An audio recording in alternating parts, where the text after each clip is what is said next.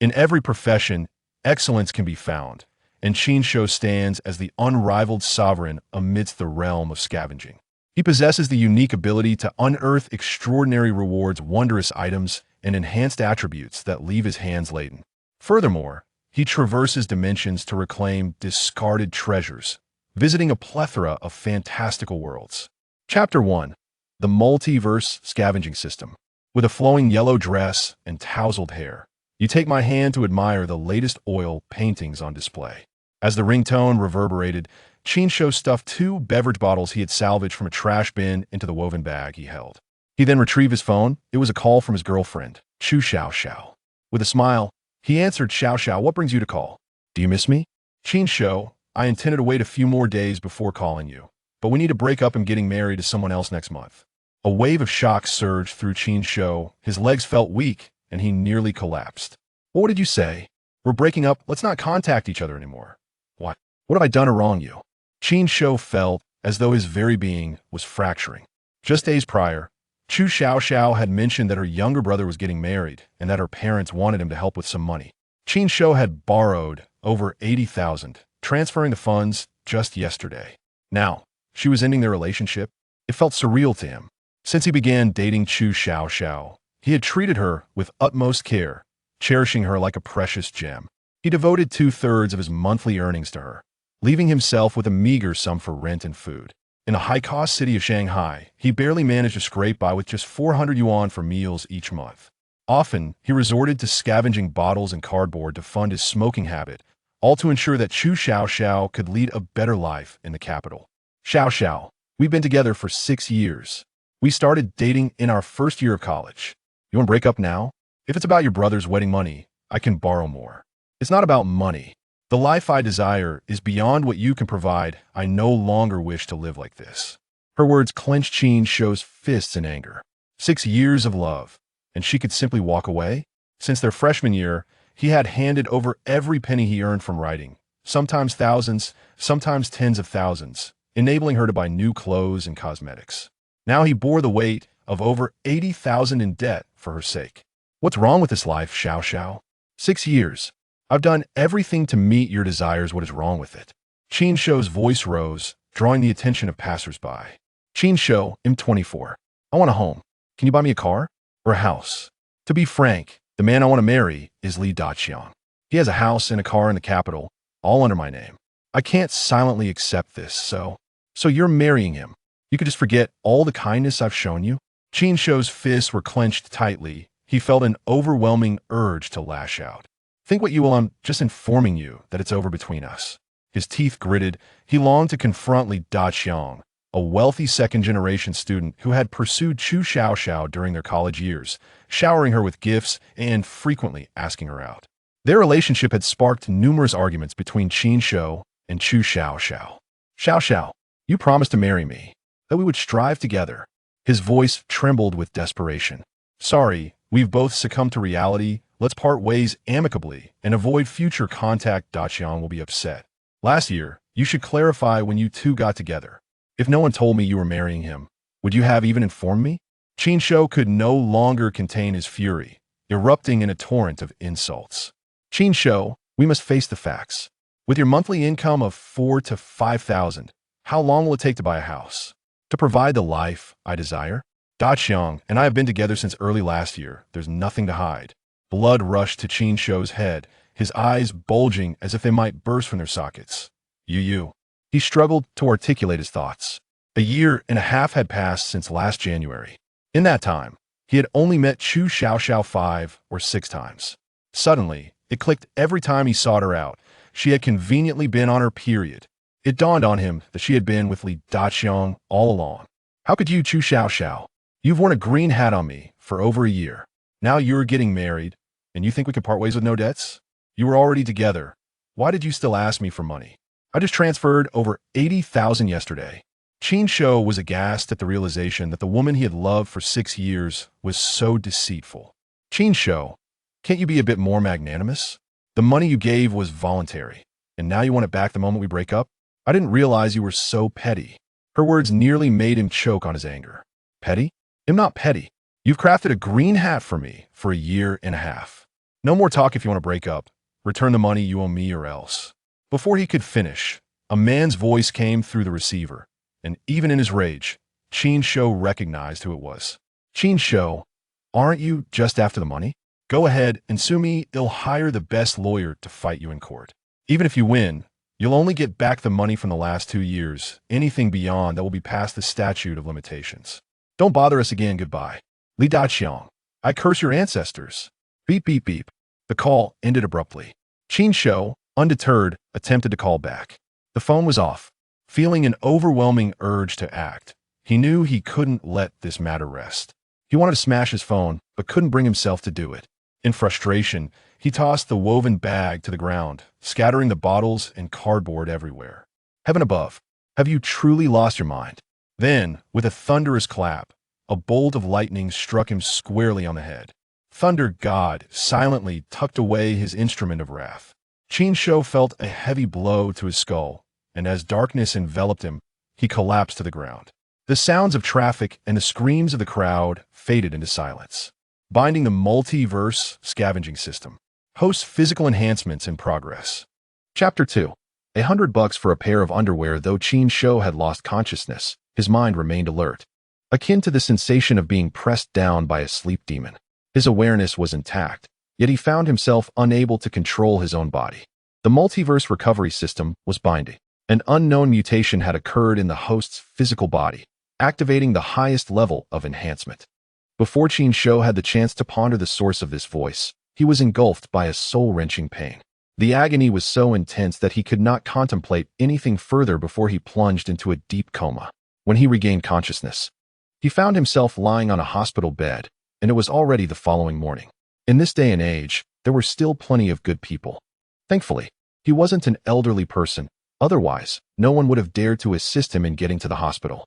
Qin Shou sat up in bed, unable to suppress a sigh of dismay. Just then, a young nurse entered the room and, upon seeing him, smiled and spoke. "Hey there, you're awake." Qin Shou nodded. What happened to me?" "Nothing serious. You were struck by lightning, but there's no need to worry. The doctor conducted a thorough examination, and you're in good health. You can settle the bill shortly and be on your way." "Thank you." The nurse smiled and turned to leave. Qin Shou sighed again. Lying back down, his heart ached at the thought of the cost of the detailed examination. How much would that be? Though he felt the sting of his finances, he steeled himself and paid the bill, then donned a hospital gown to leave the hospital. He was in dire straits. His previous clothes had turned to ashes, and the only item that had survived the strike was his mobile phone. He took a taxi straight back to his rental apartment. Although he spent an extra $20, it was far better than wearing a hospital gown while crammed onto a bus. He shuddered at the thought of being mistaken for an escapee from a mental institution, only to be whisked away by well-meaning individuals. Upon returning to his rented room, he plopped down onto a chair. Now he was utterly broke. After paying the hospital bill and the taxi fare, he was left with a mere $3. He sighed, placing his phone on the computer desk, and then picked up a cigarette box. Extracting the last cigarette, he inhaled deeply. Money. I need money. The thought of Chu Xiaoxiao intensified his distress. He immediately dialed her number. "I'm sorry, the number you dialed is not in service." Qin Shou was taken aback. He never expected Chu Xiaoxiao to be so resolute as to cancel her phone number. At that moment, he felt like the most unfortunate person in the world. After being cheated on for a year and a half, she had taken his money. Though it wasn't a vast sum, over 3 years, it amounted to over 100,000. What does it mean to lose both the wife and the soldiers? That's exactly what was happening to him. This matter could not simply be brushed aside. He had to confront that pair of scoundrels. "I'm going to the capital. I shall disrupt their wedding." The thought of the bride in a long yellow dress with voluminous hair. Just then, his phone rang, pulling him from his reverie. It was his landlord. Frowning, he answered. "Xiao Qin, next month the rent will increase by 500. Make sure to pay on time." "Wang Jie, another rent hike?" "It just went up before the new year.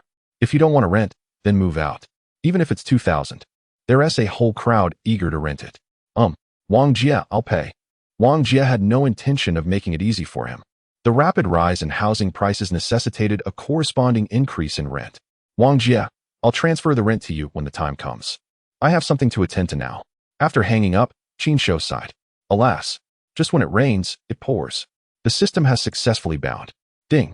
Recovered 1 cigarette, but reward, 10 yuan. A somewhat mechanical voice echoed in Qin Shou's mind, startling him. Who? Who is speaking? Startled, Qin Shou sprang to his feet, glancing around the room, confirming he was indeed alone.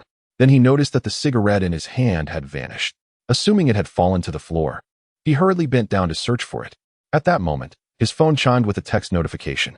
Picking it up, he saw, Dear customer, your bank card ending in 5670 has received 10 yuan. Balance, 13.21 yuan. Who transferred money to me? Host, this is your cash reward for recycling items. The cash from recovered items will be deposited in your bank account in real time. The voice echoed again, heightening Qin Shou's anxiety. Who are you? What are you? I am the multiverse recovery system. Qin Shou looked around once more, confirming he was alone before shaking his head and digging into his ears. Had being struck by lightning rendered him insane? Host, I am the multiverse recovery system, tasked with reclaiming all things in the world. You can earn monetary rewards and subsequently receive item or skill rewards. You, where are you? I reside within your consciousness, communicating with you through your spirit. Was that cigarette but you collected? Indeed. The initial recovery was to test the system's binding efficiency, so there was no need for you to command it. For subsequent recoveries, simply use your mind to command. Can it really be exchanged for money? Qin Shou still found it hard to believe he wasn't hallucinating. Host, you can attempt further recycling. Nodding, he reached for the ashtray on the computer desk, and, as the thought of recycling crossed his mind, the ashtray vanished from his grasp. The mechanical voice chimed again. Ding. Recovered 1 ashtray. Reward, 100 yuan. Ding. Recovered 32 cigarette butts. Reward, 320 yuan. Immediately, his phone buzzed with notifications. Dear customer, your bank card ending in 5670 has received 300 yuan. Balance, 313.21 yuan. Dear customer, your bank card ending in 5670 has received 320 yuan. Balance, 633.21 yuan. Qin Shou stared at his phone in astonishment. Is this real? The multiverse recovery system is real. He felt a surge of excitement. He was on the brink of wealth. As a writer and reader of novels, especially those involving systems, he had often fantasized about receiving a system that would elevate him to the pinnacle of success. To his astonishment, that day had finally arrived. I'm rich. Chu Xiao Xiao. Just wait. I will make you regret it. I'll trample you and Li Daqiang underfoot. With a vigorous fist pump, he felt an exhilarating rush. He then began to rummage around the room. First, he cleaned up the cigarette butts from the floor, then targeted other clutter in the room. Ding. Recovered 3 mineral water bottles. Reward, 30 yuan. Ding. Recovered 1 pair of old shoes. Reward, 100 yuan. Ding. Recovered 1 worn-out pair of underwear. Reward, 100 yuan. Ding. Recovered 1 medical magazine. Reward, 200 yuan. Triggering a special reward, awarded with the skill of divine medical expertise. Qin Shou froze, halting his actions as he plopped down onto the bed. Divine medical expertise? What on earth is this? Chapter 3. The second adolescence. While Qin Shou was still in a daze, he felt a rush of heat and pressure in his head. Suddenly, a wealth of medical knowledge flooded his mind, primarily concerning traditional Chinese medicine, the properties of various herbs, miraculous prescriptions, acupuncture, and massage. System, can you grant me a prophetic skill? Skills are awarded randomly, and specific abilities cannot be controlled. Qin Shou felt doused with cold water. If he could foresee the future, he could simply win the lottery and become wealthy. Even if he won 5 million every draw, it would take over a century to surpass Ma Yun. But Qin Shou was not greedy. He just hoped to win every time, leaving the task of surpassing Ma Yun to Uncle Ma. The mastery of medical skills, albeit extraordinary, has at least afforded one the ability to earn a living. If all else fails, opening a traditional Chinese medicine clinic could be quite lucrative, as the practice of healing has become a profitable venture. Qin Shou, while feeling elated, was also tinged with a slight apprehension. The book he had just retrieved was actually a promotional pamphlet for a men's health clinic distributed by a vendor on the street, containing little of substantive medical knowledge but instead filled with alluring articles mostly concerning circumcision or certain functional disorders. The system had not rewarded him with a skill in circumcision, but, in a twist of fate, that was a stroke of luck. Earlier, in a flurry of activity, Qin Shou had collected a plethora of items, and his bank card now boasted over 3,000 yuan. He believed that with diligent scavenging, he could amass more than what one might earn from a lottery win. Moreover, with special skill rewards in sight, he felt a surge of excitement. He then changed into a fresh outfit, simultaneously reclaiming the hospital gown he had worn. Ding. Recovered one set of hospital gown. Reward, 200 yuan. Elated, he noted another 200 yuan added to his account. After changing, he rummaged beneath the bed for a woven bag and ventured outside. As previously mentioned, collecting discarded items was a significant source of his pocket money. Not only did it provide income, but it also served as a means of physical exercise, a dual benefit that Qin Shou relished. Upon descending the stairs, he spotted a water bottle and hurriedly bent to retrieve it, issuing a command for recovery. Ding. Recovered one mineral water bottle. Reward, 10 yuan. Qin Shou's heart soared. 10 yuan for a single bottle, 100 for 10, and 1,000 for 100. This was no mere scavenging. It was akin to picking up money. He felt invigorated, and the nearby trash bins appeared to him as veritable gold mines. The refuse on the ground seemed as precious to him as a beautiful woman to a lecherous man, an extraordinary treasure. He bounded towards the bins. Ding. Recovered one mineral water bottle. Reward, 10 yuan. Ding. Recovered one cigarette pack. Reward, 10 yuan. Ding. Recovered one plastic bag. Reward, 5 yuan. Ding. Recovered one cigarette butt.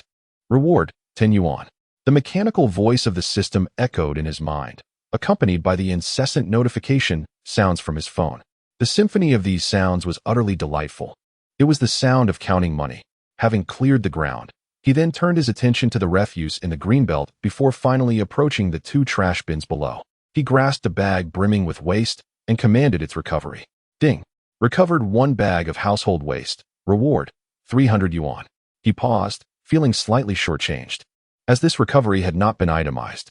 Then, he devised a smarter strategy, untying each bag and recovering the contents individually. Ding. Recovered one chicken bone. Reward, 1 yuan. Chicken bones could be reclaimed? He chuckled, appreciating the system's lack of discrimination. Ding. Recovered 32 sheets of toilet paper. Reward, 32 yuan. His brow furrowed slightly, recalling the peculiar smell and color from earlier. Nevertheless, for the sake of the money, he chose to overlook it. Ding. Recovered 2 old batteries. Reward, 20 yuan. Ding. Recovered one small raincoat packaging. Reward, 10 yuan. Ding. Recovered one fish bone. Reward, 1 yuan. Qin Shou worked swiftly, indifferent to the potential grime he might encounter. In these times, a little dirt was a small price to pay for money. Some would even go so far as to consume excrement for financial gain. Ding. Recovered one bean curd packaging. Reward, 10 yuan. Special reward triggered. Second puberty. Qin Shou was taken aback. Second puberty? What on earth was that? Was he to revert to his teenage years, plagued with acne? The second puberty would allow him to develop anew, enhancing his height, refining his physique, and improving his appearance. It came with mild side effects. Would he like to utilize it immediately? He hastily declined, having grasped the system's explanation. Essentially, it was an opportunity for a significant transformation, and he was not ready for such a revelation. If seen by others, they would certainly perceive him as a freak. Besides, there were side effects. System, what are those side effects? Short-term drowsiness. Qin Shou exhaled in relief. That was hardly a significant drawback. Suppressing his inner excitement, he swiftly finished clearing out the 2 bins. Although he did not trigger any further special rewards, the cash he earned was enough to make him smile. His bank balance had now surpassed 10,000 yuan. In the mere half hour since he had descended, he had earned 7 or 8,000 yuan. Each of those bins had yielded an average of 3 or 4,000 yuan. I'm rich. I'm rich. I don't even know how to spend it. Qin Shou hummed a tune from years past, clutching his woven bag as he made his way home. He bounded up the stairs, took a refreshing shower, and, clad only in his shorts, lay on his bed with his phone. After checking the incessant messages, he found himself rolling with glee on the bed. In such a short time, he had amassed over 10,000 yuan. What did it matter that he had borrowed over 80,000? With a little diligence, he could earn 70 or 80,000 in a day. Li Daqiang was seeking the best lawyer for a lawsuit, but he was not intimidated. He would find one too. Let us see who would prevail. He would ensure that Chu Xiaoxiao returned every single yuan of his money. What was a 500 yuan increase in rent? Would he continue to reside in this shabby little apartment? He would upgrade to a larger dwelling. He would live in a magnificent villa. Chu Xiaoxiao thought he was poor and couldn't afford a house. He would show her he could buy the biggest one in the city. As Qin Shou simmered with anger, the more he thought, the more incensed he became. Although he presently had just over 10,000 yuan, he yearned for Chu Xiaoxiao to realize that he was no longer someone she could look down upon. In his mind, he had imagined torturing both Chu Xiaoxiao and Li Daqiang hundreds of times before finally recalling that he still had a reward to claim. System. I would like to claim the second puberty. Ding. Commencing distribution. Before he could fully comprehend the system's words, he lost consciousness, and everything faded to black. Chapter 4. From bicycle to motorcycle. Qin Shou slept soundly until past 8 the next morning. Had it not been for a phone call, he might have continued sleeping into the afternoon. Groggily, he opened his eyes, stretched, and reveled in the comfort of his slumber. Picking up the incessantly ringing phone, he answered. Who is it? Beast. Didn't you save my number? The voice of Qi De came through the line. He was a university classmate and close friend of Qin Shou. You're the beast. Your whole family is full of beasts. Speak quickly, or I'll hang up. Qin Shou was quite averse to that nickname. As a spirited young man brimming with positive energy, how had he become a beast? Don't hang up. I have something to discuss with you. Where have you been? I called you last night, but you didn't answer. Were you too busy rolling in bed with Chu Xiaoxiao to pick up? Qi Da's mention of Chu Xiaoxiao made Qin Shou's heart lurch, filled with both pain and disgust. I went to bed early last night. My phone was on silent, and I didn't hear it. If you have something to say, hurry up. Qin Shou's tone turned impatient. Just a heads up. Our 30th anniversary reunion is next month. Professor Gua asked me to remind you. Don't forget. I think you should bring Xiao Xiao along and propose to her at the reunion. Qi was oblivious to Qin Shou's irritation. Don't mention that wretched woman to me. She and I have broken up and are getting married to Li Daqiang. Qin Shou shouted, startling Qi on the other end of the line. Married to Li Daqiang? What on earth? Qin Shou, this matter cannot be taken lightly. You two are a match made in heaven, a pair of golden boys and jade girls. Nonsense. Chu Xiaoxiao and I have already parted ways. So please refrain from mentioning her again. Brother, you must strive to win her back. Li Daqiang is just a wealthy scoundrel.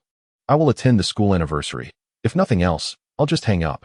After saying this, Qin Shou abruptly ended the call. Qi called back, but Qin Shou immediately blocked him. This guy talks incessantly, and Qin Shou had no desire to listen to his meaningless chatter. However, the upcoming school anniversary presented a timely opportunity for Qin Shou to strike back at Chu Xiaoxiao. She would undoubtedly attend, as Li Daqiang would certainly make an appearance. He would not miss such a chance to show off. Money. I want to become wealthy. I will buy a sports car, hire a beautiful woman, and make a generous donation to my alma mater during the anniversary celebration. In doing so, I can imagine the expression on Chu Xiaoxiao's face resembling that of someone who has just tasted something unpleasant. Furthermore, since Li Daqiang is inviting the best lawyer, I shall do the same. I will reclaim every penny she has taken from me over these years. After that, I'll engage the media to publicize the fact that she is a modern-day Panjin Lian, a close friend of some socialite. The more Qin Shou pondered, the more he felt a sense of vindication. However, his brow soon furrowed. To accomplish these plans would certainly require a considerable sum of money. Although he had the system now, it could only earn him a maximum of several tens of thousands per day, and with a month remaining until the anniversary, he could only accumulate around 3 million, which would barely suffice for half a sports car. The more he thought, the more vexed he became. He decided to cast aside these thoughts and, clad only in his underwear, got out of bed, grabbed a towel, and headed for the shower. A quick wash would help clear his mind. Qin Shou trudged into the bathroom, closed the door, and removed his underwear. Wait a minute. Something feels off. A catchy tune began to resonate in Qin Shou's mind. Hey buddy, do you have a lot of questions? He looked up and chuckled to himself. A makeover. Just as he spoke the words, he froze. He caught sight of his reflection in the mirror. So handsome. Is this really me? Qin Shou raised his hand to touch his face. His appearance was astonishing. He had reached a level that could make young ladies swoon. And if he got even a tad more handsome, he might just be too irresistible. Just a glance could make them drool. What about Li Xian and Lu Han? All mere boys in comparison. Qin Shou's hand slid down to his chest. Such firm pecs. And those abs. Suddenly, it dawned on him that not only had his looks improved, but his physique had transformed as well. And he seemed taller too. Previously, when he looked in the mirror, his face was perfectly centered. Now, it was well above, a noticeable increase in height. His mood was beyond description. Qin Shou couldn't help but compose a poem. In a second youth, I've traded up, fair skin, beauty, and stature high. Every beauty calls out, crying to be courted. He continued to muse as he walked to the shower, turning on the water valve. If this transformation were to repeat, he might just become otherworldly handsome. Qin Shou felt that with his current charm, even if someone called him a beast, there would be girls willing to throw caution to the wind for him. After indulging in his self-admiration during the shower, he returned to his room, dressed in beach shorts. He sat on the bed with a frown, gazing at the pile of clothes on the floor, and began to complain. Damn, all my clothes are too small to wear. Not to mention my underwear, which also no longer fits. Even my underwear size has shrunk, wearing it feels too tight. So Qin Shou simply opted for a pair of pants instead. Though slightly disheartened, he quickly reassured himself. It's just a matter of buying a few new outfits. If the system could instigate such a significant transformation, earning back that little money would be a breeze. With this thought, Qin Shou rummaged through his clothes and pulled out a basketball jersey, putting it on. It was a bit snug, but better than going shirtless. He then slipped on a pair of deep blue flip-flops, grabbed a tote bag, and stepped outside. To ensure he could thoroughly humiliate Chu Xiaoxiao at the anniversary, he was determined to scavenge for money without delay. With a stroke of luck, if the system rewarded him with an incredible skill, he could transform into a tycoon in no time. In his blue flip-flops and beach shorts, Qin Shou instantly resembled a carefree character. Upon descending the stairs, he began his diligent endeavor, picking up any trash he could see. Ding. Recycled a cigarette, butt, rewarded with 10 yuan. Ding. Recycled a beverage bottle, rewarded with 10 yuan. Ding. Recycled 7 leaves, rewarded with 0.07 yuan. Qin Shou felt a bit depressed. 1 leaf for a penny was rather stingy. He had hoped that with all the leaves on the ground, if each were worth $1, he could easily make hundreds. Instead, it was a penny each. Reluctantly, Qin Shou abandoned the leaves. Ding. Recycled a piece of soil, rewarded with 0 yuan. Ding. Recycled a branch, rewarded with 0.01 yuan. Qin Shou felt disappointed again. Soil was worthless. System, didn't you say you regard money as filth? Why is soil not valuable? Regard money as filth does not equate to treating filth as money. Please do not play with words, host. The system showed no leniency towards Qin Shou, swiftly retorting. Qin Shou's mouth fell open, realizing he had no rebuttal. He could only shake his head in a wry smile, and continued to pick up trash. Ding. Recycled a cigarette, butt, rewarded with 1 yuan. Triggered a special reward, 1 DuPont Platinum Diamond Lighter. Chapter 5. The $1 Million Lighter. Upon hearing the system's notification, Qin Shou was so elated that he nearly jumped up. Platinum Diamond. Just the name alone sounded exceedingly valuable. However, after waiting for quite some time, he still hadn't received the coveted diamond lighter. System, are you toying with me? Where's the lighter? The item has been dispatched to the system space. The host can access it with thought. The system space is an infinite bonus, but cannot store living items. After the system explained, Qin Shou hastily opened the system space with his mind. It was merely a matter of thinking about it, and the words open system space appeared in his mind. He then retrieved the DuPont Platinum Diamond Lighter. Upon holding it, Qin Shou couldn't help but drool. The lighter was slightly larger than a Zippo, entirely made of platinum. At its center was a diamond the size of a peanut, resembling a flawless piece of pink glass. To the north, another diamond, also the size of a peanut, was a golden yellow gem that Qin Shou found particularly appealing. Besides these 2 larger diamonds, the rest were rice grain-sized diamonds of various colors: colorless, yellow, golden yellow, sky blue, green, rose, purple, black, ordinary yellow, and brown. How much is this worth? Such an exquisite item. Where on earth did the system acquire it? System, are the diamonds on this lighter real? How much are they worth? Please do not doubt the system's professional integrity. The awarded items are devoid of counterfeits. The DuPont wooden diamond lighter retails for 80,000 USD. Yet that model contains only 2 carats of diamonds. The one in your possession has 2 top-tier colored diamonds of 10 carats each, along with 88 top-tier diamonds, each over 1 carat. You may calculate its value yourself. The system's tone shifted from mechanical to more human-like, though it still carried a hint of disdain, clearly looking down on Qin Shou's lack of ambition. 2 diamonds, each weighing 10 carats. 88 diamonds, each weighing 1 carat. Qin Shou hurriedly pulled out his phone and began searching. After half an hour of diligent inquiry, he foolishly tucked his phone into his pocket, muttering to himself, I am rich. I have struck it rich. My worth is going to exceed 100 million. Using the calculator on his phone, Qin Shou had roughly estimated the value based on the comparative prices he found online. Each of those 2 10-carat diamonds was valued at over $10 million. The 1-carat diamonds were worth more than 60,000 RMB each. Calculating it all together, his net worth indeed surpassed 100 million. Haha, I am wealthy. I am a man of affluence now. Qin Shou burst into raucous laughter, embodying the spirit of a newly successful scholar. He laughed heartily as he sprinted towards the entrance of his community, intending to buy a pack of cigarettes. He wanted to see if smoking with this billion-dollar lighter would produce smoke rings shaped like currency symbols. Clenching his teeth, Qin Shou spent 60 to purchase a box of Zhonghua cigarettes. As he lit one with the lighter, his hands trembled slightly.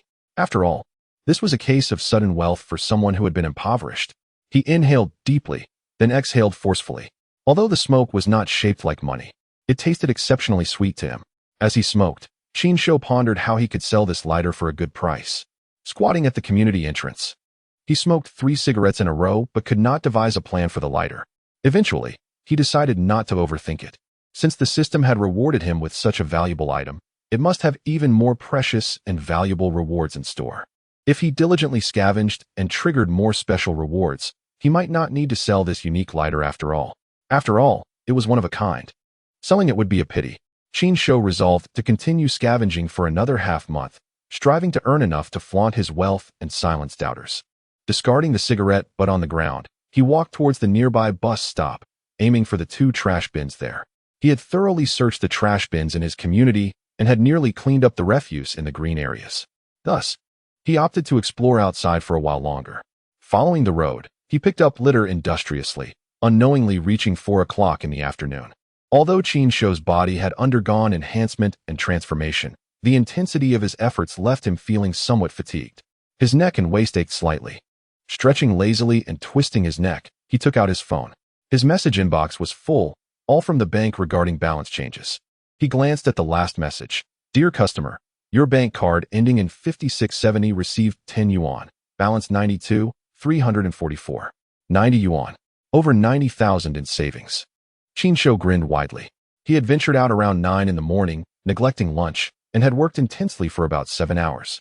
With the previous balance of over 20,000, he had earned nearly 10,000 in an hour. He felt quite content with this income. However, considering the upcoming school anniversary and his plans, he felt the pace of earning was somewhat slow. Without any additional special rewards, he might indeed have to sell that lighter. Working 12 hours a day, earning 120,000, would amount to 3,600,000 in a month. That would nearly suffice to buy a decent car, but it was still insufficient to impress Chu Xiaoxiao. Contemplating this, Qin Shou furrowed his brow. Alas, money is hard to earn, and challenges abound. System, is there a secret to triggering special rewards? Today, I only activated it once. Can I receive more rewards? I am in dire need of funds. Apologies, host. Special rewards are random and cannot be manipulated. Please continue your efforts in scavenging. The more you collect, the greater the likelihood of triggering rewards. Upon hearing the system's response, Qin Shou pouted. This system was rather cheeky. He took a drag from his cigarette and resumed walking, head down. A few steps later, he noticed a flyer on the ground. Bending down, he picked it up. Seeking medical help. Huku, female, for years old, suffering from a serious illness. Qin Shou swiftly read through the contents of the flyer. Then he smiled. The heavens do not forsake the desperate. This is clearly an opportunity for me. Otherwise, I might have sold that lighter. Initially, he thought it was a scam advertisement for a hefty reward, but upon closer inspection, he realized it was a golden opportunity. Huku, the daughter of Hu Baoxiang, a well-known wealthy businessman in the city, engaged in real estate and overseas trade, ranking among the top 20 in wealth. Qin Shou was familiar with him because he had seen news about this individual recently, as he had just donated 20 million to a charitable cause. Understanding the flyer now, Qin Shou realized the reason behind the donation. His daughter was ill, and he sought blessings for her recovery. The girl's illness was peculiar. Despite numerous examinations by experts both domestically and internationally, no one could identify the cause. She spent most of her days sleeping, with her waking hours dwindling to less than 2 each day, and her frail form was becoming increasingly emaciated. A 4-year-old girl weighing less than 15 pounds. In desperation, Hu Baoxiang began distributing flyers seeking medical assistance, treating it as a last resort.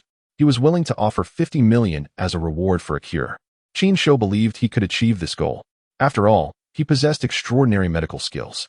Although he was still unsure of the full extent of his abilities, he was eager to try. That 50 million sounded exceedingly enticing.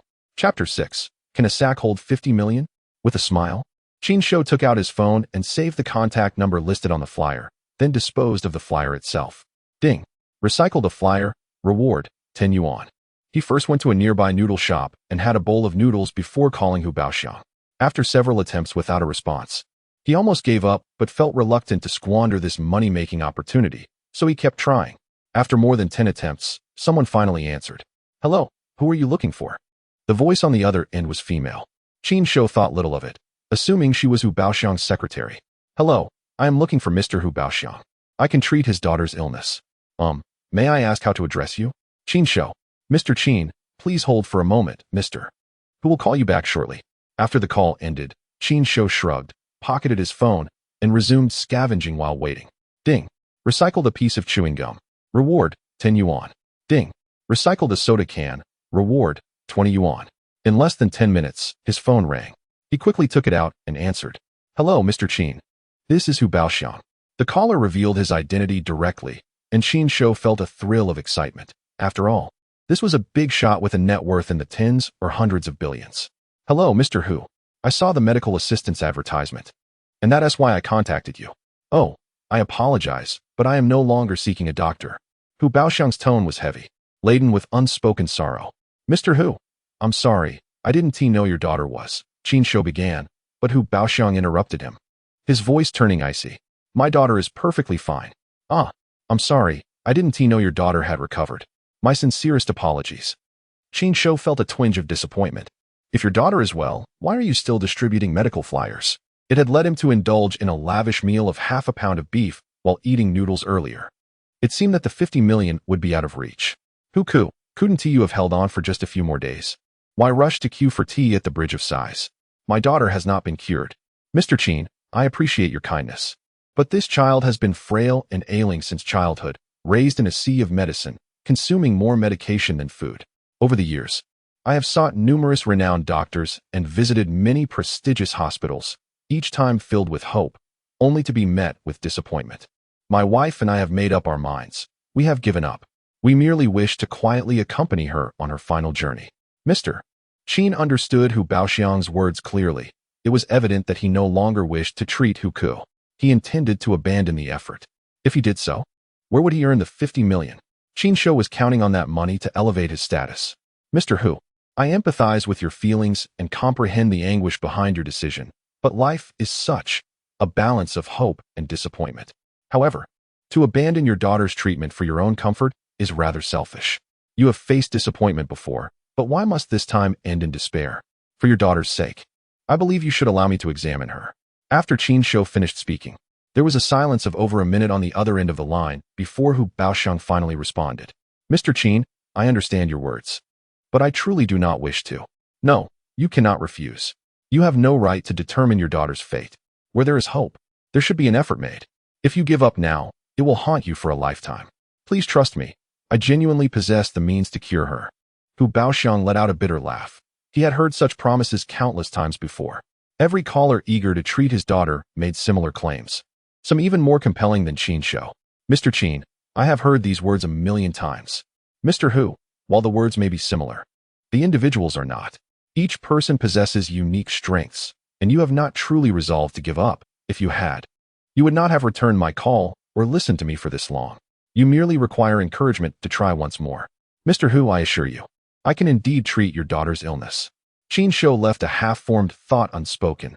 No payment if the treatment fails. He felt that if he uttered that line, Hu Baoxiang would likely hang up immediately. Mr. Qin, please let me. Qin Shou knew Hu Baoxiang wanted to say he would consider it, so he interrupted him. At this point, further discussion is fruitless. Think it over and call me back. He hung up, realizing he must not appear overly eager. Whether he could earn the 50 million depended on whether Hu Baoxiang gave him a chance, as well as the efficacy of the system's divine medical skills. With these thoughts, Qin Shou felt a twinge of uncertainty. If he could not cure her, it would all be in vain. System, could you enlighten me on the extent of the divine medical skills? Divine medical skills encompass all ailments. Any injury or illness can be treated.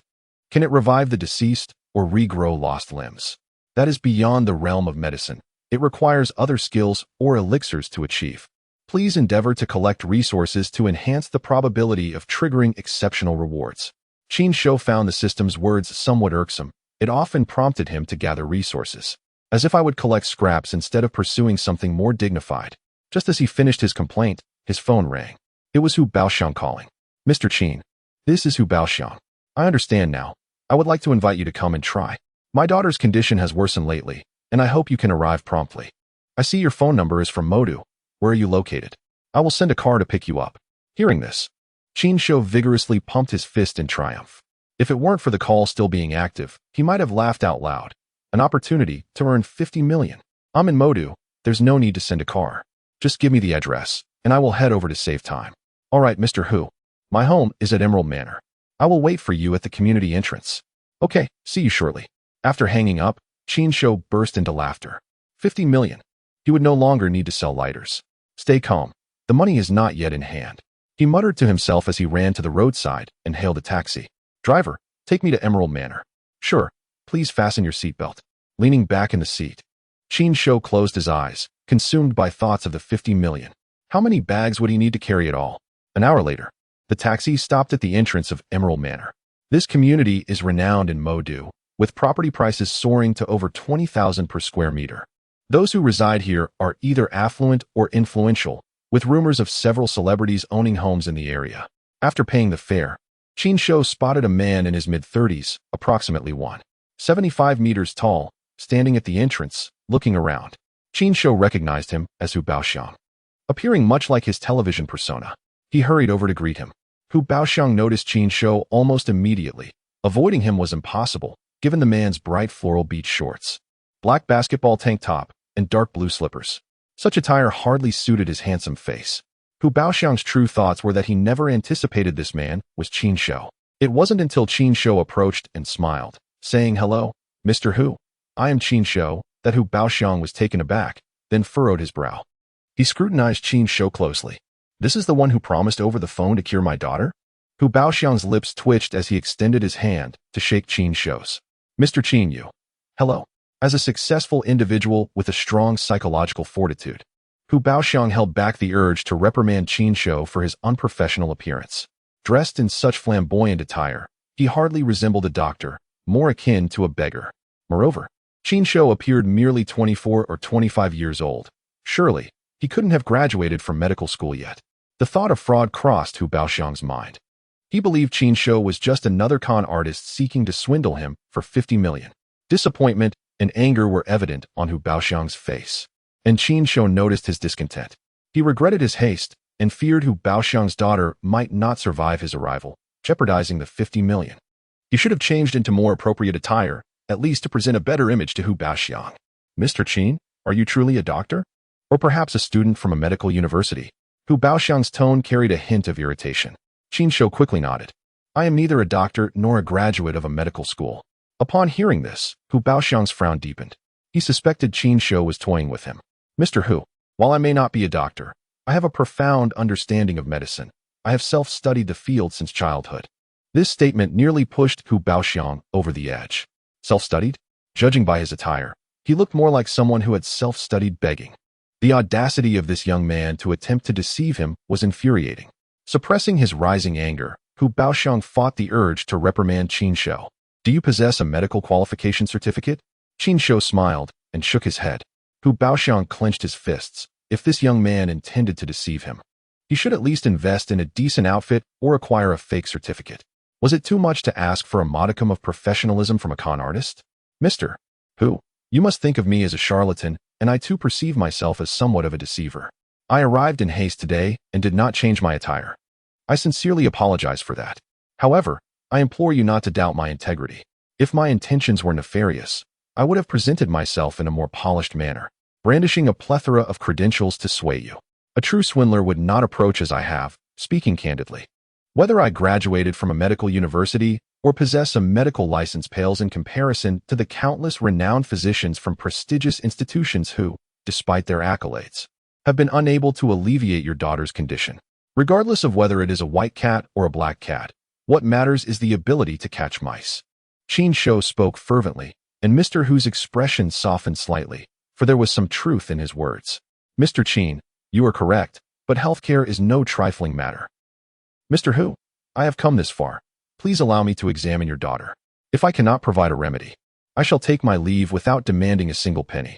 Mr. Hu lowered his head in contemplation before raising it to acquiesce to Qin Shou's request, leading him into the community. Upon entering, Mr. Hu guided Qin Shou to the property's electric cart, which conveyed them to his residence. Qin Shou felt a twinge of envy. This was the life of the affluent. Once I am prosperous, I shall certainly acquire a dwelling here. Mr. Hu's abode was situated toward the rear of the community, a spacious 5-story villa with a yard sprawling over 200 to 300 square meters. Qin Shou speculated that such a villa, merely the yard, would command a price exceeding 20 million. The house itself would be unattainable without several hundred million. Mr. Qin, please follow me, Mr. Hu said, ushering him into the yard. The door was opened by a stunning woman, whose beauty eclipsed that of many a celebrity. Darling, has Dr. Qin arrived? At that moment, Qin Shou realized that this enchanting lady was Mr. Hu's wife. Ah, the blessings of wealth, to wed such a beautiful spouse. This is Mr. Qin, Mr. Hu introduced, his demeanor stern. His wife was momentarily taken aback, scrutinizing Qin Shou from head to toe. This is a doctor? He appears more like a scrap collector? Her expression darkened, intent on expressing her displeasure, but Mr. Hu interjected hastily. Lily, Mr. Qin came in haste. He wishes to assess Kuer's condition as soon as possible. As Mr. Hu spoke, he approached his wife, wrapping her in an embrace. Darling, can he truly cure our daughter? Mr. Hu sighed, remaining silent, uncertain if inviting Qin Shou was a wise decision. He too yearned to discover if Qin Shou possessed the ability to heal his daughter. This young man had self-taught his medical skills and lacked a formal medical license. Such matters he dared not disclose to his wife. With her temperament, she might easily eject Qin Shou from their home. Rest assured, my presence here indicates that I possessed some measure of confidence. Mr. and Mrs. Hu nodded in agreement and welcomed Qin Shou into their home, leading him directly to their daughter's room. Upon entering, Qin Shou beheld Hu Ku. She appeared pale, her lips the only hint of color on her otherwise ashen face. Her eyes were sunken, and her scant hair was a dull yellow. She lay beneath a blanket, obscuring her frail form. She is 4 years old? Indeed. She just celebrated her birthday last month, Mr. Hu's wife replied, her eyes glistening with unshed tears. Qin Shou scrutinized Hu Ku's frail body, his brow furrowing. This hardly resembled a 4-year-old child. Her physique resembled that of a malnourished little monkey. To say she was skin and bones would be an understatement. Mr. Qin, Kuer was born prematurely, 2 weeks early. Since birth, she has been frail and has developed at a particularly slow rate. Though she has not suffered from severe illnesses, she has been plagued by minor ailments. We have yet to discover a means to improve her health, having tried numerous medications and treatments. Yet her condition remains unchanged. As Mrs. Hu spoke, her voice faltered, lips trembling as tears streamed down her cheeks. Qin Shou's heart ached for the plight of parents. Do not despair. I shall conduct a thorough examination, he reassured, proceeding to take Hu Ku's pulse. After a minute, Qin Shou released her wrist, standing to address Mr. and Mrs. Hu. Congratulations, your daughter's ailment is one I can treat. The declaration ignited a spark of hope in Mr. and Mrs. Hu, their eyes riveted upon Qin Shou, akin to famished wolves gazing at a feast. Mr. Qin, you jest not, I hope? Mr. Qin, what exactly afflicts my daughter? With a smile, Qin Shou gestured for them to follow him outside the room. Once in the corridor, Mr. and Mrs. Hu surrounded him, eager for answers. Mr. Qin, please, elucidate the nature of my daughter's condition. Should you require any medicinal herbs, I shall procure them immediately. Mr. Hu's excitement was palpable, for he had initially held little hope for Qin Shou's intervention. Mr. Hu, please remain calm. Your daughter's ailment stems from a congenital deficiency in yang energy, resulting in a lack of vitality. The scant yang energy she possesses is being gradually depleted by the yin energy within her, leaving her at a critical juncture. Qin Shou's words rendered Mr. and Mrs. Hu speechless. Congenital deficiency? Yang energy? It sounded almost like fortune-telling. Though Mr. Hu had initially been overly enthusiastic upon learning of Qin Shou's ability to heal his daughter, the gravity of the latter's words caused him to regain his composure. This young man appeared akin to a beggar, yet spoke with the air of an oracle. Could it be that he truly was a fraud? Noticing Mr. Hu's furrowed brow, Qin Shou continued to elucidate. The congenital deficiency is indeed a condition, commonly referred to as body cold. The human body comprises both yin and yang energies. Balance between them is essential for well-being. When one side dominates, it inevitably seeks to extinguish the other. An individual can only harbor one form of energy, otherwise, they cannot thrive. The conflict between the two will result in damage, particularly to your daughter's meridians.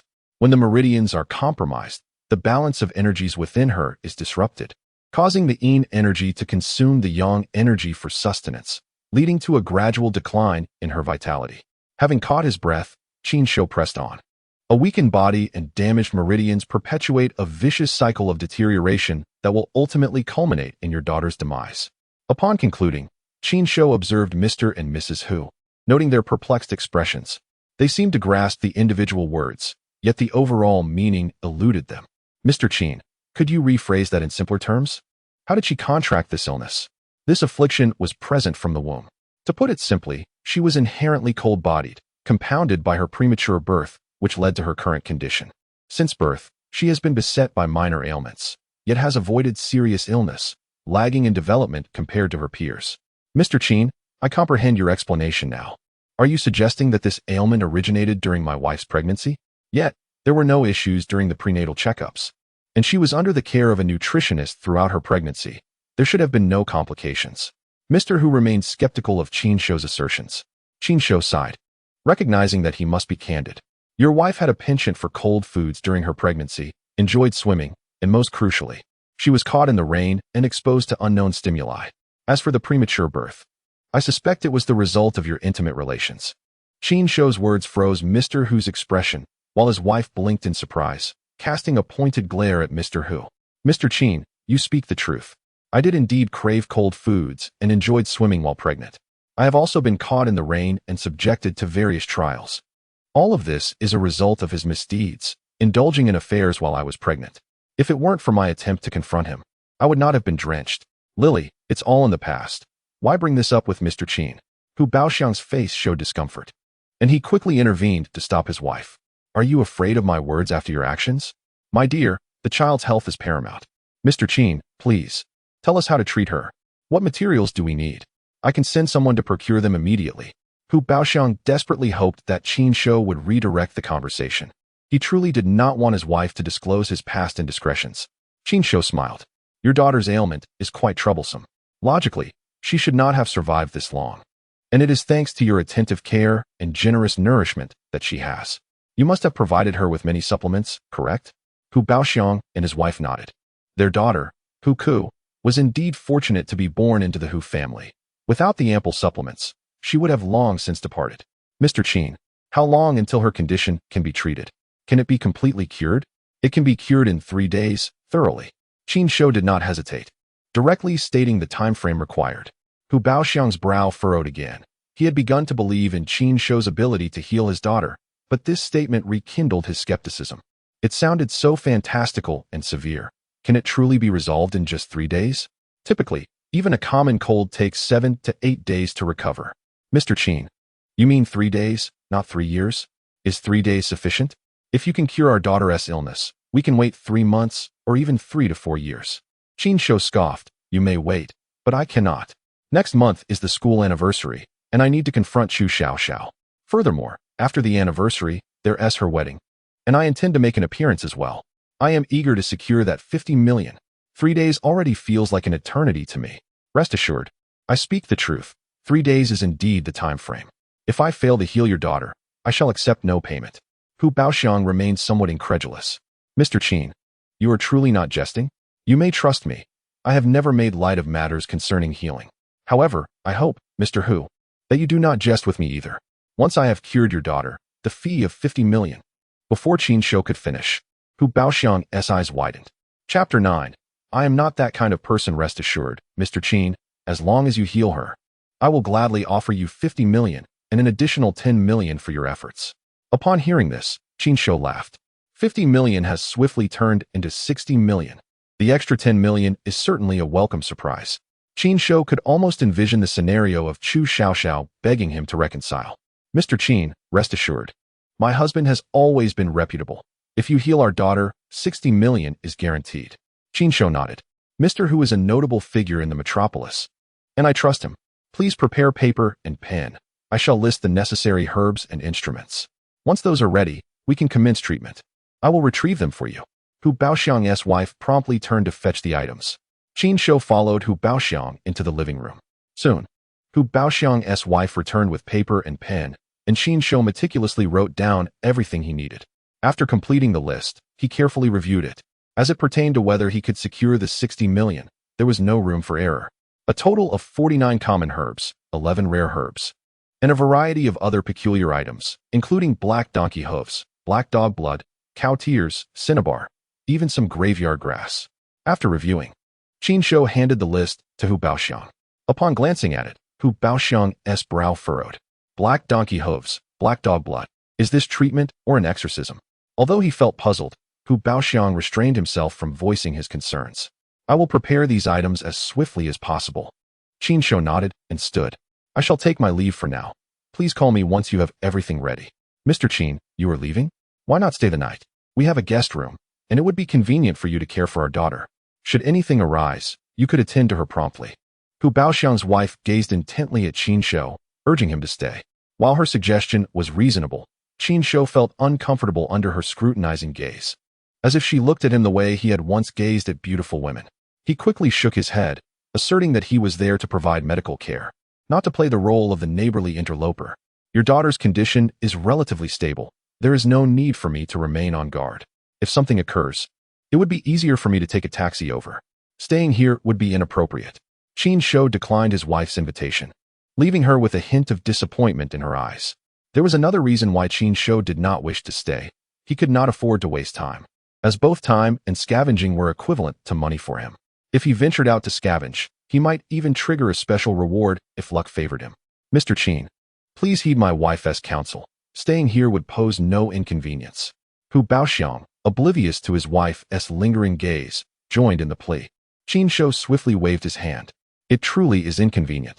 If Mr. Qin prefers not to stay, we shall not insist. Dear, isn't there a hotel nearby? Why not arrange a room for Mr. Qin there, so he can respond promptly if anything happens with our daughter? Hu Baoxiang's wife proposed, genuinely without ulterior motives. Although she had a fleeting desire for Qin Shou, her primary concern was for her daughter. Before Qin Shou could refuse, Hu Baoxiang produced his phone and booked a room for Qin Shou. Seeing this, Qin Shou no longer objected. I truly appreciate your kindness. Mr. Qin, you're too polite. It is our duty. Allow me to drive you to the hotel.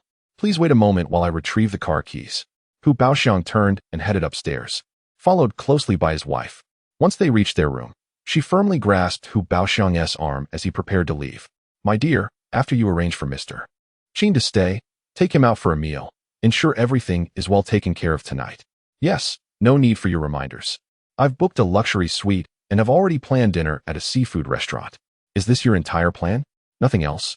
Hu Baoxiang nodded. Indeed, is there something more? His wife rolled her eyes at him. Don't play coy with me. You know what you are. Mr. Qin is capable of curing our daughter. You must be attentive. All right, I will do my best to arrange it. Hu Baoxiang understood that arguing now was futile, so he reluctantly agreed. And remember, I asked you to arrange for Mr. Qin, not for yourself. If you misbehave, I will take matters into my own hands while you sleep. Lily stated this with a fierce expression. Hu Baoxiang awkwardly chuckled. No worries, my dear. With that, Hu Baoxiang dashed out of the room and downstairs, pulling Qin Shou along with him. He followed his wife's instructions and promptly took Qin Shou to the hotel. After completing the check-in process, he brought him out for a meal. After finishing his meal, he intended to take Qin Shou out for karaoke and massage, but was met with a refusal from Qin Shou. The reason was simple. He felt uncomfortably full and had no desire to move, longing instead for a bed to lie down and enjoy a restful sleep. Thus, Hu Baoxiang reluctantly escorted Qin Shou back to the hotel before departing. However, before leaving, he imparted a few instructions to Qin Shou. Mr. Qin, if my wife asks what time you returned to the hotel, just say it was around 2 or 3 in the morning and that I took you out for karaoke and massage. Qin Shou smiled and nodded in agreement. Fully aware of Hu Baoxiang's intentions, he was merely seeking to use Qin Shou as a cover for his rendezvous with a mistress. After parting ways with Hu Baoxiang, Qin Shou ascended directly to his room. Lying on the sofa in the living room, he couldn't help but exclaim, "This sofa is almost as wide as my bed." No wonder some people prefer to sleep on sofas. Such is the extravagant lifestyle of the wealthy. After a while of reclining on the sofa, he felt less stuffed and decided to explore the room. This was, after all, his first time staying in a hotel that cost over $20,000 a night. The living room was significantly larger than his rented apartment, and the decor exuded an air of sophistication. The suite comprised 2 rooms, a spacious master bedroom and a smaller one. In the master bedroom, there was a glass-enclosed bathroom by the window, featuring a large bathtub. Images of playful couples frolicking in the water abruptly surfaced in Qin Shou's mind, bringing a blush to his cheeks. Chapter 10. 2 special rewards. After surveying the room, Qin Shou promptly stripped off his clothes and climbed into bed. The mattress was soft and expansive. However, after tossing and turning for a considerable time, he found himself unable to sleep. Alas, my unfortunate fate. Even in a more upscale setting, sleep eludes me. The joys of the wealthy are indeed beyond my grasp. Just as he lamented this thought, his phone rang. It was Hu Baoxiang calling. Fearing the worst, Qin Shou hastily answered. Mr. Qin, I hope you're not asleep yet? No. Is something wrong with your daughter? No. Please don't be alarmed, Mr. Qin. I called to inform you that I've arranged for a young lady to keep you company. I will send you her information and photos via WeChat shortly. If you find her appealing, feel free to contact her. I've already settled the payment, so enjoy yourself. With that, Hu Baoxiang ended the call, leaving no room for Qin Shou to decline. Staring blankly at his phone, he was taken aback. A girl? To chat with him? Payment had already been made.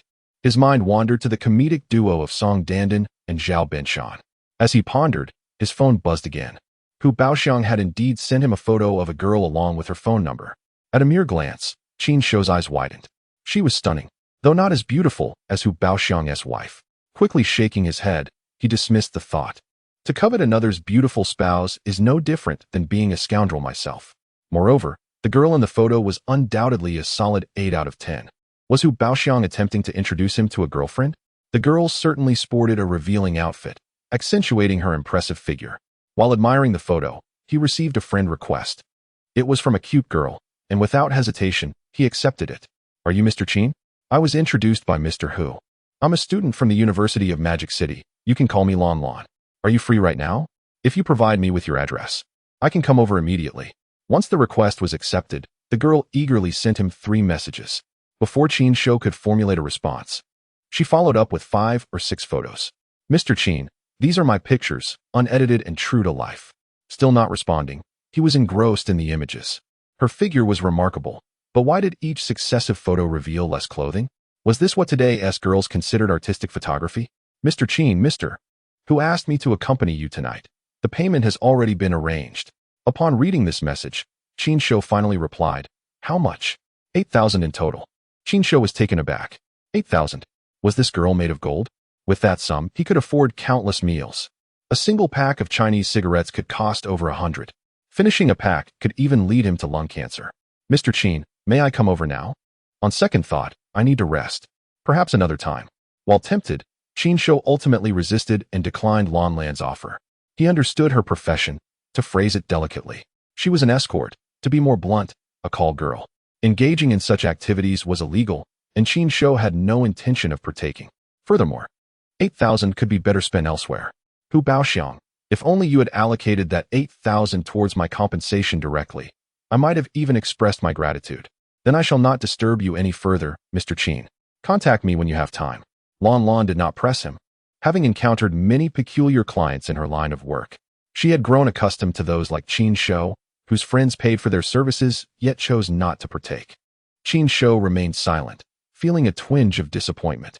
Had he allowed her to come over, he wouldn't have to spend the night in lonely solitude. Damn it, 8,000. Women make so much money.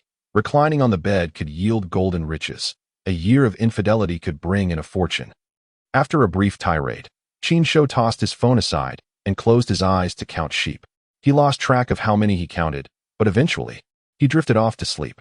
He awoke the next morning around 8, washed up, donned a basketball jersey and floral shorts, and headed downstairs. His attire drew quite a few curious glances within the hotel. Had the security not seen him check in the previous day, they might have mistaken him for a scrap collector.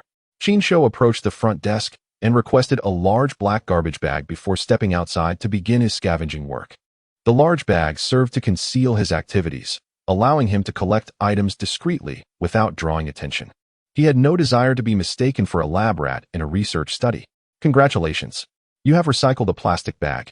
Reward, 10 yuan. Congratulations. You have recycled 2 mineral water bottles. Reward, 20 yuan. Congratulations. You have recycled a cigarette butt. Reward, 10 yuan. Special reward triggered. A box of endless premium cigarettes. Upon hearing the notification for a special reward, Qin Shou couldn't help but smile. However, before he could express his joy, he heard the phrase endless. His lips twitched. System. What on earth does endless mean? The name of these premium cigarettes sounds rather pedestrian. Endless. Why does it evoke such a rustic vibe? Endless cigarettes. Each box contains 10 sticks, and once consumed, it automatically refills. It serves to invigorate the mind and alleviate respiratory ailments. Qin Shou found the name rather fitting. Automatically refilling after consumption? Isn't that what endless means? They say smoking is harmful to health, yet these cigarettes claim to cure ailments. This is a first for me. Quickly, he retrieved the endless cigarettes from the system's inventory. The box was white, similar in size to an ordinary cigarette pack, but only half as thick. It was entirely white, with 3 bold red characters emblazoned on the front, endless. Qin Shou's lips twitched again. System, can't you enhance your aesthetic judgment? This looks increasingly like counterfeit merchandise. Even knockoff packaging is more refined than this. Complaints aside, Qin Shou opened the box, retrieved a stick, and lit it with his billion-dollar lighter. Taking a deep drag, he immediately felt a surge of delight. Extraordinary, this flavor is divine. Furthermore, inhaling it brings a refreshing sensation to my throat and lungs. Truly a remarkable product. As he exhaled puffs of smoke, he reflected on life, and within a mere 10 minutes, he had consumed all 10 cigarettes. The empty pack was swiftly refilled. Qin Shou felt a surge of joy, relieved that he would no longer have to fret about running out of cigarettes or the looming specter of lung cancer from excessive smoking. With a buoyant spirit, he grasped a bag and strolled toward a nearby trash bin, utterly enamored with his newfound work of scavenging. Ding! 1 recycled beverage bottle, reward, 10 yuan.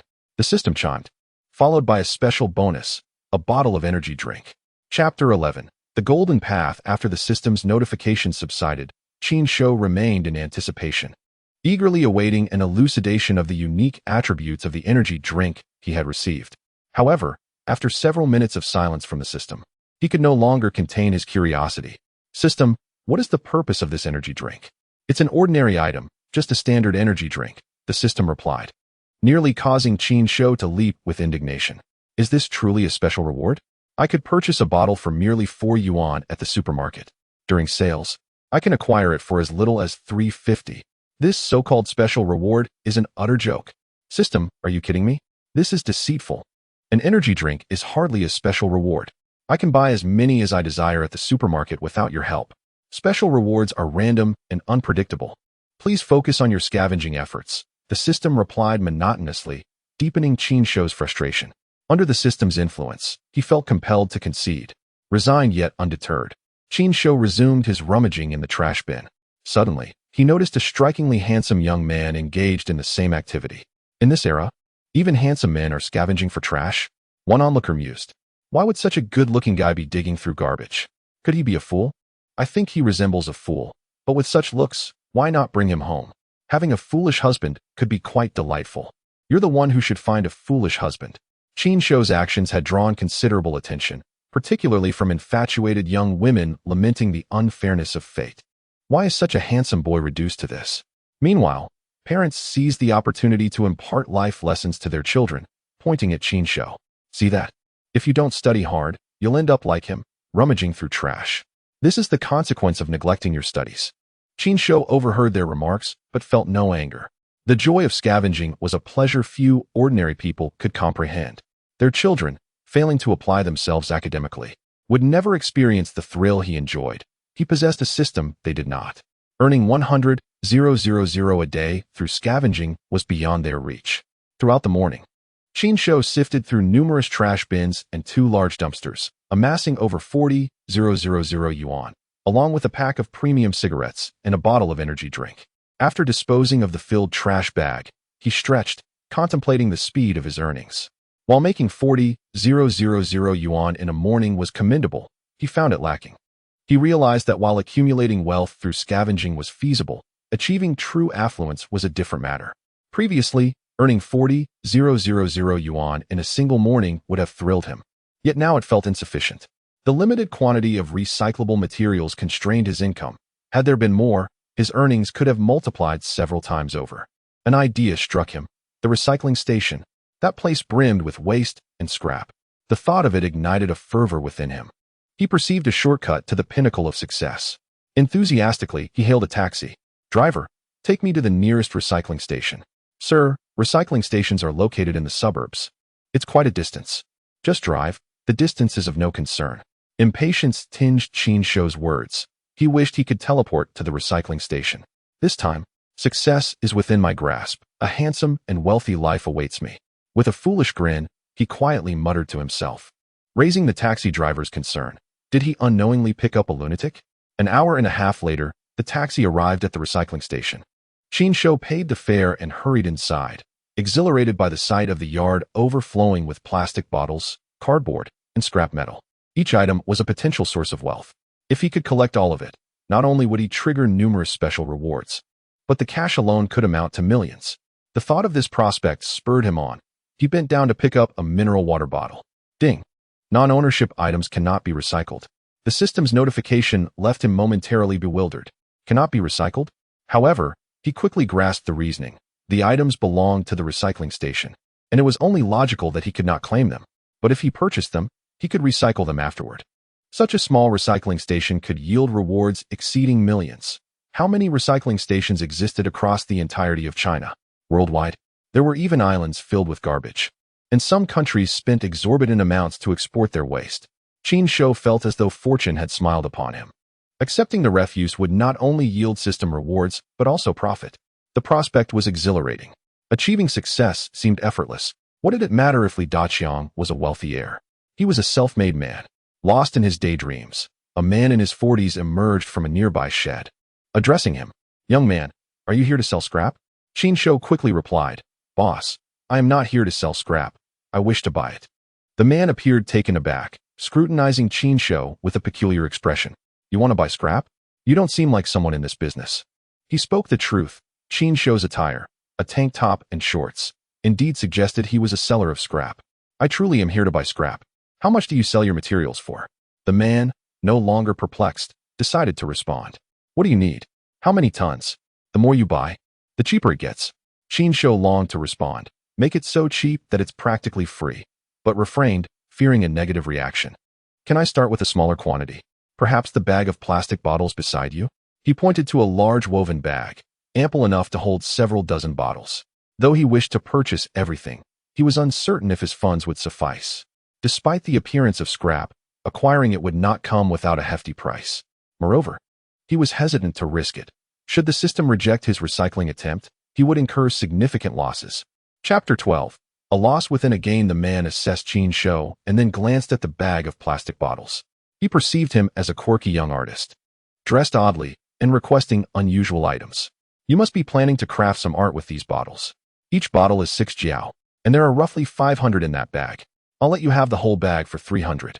The man was somewhat opportunistic. Selling a bottle for 10 jiao was already a stretch, yet he had inflated the price 6-fold. Qin Shou, uninterested in haggling, simply nodded in agreement. "No problem.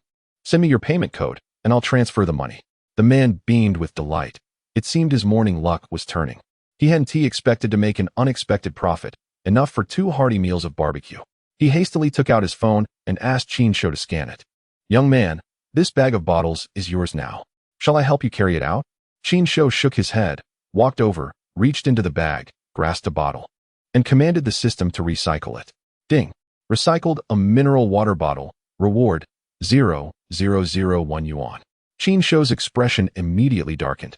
"Isn't it supposed to be 10 yuan? Ding! The system detects that the item was purchased by the host for ulterior motives, thus the reward is 0,001 yuan. The chance of triggering a special reward is 0. The system explained, its tone distinctly displeased. "Come on, system, is it really necessary to be so strict? I've already bought it. At least give me a fair price to recoup some losses." Ding! The system does not permit such occurrences. If the host continues to engage in deliberate money-making schemes, a penalty mechanism will be activated, resulting in a 1-cent reduction in the host's length. Qin Shou's face grew even longer, darkening further. Inside, he felt an overwhelming surge of frustration. Such a harsh penalty, it was utterly inhumane. He had thought he was on a shortcut to success, only to find it was indeed a dead end. The system was inflexible. Why be so rigid? Qin Shou withdrew his hand. He certainly did not want to shorten himself. He then smiled at the man nearby. Brother, do you recycle waste materials? Qin Shou thought that since the recycling reward was so low, selling it to that man would be more profitable. The man was taken aback. Is this kid for real? Did he buy an entire bag of bottles just to touch them? I'll buy it for 10 cents a bottle. Qin Shou was stunned by the offered price. 10 cents a bottle? Are you kidding me? I bought it for 6 cents each. Your offer is far too low. Recycling is 10 cents. And I'm buying for 60 cents. What is wrong with that? If you think it's too low, you can take it back. I'm not forcing you to sell. Qin Shou frowned at this. Am I insane? Bringing back this heavy bag for just 10 cents each? He said this while opening his phone and handing it over. The man cheerfully handed Qin Shou 50 yuan. Having bought it for 300, he was now selling it for 50, incurring a loss of 250. Qin Shou grimaced, feeling quite aligned with that figure. He then left the recycling station, dejected, called a ride, and headed back to the city. His mood was quite sour. Losing 250 on waste materials, with round-trip expenses totaling over 400, meant he had lost 600 or 700 overall. With that kind of money, wouldn't it be better to buy some ribs? He could have even supported wayward girls and done some good. Upon returning to his hotel in the city, while it was still light out, he wandered nearby with the bag in hand. Although there were fewer recyclable items on the streets and in trash bins compared to the recycling station, even the smallest mosquito is meat. Lying around would earn him nothing. A bit of wandering might yield some income, and if luck was on his side, he might trigger a special reward. Ding. Recycled a business card. Reward, 10 yuan. Ding. Triggered special reward. A box of Supreme Potency pills. Supreme Potency pills? Qin Shou frowned. What on earth were those? By the name alone, they sounded suspiciously like a certain well-known product. Supreme Potency pills, designed to elevate the user into a true man, enhancing male reproductive ability. Capable of curing all male ailments, an instant fix. Upon hearing the system's explanation, Qin Shou was left speechless. This was no ordinary pill. It was a super version of the little blue pill. Yet, how could such a fine reward come from merely one business card? The name on that card. Yang Wei. Qin Shou suddenly felt the system had utterly lost its integrity.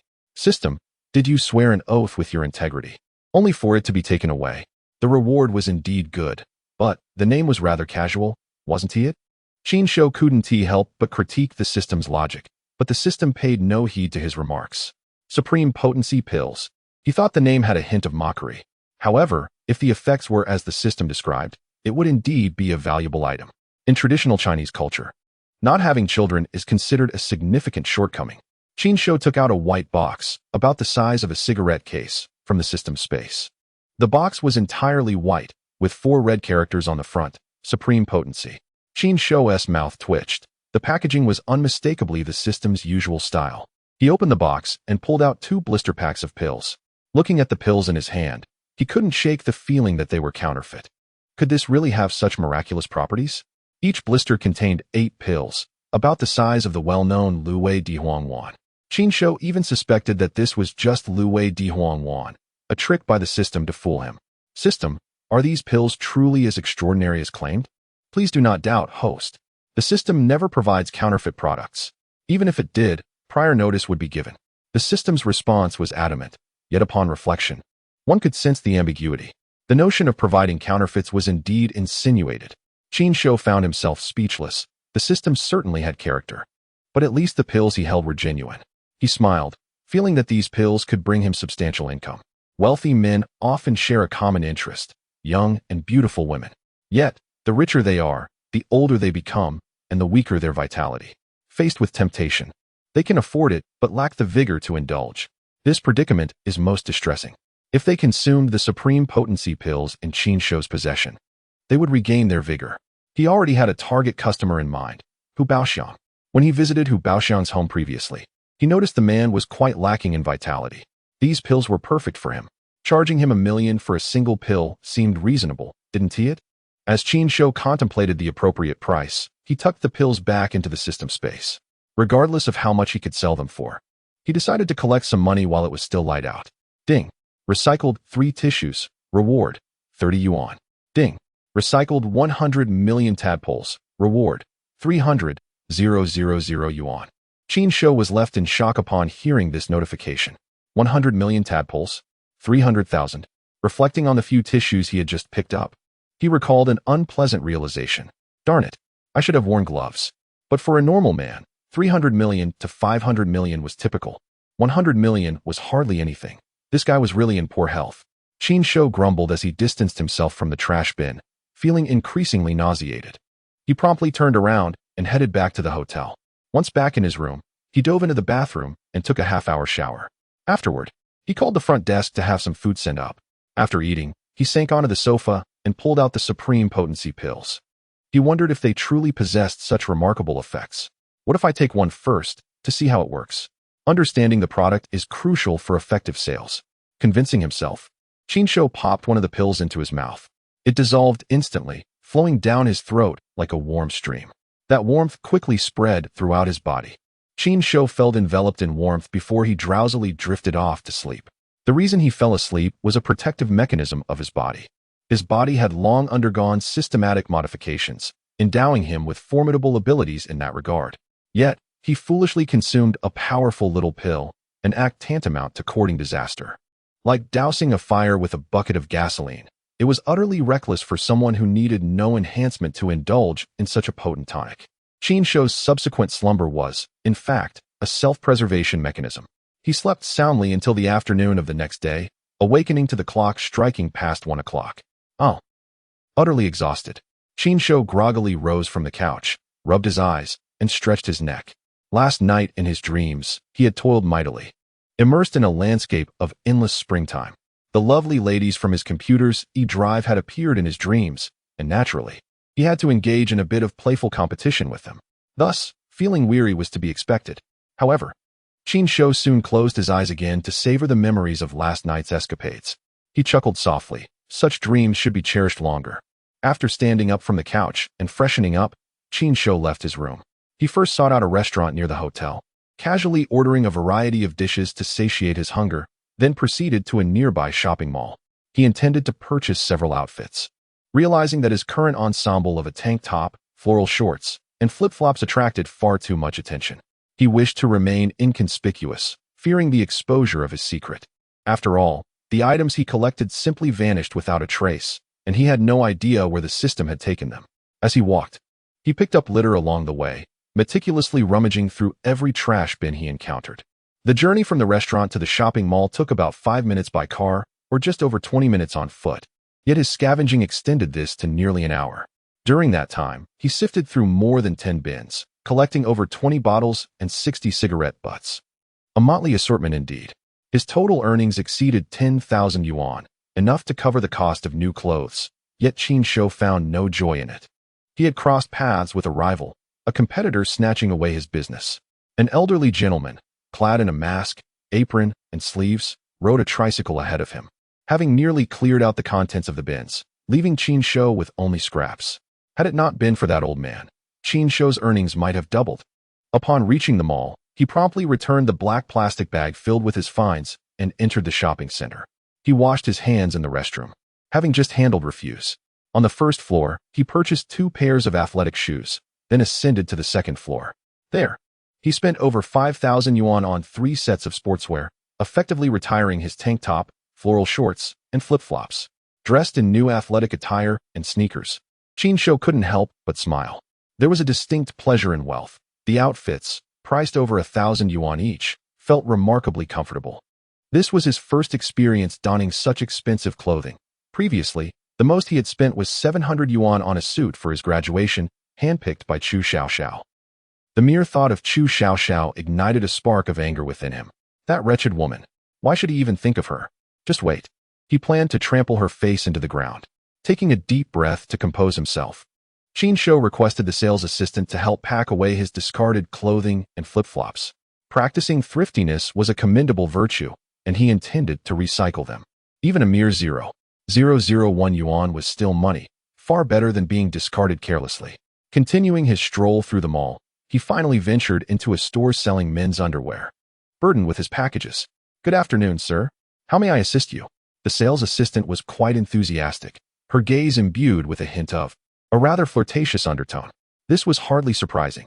After all, Qin Shou's striking appearance commanded attention.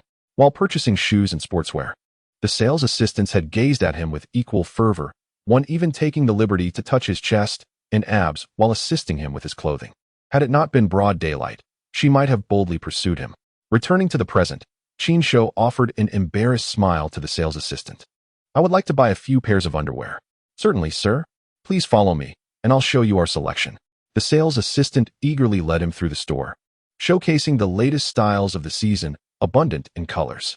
This one too, available only in black and white. And these patterned ones over here. Please have a look and see if any catch your eye. Her chatter was incessant, while Qin Shou observed the myriad of styles and colors available for men's underwear. He was astounded to discover such variety. In a short while, he selected 2 styles of underwear, requesting 3 pairs of each. Just pure black will suffice. Of course, sir. What size do you require? Chapter 14. The trials of commerce. Upon posing her question, the sales assistant's face flushed crimson. She had uttered such words numerous times before, but the context was entirely different today. After all, in her eyes, Qin Shou was a strikingly handsome man, far surpassing any of her favorite idols. This inquiry also caused Qin Shou's cheeks to redden. What size? He contemplated his measurements. It was indeed a delicate matter to articulate. My waist size isn't large, but do you have any smaller waist sizes with a bit more room below? I prefer them less constricting. As he spoke, his gaze fell, avoiding the sales assistant's eyes. Although she was of average appearance, she was still a woman, and articulating such requests felt somewhat embarrassing. The sales assistant, unable to resist, glanced downward. We do have special sizes available. Please follow me. She guided him to the section for special sizes, where he selected several pairs. Qin Shou felt a newfound awkwardness regarding the purchase of undergarments. Previously, he would buy them from street vendors for 5 yuan each, where the sellers were often elderly men and women. Now, standing before a young and attractive sales assistant, the experience was undeniably different. He vowed never to return to the street stalls for underwear. After all, he had once panicked upon discovering that a red pair had bled color, leading him to fear he was urinating blood. Now that he had some wealth, it was only fitting to elevate his quality of life. Moreover, with that wretched Chu Xiaoxiao no longer in his life, he no longer needed to save money for her. Spending 4,000 yuan, he acquired 20 pairs of underwear, all in black and deep blue. Upon exiting the store, he not only carried 20 new pairs of underwear, but also a note bearing the sales assistant's WeChat and phone number. As he was leaving, she hurried after him, placing it in his hand, mentioning she finished work at 6:30 and would be free that evening. Qin Shou, momentarily taken aback, merely smiled at her before hastily departing. Turning a corner, he promptly discarded the note in a trash bin. The sales assistant was not to his liking. He had barely been swayed by the university girl worth 80,000 yuan introduced by Hu Baoxiang, let alone this ordinary-looking, forward girl. Perhaps he had misjudged the sales assistant. A handsome man like him, with a bit of money, would naturally attract the interest of ordinary girls. After leaving the mall, Qin Shou returned directly to the hotel. Once there, he entrusted all his new clothes, including the 20 pairs of underwear, to the hotel staff for dry cleaning, offering the attendant a 200 yuan tip. The staff member left, beaming with gratitude. Once alone, Qin Shou collapsed onto the sofa. Finally, I have underwear to wear. He had barely finished his exclamation when his phone rang. It was Hu Baoxiang who called, and Qin Shou hurriedly answered. Hu Baoxiang was his benefactor, deserving of utmost respect. Mr. Qin, everything is ready. Are you at the hotel? I'll come to pick you up. Have you prepared everything so quickly? I am at the hotel. I will wait for you at the entrance. After hanging up, Qin Shou descended the stairs. Within 5 minutes, Hu Baoxiang arrived in his car, and Qin Shou promptly took the passenger seat. I apologize for keeping you waiting, Mr. Qin. I entrust my daughter's treatment to you. How do you find the girl I arranged for you? If you are satisfied, I can have her accompany you for the next few days. Upon hearing this, Qin Shou quickly interrupted Hu Baoxiang. Let's forget about that. I am currently focused on my cultivation, and it is inconvenient. Rest assured, I will devote myself to treating your daughter. Mr. Qin, please do not be so polite. If the girl does not meet your expectations, just say so, and I will arrange someone else for you. Really, it's unnecessary. I must refrain from any romantic entanglements for a while. I appreciate your kindness. Although Qin Shou verbally declined, a hint of regret flickered within him. After all, having someone warm his bed at night would be quite blissful. This was a classic case of wanting something but lacking the courage to pursue it. Apologies, Mr. Qin. It is my oversight. Once you have treated my daughter, I will take you out for some leisure. However, the girl from last night has already been compensated, and that fee cannot be refunded. When you are ready, you may contact her again. Though she is motivated by money, she still adheres to professional ethics. Hu Baoxiang's words elicited a chuckle from Qin Shou. It seemed somewhat odd to hear that such professions held principles. Mr. Hu, one must exercise restraint in matters of desire. Otherwise, it can be detrimental to one's health. Moreover, who knows if they carry any ailments themselves? It is better to refrain from indiscretions. You are absolutely right, Mr. Qin. Men are often drawn to such things. Yet it can indeed harm one's health. I am not as robust as I used to be. Otherwise, my wife and I would have been expecting a second child by now. Hu Baoxiang's admission brought to mind a certain box of miraculous pills within Qin Shou's system. His health had declined? It seemed that the pills would surely be of interest to him. Mr. Hu, when I first met you, I discerned through my observation techniques that you indeed have several health issues. Your digestive system is poor, and your kidneys are severely deficient. You often experience vivid dreams at night and wake frequently, and your vitality during intimacy leaves much to be desired. After each encounter, you suffer from lingering soreness in your lower back, leaving you drained for days. Exactly. I must confess, I have seen doctors. I suffer from gastritis and severe kidney deficiency. My performance has been lackluster, which causes my wife to wear a perpetual frown. I worry she might seek solace elsewhere. Initially, Hu Baoxiang felt a bit embarrassed. But upon hearing Qin Shou's description of his symptoms, he quickly dropped any pretense and asked, Mr. Qin, can you help me with this ailment? I have consulted both traditional and Western medicine, taken numerous medications and supplements, yet nothing has worked. Now, I rely solely on the little blue pills. Qin Shou nodded with a smile. These are minor issues. I can treat them. His amusement stemmed from Hu Baoxiang's amusing demeanor. Though he was seeking treatment for his daughter's illness, he still referred to Qin Shou with utmost respect. Upon learning that Qin Shou could remedy his kidney deficiency, he immediately switched to addressing him as you. Seeing Qin Shou nod, Hu Baoxiang's face lit up with joy. Mr. Qin, how long will it take to cure me? What medicinal materials do you require, and how much will it cost? Qin Shou did not respond immediately, his mind racing. How much should he charge? One pill could cure Hu Baoxiang instantly, and addressing his gastritis would require only 2 prescriptions. However, what price would be appropriate? Asking for too much might deter Hu Baoxiang, while asking for too little would result in a loss. In this day and age, conducting business was indeed challenging. Your condition is quite treatable. I possess a remedy specifically designed for ailments like yours, which produces immediate results. However, the preparation of this medicine is intricate and requires many rare ingredients, including a millennium-old wild ginseng. I possess only 8 of these precious roots, and once consumed, they are gone forever. Moreover, this recipe has been passed down through my family, and I no longer possess the original formula. In truth, Qin Shou had 16 ginseng roots, but adhering to the principle of rarity, he decided to understate the quantity to negotiate a higher price. He refrained from stating a price directly, as it was better for Hu Baoxiang to propose one himself. A seasoned businessman, Hu Baoxiang understood Qin Shou's intent. By portraying the medicine as exceedingly rare, he aimed for a higher price. Mr. Qin, please name your price. I will not negotiate. Mr. Hu, each of these pills is valued at over 10 million. If you truly desire one, I can offer you a discount. Qin Shou gritted his teeth, stating a price he felt was outrageous. 10 million for a single pill sounded almost exploitative. Hu Baoxiang's brows furrowed immediately. 10 million for a single pill? Mr. Qin, you truly have the audacity to ask such a price. Noticing Hu Baoxiang's change in expression, Qin Shou quickly added, Mr. Hu, this pill can cure all male health issues, enhance your vitality, and ensure your physical prowess is superior to that of a 20-year-old. With this aid, you can certainly conceive a second child with your wife.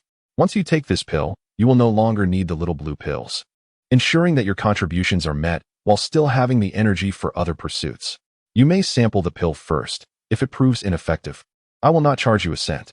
However, if it is effective, the price will inevitably increase. Upon hearing this, Hu Baoxiang's expression softened. The idea of sampling before payment was quite appealing. If it did not work, he could walk away without consequence.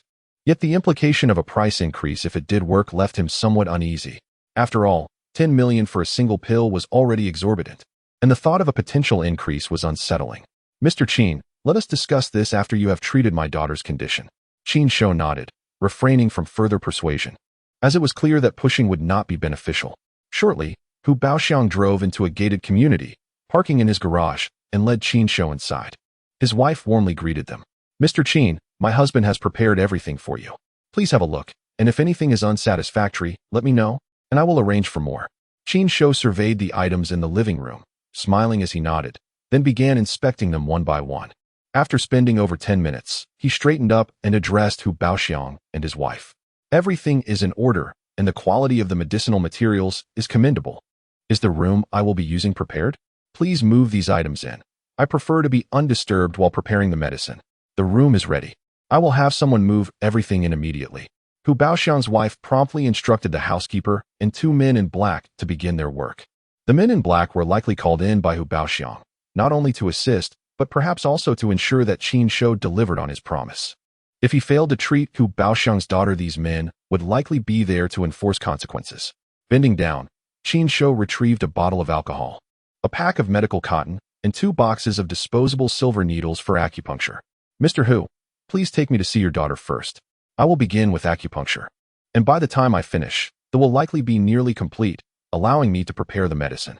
Hu Baoxiang nodded eagerly, leading Qin Shou upstairs to his daughter's room. Hu Ke's condition appeared to have worsened since Qin Shou last saw her. Her face was devoid of color, pale and slightly yellow, and her breathing was significantly weaker. Alongside Hu Ke stood a woman in her 40s, gently feeding her water with a small spoon. However, the young girl was in a state of unconsciousness. Most of the water administered had spilled out. "Mr. Hu, please step outside for a moment. I will call for you if needed." "I appreciate it, Mr. Qin. I shall remain outside, so feel free to summon me anytime." After finishing his words, Hu Baoxiang turned and exited the room, while the elder sister intended to follow but was stopped by Qin Shou. "Sister, please stay and assist me." "But, doctor, I am merely a nanny and have no knowledge of medicine." The elder sister spoke quite frankly. "It's quite simple. Just help me remove her clothing and then assist me in sterilizing the silver needles on the side." "Very well." The elder sister approached the bedside, undressing Hu Ke, and then stood aside. Qin Shou gazed at Hu Ke on the bed, unable to suppress a shake of his head. How much suffering has this child endured over the years? Her ribs are merely covered by skin. Her legs are no thicker than 2 of my fingers.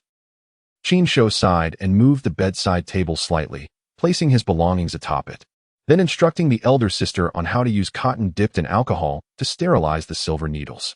He then commenced the acupuncture treatment on Hu Ke, with the elder sister passing the sterilized silver needles to him, which he carefully inserted into her body. Each needle was placed with utmost caution, as this was his first experience administering acupuncture.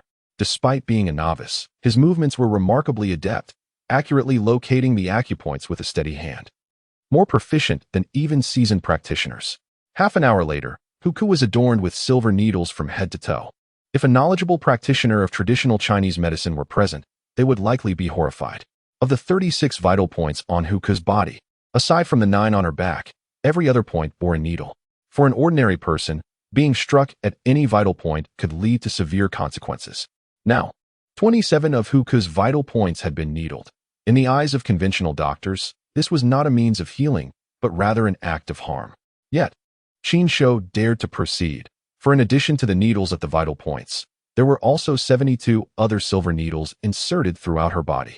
In total, 99 needles were employed in this acupuncture technique, elegantly named 9 Heavens Revival, intended to safeguard the scant remaining life force within Hu Ke while simultaneously controlling the chill within her body to protect her heart's meridian.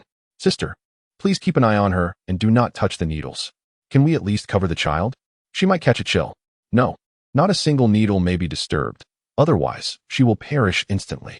Also, do not allow her to eat or drink anything. In short, until I return, no one is to approach her." Upon hearing Qin Shou's words, the elder sister furrowed her brow. No covering with blankets, no food or water, and no one allowed near her. Is this truly a form of treatment? It feels as though this doctor intends to end the child's life. Chapter 16. The bitter is stronger than poverty. Doctor, can I trust what you say? The elder sister expressed her skepticism towards Qin Shou's instructions. "Just follow my directions." With that, Qin Shou exited the room, where Hu Baoxiang awaited. Qin Shou reiterated his instructions to the elder sister to Hu Baoxiang, emphasizing the necessity of strict adherence to his directives for the child's survival. Qin Shou's demeanor and tone were resolute, prompting Hu Baoxiang to act without hesitation. Promptly summoning his wife, Qin Shou accompanied him downstairs to the designated room, preparing to brew the medicine. Everything was moved inside, and the two men in black remained in the room, which Qin Shou promptly dismissed. He preferred solitude while brewing the medicine. Qin Shou meticulously arranged the medicinal herbs, retrieving a dozen jars nearby. He then sorted the herbs by type and combination, placing them into their respective jars. This process consumed nearly half an hour, as each jar required precise proportions and classifications. A minor error could significantly impact the efficacy of the concoction. After arranging the herbs, Qin Shou began pouring in water, using ordinary mineral water, which had no stringent requirements. Finally, he numbered all the jars and commenced the brewing process. Hu Baoxiang had prepared 2 gas pipes and stoves, allowing for the simultaneous brewing of 4 jars, which perfectly met Qin Shou's needs. By the time the first batch of 4 jars was ready, 3 hours had elapsed, during which Qin Shou adjusted the water and herbs as necessary. Qin Shou set the 4 jars aside, standing up to stretch. By the heavens, this is not work fit for a human. Observing the numerous jars still on the floor, Qin Shou felt an overwhelming sense of hardship. Yet, for the sake of 60 million, he endured the toil. Suffering was preferable to poverty. The second batch took over 4 hours, during which Hu Baoxiang visited, suggesting a meal break. Qin Shou declined, expressing his inability to leave, requesting Hu Baoxiang to bring him some pastries, which he hastily consumed alongside a bottle of water before returning to his work. The third batch took 5 hours, and the fourth, 10 hours. By the time all the medicinal concoctions were completed, it was past 8 the following evening. Although Qin Shou's body was fortified, he felt slightly fatigued. Hu Baoxiang observed Qin Shou's diligent efforts, recognizing that the 60 million was well spent. Once Qin Shou finished brewing all the medicines, he poured the contents of the jars into a stainless steel pot, placing it on the gas stove to continue the process. This continued until the following morning around 9, when Qin Shou turned off the fire and removed the pot. The medicinal liquid had mostly evaporated, leaving behind a thick, reddish residue. Strangely, though the original concoction was black, the resulting paste was indeed red. This was Qin Shou's first time preparing such a remedy. Although he had detailed instructions in his mind, he was still taken aback by the vibrant hue of the paste. After stretching, Qin Shou exited, where Hu Baoxiang awaited at the door, visibly excited. "Mr. Qin, how did it go? Is the medicine ready?" "Yes. Once it cools down, it will be ready for use. I need to use the restroom first. Please arrange some food for me, and also find someone to fan the paste in the pot to expedite cooling. Do not add anything to it." "Of course, I will arrange that immediately." While Qin Shou attended to his needs, Hu Baoxiang summoned the household nanny to ensure Qin Shou was well taken care of. He then took the 2 men in black and some fans they had found to cool the medicinal paste. Do wealthy families have breakfasts this lavish? Qin Shou marveled at the spread laid out on the table. Is it truly appropriate to feast on abalone and lobster this early in the morning? After his moment of reflection, Qin Shou indulged heartily. The intense labor of brewing had left him famished. He devoured his meal, and after a couple of hours, he finally felt satisfied. He thanked the elder nanny and made his way to the living room, collapsing onto the sofa and closing his eyes. As soon as he did, sleep overtook him.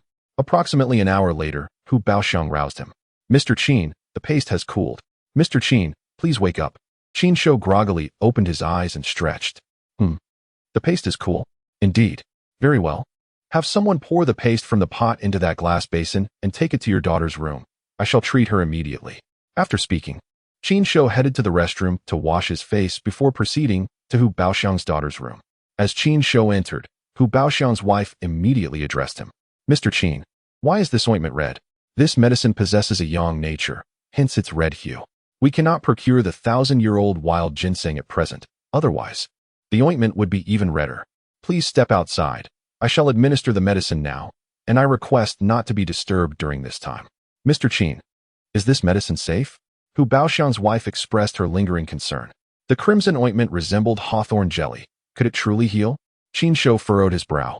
"If you doubt my abilities, perhaps you should seek someone more skilled." "Mr. Qin, please do not take offense. My wife means no harm. We will step outside and not trouble you." Hu Baoxiang shot his wife a disapproving glance before ushering her out. The older sister followed suit. Once everyone had departed, Qin Shou placed the basin of red ointment on the bedside table.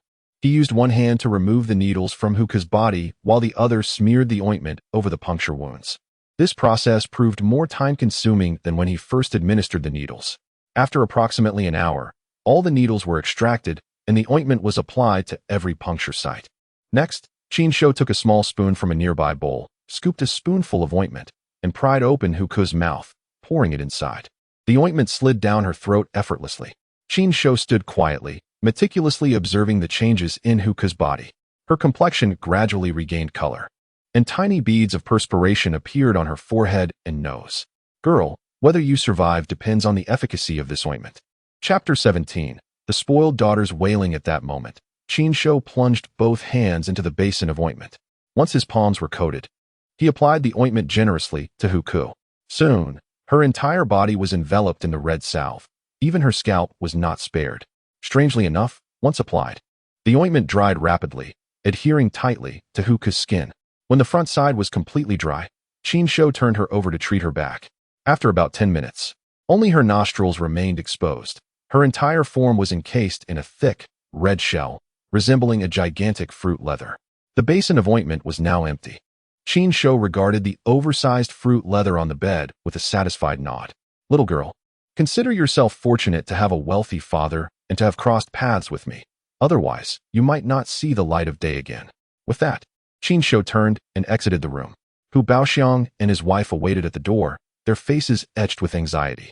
Had it not been for Qin Shou's prior instructions, they likely would have barged in. Mr. Qin, how is my daughter? Mr. Qin, is my daughter well? The couple, one on each side, grasped Qin Shou's arms with considerable force. He sensed that if he were to inform them of their daughter's demise, they might unleash their fury upon him. She is not yet well. We must wait an hour for the results. However, I am 90% confident in her recovery. Please rest assured.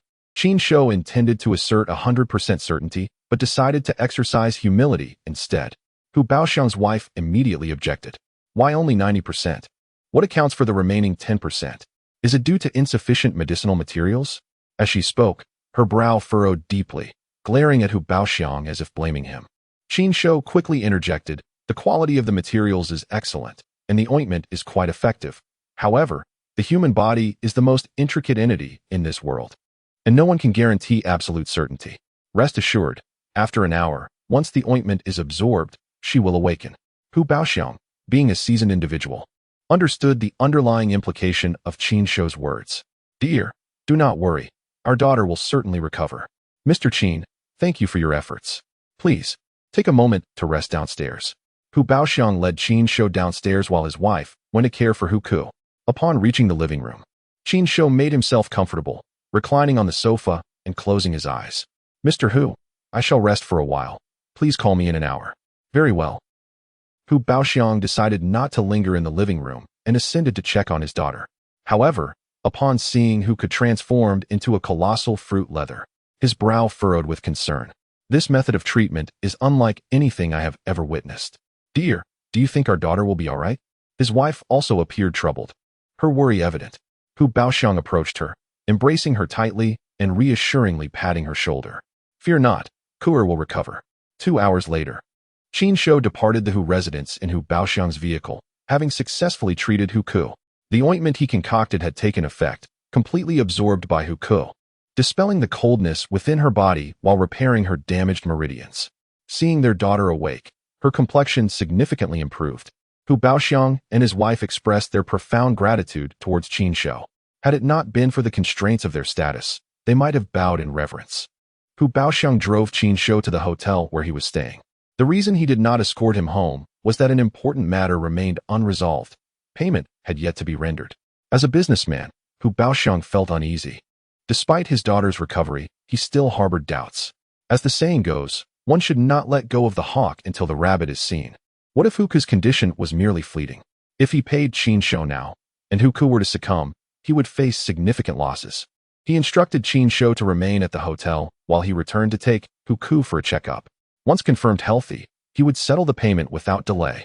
Additionally, he was intrigued by the small pills that Qin Shou mentioned could restore his vigor. Mr. Qin, you may stay for a day. I will take my daughter for a hospital examination. If she is truly healed, I will transfer the payment to you. And about those small pills. Hu Baoxiang did not elaborate, but Qin Shou understood his implications. He reached into his pocket and retrieved a small pill from his system space. discreetly holding it in his palm. He dared not present the entire batch, fearing Hu Baoxiang might question the source of the 6 flavored Rehmannia pills. Mr. Hu, take this pill first. If it proves effective, we can discuss the payment afterward. As Qin Shou spoke, he extended the pill toward Hu Baoxiang. Initially filled with anticipation, Hu Baoxiang's expression soured upon seeing the small black pill in Qin Shou's palm. His mind instantly conjured a chaotic image of countless llamas stampeding. He felt that Qin Shou was underestimating him. In this day and age, which man had not consumed 6 flavored Rehmannia pills? What difference was there between such a diminutive, unremarkable pill and the 6 flavored Rehmannia? Mr. Qin, is this the medicine you mentioned? Indeed, it is a formulation crafted by my master according to a secret recipe. Trust in its efficacy. Rest assured, if it does not work, you owe me nothing. Hu Baoxiang's lips twitched as he accepted the pill. He truly wished to inquire whether Qin Shou's master was from Tongrentang and whether Qin Shou had previously sold melons. If it doesn't work, you owe me nothing sounded akin to if it is not sweet, you owe me nothing. Mr. Qin, how is this pill consumed? Simply take it orally. I recommend taking it tonight. Why tonight? Shouldn't medicine be taken before or after meals? Why is there a specific timing? Hu Baoxiang's brow knitted tighter, increasingly convinced that Qin Shou was trying to deceive him. In truth, it could be taken at any time. However, I suggested tonight because your wife will be by your side. When the medicine takes effect, it will be easier for you to assess. Hu Baoxiang grasped the meaning behind Qin Shou's words and nodded with a smile.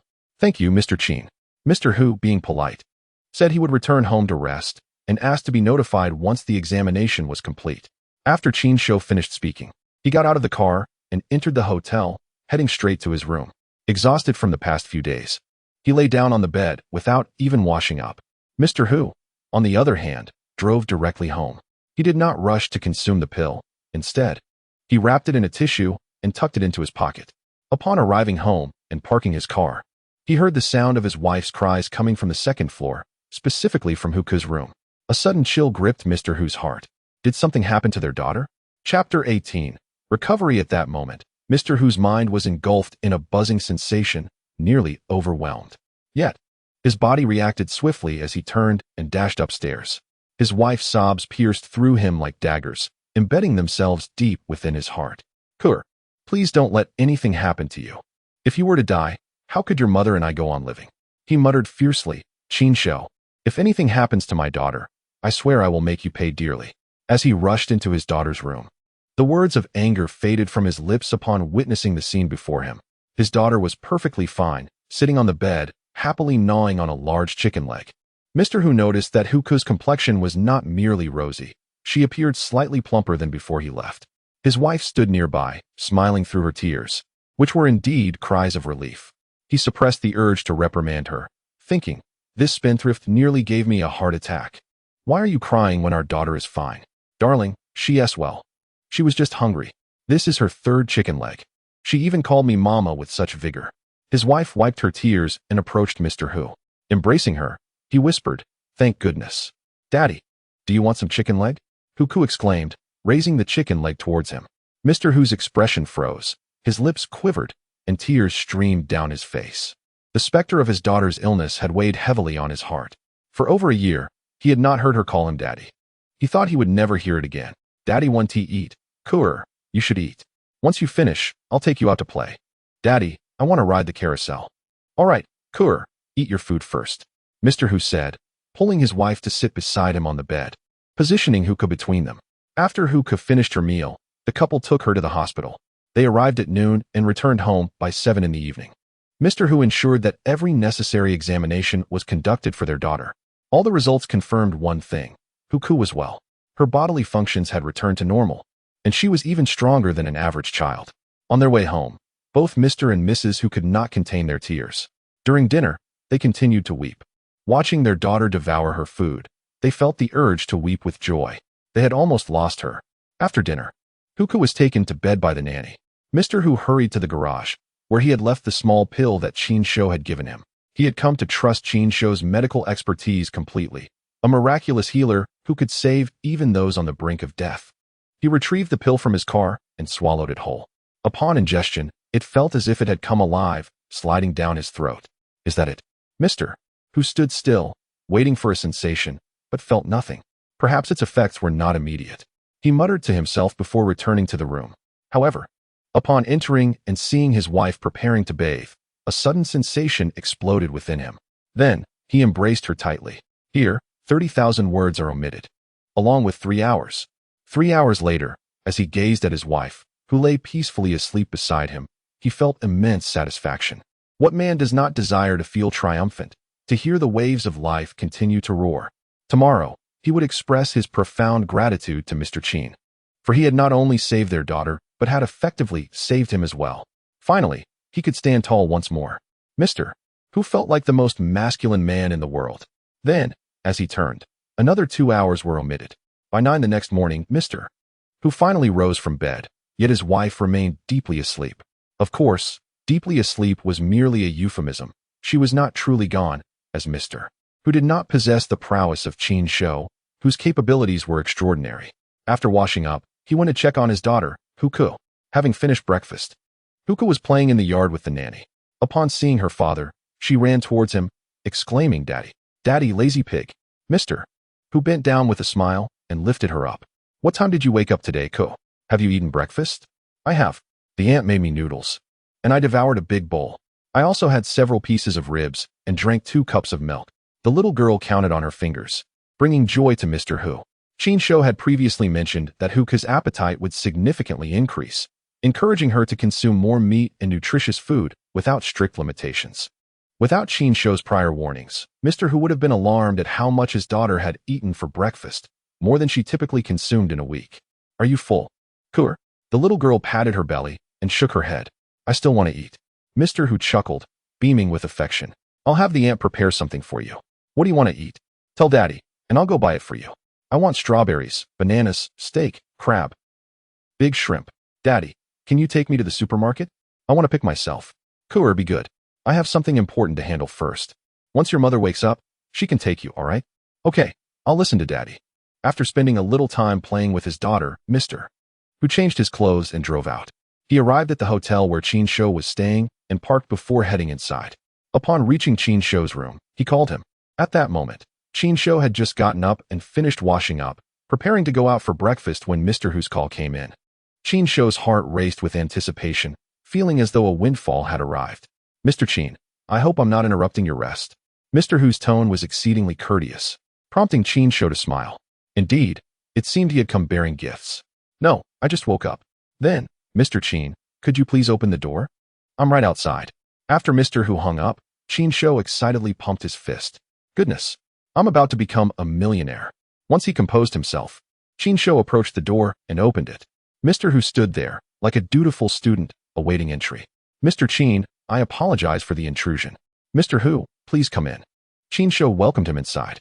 Seating himself on the sofa, Mr. Hu began expressing his profound gratitude to Qin Shou. Despite his lengthy expressions of thanks, Qin Shou remained unmoved. "Mr. Hu, since your daughter has recovered, the pill clearly worked. Regarding the payment, not a problem. I'll arrange the transfer immediately. The medical fee for my daughter is 60 million, and for the pill, how does 20 million sound?" Hu Baoxiang presented an exhilarating offer to Qin Shou. Initially, Qin Shou thought that selling for 10 million would be commendable, yet Hu Baoxiang doubled that amount without hesitation. The more he observed Hu Baoxiang, the more he perceived him as a fortunate mascot. Chapter 19. A herd of elephants in need. Qin Shou provided his bank account details to Hu Baoxiang, who promptly arranged for the transfer. "Mr. Qin, your kindness is beyond words. I shall remember your generosity for a lifetime. From now on, you are my friend. Should you encounter any troubles in the bustling city, do not hesitate to seek my assistance." Qin Shou nodded with a smile. Being friends with Hu Baoxiang was of little consequence as long as the funds were secured. 80 million. This amount would undoubtedly allow him to confront Chu Xiaoxiao during the upcoming school anniversary. "Mr. Hu, you are too modest. I merely returned a favor. You, Mr. Qin, are a remarkable individual. This sum is but a trifle for someone of your caliber. With your capabilities, acquiring even more wealth is effortless." Hu Baoxiang quickly engaged in flattery, and Qin Shou reciprocated, acknowledging Hu's acumen in business. The two indulged in mutual admiration for over 10 minutes, which might have nauseated any onlooker. Their exchange continued until Qin Shou received a text notification from the bank confirming the arrival of 80 million. "Mr. Qin, it's nearly noon. Let me treat you to a meal, and afterwards, I can drive you home.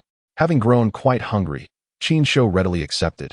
After gathering his belongings, he followed Hu Baoxiang downstairs. Hu Baoxiang intended to dine first, then sing, partake in a steam bath, and later enjoy dinner, all the while ensuring Qin Shou was well entertained. However, after the meal, Qin Shou requested to be driven home. Hu Baoxiang felt a tinge of disappointment. He had ulterior motives for treating Qin Shou, hoping to continue the evening with some leisure pursuits himself. After all, he was a virile man, eager to explore his limits after a rather unsatisfactory encounter the previous night. Qin Shou's lack of enthusiasm curtailed Hu Baoxiang's plans. Mr. Qin, perhaps we should skip the singing and steam bath and head straight to Chengxianjuan? It is an exquisite place where many esteemed individuals in the city enjoy tea. The tea artisans there are university students, and you might even spot some foreign celebrities there. Hu Baoxiang's suggestion piqued Qin Shou's interest. Tea could be enjoyable, after all. He had only seen Japanese girls through a computer screen. However, Hu Baoxiang's subsequent remark dashed his curiosity. The girls at Chengxianjuan have set prices. You may choose freely, and I shall cover the expenses. If you seek a pure maiden, I can arrange that as well. Qin Shou was immediately dissuaded from the idea of broadening his horizons, realizing that it was not merely a tea-drinking establishment, but rather a den of indulgence. Mr. Hu, I must decline. I have chosen to abstain from female company recently. As you are aware, disappointment washed over Hu Baoxiang's face. Well, do let me know when you're ready. I would be glad to show you another time. Alas, after taking the pills you provided, I feel a surge of energy with nowhere to channel it. Qin Shou felt a twitch at the corner of his mouth, realizing it might have been a mistake to sell the pills to Hu, who now resembled a riled-up dog eager to mate. Mr. Hu, please drive me home, and where you go afterward is of no concern to me. Hu Baoxiang awkwardly shifted the conversation to more mundane topics as they chatted about everyday life. An hour later, he parked in front of Qin Shou's modest apartment complex. Mr. Qin, do you reside here? Hu Baoxiang was perplexed as to why someone of such remarkable talent would choose to live in such a dilapidated neighborhood. Yes, I have only recently arrived in the city and find this place quite satisfactory.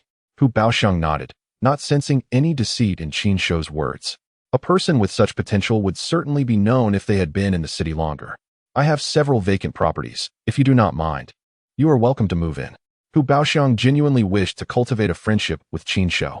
No, thank you. I have grown accustomed to living here. Please, go about your business, and I shall return in a month for a follow-up with your daughter. Thank you, Mr. Qin. After exchanging pleasantries, they parted ways. Once inside the complex, Qin Shou erupted in laughter. 80 million. Haraha. I'm rich. I've truly struck it rich. The heavens have opened their eyes. This is what it means to be suddenly affluent. His exuberance resembled that of a newly wealthy individual, much akin to a character from a classic tale. Onlookers in the community, witnessing his antics, merely shook their heads in disbelief. Oh, what a pity for such a handsome young man to be such a fool. Is this lunatic from our neighborhood? Keep your distance. You might catch his madness. Qin Shou paid no mind to the judgmental glances or whispered remarks. Even if deemed insane, he was an affluent madman. Though he felt a bit euphoric, once his excitement subsided, he noticed some litter on the ground and bent down to collect it. Ding. Recycled a plastic bottle. Reward, 10 yuan. Ding. Recycled a hamburger box. Reward, 20 yuan. He continued picking up trash for half an hour, and upon entering his building, he felt accomplished. While he earned less than before, he was content. Having 80 million in his pocket, humming a tune, he ascended the stairs. However, upon reaching the 4th floor, he halted in his tracks at the sight of an imposing figure at his door. That figure was none other than his landlady, Sister Wang, a woman in her mid-30s. Standing at about 5 feet tall and weighing over 200 pounds, she loomed like a behemoth.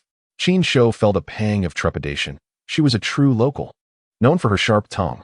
After a few late rent payments, she had once blocked his way for hours, her words more lethal than her size. He forced a smile as he approached her. Sister Wang, it's not time for rent yet. What brings you here? Sister Wang, deep in thought, lifted her gaze upon hearing his voice, her eyes widening in surprise. Who is this handsome young man? Has someone caught my eye? Are you looking to flirt with me? Do you want my WeChat? Chapter 20. The toad drinks to excess. Sister Wang possessed a flair for theatrics, envisioning countless scenarios, including being pinned against the wall by Qin Shou. Excuse me, are you speaking to me? She smiled at Qin Shou, attempting to cast what she believed was an alluring glance. Qin Shou was immediately repulsed. It was not her ample figure, but rather her face, which resembled a stack of flatbreads. Sister Wang, I'm Qin, your tenant. Upon hearing this, Sister Wang froze, disbelief washing over her. This is Qin? No, he wasn't this tall or handsome before. Are you truly Qin? Qin Shou offered a wry smile and nodded. Sister Wang, it's not rent day yet. Why are you here? As fate would have it, I happened to pass by and decided to take a look at the house, only to realize I had forgotten the keys. After standing here for quite a while, would you kindly let me in to have a seat? However, she was not merely passing by. Her true intention was to evict Qin Shou and the other tenants. Someone had set their sights on her property, offering a substantial sum, and she planned to sell it. As for Qin Shou and the other tenants, she intended to force them out, concocting flimsy reasons and foregoing the return of their deposits and rent. Yet, upon seeing Qin Shou, her resolve wavered. He was extraordinarily handsome, to the point of making her a bit breathless. Of course, as for which part of her was breathless, that was a secret she would keep to herself. Qin Shou quickly retrieved the keys, opened the door, and allowed Sister Wang to enter. Once inside, she plopped down onto the living room sofa, which groaned under her weight, causing Qin Shou to raise an eyebrow. If she were to break the sofa, it would be quite the embarrassment. Sister Wang, please make yourself comfortable. I'll just put a few things away. All right, you carry on. I'll just rest here, she replied. Qin Shou retreated to his room, tossing his belongings onto the floor before collapsing onto his bed. He had no desire to engage in conversation with that ancient beast. However, some matters cannot be ignored simply because one wishes to avoid them. Qin Shou, do you have any water? I'm quite thirsty. Sister Wang's voice drifted in from outside. He shivered at the sound. It was rather eerie, reminiscent of a T-Rex's growl. He attempted to feign ignorance, but she called out again, Little Qin, do you have any water? Unable to ignore her any longer, he figured she would continue calling until his neighbors suspected he was harboring some prehistoric creature. Sister Wang, there's some in the kitchen fridge. You can help yourself. Little Qin, could you please fetch it for me? I'm a bit tired. Qin Shou leapt from his bed, his expression akin to someone who had just consumed a ton of hot ash. Little Qin, what's with this little nonsense? Sister, you're not exactly a spring chicken. Why are you speaking like a schoolgirl? A toad perched on one's foot is not frightening, merely disgusting. With a scowl, he opened the door and stepped out, only to be met with Sister Wang's distorted features and dazed gaze, akin to a toad intoxicated on spirits. In truth, Qin Shou had misjudged Sister Wang. She merely sought to appear more charming and alluring. Her initial intention was to catch Qin Shou's attention, not to frighten him. Clearing his throat, he hastily turned towards the kitchen to fetch a bottle of water, which he handed to her. Could you open this for me? I can't seem to twist the cap off, she said, batting her eyelashes and lowering her head, adopting a self-styled shy demeanor. Qin Shou's lips twitched in disbelief. You can't open a bottle cap? I was almost inclined to believe you. You, a heavyweight contender, unable to manage a mere bottle cap? Don't be ridiculous. You could easily lift someone's spirits with a single flick. He did not refuse her. After unscrewing the cap, he passed the bottle back to her. Thank you, she said graciously, a word that would have previously escaped her lips. Perhaps she was simply parched, for she downed the water in mere moments, a pace that could rival world records. Little Qin, are you comfortable in this apartment? If you need anything, just tell me, and I'll have someone bring it over. Sister Wang appeared unusually warm, which made Qin Shou uneasy. Was she possessed? After all, when the washing machine broke down, he had to pay for its repair himself. It's quite all right. I'm comfortable enough. But you're not planning to raise the rent again, are you? As soon as he uttered those words, he regretted them. He had already resolved to move out once the lease expired, seeking a decent place to live, no longer willing to endure indignities. Sister Wang's eyes widened, and she waved her hands in protest. Little Qin, please don't misunderstand. When I mentioned raising the rent, I was confused. It's not your apartment, but another one. In her heart, Sister Wang had decided firmly against increasing Qin Shou's rent. At least not until she had secured his affections. Not a single penny would be raised, and she would even contemplate reducing it. Yes, this ancient beast was indeed lusting after Qin Shou. Little Qin, feel free to stay here. If you owe rent, just give it to me when you can. If not, consider it as you watching over my property. If this place doesn't suit you, I have 7 or 8 other apartments in the city. If you have the time, I'll take you to see them. Choose whichever you fancy, and you can move in right away. Sister Wang, determined to achieve her goal, began to flaunt her assets. You see, I'm quite the landlady, with over a dozen properties. Today's youth often seek an easy life, and with her, he wouldn't have to struggle. I may have been a bit harsh on you before, little Qin. You've been working hard in this city, so if you ever find yourself in a tight spot, just let me know. If you owe rent, pay me when you can, and if you face any difficulties in life, tell me, and I'll help you out. Qin Shou's lips twitched, 1,000 alpacas racing through his mind. Sister, you're just a step away from saying, little brother, stop trying so hard. I'll take care of you. Thank you for your kindness, but seeing as you're here today, there's something I'd like to discuss. Before he could finish, Sister Wang interrupted him. What is it? I'll agree to anything. Sister Wang was ecstatic. She had not anticipated Qin Shou's rapid awakening. This young man surely wished to take it easy. She still had her charm. However, what if he asked for too much? What if he wanted her to support him? That wouldn't do. She couldn't invest too much. After all, appearances can be deceiving. What if this handsome lad turned out to be a mere facade? Little Qin, I'm not exactly wealthy. Most of my properties are under my husband's name. If you're looking for a place, I might not be able to help. However, rest assured, I can provide you with a monthly allowance of 20,000 yuan. If that is acceptable, we can head to my room now. Sister Wang was becoming impatient, eager to test the waters. Qin Shou was utterly bewildered. No house. 20,000 a month? Had she misplaced her script? Sister Wang, I have no intention of taking your house or your money. What do you want then? I can't divorce my husband, nor can I marry you. Yet again, Sister Wang interrupted him, believing he desired her body. She was thrilled, having lived over 30 years. Finally encountering true love in such a dashing young man.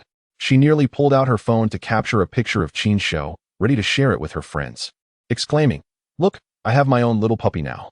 Qin Shou's expression darkened, darker than coal. What on earth was happening? He longed to ask if she had forgotten to take her medication. Sister Wang, what are you even talking about? I simply meant to say that I'm not renting your house anymore. I plan to seek opportunities elsewhere. His words left Sister Wang stunned. Not renting anymore. Had she wasted half a day of emotions, engaging in a monologue? Why would he want to move away? You really don't have to work. If 20,000 isn't enough, I can provide more. If you find yourself in need, just let me know, and I'll find a way to help. Sister Wang was not ready to give up. She couldn't let her prize slip away. Yes, she viewed Qin Shou as a prize. Such a striking figure shouldn't be wasted. Sister Wang, I have no familial ties with you and have no intention of taking your money. I just wanted to inform you that I will be moving out in a couple of days. At this moment, Qin Shou has also grasped the implications of Sister Wang's words. She intends to take advantage of him. He did not pursue the girl introduced by Hu Baoxiang, and he certainly had no intention of engaging with this ancient behemoth. 20,000 a month? What does she think I am? I am not someone in dire need of money. I can collect scrap and earn a decent sum in just a few hours. Little Qin, did my previous attitude upset you? Allow me to apologize. I genuinely have feelings for you. If you could spend a night with me, I would offer you 100,000. Sister Wang went all out, gritting her teeth as she quoted what she considered an exorbitant price. This was no small sum. She typically paid several thousand for male models, and higher-end ones barely broke 10,000. That 100,000 represented half a month's rental income for her. Qin Shou gritted his teeth in restraint. If he weren't currently residing here, he would have certainly slapped Sister Wang hard. Does she take me for a gigolo? She is the one who should be ashamed. Sister Wang, please maintain your dignity. I am not the person you think I am. I will not be renting the place anymore. That's it. I have some matters to attend to, so I will step out now. When you leave, please remember to close the door behind you. With that, Qin Shou rose and walked towards the door. Sister Wang felt a surge of panic. She had envisioned various scenarios with him, yet he simply walked away. Am I not appealing enough? Little Qin, don't go. If you think the price is low, I can offer you more. Name your figure. I will agree to anything. Without glancing back, Qin Shou stepped outside and forcefully shut the door behind him. How conceited of her, he muttered as he descended the stairs. He would not be returning home anytime soon, so he might as well take a stroll, collecting scraps to earn a little money and perhaps scouting for a suitable place to live. The landlord was eyeing him with desire, and what was once a good residence had become a haunted one. He had no courage to remain. That woman had a key, and if she were to sneak in at night, who knows what would happen? That would truly be a loss. The degradation of a man by a woman is not considered a crime of sexual assault, merely intentional harm. A few days' detention for her would grant Qin Shou his innocence. This arrangement would leave him at a disadvantage. Finding a new home and moving became Qin Shou's top priority. After leaving the building, he headed straight to the supermarket at the entrance of the community, purchasing a pair of gloves, and a travel bag. He believed that as someone worth 80 million, he should at least upgrade his equipment for collecting scraps. If one is to collect scraps, one must appear the part. Qin Shou decided against lingering in the neighborhood and took a taxi to the city center. His current community was somewhat remote, with little foot traffic. To maximize his earnings, he needed to change his battlefield. He summoned a ride through his phone and headed straight to downtown. Sitting in the car, Qin Shou felt a twinge of pride. In this day and age, who else would dare to take a taxi to collect scraps? Just as this thought crossed his mind, another idea emerged. Rather than taking a taxi to collect scraps, why not drive his own car? He had intended to drive himself to next month's school anniversary. And with some money now in hand, he could afford a decent vehicle. Driver, take me to the best car dealership in the city. Qin Shou wasted no time, directly informing the driver of his destination. Young man, are you planning to buy a car? The driver turned to observe Qin Shou more closely. He noticed the young man's ordinary attire, the white gloves, and the empty travel bag, which did not seem to belong to someone about to purchase a vehicle. Could you take me around? I'm looking for something specific. What price range are you considering? The driver inquired. I know a place that sells used cars. I have a friend there. I can take you to check it out. Qin Shou scoffed inwardly. Did he look like someone who would settle for a used car? The mere thought of secondhand made him uncomfortable. He recalled Chu Xiao. She was certainly secondhand material. I want a better car, priced over 10 million. Do you know where I can find one? If not, I'll just get out right here. The driver's surprise was evident as he stared at Qin Shou once again. Was this young man an invisible tycoon? No, an invisible tycoon typically wore floral tank tops and flip-flops. The longer he looked, the more he resembled a scrap collector. Are you truly in the market for a car priced over 10 million? Qin Shou nodded earnestly, then shot the driver a disdainful glance. Just drive me there. My purchasing decisions are none of your concern. He refrained from vocalizing his irritation, not wanting to waste time arguing with the driver. Qin Shou was now someone who earned a modest living, and he needed to maintain his image. All right, there's a car exhibition in the East District. I'll take you there. I hear they offer discounts for orders placed at the show. Sure, let us check out the exhibition. Qin Shou felt a surge of excitement. He had seen some online snippets and heard rumors that the models at car exhibitions were stunning, and purchasing a car could even come with a model as a bonus. After an hour and a half, around 11 o'clock, Qin Shou finally arrived at the East District Car Exhibition Center. Young man, this is the place. Please pay. And you can get out. The driver insisted on payment up front, wary that Qin Shou might skip out without settling the fare. In this day and age, many made grand claims without a penny to their name, and clearly, Qin Shou appeared to be one of those individuals in the driver's eyes. Without further ado, Qin Shou paid with his phone and exited the vehicle. Upon stepping out, he didn't rush to the exhibition. His stomach was growling, and he decided to grab a bite first. One must eat well to have the energy to explore, after all. The exhibition was held in a vibrant convention center in the East District, surrounded by numerous businesses. Right across the street was a bustling restaurant. When Qin Shou entered, he found the main hall packed, with not a single seat available. Good day, sir. How many? The hostess approached him with a welcoming smile. Just one. Is there any seating available? Unfortunately, the main hall is full, but we do have a private room, albeit with a minimum spend. If you don't mind waiting, you could have that. What is the minimum spend? The minimum is 1,888 yuan. For one person, it might be a bit excessive. That is fine. Let me there. Qin Shou did not hesitate. A price under 2,000 was still affordable for him. After all, he could now be considered a wealthy individual. Increasing his dining budget was hardly unreasonable. Very well, sir, this way please. As the hostess guided Qin Shou inside, his appearance, white gloves, and an empty travel bag drew a great deal of attention. Many ladies cast admiring glances in his direction. After all, his looks were quite striking. Among the diners were several car models from the exhibition, and while they were accustomed to handsome men, none could compare to Qin Shou's remarkable charm. Is carrying a travel bag in fashion again? One remarked. Not really. It had its moment 2 years ago. This young man couldn't he possibly be a scrap collector? Could he? It may be trending again. I might just buy one for myself. Is the waste collector from your home really that handsome?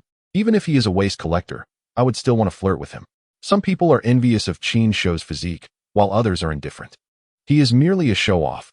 Knowing there is a car exhibition here, he dresses oddly to attract attention from the ladies. Dressed in what looks like cheap market goods. He dares to dine here? If Qin Shou had heard these comments, he would have certainly argued back. These are not cheap goods. This outfit cost me over 1,000. I still have the receipt tucked in my pocket. If he had overheard, he would have thrown the receipt in the face of the person making the remarks, demanding they loudly announce the amount printed on it. Guided by the hostess, Qin Shou entered the private room with a minimum consumption of 1888. "Sir, please wait a moment. I will call a waiter to take your order," the hostess said before reluctantly leaving the room. If it weren't for work, she would absolutely have flirted with him. He was simply too handsome. Within a minute, a male waiter entered. Originally, a female waiter was supposed to come, but the hostess stopped her, claiming it was the customer's request for a male waiter, an opportunity that I cannot let any other woman seize. Qin Shou quickly placed his order. The consumption here is not exactly low. A plate of spicy stir-fried chicken costs over 100. He casually ordered a few seafood dishes, which would suffice. After enjoying a delightful meal, Qin Shou called the waiter to settle the bill and prepared to leave. However, as he walked into the hall, he bumped into a woman carrying a glass of red wine. She was about to rise and toast her superior across the room. The collision caused her to stumble and spill the entire glass of wine all over herself. "Ah!" she exclaimed in dismay. Qin Shou was taken aback. Was she really so fragile? A slight nudge, and she fell. "Xiao, are you all right? What happened? Were you not looking where you were going?" The commotion attracted the attention of three portly, balding gentlemen who approached, berating Qin Shou as they did. One of them shoved Qin Shou aside while the other two helped the woman up. "Xiao, are you feeling unwell? Let me help you wipe that off," the second balding man said, grabbing a napkin from the table to assist her. The first one followed suit, not wanting to fall behind. The third bald man observed this scene, his temper flaring. "How foolish of me. I shouldn't have pushed this young man. Is it too late to join in now?" Frustrated at losing his chance, he directed his ire at Qin Shou. "Are you blind when you walk? Such a wide path, and you still managed to bump into someone. Was it intentional?" Feeling unsatisfied with his words, he shoved Qin Shou once more. Qin Shou took a step back, equally irked. He was simply walking along when this woman collided with him. How was it his fault?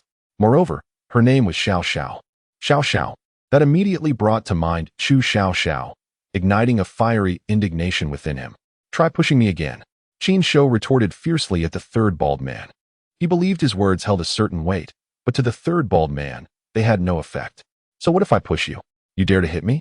Go ahead," the third bald man exclaimed, extending his hand once more to push Qin Shou. A sharp slap echoed throughout the restaurant. The third bald man was sent sprawling to the floor, his head turned awkwardly from the force. Qin Shou shrugged. In this day and age, there are indeed many peculiar individuals. This was the first time someone had requested such a thing. As you all witnessed, he asked me to strike him, and I merely fulfilled his wish. "You dare to hit someone? Call the police," the first and second bald men said, their hands still busy assisting the woman. Embarrassed, she did not stop their actions. Let them be. It was his aggression that started this. Think carefully. If the police arrive, they will review the surveillance footage. You too. So brazenly taking advantage of someone else. Aren't you worried about the video being made public? Qin Shou's words caused the two bald men to pause, discarding the napkins and stepping back. They realized the validity of his statement. If it were to end up online, they would indeed be in trouble. You hit me first, and then you struck me. I'm going to report you." The third bald man groggily rose from the floor, shouting at Qin Shou. He was not concerned about the footage. He had been wronged, and he refused to suffer this humiliation. "Go ahead and call the police. After all, you initiated the altercation, and you asked me to hit you. Everyone around here can testify for me." Many onlookers had gathered, eager to see the drama unfold. However, as soon as Qin Shou finished speaking, the onlookers dispersed, returning to their seats. The third bald man, feeling triumphant, scanned his surroundings and then turned to Qin Shou. "Who will testify for you?" They will testify for me, unless they want to lose their jobs here at the exhibition center." Qin Shou frowned. It seemed this man was a figure of authority at the exhibition center. "No worries. If they refuse to testify, there are surveillance cameras. Let the police review how you took advantage of others." The mention of taking advantage infuriated the woman who had been knocked down. It was already infuriating to be taken advantage of by those two lecherous men, and now he was stating it so bluntly. "Old son, don't call the police. Just let him apologize and compensate for some damages. Old son, let it go. Listen to Director Wang. Just have him pay for the damages." The first and second bald men did not wish to involve the police, for they had thoroughly enjoyed their earlier exploits. Reporting the incident could lead to their downfall, and they certainly did not want that. The third bald man's lips twitched. Reluctantly, he nodded. "Listen to my two brothers. Have him pay." "Yes, have him pay. And for my clothing as well." The woman named Xiao shouted. Qin Shou shrugged. I'll pay for your clothing, but not for the slap. You asked me to hit you. I won't compensate for that. The third bald man clenched his fists, bowing his head as he struggled to contain his anger. The benefits had been seized by those two, and now he was left to bear the brunt of it all, feeling utterly humiliated. The second bald man approached him, tugging at his arm and whispering something in his ear. Whatever it was seemed to ease the third bald man's expression somewhat. Fine, young man. I'll remember this slap. There will be a day of reckoning. The third bald man glared at Qin Shou. Qin Shou merely scoffed. Such threats had become cliché in dramas. This outfit was custom-made in Italy, costing 330,000, plus shipping and lost wages. You owe me 450,000. The woman exclaimed, declaring her price loudly. She did not believe Qin Shou could afford such an amount. Qin Shou could pay it, but that did not mean he was willing. What clothing costs over 30,000? And you want me to cover lost wages? Just because I pay does not mean I am a fool. What evidence do you have that your dress costs 33,000? And what basis do you have for lost wages? I possess an invoice, the young woman said as she retrieved her bag from the chair, opening it to extract a receipt, which she handed to Qin Shou. Upon receiving it, Qin Shou glanced at it twice, his eyelids involuntarily twitching. Good heavens! The price of this garment is indeed exorbitant. It shattered Qin Shou's previous perceptions regarding clothing. He had heard of bags costing tens of thousands, but never had he encountered clothing priced so steeply. I shall compensate you for the cost of the garment.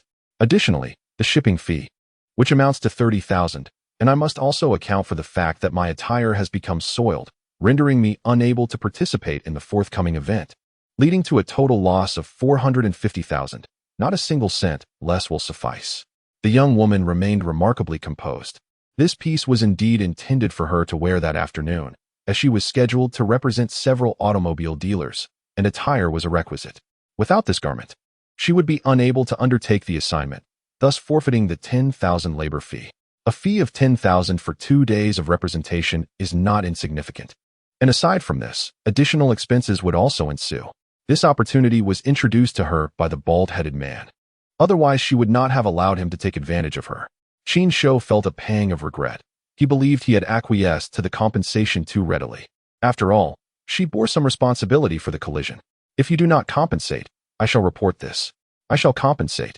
But surely this garment can be cleaned and still worn. Thus a full reimbursement is unnecessary, correct? This garment cannot be washed. Its material does not permit either water or dry cleaning. Upon hearing this, Qin Shou immediately felt she was extorting him. What kind of garment cannot be washed? I shall cover your lost wages and the cleaning cost, but do not take me for a fool. What kind of garment cannot be washed? The young woman offered no explanation, instead pulling out her phone to make a call, after which she handed it to Qin Shou. Consult the customer service yourself and see if I am deceiving you. Qin Shou took the phone. 1 minute later, with a darkened expression, he returned the phone to her. Good heavens, today has truly been an eye-opener. A 33,000 garment that cannot be cleaned. Such an extravagant disposable item is a first for him. Qin Shou, weary of further argument, simply requested the young woman's bank account number and transferred the 450,000 directly. I have transferred the funds. May I now take my leave? The young woman instinctively nodded, stepping aside. She had not anticipated that Qin Shou would indeed transfer the money. That was not merely 45 yuan. He handed over the sum without a flicker of hesitation. Young, handsome, and affluent, she began to feel a twinge of regret. Accepting this money was akin to killing the goose that lays the golden eggs. The narrative ought not to unfold in this manner. She should have presented herself more amiably, refraining from allowing those two old men to take advantage of her, thus leaving a favorable impression on Qin Shou, fostering a closer relationship, and ultimately seeking to share his bed. Chapter 24. The low-key display of wealth in under 5 seconds. This young woman had already devised a plan to seize Qin Shou's wealth. Yet, there exists no remedy for regret in this world, nor any opportunity to relive moments. At this juncture, the bald-headed man felt a sense of relief, grateful that no report had been filed. He perceived Qin Shou as a second-generation affluent individual, while he himself was merely a minor leader at the exhibition center. He could not afford to offend someone of wealth. A mere flick of the wrist could result in the loss of his position. Upon leaving the restaurant, Qin Shou proceeded directly to the exhibition center across the road. This was his inaugural visit to an auto show. Although he had previously perused countless photographs of car models online, Witnessing them in person was a novel experience. With a heart full of excitement, he entered the venue. However, he was soon halted by a burly man clad in a security uniform. "Ticket, please?" "What ticket?" "The admission ticket. Is it necessary to have a ticket for the auto show? Do you think this is your own living room, where you can come and go as you please? Purchase a ticket outside." The security guard was rather brusque with Qin Shou. Qin Shou merely shrugged, refraining from further comment. Feeling somewhat intimidated in this situation, upon exiting, he noticed a ticket booth adjacent to the entrance. He approached and purchased a ticket for 50 yuan. Thus, he learned that even for an auto show, an admission fee is required. Holding the ticket, he entered once more, and this time the security guard did not impede his passage. Perhaps due to the recent lunch hour, the venue was sparsely populated. The car models seemed to be on a break as well, and Qin Shou saw very few of them, which left him a tad disappointed. "I am here to view the cars. The presence of models is inconsequential." Qin Shou reassured himself, slowly perusing the exhibits. The exhibition center was vast, and after an hour of wandering, he had only explored half of it. He observed many cars, yet there were few that truly captivated him. He desired a vehicle that exuded luxury and prestige, one that would serve to impress Chu Xiaoxiao. Qin Shou was willing to spend money. Vehicles in the 100,000 range were not within his consideration. As the number of attendees in the exhibition hall increased, and the car models returned to their stations, Qin Shou's pace of exploration slowed. Exotic cars and beautiful women. In addition to examining the vehicles, he was also keen on observing the models. The living, breathing car models standing before him stirred a sense of excitement within him. He wished to take a few photographs to enrich the contents of his e-drive. Yet, glancing around at the plethora of professional cameras, he lacked the courage to produce his phone. Since capturing photos was not an option, he resolved to indulge in the view, as that alone would suffice to satiate his visual cravings.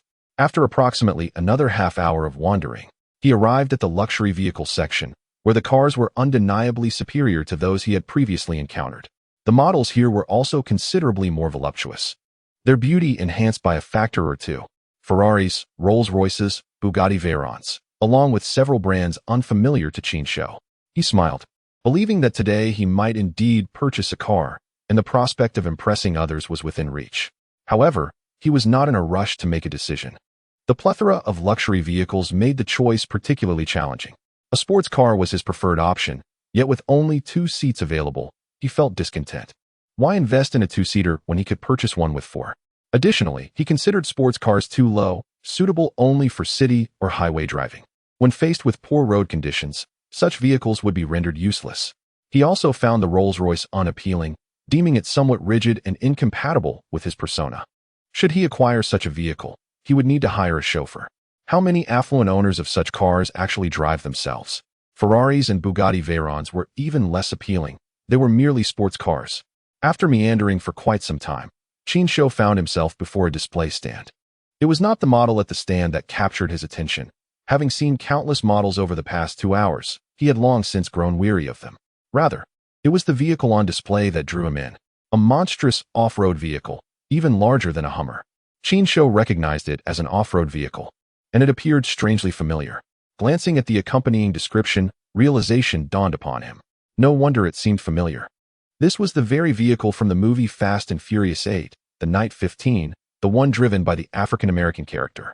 Its exterior resembled that of a Hummer or a Dongfeng Warrior, yet its size was considerably larger, and its appearance was far more audacious. The price of this vehicle was also rather enticing, with the base model priced at 15 million and the high-end model at 17 million. Qin Shou felt a stirring of desire. Although this vehicle was not particularly renowned in the domestic market, its appearance resembled a modified off-roader, yet it was undeniably expensive. Qin Shou believed that a man should drive such a car, as it would truly embody masculinity. Furthermore, he perceived that driving such a vehicle would present numerous opportunities for flaunting. For instance, "Hey buddy, where did you modify your off-road vehicle? You are the one who is off-road. Your entire family is off-road.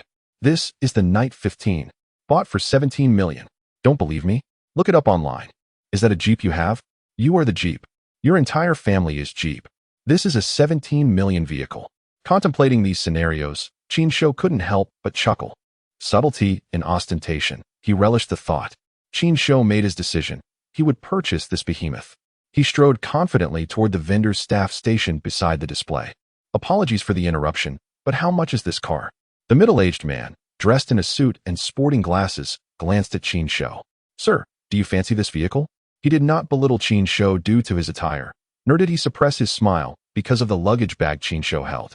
A genuinely successful salesperson is never one to possess a superficial judgment. Qin Shou nodded with a smile. I wish to purchase this car. Do you have any in stock? Indeed, sir.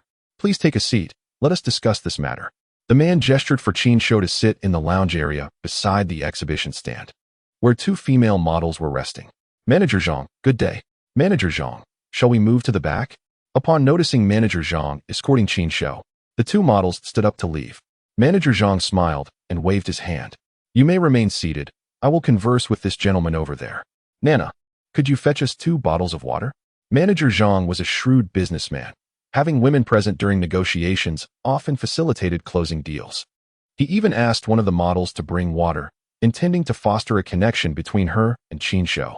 Although he could not ascertain Qin Shou's wealth, he sensed that the young man was not merely toying with him. Furthermore, it was apparent that Qin Shou was a handsome young man, and having 2 beautiful women nearby might provoke a desire in him to impress. Sir, my surname is Zhang, and I am the brand manager for this auto show. May I inquire about your name? I am Qin. Thank you. Qin Shou replied as he accepted the water from the model and expressed his gratitude. You're welcome, the model said with a radiant smile before returning to her seat. Xiaoku, that young man is quite handsome. Indeed, I noticed as well. He is truly more attractive than my idol. The 2 models whispered to each other while casting furtive glances at Qin Shou. By this time, Manager Zhang had commenced introducing the vehicle to Qin Shou. His profusion of technical jargon left Qin Shou somewhat bewildered. After speaking for a while, Manager Zhang paused to take a sip of water. Manager Zhang, is this car sturdy? Qin Shou's inquiry left Manager Zhang momentarily speechless, nearly choking on his drink. In all his years of selling cars, this was the first time someone had posed such a question. Sir, this is a vehicle priced at nearly 20 million. Questions of sturdiness should not even be in consideration. Shouldn't you be asking if there are any discounts available? Mr. Qin, this car is quite robust. We have conducted crash tests, and it withstands impacts twice as effectively as a Hummer. How sturdy is a Hummer? Qin Shou asked, lacking a precise understanding of its sturdiness. Manager Zhang offered an awkward smile. Mr. Qin, this car can endure the impact of a truck. There was once a customer who collided head-on with a truck while driving our vehicle, and the front only sustained minor deformation, with the windshield merely cracking slightly. Qin Shou nodded in satisfaction. Indeed, this car was remarkably sturdy. Manager Zhang sighed in relief, realizing he should have mentioned that sooner. Mr. Qin, do you have any other questions? If I buy it today, can I drive it away? Manager Zhang was taken aback. Buy today and drive it away? No further questions? Mr. Qin, do you genuinely intend to purchase? Yes, I will pay in full, and I want the top configuration. Qin Shou's words were decisive, clearly audible to the 2 models nearby. This gentleman is indeed a wealthy heir. The top configuration costs over 17 million. He intends to pay in full. Yes, you heard correctly. He intends to pay in full. The 2 models could no longer contain their excitement, turning to gaze at Qin Shou with fervent eyes. This was their type. How could they initiate a conversation with him? How could they acquire his phone number? His humble attire suggested he was a low-profile, well-mannered individual.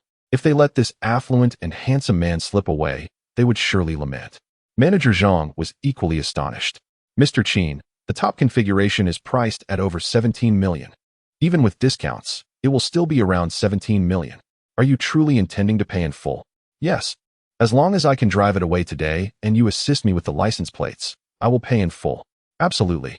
We have brought 4 vehicles to this auto show, one of which is the top configuration. Once payment is made, you can drive it away. As for the license plates, you need not worry. The government is providing strong support for this auto show, and the vehicle management staff are here on site to process your plates immediately. Manager Zhang felt a surge of excitement.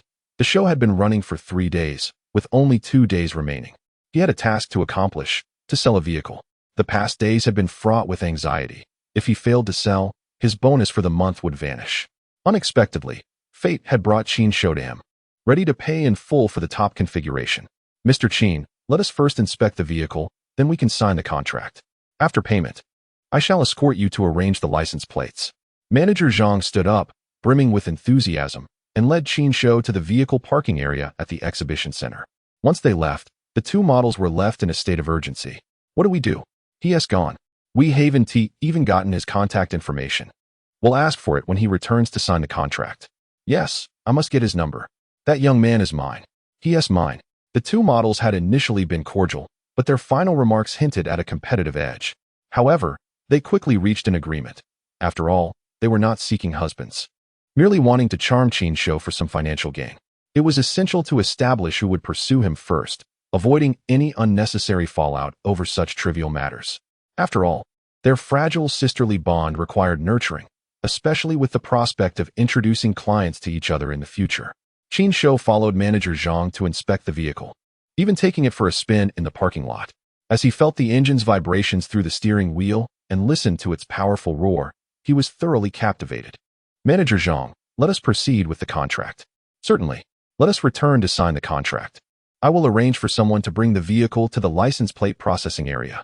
Manager Zhang was ecstatic, pulling out his phone to make a quick call and then leading Qin Shou to sign the contract. Once the contract was signed, Qin Shou promptly transferred the payment to the account specified in the contract. A little over 10 minutes later, after Manager Zhang confirmed the funds had been received, he beamed even more brightly. Mr. Qin, thank you. You have been a tremendous help. You have also assisted me. Shall we proceed to arrange the license plates? Certainly. Please provide me with your ID and driver's license, and I will have it processed within half an hour. Qin Shou retrieved his wallet and handed over his ID. I forgot my driver's license at home. Should I go back to get it? Not to worry, as long as we have one. They can verify it on their computer. Manager Zhang smiled and began to lead Qin Shou away when the two car models approached and blocked his path. Mr. Qin, we also adore this type of vehicle.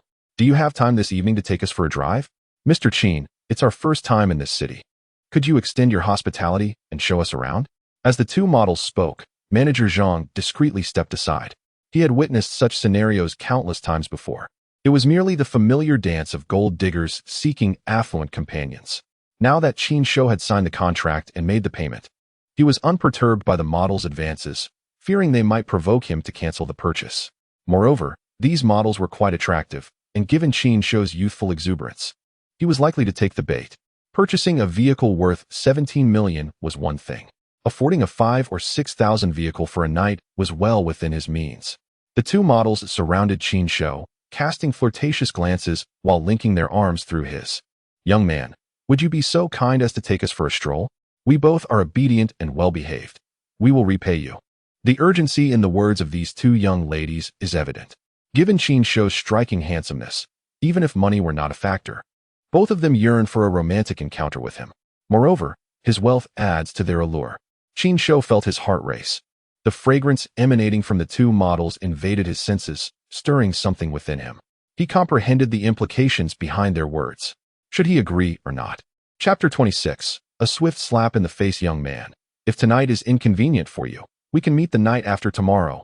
Our auto show concludes then. We are eager to explore the vibrant metropolis, and we would love for you to be our guide. We'll treat you to dinner, ensuring you are not left empty-handed. Qin Shou found himself in a quandary. Two strikingly beautiful women were being so forward. If he were to decline, would he appear unkind? Very well. Once you finish your business the day after tomorrow, contact me, and I shall take you around the city. After all, Qin Shou was a man, a perfectly ordinary man. And without an invitation, he acquiesced. They exchanged WeChat information and phone numbers. Young man, please don't ignore our calls when the time comes. You must come to pick us up. Qin Shou smiled and nodded, following Manager Zhang to handle the license. Mr. Qin, you should not place too much trust in those two girls. Their interest is primarily financial. If you do not purchase my car, their enthusiasm will wane. Manager Zhang, concerned that the two young women might take advantage of Qin Shou, kindly cautioned him. Of course, there was an element of sour grapes in his warning. Qin Shou chuckled but remained silent. He was no fool. Such scenarios were common in films and dramas. He understood the motivations of the two girls. His agreement stemmed from a desire to experience a different kind of life, as he was not lacking in wealth at the moment. To put it more bluntly, he was somewhat lecherous, eager to indulge in a flirtation. When meat is served on a platter, who could resist a taste? Yet, whether he would take that plunge remained uncertain. At the very least, having two beautiful companions for shopping was a delightful prospect. During the licensing process, aside from a minor hiccup, Qin Shou encountered the bald man number 3 and the woman who had caused him a financial loss. These two were engaged in animated conversation with a middle-aged gentleman in his 40s. Mr. Wei, this time Xiao Xiao has really shown you great respect. The car you purchased came with a substantial discount. Mr. Wei, please remember to call me next time you wish to buy a car, or I might just get upset. Of course. Tonight, I shall treat you to dinner. How does that sound? Mr. Wei's eyes were fixed on Xiao Xiao, not diverting his gaze in the slightest. Bald man number 3 appeared somewhat awkward. Mr. Wei, if you are treating, we will definitely attend. Mr. Wei cast a knowing glance at bald man number 3. Old son, let us reconvene another day. For now, I shall treat Xiao Xiao to dinner. Bald man number 3 laughed awkwardly. No problem. Our relationship allows us to gather anytime. Mr. Wei, I have a client arranged for tonight. Perhaps we can meet tomorrow night instead? Xiao Xiao felt conflicted. She had prior arrangements and had already collected a $5,000 overnight fee. Mr. Wei was visibly displeased. He had purchased a Rolls-Royce, with Xiao Xiao assisting him in the acquisition, costing $6 million. Xiao Xiao had undoubtedly received a generous commission. Yet now she was reluctant to fulfill her end of the bargain. Was this not a mockery of him? I shall return that car. I am not in a hurry to use it. No, Mr. Wei, I will accompany you for dinner tonight. I will reschedule the client for tomorrow. With an apologetic smile, Xiao Xiao took her phone and stepped aside to make a call. Qin Shou overheard their conversation but harbored no strong feelings. Although an unpleasant incident had occurred previously, it was behind him. However, bald man number 3 had a different perspective. Upon spotting Qin Shou, he shot him a venomous glare before addressing Mr. Wei. Mr. Wei, do you recognize that young man over there? Is he some wealthy heir? Bald man number 3 pointed at Qin Shou. I do not know him. I am acquainted with the prominent figures in the city. Yet I've never heard of such a young heir. Mr. Wei's response bolstered bald man number 3's confidence. Damn it. Previously, I was intimidated by this kid. He is probably just a nouveau riche. Just then, Xiao Xiao returned from her call. Mr. Wei, I will accompany you for dinner. I have pushed the client aside. Though she spoke with a smile, her heart bled. The client was furious and demanded a refund of the $5,000. That sum could buy her a handbag. However, given the commission from Mr. Wei's car purchase, she understood the weight of priorities. Xiao Xiao, you stay with Mr. Wei. I have business to attend to. Bald man number 3 approached Qin Shou and manager Zhang. Xiao Xiao, the license is nearly ready. Let me drive you around and let you test the car's suspension. Mr. Wei exclaimed, grasping Xiao Xiao's hand tightly. All right, let us go? Xiao Xiao interpreted the older man's intentions. Despite his age, he still sought excitement. However, considering the monetary incentive, she acquiesced, allowing him to lead her away. Bald man number 3 approached Qin Shou, but refrained from immediate confrontation. Instead, he directly addressed the staff in charge of processing the license. Let me see his paperwork. The staff hesitated momentarily before handing over the documents. Where is your driver's license? All I see are the contract and ID. Without a driver's license, we cannot process this. Bald man number 3's eyes gleamed with delight. He was thrilled to have finally caught Qin Shou in a bind. Although he could not directly harm him, he relished the opportunity to annoy him. Yet, his elation was short-lived, as the staff promptly replied, Apologies, Deputy Director's son, but we have our procedures in place. If there is no driver's license, as long as it can be verified in the system, we can proceed. Kindly return the documents to me. Qin Shou could not help but chuckle. Bald man number 3 was quite amusing. The licensing staff were from the Vehicle Management Bureau, not from their car exhibition center. They were government employees. While he was merely a deputy director of a private firm, how could he possibly exert authority over them? It seemed this fellow was accustomed to wielding power in his own workplace, mistakenly believing he could command everyone else as well. Bald man number 3's face turned a vivid shade of red, and his tone became icy. I know your Director Zhao. You will do as I say. If something goes wrong, I will hold you accountable with Director Zhao. Apologies, but even Director Zhao cannot act against our regulations. Please return the documents. Qin Shou wanted to give the staff a thumbs up. This was too satisfying. He was witnessing the swiftest slap in the face imaginable. Bald man number 3 scowled and angrily tossed the documents back. I will call your Director Zhao. Suit yourself. The staff began processing Qin Shou's license. Bald man number 3 furiously fished his phone from his pocket. However, Manager Zhang was quicker, retrieving his phone first. Deputy Director's son, I am acquainted with Mr. Qian from your exhibition center. Are you attempting to sabotage my client? If this continues, I will inquire whether he will compensate for any losses incurred due to your conduct. After stating this, Manager Zhang dialed a number. Chapter 27. Attractor conversion bald man number 3 immediately panicked. This was not at all how he had envisioned the situation unfolding. He had intended to irritate Qin Shou, but ended up being slapped in the face instead, receiving no mercy in return. He found that Manager Zhang seemed somewhat familiar. At that moment, he couldn't afford to ponder where he had seen Manager Zhang before and hurriedly approached to interrupt his phone call. "Can we talk?" Manager Zhang shot him an annoyed glance and stepped aside. "What do you want to discuss? After finally selling a car, you show up to bother my customer. What are you trying to do? Disrupt my business?" The bald man, feeling slighted by Manager Zhang's indifference, grew increasingly irritated. "Which dealership do you represent? I want to speak to your superior." Manager Zhang, however, remained unperturbed by his words. By this time, the call had connected, and Manager Zhang stepped away to continue his conversation. The bald man furrowed his brow, feeling as if the entire world was against him. Why was no one giving him any respect? He had initially intended to confront Qin Shou, but was caught off guard instead. Perhaps he should have checked the omens before leaving home today.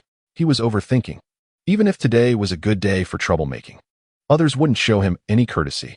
The staff handling the license plates had no connection to him. One was from a public institution, while the other was a minor manager in a private company. He had no authority over them. Moreover, Qin Shou's purchase, a contract worth over 17 million, was clearly visible to that staff member. Who could afford to pay such a large sum in one go, if not someone extraordinary? A mere deputy director at a small exhibition center, trying to stir up trouble with them? That was akin to an old man hanging himself, clearly asking for trouble. As for Manager Zhang, there was no chance he would grant him any favor. Firstly, Manager Zhang, as a representative of the manufacturer, dealt with the main representatives, specifically the bald man known as Baldy Number 1. Baldy Number 3 was merely a deputy director who had only met Zhang in passing during a meal. Their interactions were minimal. Had Baldy Number 3 recognized Manager Zhang, he likely would not have sought trouble with Qin Shou. "Young man, don't be too pleased with yourself. I'll let you off today, but our paths will cross again." After saying this, Baldy Number 3 turned to leave, feeling utterly humiliated. He had intended to make a scene, but ended up being publicly embarrassed instead. Just as he was about to exit, someone blocked his path. Manager Zhang had finished his call and approached him with a smile. "Deputy Director's son, is it? That title won't last much longer." Upon hearing this, Baldy No. 3's expression darkened. Anyone could boast. He wasn't easily intimidated. He remained silent and continued to walk away. Just as he stepped outside, he received a call from President Qian. He had been dismissed. Qin Shou's license was quickly processed, but he would have to wait 3 days to receive the official plates.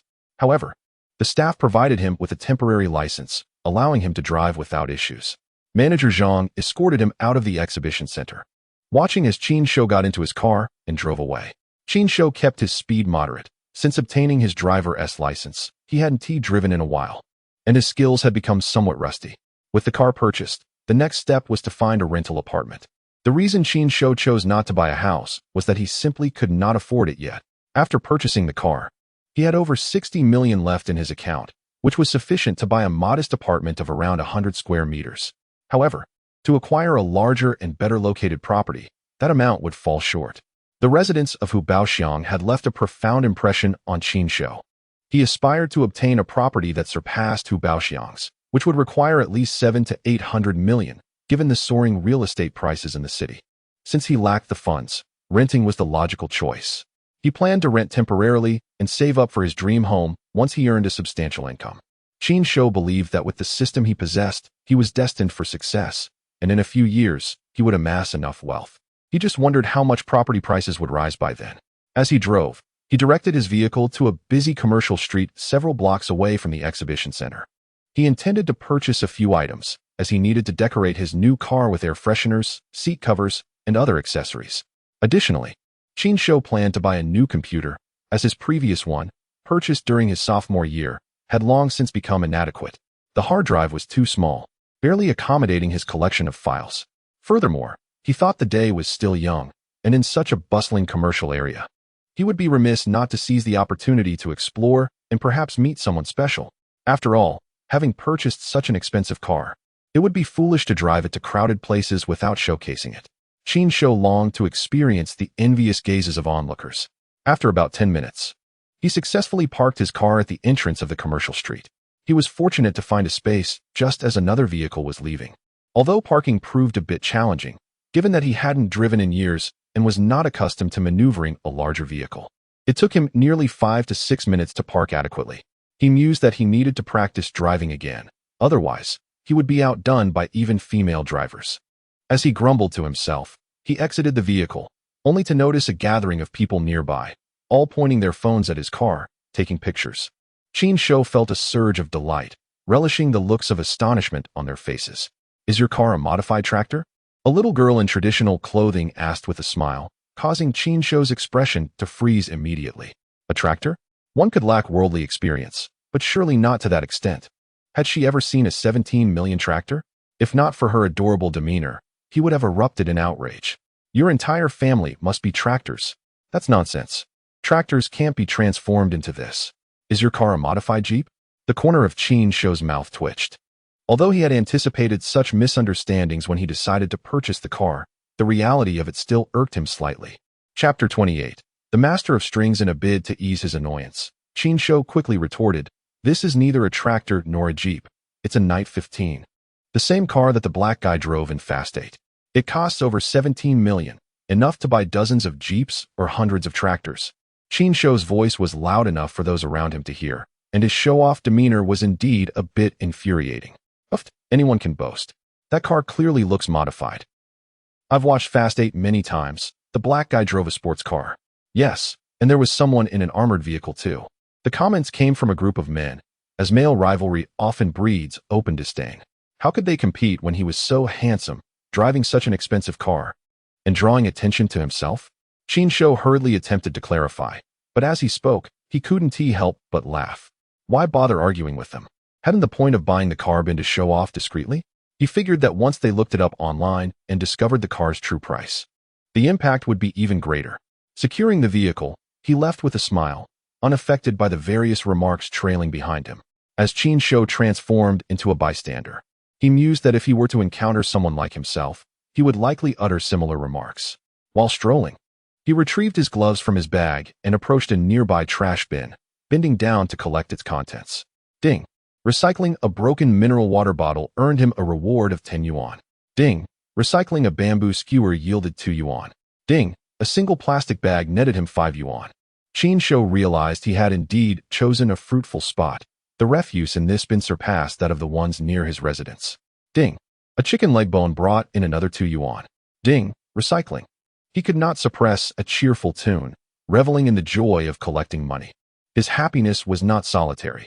The men who had earlier envied him now beamed as if they had won the lottery upon witnessing Qin Shou rummaging through the trash. "I thought he was a wealthy heir. Turns out he's just a scavenger." They speculated about his car, assuming it was rented, questioning how a mere scavenger could afford such an extravagant vehicle.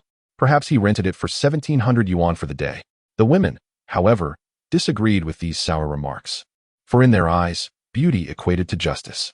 Must one not pick up trash simply because they drive an impressive car? Can a wealthy person not have unique hobbies? Indeed, affluent individuals often possess peculiar passions. This young man simply enjoys collecting refuse. Does it concern you? The girls, led by a young lady in traditional Hanfu, began to defend Qin Shou. Due to the distance, he was oblivious to their words. Even if he had heard, he would have merely smiled, engrossed in his rewarding task. Ding! Recycling a bamboo skewer granted him 3 yuan. Triggering a special reward, he was awarded a skill. Qin Shou's joy erupted into a loud exclamation. "What the hell? Master of skewers." He had intended to express his delight with a casual exclamation, but, upon hearing the system's announcement, his tone shifted to one of exasperation. "Master of skewers? Is this truly a skill? System, have you been listening to too much comedic dialogue from the Diyun Society? Coming here to play the fool with me?" The system explained that this skill would enable him to expertly skewer items, achieving a remarkable speed unrivaled by others. However, upon hearing this, Qin Shou's expression darkened further. "Damn you. Do you think I would hire a few guys to stuff you into a box and cart you away? Can't you be a serious system, one that promotes positive energy and possesses a sound moral compass? You reward me with such a frivolous skill, expecting me to ascend to greatness through skewering? You must be joking." Qin Shou could no longer contain his frustration and began to vent his grievances. What a lunatic! Talking to himself, the crowd gathered closer, including several women who had previously refrained from defending him when someone called him crazy. as they too found his behavior somewhat peculiar. If Qin Shou were aware of their thoughts, he would likely harbor even greater disdain for the system, having received an absurd skill and being misunderstood as abnormal. The situation had escalated. Yet, as the crowd encircled him, Qin Shou abruptly fell silent. Not out of diminished anger, but because the system had become agitated. Detected host dissatisfaction with the system. Would you like to initiate the unbinding procedure? Qin Shou immediately declined.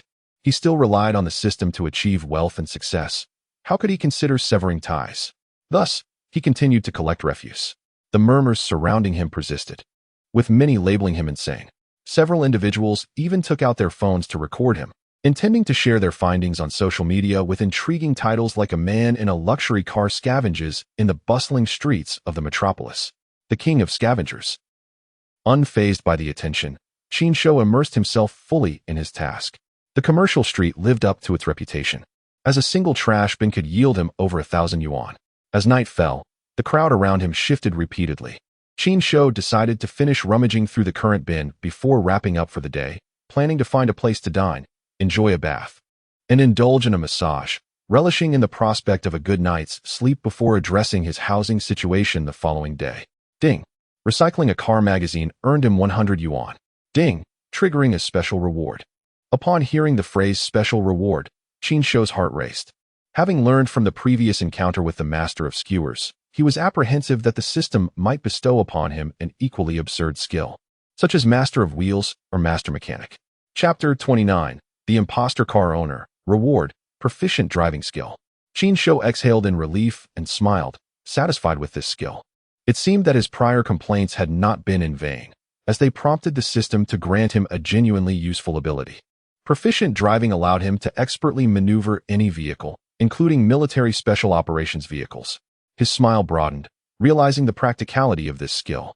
However, before he could fully express his joy, he felt a sudden pressure in his head, as if it were being filled with an overwhelming amount of information, causing him discomfort.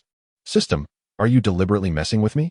When you granted me the Master of Skewers skill, I felt nothing like this. The system clarified that the proficient driving skill encompassed a vast array of information, leading to slight discomfort, yet assured him it would not harm his body. Qin Shou sighed in relief. As long as it wouldn't turn him into a fool, all was well. I have yet to ascend to greatness, marry a wealthy beauty, and become a CEO. Knowing when to stop, Qin Shou ceased his rummaging, straightened his back to stretch, and began to walk back, bag in hand. Glancing at his phone, he noted it was already past 7 in the evening. After approximately 4 hours of collecting refuse, he estimated his earnings to be around 80,000 yuan, 2,000 yuan an hour. This truly is like picking up money. The system should be named the Universal Recycling System, not the money-picking system. The rate of earning exceeds that of a bank heist. He envisioned a lavish meal of abalone, lobster, shark fin, and bird's nest, eager to indulge himself. Following that, he planned to visit a bar, observing how beautiful women mingled, then enjoy a relaxing bath and a massage. As he leisurely made his way back from the other side of the commercial street, he noticed a crowd gathered around his car from a distance, causing his heart to skip a beat. Fearing something had gone awry, he hurried over. Upon arrival, his expression soured. Not only was there a throng surrounding his vehicle, but 2 young women were posing atop his car, striking various poses, while numerous individuals snapped pictures of them. Qin Shou pressed his way into the crowd, and immediately, some people expressed their displeasure. Why are you pushing? Stop it. Qin Shou had no intention of halting. Emboldened by his strength, he effortlessly made his way through. Before he could speak, he was blocked by 2 young men. Please step back. You're disrupting our filming. Qin Shou furrowed his brow and shot them a glare. Don't interfere with me driving. This car is mine. The 2 young men exchanged glances and laughed. Buddy, someone just said that. This tactic doesn't work. If you want a photo, wait until we finish shooting. I know you're both fans of Lu and Chi, but there's a first come, first served policy. If you want a picture, form a line and don't disrupt the order. Qin Shou was a bit bewildered. A photo? Lu, Chi. All he knew were the spirits of the mountains. Frowning, Qin Shou took out his phone, activated the video function, and recorded the 2 blocking him. Then turned to capture the 2 girls standing at the front of his car. You can't take pictures.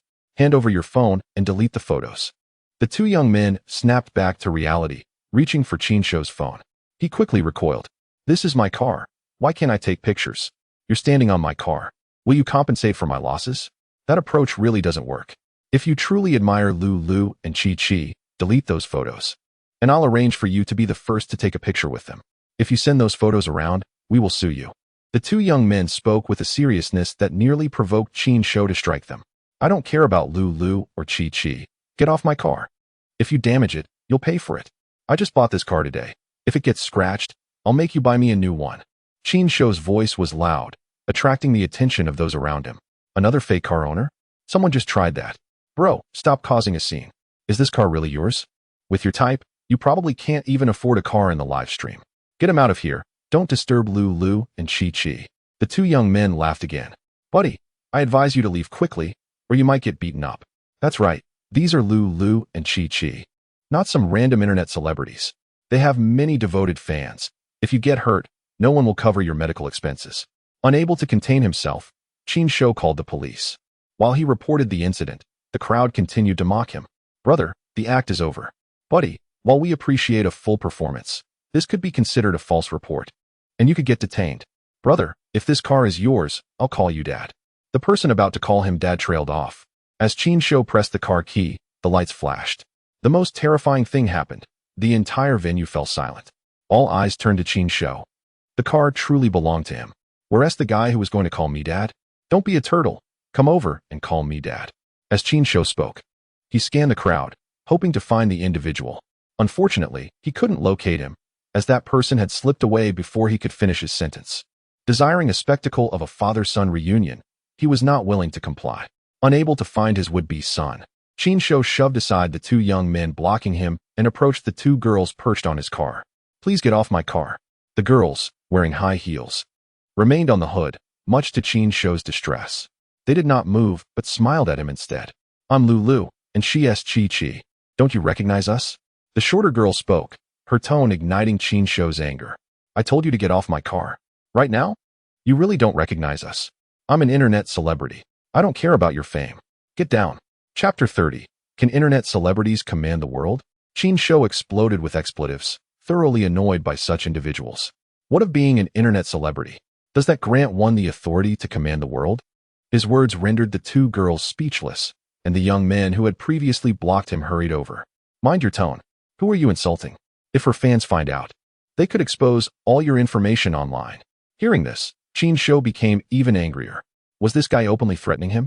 Get lost. Don't waste my time. Get down from the car and wait for the police. My car needs assessment, and you will compensate me accordingly. Qin Shou remained unabashedly rude. What else with the arrogance? It's just an SUV. Exactly, so what if it gets damaged? Lulu and Chi are using your car for filming. They must think highly of you. Is it just about money? How much is this car worth? I'll buy it. Qin Shou was taken aback that these girls indeed had fans willing to pay, true admirers. 17 million. Hand over the money now. Don't even think about just stepping on it for a photo. Qin Shou was unyielding, declaring the price of his vehicle. What? Have you never seen money? A junk Jeep selling for 17 million? Do you take us for fools? I'll give you 170,000. Leave the keys and scram. Provide your account number. I'll transfer it right now. Some of the girls' fans indeed had some means. Qin Shou smirked coldly. This is a Night 15. You can search online for the price before you speak. I just bought it at the auto show this afternoon. Get down now. Seeing the girls still unmoving, he urged again. The two young men stepped forward and helped lift them off the car. At that moment, some voices in the crowd expressed schadenfreude. This car is indeed a Night 15, official price 17.8 million. Impressive, daring to step on such an expensive vehicle. Who was the one offering 170,000 earlier? Come out and hand over the cash. Let the owner sell you a wheel. After this commotion, it was clear he would be owed a significant amount for damages. Just a small scratch could lead to a complete repaint. And even a minor repair could cost tens of thousands or even hundreds of thousands. What is there to fear? They claim to be internet celebrities. They must be making decent money. If they can't pay, they can just find a rich guy to accompany them for a few days. Those speaking were clearly not fans of the two girls, likely bystanders enjoying the spectacle. Qin Shou felt elated hearing their words, as they echoed his own sentiments. However, the two girls and their companions were not pleased, realizing that those who had previously offered to help them were now slipping away. They were certain that the car was indeed worth 17 million. The two young men quickly exchanged glances with the photographers, signaling them to leave. They also shielded the girls, attempting to retreat into the crowd and make their escape. Qin Shou noticed, but did not intervene. Instead, he called out to them, planning to run. I won't stop you, feel free. I recorded everything clearly. Once the police arrive, they can easily track you down. Additionally, I can upload the video tonight and let everyone help me find you. Did you not just say that you would expose my information in minutes? How long will it take for your information to be revealed? Qin Shou's words left them dumbfounded, preoccupied with escaping without compensation, neglecting the consequences. If they run away like this, does it not count as a hit and run? If Qin Shou posts the video tonight, how will they clear their names? Sir, we were at fault earlier, and I apologize. Could you perhaps let us go? Your car is not significantly damaged, said Lu, adopting a pitiful expression, hoping to evoke Qin Shou's sympathy. Qin Shou shot her a disdainful glance. Attempting to act cute and beg for mercy was futile. The women in his e-drive were far more pitiable than her. Qin Shou, with a frown, approached the front of the car, stepping on the wheel to inspect it. Good heavens, this is what you call no damage? Qin Shou's fury was palpable. There were dozens of small dents the size of soybeans on the engine hood, and the paint had at least 20 or 30 scratches. Did you all dance on my car? His furious roar elicited laughter from the surrounding crowd. He quickly realized his own blunder. Sir, I sincerely apologize. We never anticipated this outcome. We truly did not mean it. I am apologizing. Can you not hold us accountable? Lu and Chi clasped their hands together and bowed to Qin Shou. Qin Shou scoffed, feeling increasingly as though these two were mocking him.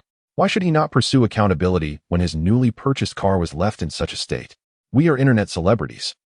Chi boldly stated her justification. Qin Shou was taken aback, as were the onlookers, who soon erupted in laughter. We are internet celebrities. Why not say your father is Li Gang? Finally, Li Gang can take a break. He has found successors. These two girls seemed utterly foolish. Qin Shou was not amused. His disdain for them deepened. What did being an internet celebrity have to do with him? What authority did that title bestow? Did it grant them the right to damage others' property without recompense? Well, I mean, since I am an internet celebrity, could you perhaps give me some leniency? Chi blushed and raised her voice. Qin Shou shot her another disdainful look. I cannot grant you leniency, but I could offer you a fee for your intellectual upliftment, along with a book on legal matters for you to study, so you don't think being an internet celebrity allows you to act without consequences. You. What about me? I am not an internet celebrity. The two young men pulled Chi and Lu back, shielding them, and addressed Qin Shou. Sir, we are responsible for the damage to the vehicle. We will handle it. Can we let them leave first? Rest assured, we will take responsibility for your loss. I will contact our company's manager to discuss compensation with you, one of the young men said, pulling out his phone. They could not handle this situation. Only their boss could. However, once this matter was resolved, they would likely find themselves unemployed. No, they stepped on my car. They cannot leave. Qin Shou firmly rejected their request. Chapter 31. This is extortion. I want to leave just because a bit of paint is scratched. What is the big deal? Compensation can be arranged. I have a friend who runs a repair shop. Don't think you can extort more money from me. Lu said dismissively, having ignored previous comments from bystanders. Repairing that engine hood would not cost just a few thousand. Qin Shou had no desire to argue further. He simply fixed his gaze on them, waiting for the police to arrive. Within 2 minutes, the police arrived, inquiring Qin Shou, the two girls, the two young men, and the onlookers. Qin Shou's video evidence had no chance to surface, as the photographer's camera was filled with images of the two girls standing in front of the car. After the investigation, both parties were taken to the police station for mediation. Once at the station, Lu called her friend, who owned a repair shop. Upon arrival, her friend's brow immediately furrowed. He dealt with cars and realized that this would cost a fortune. He initially considered sugarcoating the situation, telling Qin Shou that a simple paint touch-up would suffice, and offered him 20,000 privately. Qin Shou, however, flatly refused and promptly searched for a 4S dealership's number online. After settling on a price, he requested them to conduct a damage assessment. The dealership provided a fair estimate. Repair costs, transportation fees, and Qin Shou's lost wages totaled 400,000. They deemed this price justifiable, but Lu and her companions disagreed. This is extortion. Why should it be 400,000? You brought the people here. Whatever amount you discussed is what you owe. We are not paying a single cent. The repair shop owner remained silent, knowing full well that 400,000 was indeed a reasonable amount. Even if the other party demanded 600,000, it would not be unreasonable. Qin Shou was in no hurry. If they refused to compensate, he would resort to legal action. He was not short on money. He sought to uphold his dignity. He was particularly incensed by the audacity of these self-proclaimed internet celebrities. It seemed they believed that their title granted them unrestrained freedom, allowing them to act as if they were above the law. Officer, since they refused to compensate for my losses, please handle this matter. They have intentionally damaged my property, resulting in significant losses. According to regulations, they should be subject to detention, correct? A loss of 400,000 could even lead to a few years of imprisonment. Qin Shou directed this statement toward a male officer in his 30s seated nearby. The officer nodded in agreement. Indeed, I am offering you the opportunity to resolve this amicably. If negotiation fails, we will follow standard procedures, starting with your detention, then bringing in a third party for damage assessment. Based on the amount, you could be sued. If you are willing to compensate but the plaintiff does not accept and continues to pursue the lawsuit, you might even face a month or two of detention. The officer voiced this because the two girls had left a negative impression on him. When they were brought in, they had been clamoring about being internet celebrities, complaining about being unable to enter the police station, claiming it would harm their reputations and that they would sue the police. The two girls furrowed their brows, thinking that by steadfastly refusing to pay, they were untouchable. The repair shop owner leaned closer to Lulu, whispering in her ear, "Just pay. We are in the wrong here. 400,000 is not excessive. If the other party gets serious, they might ask for 600,000, and you would have to pay." Upon hearing this, Lulu felt a wave of indignation wash over her.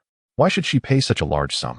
After a year of hard work live streaming, occasionally securing advertising deals, she had barely surpassed $1 million in earnings. Now, she was expected to part with 1/5 of her income. Unacceptable. With clenched teeth, Lulu pulled out her phone, activated the recording function, and filmed the people in the room. Afterward, she hid behind others and secretly posted a video on Douyin, captioning it, "Because I accidentally damaged someone else's car, they want me to pay 400,000. This is extortion, and the police are aiding them." Once she posted it, Lulu smiled triumphantly, believing that if she escalated the situation, Qin Shou and the police would be intimidated and would not dare demand such a large sum. Qin Shou had already noticed her little stunt, but was taken aback by her audacity. "Excuse me, have you all thought this through? Can we wait a moment? Our boss will arrive shortly, and we can make a decision afterward." The speaker was the young man who had called the company owner earlier. His expression was quite grim. He was originally part of the logistics team, but today, with the two ladies broadcasting live outdoors and needing extra hands, he had been summoned unexpectedly. Little did he know, he would encounter such a predicament, a stroke of ill fortune indeed. Qin Shou, feeling increasingly anxious as his stomach began to grumble, realized that if this dragged on, his plans for a soothing foot soak would be dashed. "I'll give you 10 minutes. If your boss doesn't show up, I'll have no choice but to take legal action." With that, he decided to make another call. The young man offered an apologetic smile before pulling out his phone and stepping aside to make the call. 5 minutes later, the boss finally arrived, a man in his late 20s, impeccably dressed in a suit, with an air of scholarly refinement, accentuated by his gold-rimmed glasses, resembling a teacher more than a businessman. Upon his arrival, he wasted no time. After grasping the situation, he agreed to compensate Qin Shou and even apologized sincerely, admonishing the two ladies firmly. With the matter settled and the compensation received, Qin Shou readily agreed to the resolution, signed the settlement agreement, and drove away from the police station. As for the car repairs, he planned to address that later, if necessary. He would first seek out a repair shop to apply a full-body wrap to the vehicle, effectively concealing the scratches and marks, allowing him to continue driving. After leaving the police station, Qin Shou headed directly to the city center. He searched online and found the highest-rated Western restaurant nearby. However, less than half an hour later, he emerged, not because he had eaten quickly, but rather due to his unfamiliarity with the cuisine. Each dish was served in such small portions that a single bite would suffice, and some were even less than that. Unsatisfied, he vowed never to dine on Western cuisine again, finding it excessively trying. Instead, he sought out a Sichuan restaurant, ordering a lavish spread and indulging heartily. After feasting, he naturally planned to enjoy a bath and foot massage. Initially, he contemplated visiting a bar, but time was short, so he abandoned that idea. That night, he stayed at the bathhouse, wishing he could have enjoyed a more indulgent experience, but it remained merely a thought. The following morning at 9, Qin Shou was roused from slumber by the ringing of his phone. Groggily, he fumbled for his device and answered. "Mr. Qin, this is Officer Zhou, who handled your case yesterday. Would it be convenient for you to come to the station?" Upon hearing this, Qin Shou instantly woke up, a jolt propelling him from the bed as he glanced around. Thankfully, he had not engaged in any indulgences the previous night. "Officer Zhou, is there an issue?" "Nothing major. But we need your assistance in verifying a matter." "What matter?" "It's best discussed in person. It's not easily conveyed over the phone." "All right, I'll head over shortly." After hanging up, Qin Shou hurriedly dressed, settled the bill, and departed. Half an hour later, he arrived at the police station where Officer Zhou briefed him on the situation. It was straightforward yet complex. The TikTok video posted by a girl named Lu had gone viral, leading many to believe Qin Shou was either a wealthy heir or a privileged official. The uproar had created a significant negative impact. Officer Zhou requested Qin Shou to assist by providing photos of his car, which would then be sent to a third-party agency for assessment. Additionally, they hoped he could make a brief statement to clarify matters, ensuring a public announcement to set the record straight. Without hesitation, Qin Shou agreed. "I will cooperate fully. I even have the video captured on my phone. You may find it useful." He retrieved his phone, located the video, and handed it over to Officer Zhou, who smiled upon viewing it. "Excellent." Qin Shou continued to comply with Officer Zhou's requests, and by the time everything was concluded, it was already past 11. As Officer Zhou escorted Qin Shou out, they unexpectedly encountered Lu and her bespectacled boss. "Mr. Qin, I sincerely apologize for the situation. It's entirely my fault for inadequate supervision." "And Officer Zhou, I am truly sorry for the trouble caused by this young lady. I brought her here as soon as I received your call. Please proceed as per protocol." Officer Zhou's expression darkened. He detested such selective interpretations that unjustly tarnished others' reputations. Her actions have disrupted social order and caused substantial adverse effects. By regulation, she must be detained for 15 days and fined 20,000 yuan. Additionally, her prior willful damage to property compounds the matter, resulting in a total detention of 20 days. Please take her in for processing. With that, Officer Zhou turned back to see Qin Shou off. "Mr. Qin, thank you for your cooperation. Otherwise, we would struggle to clarify this matter. It was my duty. I hope it assists you." The news had already been disseminated, and the truth would soon be revealed to the public. After exchanging pleasantries with Officer Zhou, Qin Shou drove away, aware he still had numerous tasks awaiting him. He had yet to purchase any of the items he had intended to the day before, and he needed to find a place to rent. With an entire afternoon ahead, he wondered if he could complete everything. Somewhat lethargic, he called the 4S dealership where he had received an assessment the previous night, confirmed their address, and drove over. After selecting a car wrap and a dash cam, he entrusted the vehicle to them and then hailed a taxi to Chaoyang Community. This neighborhood, located in the urban district near the city center, had been established 15 years prior, but boasted a pleasant environment and appealing layouts. Seeing numerous rental listings for this community on the housing app, he decided to visit in person. Being close to the city center implied higher rental prices, which was precisely why he chose this location. The surrounding commercial areas attracted significant foot traffic, and with more customers came greater earnings. Yesterday's earnings had reached nearly 20,000 yuan in just 1 hour, something unimaginable in his former neighborhood. Although the rent for a unit in Chaoyang Community was around 15 to 16,000 yuan per month, it was trivial compared to Qin Shou's income. Reflecting on this, he chuckled to himself. It seemed he was becoming increasingly willing to spend money. Earning money easily made it just as easy to part with it.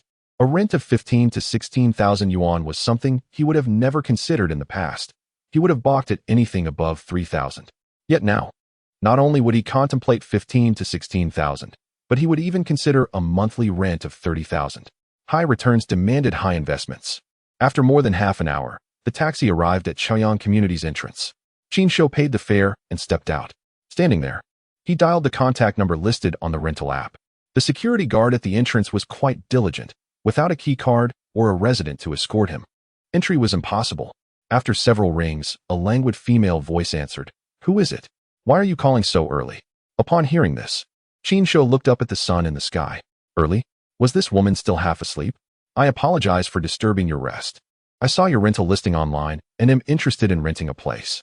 I'm currently at the entrance. Could you please come and meet me? You're looking to rent?" "My house is non-negotiable. The rent stated is the rent to be paid."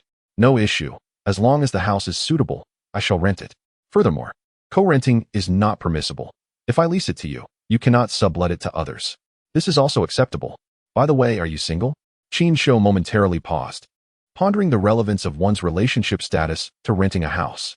I am single, he replied. You cannot casually bring women over for overnight stays. Nor can you host parties at home. No problem, I can comply with that as well. Qin Shou began to feel a bit impatient. Was it truly necessary to impose so many stipulations just for renting a house? All right, I will call the property management. What is your name? Qin Shou. Okay.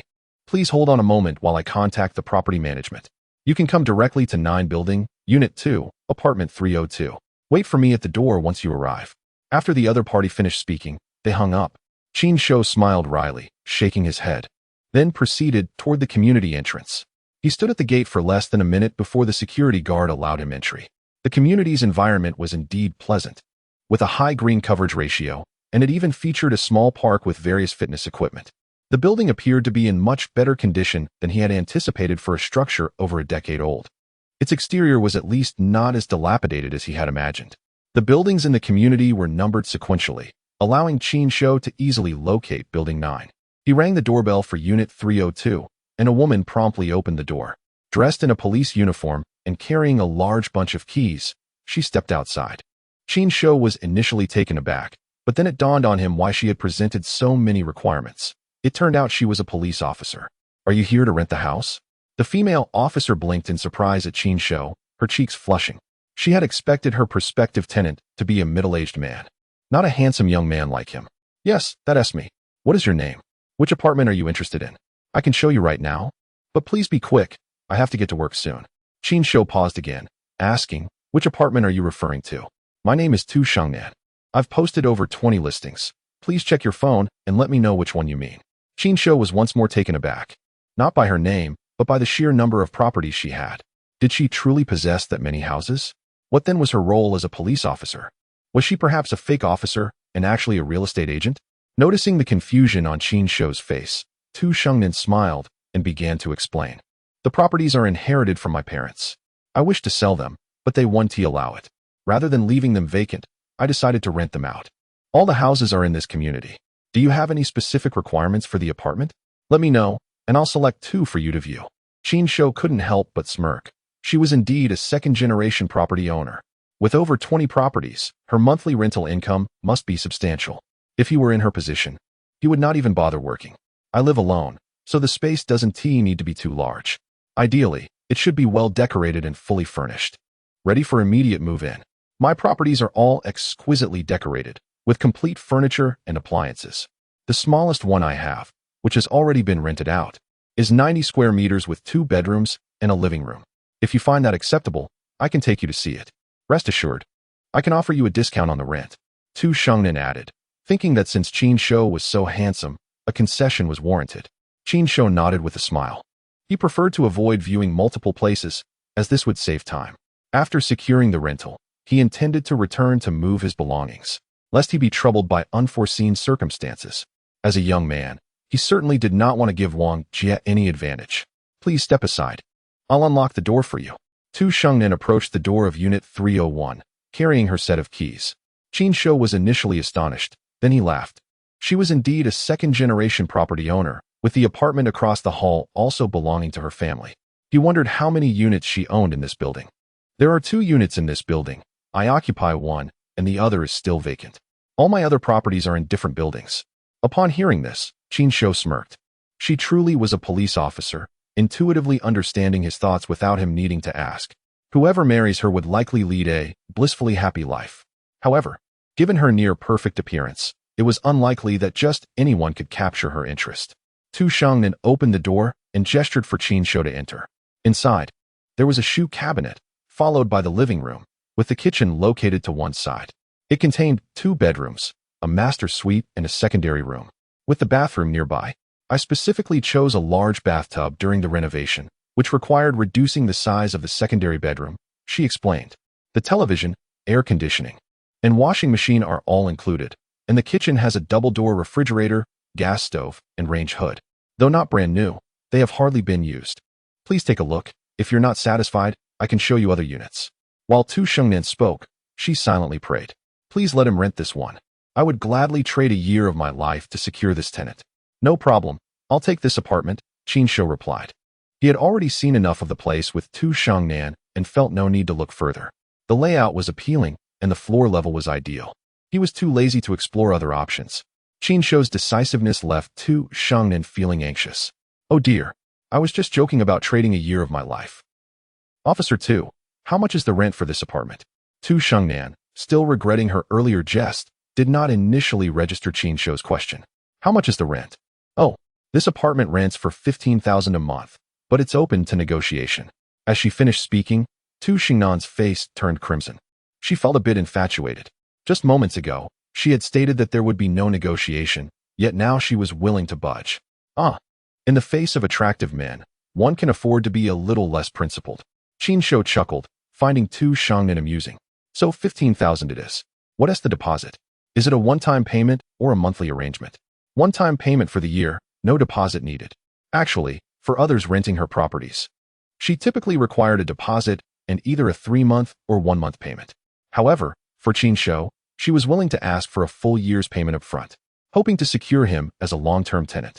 Yet, upon reflection, asking for a total of 180,000 might be too much for Qin Shou. We can arrange for monthly payments instead. You can pay each month. Qin Shou was taken aback. Was this girl not thinking clearly? Monthly payments still amounted to a 1-month deposit. No, there is no deposit at all. Tu Shangnan quickly clarified. The contract is for 1 year, with rent paid monthly. If you breach the contract, you'll owe me half a year's rent as a penalty. Qin Shou shook his head with a smile. There is no need for such complications. I'll transfer the rent to you in one go. Is there a contract? Let us sign one. And you can give me your account number. Once we sign the contract, I'll proceed with the bank transfer. Upon hearing this, Tu Shangnan readily nodded and dashed outside. Wait for me. I'll get the contract. Watching Tu Shangnan's hurried demeanor, Qin Shou couldn't help but chuckle again. He understood well that her eagerness was largely due to his appearance. Who says women are not attracted to looks? They can be even more captivated than men, though they often know how to conceal it. Before long, Tu Shangnan returned with the contract, placing it and a pen on the coffee table. She then pulled out her wallet, retrieving a bank card to hand to Qin Shou. Let us sign the contract and proceed with the transfer. Tu Shangnan's tone was no longer as enthusiastic as before. This does not imply that she has lost interest in Qin Shou. Rather, upon returning, she felt that her previous demeanor was excessive and feared that she might frighten him away, thus adopting a more reserved attitude. Qin Shou, on the other hand, was quite straightforward. He glanced at the contract, signed it, and promptly transferred the payment to Tu Shangnan. Here are the keys to the room. I have a spare set. If you happen to misplace them, feel free to come and retrieve them from me. This is the water card, the gas card, and the phone card, along with a photocopy of the property deed. Please make sure to provide me with a photocopy of your ID later. As she spoke, Tu Shangnan handed Qin Shou a sealed bag. After inspecting its contents, he replied, I look forward to your guidance in the future. Tu Shangnan smiled back. As neighbors, we shall look out for one another. Chapter 34. Beast, come out. Tu Shangnan felt a surge of delight within her. She believed she was destined for a stroke of good fortune, as it was quite unusual for such a handsome man to rent her apartment. The fact that he could readily produce 180,000 indicated a certain level of financial stability. She was not particularly concerned about Qin Shou's wealth, as she was financially secure herself. However, she still had to navigate her parents' approval. If his economic status were lacking, they would likely oppose the relationship. With Qin Shou's striking appearance and financial capability, her parents would probably acquiesce. Perhaps after a few months of dating, marriage would follow, and then children. How many should they have? Tu Shangnan's mind began to wander. Perhaps all girls fantasized in such a manner when they encountered someone they fancied. As Qin Shou organized the contract and the bag, he prepared to leave for his previous residence to collect his belongings. Noticing Tu Shangnan seated on the sofa, seemingly lost in thought, he called out, Officer 2, if there is nothing else, I shall be on my way to move my things. I plan to stay here tonight. Tu Shangnan did not respond, her mind occupied with thoughts of their future together. Officer 2, are you all right? Qin Shou raised his voice slightly, prompting her to return to the present. Oh, what did you say? I'm fine, she stammered, lowering her gaze, her cheeks flushed with embarrassment. Officer 2, I'm heading back to move my things. Do you have any other matters to discuss? No, go ahead. I must also prepare for work. And you no longer need to call me Officer 2. Just 2 will suffice, she replied, rising to leave. Qin Shou watched her retreating figure, bemused. He merely sought a rental, and somehow it felt akin to a blind date. Did his good looks necessitate such blushing? If other men heard his sentiments, they would surely find it laughable. With the apartment key in hand, Qin Shou descended the stairs, opting not to rush home, but rather to take a taxi to the dealership. He had not anticipated how smoothly the rental process would unfold. Upon his return to the dealership, the window film was only half applied. With Qin Shou's generous offer, the dealership dispatched additional workers to expedite the process. In less than an hour, the film was fully installed. After circling the vehicle and inspecting the hood, he was pleased to find it free of scratches. The driving recorder had already been installed, and after settling the final payment, he drove away. Stopping for a meal en route, he realized he had not eaten since morning, and hunger was beginning to set in. After dining, he encountered traffic, and by the time he returned to his former neighborhood, it was around 7 in the evening. Having been stuck in traffic for nearly 3 to 4 hours, he parked downstairs and ascended to his apartment, pausing at the door to listen for any sounds within.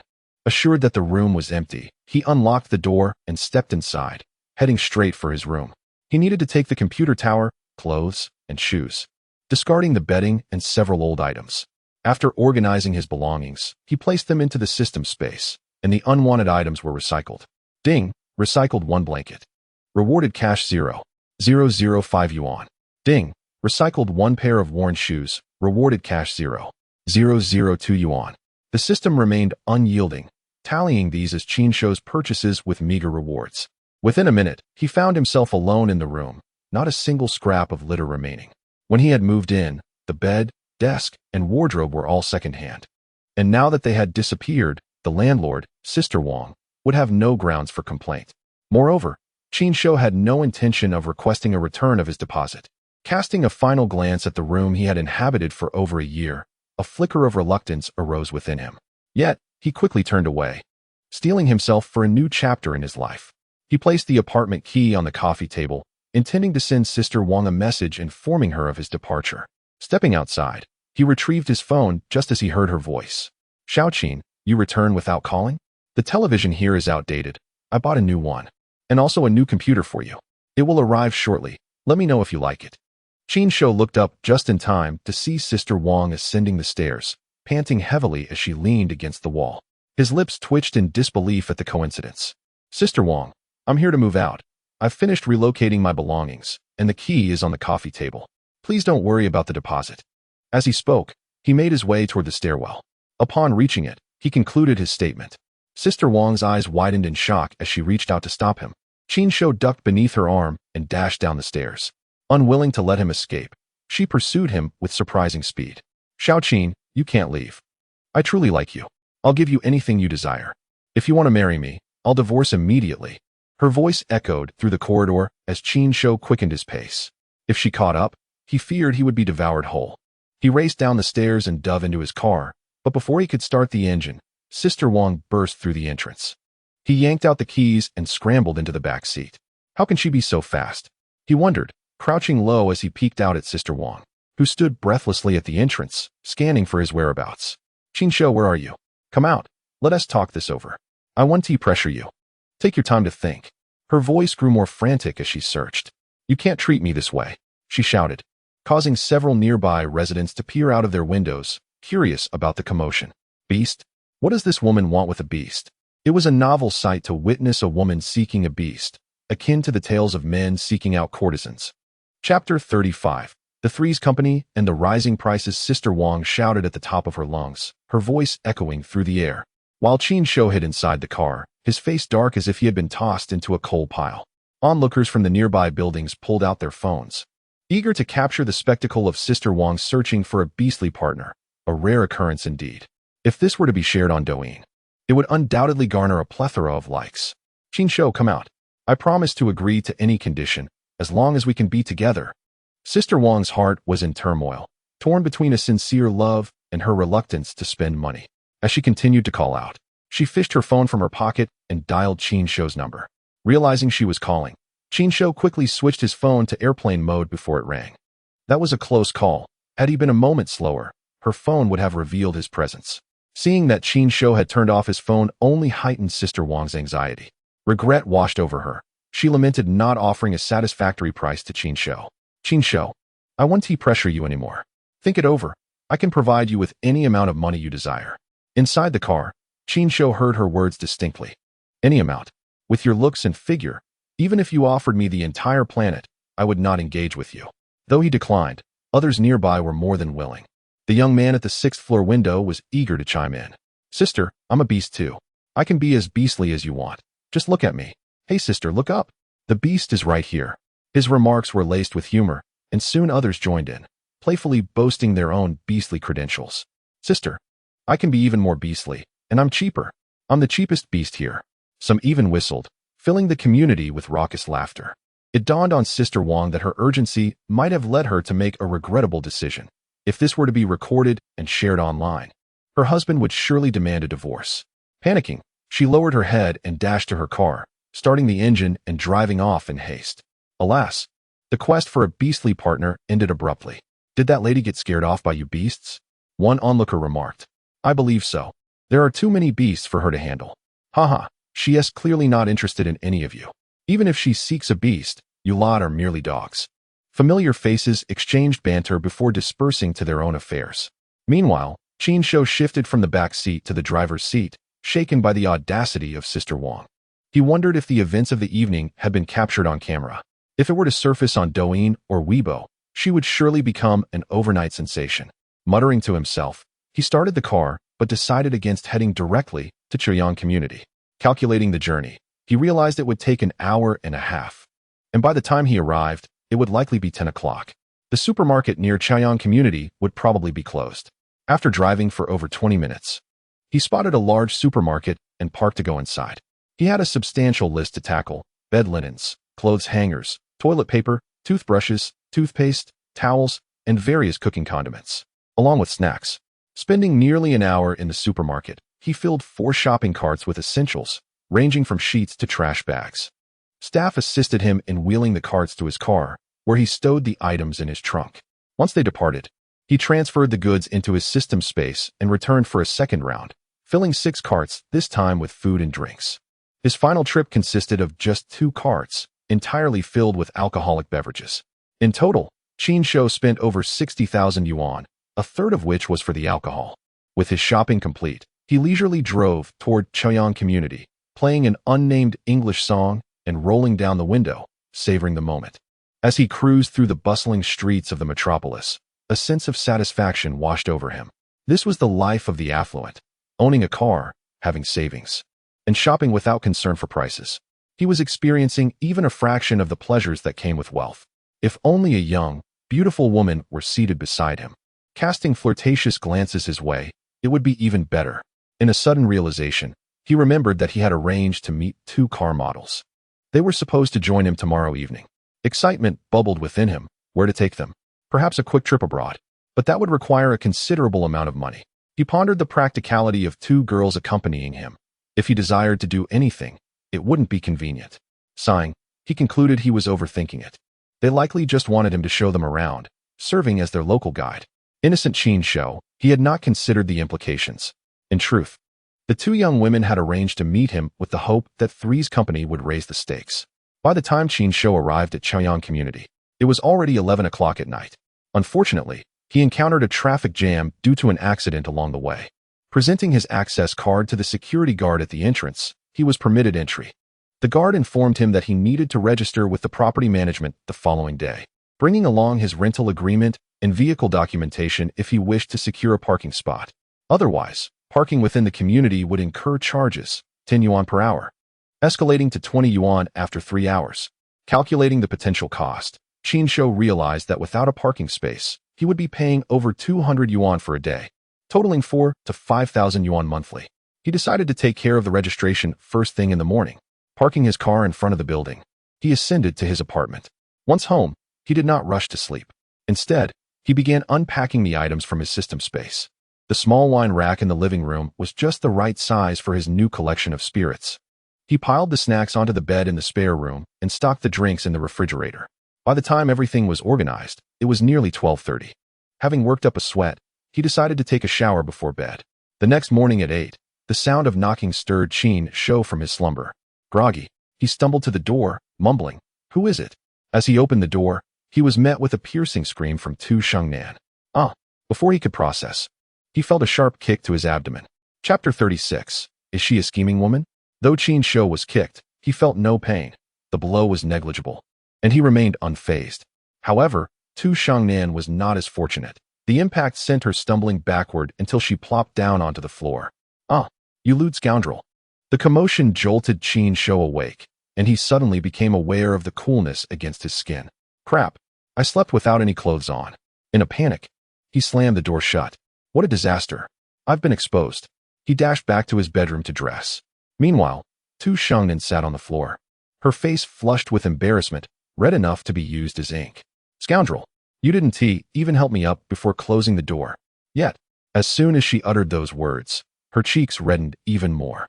In his situation, if he were to come over to assist me, I would likely deliver him a couple of slaps. But if he genuinely approached to help, what would I do? What might unfold next? Would he leap toward me? Would he force himself upon me? How should I respond? Should I acquiesce to him? Or should I feign reluctance? Having conjured half a romantic novel's narrative around Tu Shengnan, she finally snapped back to reality and rose from the ground. At that moment, Qin Shou had also donned his attire and approached the door to open it. I apologize, I was still in a daze from sleep. What brings you here? Said Qin Shou, his face reddening. He never imagined he would one day dare to flirt with a female police officer.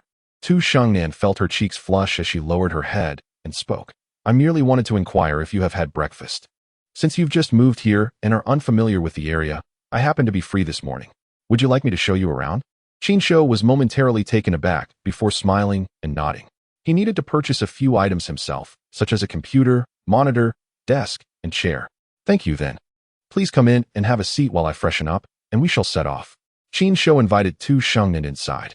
The small room was stocked with snacks, and the refrigerator contained drinks. Help yourself, he said. Yes, go ahead and freshen up. I'll manage, Tu Shengnan replied, her blush fading as she plopped onto the sofa. She appeared quite at ease, yet her mind remained in a flurry. Confusing thoughts raced through her head. Did he invite me in to lure me like a dog? No, I am not a dog, he is the little wolf. What is he washing his face and brushing his teeth for? Is he planning to kiss me forcefully? Suddenly, all these chaotic thoughts dissipated, and Tu Shengnan felt akin to a lunatic, like an infatuated schoolgirl. When did she become so unrestrained? She felt a surge of anger, both at herself and at Qin Shou. Why was she angry? She couldn't quite grasp it, yet the irritation deepened with every passing moment. She wished for an excuse to unleash her frustration upon Qin Shou. Just then, Qin Shou emerged from the bathroom, smiling at her. I'm ready, shall we go? As Tu Shengnan lifted her gaze, she caught sight of Qin Shou's smile, and her rising anger vanished without a trace. He looked truly charming when he smiled, if only she could see him smile every day. Tu Shengnan realized she was utterly lost. Okay, Tu Shengnan and Qin Shou descended the stairs, with Tu Shengnan suggesting, Qin Shou, let us take my car. She pulled out her car keys and walked toward a pink Beetle. Qin Shou's lips twitched. Was he really going to be seen driving such a car? Your vehicle is rather small. I have quite a few things to buy, and it likely won't fit. Why don't you ride in my car instead? Tu Shengnan halted and turned back to ask, you have a car? Qin Shou nodded, retrieving his car keys and pressing a button. His vehicle beeped twice, and the lights flashed. Tu Shengnan glanced at Qin Shou's car and then at him. Is this your car? Yes, I just bought it the day before yesterday. This car looks somewhat familiar. I remember now. I saw a video on Douyin last night. You were in that video. Qin Shou recognized which video she was referring to and chuckled helplessly. Indeed, that was me, but I was the victim. I know. The girl who posted the video was detained, Tu Shengnan remarked, circling around Qin Shou's car. Is this car really worth over 10 million? It looks quite similar to a Jeep. Qin Shou laughed, appreciating her disbelief. Is that the impression it gives? Would you like to see the purchase contract? Or perhaps you could search online. Tu Shengnan actually took out her phone. What is the name of this car again? Qin Shou sighed with amusement. Get in. I have the purchase contract in the car, and I'll show it to you. As Tu Shengnan followed Qin Shou into the car and examined the contract, she couldn't help but exclaim, now this is a car. Mine is like a toy vehicle. My father bought it for me on my 20th birthday. I was so infatuated with the idea of a car then. Now I want to change it. But my dad won't allow it. I actually prefer this kind of car. It's definitely stylish. The more she spoke, the angrier she became. and she pulled out her phone to send a WeChat message to her father, declaring, "I want to change my car." After sending the message, she tucked her phone into her bag, not wanting to know the outcome because she already knew it. "Qin Shou, let us first go to the property management. You need to register and rent a parking space. Otherwise, the monthly parking fees will be quite burdensome." Had she not mentioned it, Qin Shou might have forgotten. He spent the entire morning alongside Tu Shengnan. They first registered at the property management, rented a parking space, and then Tu Shengnan led Qin Shou around the neighborhood. She also accompanied him to purchase a computer, desk, and chair. At noon, Qin Shou treated her to lunch and then drove her to her workplace. It was only when they arrived at her unit that Qin Shou discovered Tu Shengnan was actually a criminal investigator, which surprised him greatly. However, she was a police officer who, with a kick, had ended up on the ground. Her combat prowess seemed somewhat lacking. In truth, it wasn't that Tu Shengnan lacked strength, but rather that Qin Shou was exceedingly strong, unbeknownst to him. Qin Shou parked the car in front of Tu Shengnan's workplace. We've arrived. Tu Shengnan lowered her head, speaking softly, "My foot has gone numb. Could you help me open the car door and steady me?" Without a moment's hesitation, Qin Shou agreed, unaware that this was Tu Shengnan's little ploy. She wasn't truly experiencing numbness. It was improbable for one to numb their foot simply from sitting in a car. She just wanted Qin Shou to assist her out of the vehicle, allowing her colleagues to see him, to witness how handsome Qin Shou was, to show that she too had a boyfriend. She wasn't a steel-willed woman. She was desired by someone. Tu Shengnan felt a slight flutter of anxiety. Was this little scheme really considered manipulative? As Qin Shou helped Tu Shengnan out of the car, she pondered whether to feign instability and fall into his arms. Yet, just as she hesitated, Qin Shou had already steadied her. "Thank you." Tu Shengnan felt a pang of regret. When did she become so timid? Had she missed the opportunity to feel his warmth? Qin Shou waved his hand dismissively. "No need for thanks. You accompanied me for an entire morning. It's only right I drop you off. Could you come pick me up after work?" "I didn't drive." Qin Shou promptly replied. "I'm sorry, but I have prior commitments this evening and may not be able to come." What he meant was that he had arranged to meet with the two models and couldn't cancel. Moreover, he didn't wish to cancel. Tu Shengnan was indeed beautiful, on par with those models, and perhaps even more striking with makeup. But the fact remained that Tu Shengnan was a police officer. If Qin Shou were to act like a scoundrel, he wouldn't dare to pursue her, would he? Tu Shengnan's expression grew slightly awkward. According to her envisioned script, Qin Shou was supposed to agree to pick her up after work, and she would then express her gratitude by treating him to dinner. The next morning, she would feign car trouble and continue to have him drive her. This back and forth would likely spark a romantic connection. She never expected Qin Shou to refuse outright. "That's all right, I can take a taxi home this evening. You should attend to your matters. Then I shall take my leave, goodbye." As Qin Shou turned to get into his car and drove away, Tu Shengnan watched his vehicle distance itself and couldn't help but mutter, "What is so great about him? It's just that he is a bit taller, a bit more handsome, and has a nice smile." With that thought, her anger dissipated. As the thought crossed her mind, her heart was instantly flooded with the image of Qin Shou's smiling face, stirring a wave of tenderness within her. "Humph, I've got you wrapped around my finger." Tu, who do you have wrapped around your finger?" It was her senior, Lin Xiaofan, the captain of their serious crimes unit, who had just driven her to work. "Ah, no one. I was just wondering what to have for dinner. That was just my tenant." As she spoke, Tu Shengnan felt her cheeks flush. Lin Feng's eyes widened in surprise, as if he had discovered a new continent. Tu Shengnan was renowned in the police force as a formidable woman, so it was rare to see her blush. "Your tenant drove you to work? That car is quite expensive. Someone who can afford that wouldn't be renting. Just admit he's your boyfriend. There's no shame in it." I'll go inside first." Tu Shengnan was at a loss for words and had no desire to explain. The reason she had Qin Shou drive her to work was precisely to encourage such misunderstandings. Lin Feng couldn't help but chuckle at her flustered demeanor. That lad certainly had a pleasing appearance and must possess considerable skill to have won over his junior sister. "Lin Feng, who has won over your junior sister?" "No one. The little girl has fallen in love." Lin Feng laughed and began chatting with other colleagues. Within half an hour, the entire criminal police unit was buzzing with the news that the formidable Tu Shengnan had been taken and had a handsome boyfriend who drove a luxury car. An hour later, someone asked her when she would be getting married, leaving her both angry and embarrassed. "Lin Feng, you big mouth." Though she complained about Lin Feng, she was not genuinely upset. Rather, she felt a secret delight. At that moment, Qin Shou had returned home.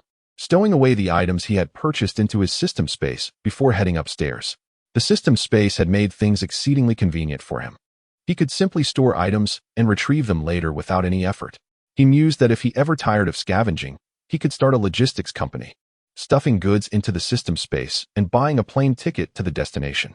The profits would be substantial, easy, and respectable. Qin Shou placed the newly acquired desk and chair in his bedroom and set up his new computer. He connected his old computer to the new monitor. Having purchased a converter for the task, he began transferring the contents from the E-drive of his old computer, copying his cherished film and television materials to the new one. He couldn't bear to part with them, as they were his window into the lifestyle of another country, offering insights into the lives of electricians, delivery workers, and plumbers. Along with these materials were some of his earlier writings. Although he likely wouldn't need to toil through the night for money anymore, he felt it was essential to preserve his past works. As he copied files, he also downloaded games using the wireless internet from the adjacent to Xingnan's room. He had applied for broadband that morning, but installation wouldn't occur until the next day. When the game downloaded, he finished transferring his files, and his old computer was promptly retired, albeit for a pittance. After playing a couple of rounds of League of Legends and besting some younger players, it was already past 6 o'clock. Qin Shou sat at his desk, contemplating whether to call the two models or wait for them to call him first. Just then, his phone rang, stirring excitement within him. However, upon seeing the caller ID, his enthusiasm waned. It was Hu Baoxiang. "Hello, Mr. Hu. Is there something you need?" "Mr. Qin, do you have time this evening? I would like to treat you to dinner and discuss a business opportunity. Can we discuss it over the phone? I have plans for tonight." "Mr. Qin, could you possibly reschedule? I have a friend interested in purchasing those pills of yours, and the price is negotiable. He is eager to meet you in person for detailed discussions." Upon hearing this, Qin Shou's excitement returned. This could be a lucrative deal. Hu Baoxiang had spent 20 million on his pills, and he surely mentioned this to his interested friend. A negotiable price? Even without hiking the cost, at Hu Baoxiang's rate, it would still be 20 million, money enough to cover his car expenses. Noticing Qin Shou's silence, Hu Baoxiang continued, "Mr. Qin, besides my friend, I have another important matter that would benefit us both. If you could assist, I assure you profits exceeding 200 million. I've invited several girls to keep you company tonight. If you find any appealing, you may take them home. Their quality far exceeds those I previously introduced you to." Chapter 38. Awkwardness unveiled. "Send me the location." Without a moment's hesitation, Qin Shou agreed. For 200 million, he would gladly forego 2 model companions. He could part with 200 if needed. Accompanying those 2 models would cost him, but meeting Hu Baoxiang meant financial gain. The choice was clear. Moreover, he was merely indulging in fanciful thoughts. If it came to action, he wouldn't dare. Besides, Hu Baoxiang would also have beautiful companions present. "Mr. Qin, I will send you the location. I'm already here. My friend will arrive shortly. You can come over now." "All right, see you soon." Qin Shou hung up the phone, only for it to ring once more. This time, it was one of the models. "Mr. Qin, I'm truly sorry, but we may not be able to keep our appointment. We accepted a new job and need to catch a flight tonight. We'll visit you in the future when we have time." "No problem. I wish you success in your work." After hanging up, Qin Shou felt relieved that he had accepted Hu Baoxiang's invitation. Otherwise, he would have lost both companionship and profit. After the call, Qin Shou changed into a cleaner outfit. Although it was of the same color and style, it was at least more presentable than what he had been wearing. He brushed his teeth and washed his face. Recalling Hu Baoxiang's mention of inviting several girls to dinner, he deemed it necessary to tidy up a bit, at least to appear neat and composed. Grabbing his phone, he headed downstairs. The hotel location Hu Baoxiang had sent him was not too far away. 40 minutes later, he parked in the lot outside the Xinwang restaurant.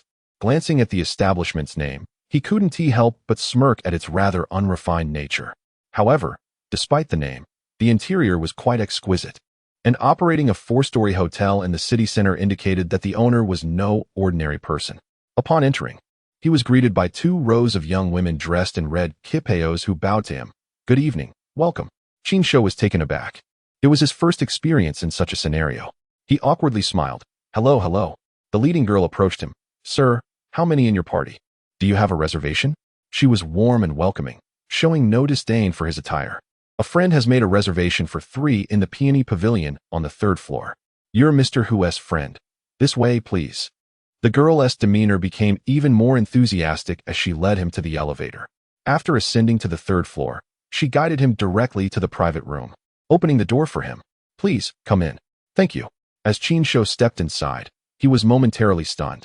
In addition to Hu Baoxiang, there were 6 girls present, 2 of whom he recognized. Those very models who had called to cancel their plans, now awkwardly caught in the same space. They indeed accepted another job, which involved dining with Hu Baoxiang. Each meal was worth 50,000 yuan, and if a client took a liking to them and chose to take them away, they could earn an additional 80,000. Naturally, they could not refuse such a lucrative opportunity, thus they directly turned down Qin Shou's invitation. However, they could never have anticipated that the guest Hu Baoxiang instructed them to accompany was, in fact, Qin Shou. This situation was truly awkward beyond measure. Mr. Qin, I appreciate you granting me this favor. Upon seeing Qin Shou enter, Hu Baoxiang immediately stood up with a smile and approached him. Qin Shou returned the smile and extended his hand toward him. You are too kind, Mr. Hu. If you invite me to dinner, I surely must come. Please, have a seat, Hu Baoxiang urged, pulling Qin Shou to sit beside him. The 2 car models dared not lift their heads, filled with regret. They never imagined that even a figure as significant as Hu Baoxiang would treat Qin Shou with such deference. Had they known this, they would not have declined Qin Shou's invitation. They felt as though they had forfeited a substantial opportunity for a trivial gain. Mr. Qin, tonight's dinner is primarily to express my gratitude for the pill you provided. Its effects are truly remarkable. I feel invigorated, and after a checkup at the hospital, the doctor assured me that my health is excellent and that conceiving a child poses no issue. Hu Baoxiang appeared somewhat excited, especially emphasizing the word invigorated. Qin Shou certainly understood the implication behind his words. Mr. Hu, one must not go to extremes. Moderation is essential. Also, please do not discontinue the gastrointestinal medication I prescribed. It would be beneficial to take 1 or 2 doses monthly, especially since you often engage in social drinking. Hu Baoxiang nodded earnestly. Thank you for your concern, Mr. Qin. I will remember your advice. Mr. Qin, my friend is still en route and will likely take another half an hour to arrive. If you're hungry, shall we start eating and wait? Qin Shou shook his head. While he was indeed hungry, he could manage to wait another half hour. Let us wait a while longer and enjoy some tea. All right, please brew a pot of the tea I have stored here, Hu Baoxiang instructed the server. Then turned to introduce the 6 girls to Qin Shou. Mr. Qin, allow me to introduce you to Xiao Ku. This is Na Na, and she is Lan Xian. Hu Baoxiang mentioned each girl's name. The 6 girls, aside from the 2 car models, smiled and nodded at Qin Shou. In return, Qin Shou smiled and nodded back. The 4 girls possessed beauty and charm, and Qin Shou found himself somewhat captivated by them. Hu Baoxiang, an experienced figure, noticed the discomfort of Xiao Ku and Na Na. Mr. Qin, do you know these 2? Qin Shou smiled without responding. Yet Xiao Ku and Na Na could no longer contain themselves. Do you 2 know Mr. Qin? Hu Baoxiang's tone turned more serious. Xiao Ku and Na Na quickly raised their heads. We know him. We met when Mr. Qin bought his car. Yes, the car Mr. Qin purchased is the one we showcased.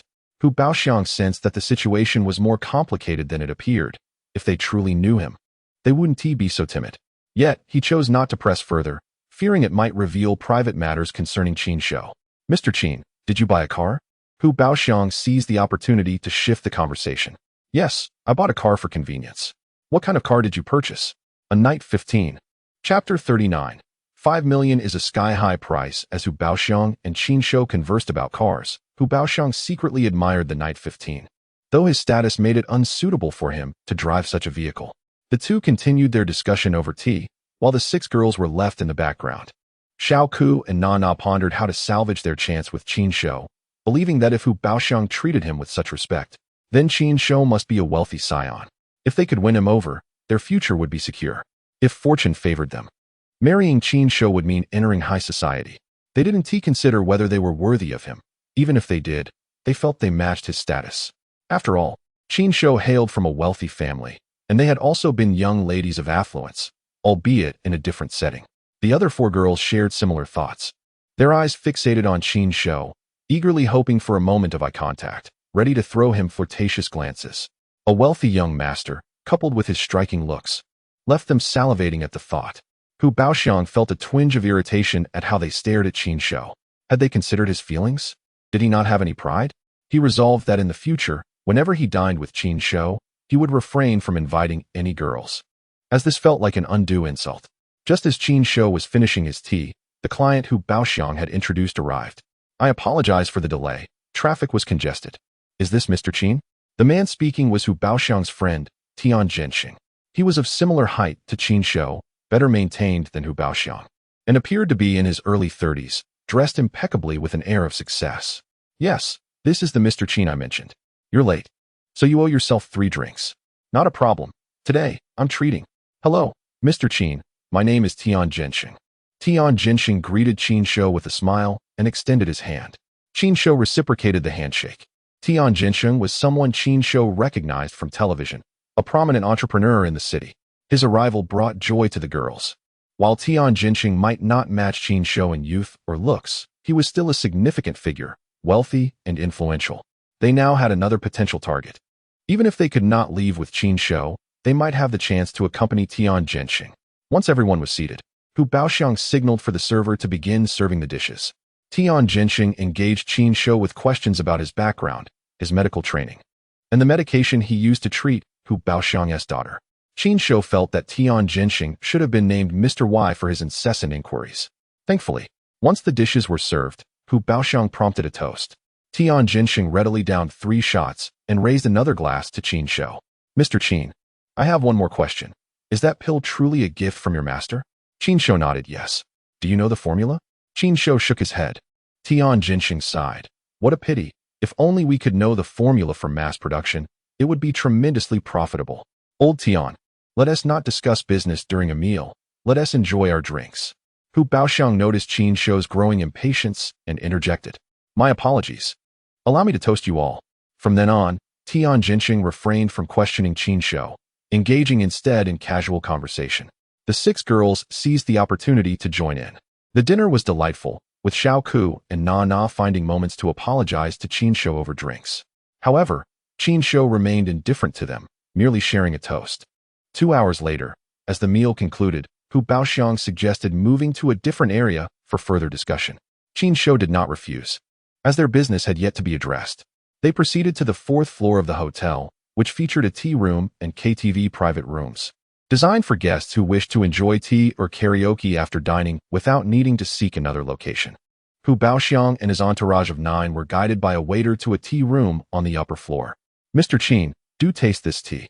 It is this year's new harvest, sourced from my own tea plantation in the south, Hu Baoxiang proudly declared.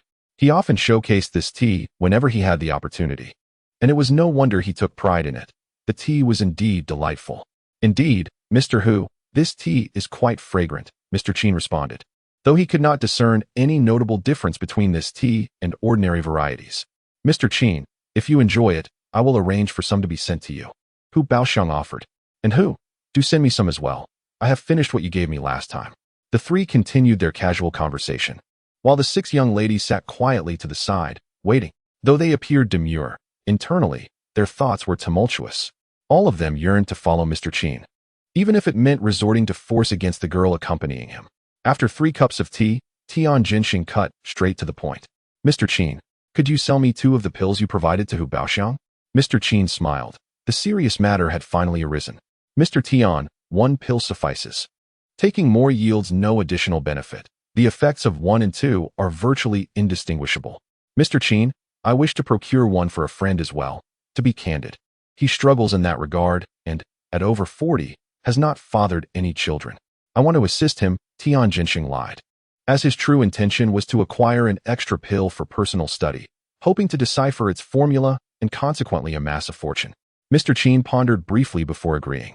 I can sell you 2 pills. Whether it's 1 or 2, as long as the price is right, I have no qualms selling to anyone. Then I shall express my gratitude to you on behalf of my friend, Mr. Qin. I will offer you 5 million for the 2 pills. Are you satisfied with this? Tian Zhenxing declared his price, leaving Mr. Qin momentarily stunned. 5 million for 2? What a jest. I sold 1 to Hu Baoxiang for 20 million. Why should it be merely 5 million for you? Mr. Qin remained silent, turning to Hu Baoxiang, who offered an awkward smile. Mr. Qin, I did not disclose the price to him. This is my oversight. Old Tian, the price for each pill is indeed 20 million. That was the price I paid. Tian Zhenxing's brow furrowed instantly. 20 million? That is exorbitant. While you did indeed pay that amount, it was primarily due to the urgency of your daughter's condition. A significant portion of that was to express your gratitude. I believe 5 million for 2 pills is already a generous offer. Mr. Qin, Please consider. This price is genuinely fair. Chapter 40. Underestimation. Mr. Qin's mind began to spiral with indignation. However, before he could respond, Hu Baoxiang interjected. Old Tian, the 20 million is solely for the medication. The cost for Mr. Qin's treatment of my daughter's ailment is separate and unrelated to the price of the pills. Hu Baoxiang was growing anxious. The previous evening, he had been out with Tian Jinsheng, who, upon hearing the commotion, had inquired if Hu Baoxiang was taking medication. When Hu Baoxiang recounted the story of Mr. Qin's pills, Tian Jinsheng insisted on purchasing them, claiming he was indifferent to the price. But why was he reversing his stance now? Old Hu, 5 million is already quite generous. What medication sells for that amount? Your willingness to pay 20 million is your prerogative, while my offer of 5 million is mine. Moreover, Mr. Qin has yet to express his position. Why the urgency? Tian Jinsheng had hastily adjusted his offer, believing Mr. Qin to be an ordinary individual who merely stumbled upon a fortunate find. 5 million seemed a fortune to Mr. Qin, and he assumed he would acquiesce. You wish for me to express my stance? Very well, the pills are not for sale. Reassess whether you truly want to buy. If you do, come to me with 100 million. 100 million per pill. Take it or leave it. Mr. Qin's tone was frigid and resolute. He stood up, disregarding the dazed Tian Jinsheng, and turned to Hu Baoxiang. Mr. Hu, please refrain from introducing anyone indiscriminately to me. I have matters to attend to. With that, Mr. Qin strode towards the exit. Hu Baoxiang hurriedly followed, attempting to apologize. Mr. Qin, please do not be upset. Old Tian was merely confused. There's no need. If the business cannot be concluded, so be it. I am not in need of a client like him. Mr. Qin's words held truth, regardless of the pill's efficacy. Hu Baoxiang was acutely aware of their value. Such medication was undoubtedly a boon for affluent older men. Even 100 million would find buyers. However, Hu Baoxiang's current concern was not the price. Mr. Qin, what you just said about him having cancer, was that true? Indeed, I have no reason to lie. He is afflicted with pancreatic cancer. You may accompany him to the hospital for verification. Can you truly cure cancer? Mr. Qin nodded. I can. As long as one lives and their vital organs remain intact, I can provide treatment. Mr. Qin's anger was palpable. Under normal circumstances, he would not have uttered such words. Upon hearing this, Hu Baoxiang's face broke into a wide grin. Wonderful, Mr. Qin. The significant business I mentioned over the phone is indeed related to cancer. Have you heard of Longphone? Mr. Qin furrowed his brow. The name was somewhat familiar, though he could not recall where he had heard it. Observing Mr. Qin's silence, Hu Baoxiang elaborated, Longphone, the sixth wealthiest individual on the Huaxiao rich list, is the head of the Long family group. Only then did Mr. Qin recall the influential figure. He could not possibly be suffering from cancer, could he? Hu Baoxiang nodded with a smile. Indeed, he and I have some business dealings. I do not know how he learned that my daughter received treatment, but he contacted me, hoping I could introduce him to you for a consultation. What type of cancer does he have? I am unsure. He did not disclose that information. Moreover, please keep this confidential. If the news of his illness were to leak, it would undoubtedly cause him considerable trouble. Mr. Qin nodded. He understood the implications. If the news of Longfeng's illness became public, the stock of the Long family group would likely plummet. Since you are confident in your ability to cure cancer, I will provide him with your contact details. He will reach out to you. Mr. Qin nodded in agreement. All right, I can manage on my own from here. No need for you to accompany me. Mr. Qin, please do not hold a grudge against old Tian. I will bring him to apologize to you another day. No need for that. If he wishes to see me, the price remains the same. He must bring 300 to 500 million, and then I shall grant him an audience. After uttering this, Qin Shou entered the elevator without looking back. Once the doors closed, Hu Baoxiang's expression darkened, and he sighed. Tian Jinsheng, your cleverness has certainly been squandered on matters of the heart, hasn't it? Hu Baoxiang placed his faith in Qin Shou's medical skills. Since Qin Shou claimed old Tian had cancer, it was likely true. After descending, Qin Shou called for a designated driver to take him home. Meanwhile, upon returning to the tea room, Hu Baoxiang dismissed the 6 girls, leaving only himself and Tian Jinsheng. Old Tian, you truly are foolish. A person as capable as Mr. Qin should not only be befriended but also respected. How dare you attempt to haggle and speak to him in such a manner? What can I say to you? Tian Jinsheng scoffed, casting Hu Baoxiang a disdainful glance. Is he really all that remarkable? Just a young lad, wielding pills left by his master. What capabilities could he possibly possess? Hu Baoxiang's brow furrowed deeper. He understood Tian Genxing's character well, sometimes exceedingly generous, yet at other times, remarkably petty. He never anticipated that Tian would display such pettiness in this instance. Chapter 41. Eat whatever you desire. Tian Genxing.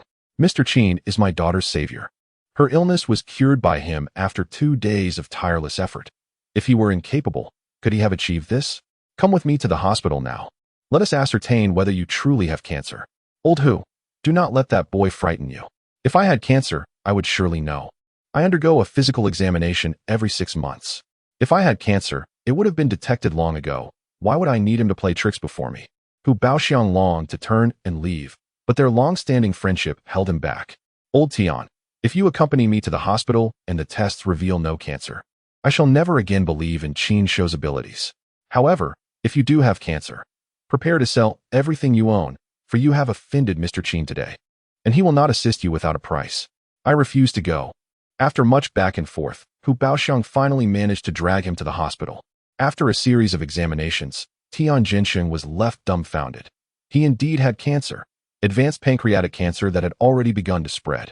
Hu Baoxiang, standing beside him with a furrowed brow, felt a mixture of happiness and sorrow. Impossible. I had no such diagnosis before last year's spring festival. The doctor, with a look of regret, addressed Tian Genxing. Your condition has progressed rapidly. It is entirely possible for it to develop to this stage within 6 months. At this point, go home and eat whatever you desire. Eat whatever you desire. This phrase, if uttered by another, may hold little weight.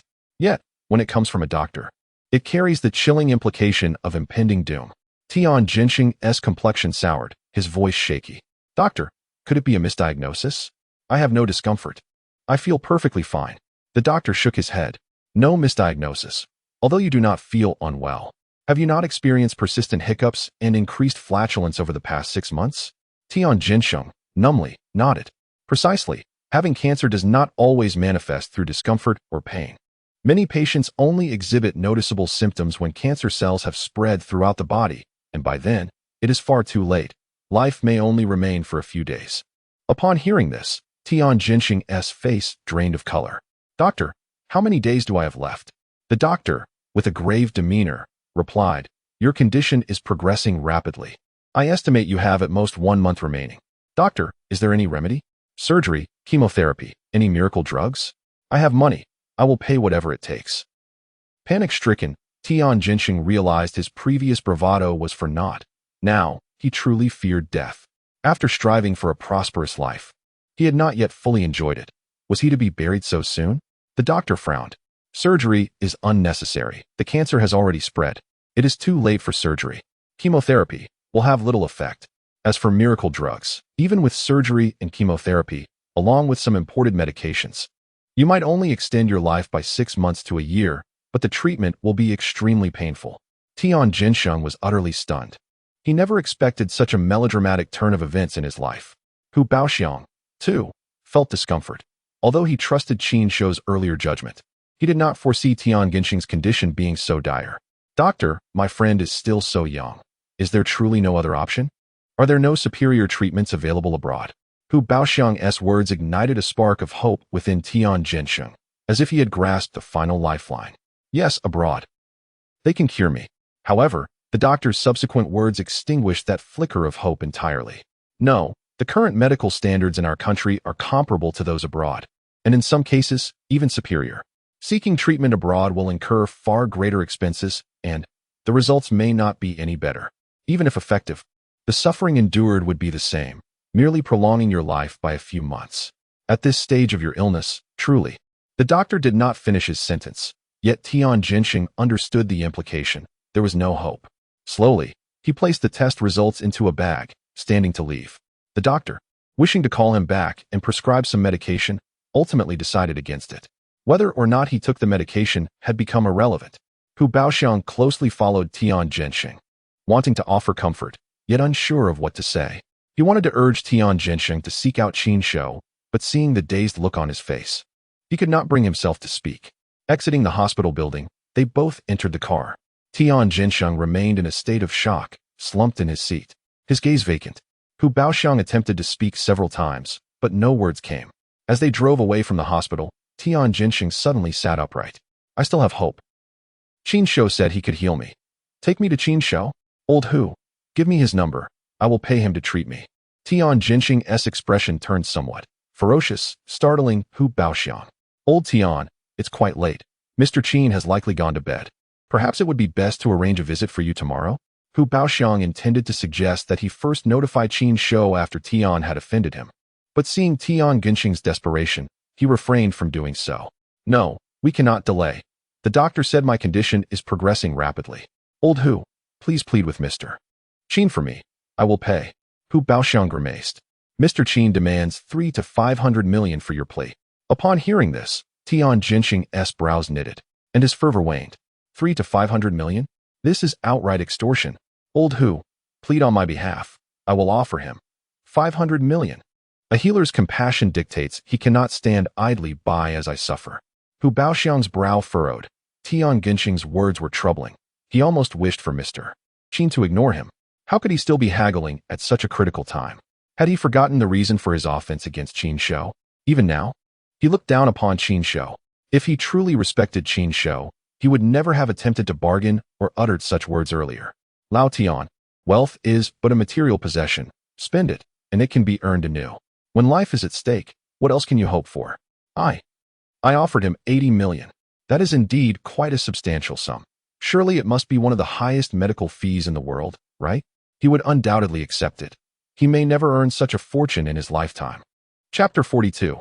I want 2 billion. Hu Baoxiang suddenly found Tian Jinxing to be somewhat unfamiliar. The Tian he once knew should not have been like this. Would Qin Shou truly never earn such an amount? What nonsense. I recently transferred 80 million to him. With his life hanging by a thread, he still thinks of spending a trifling sum to save it. If not him, then who? However, out of respect for their past interactions, Hu Baoxiang concealed his displeasure. I'll give you Mr. Qin's number. You can contact him directly.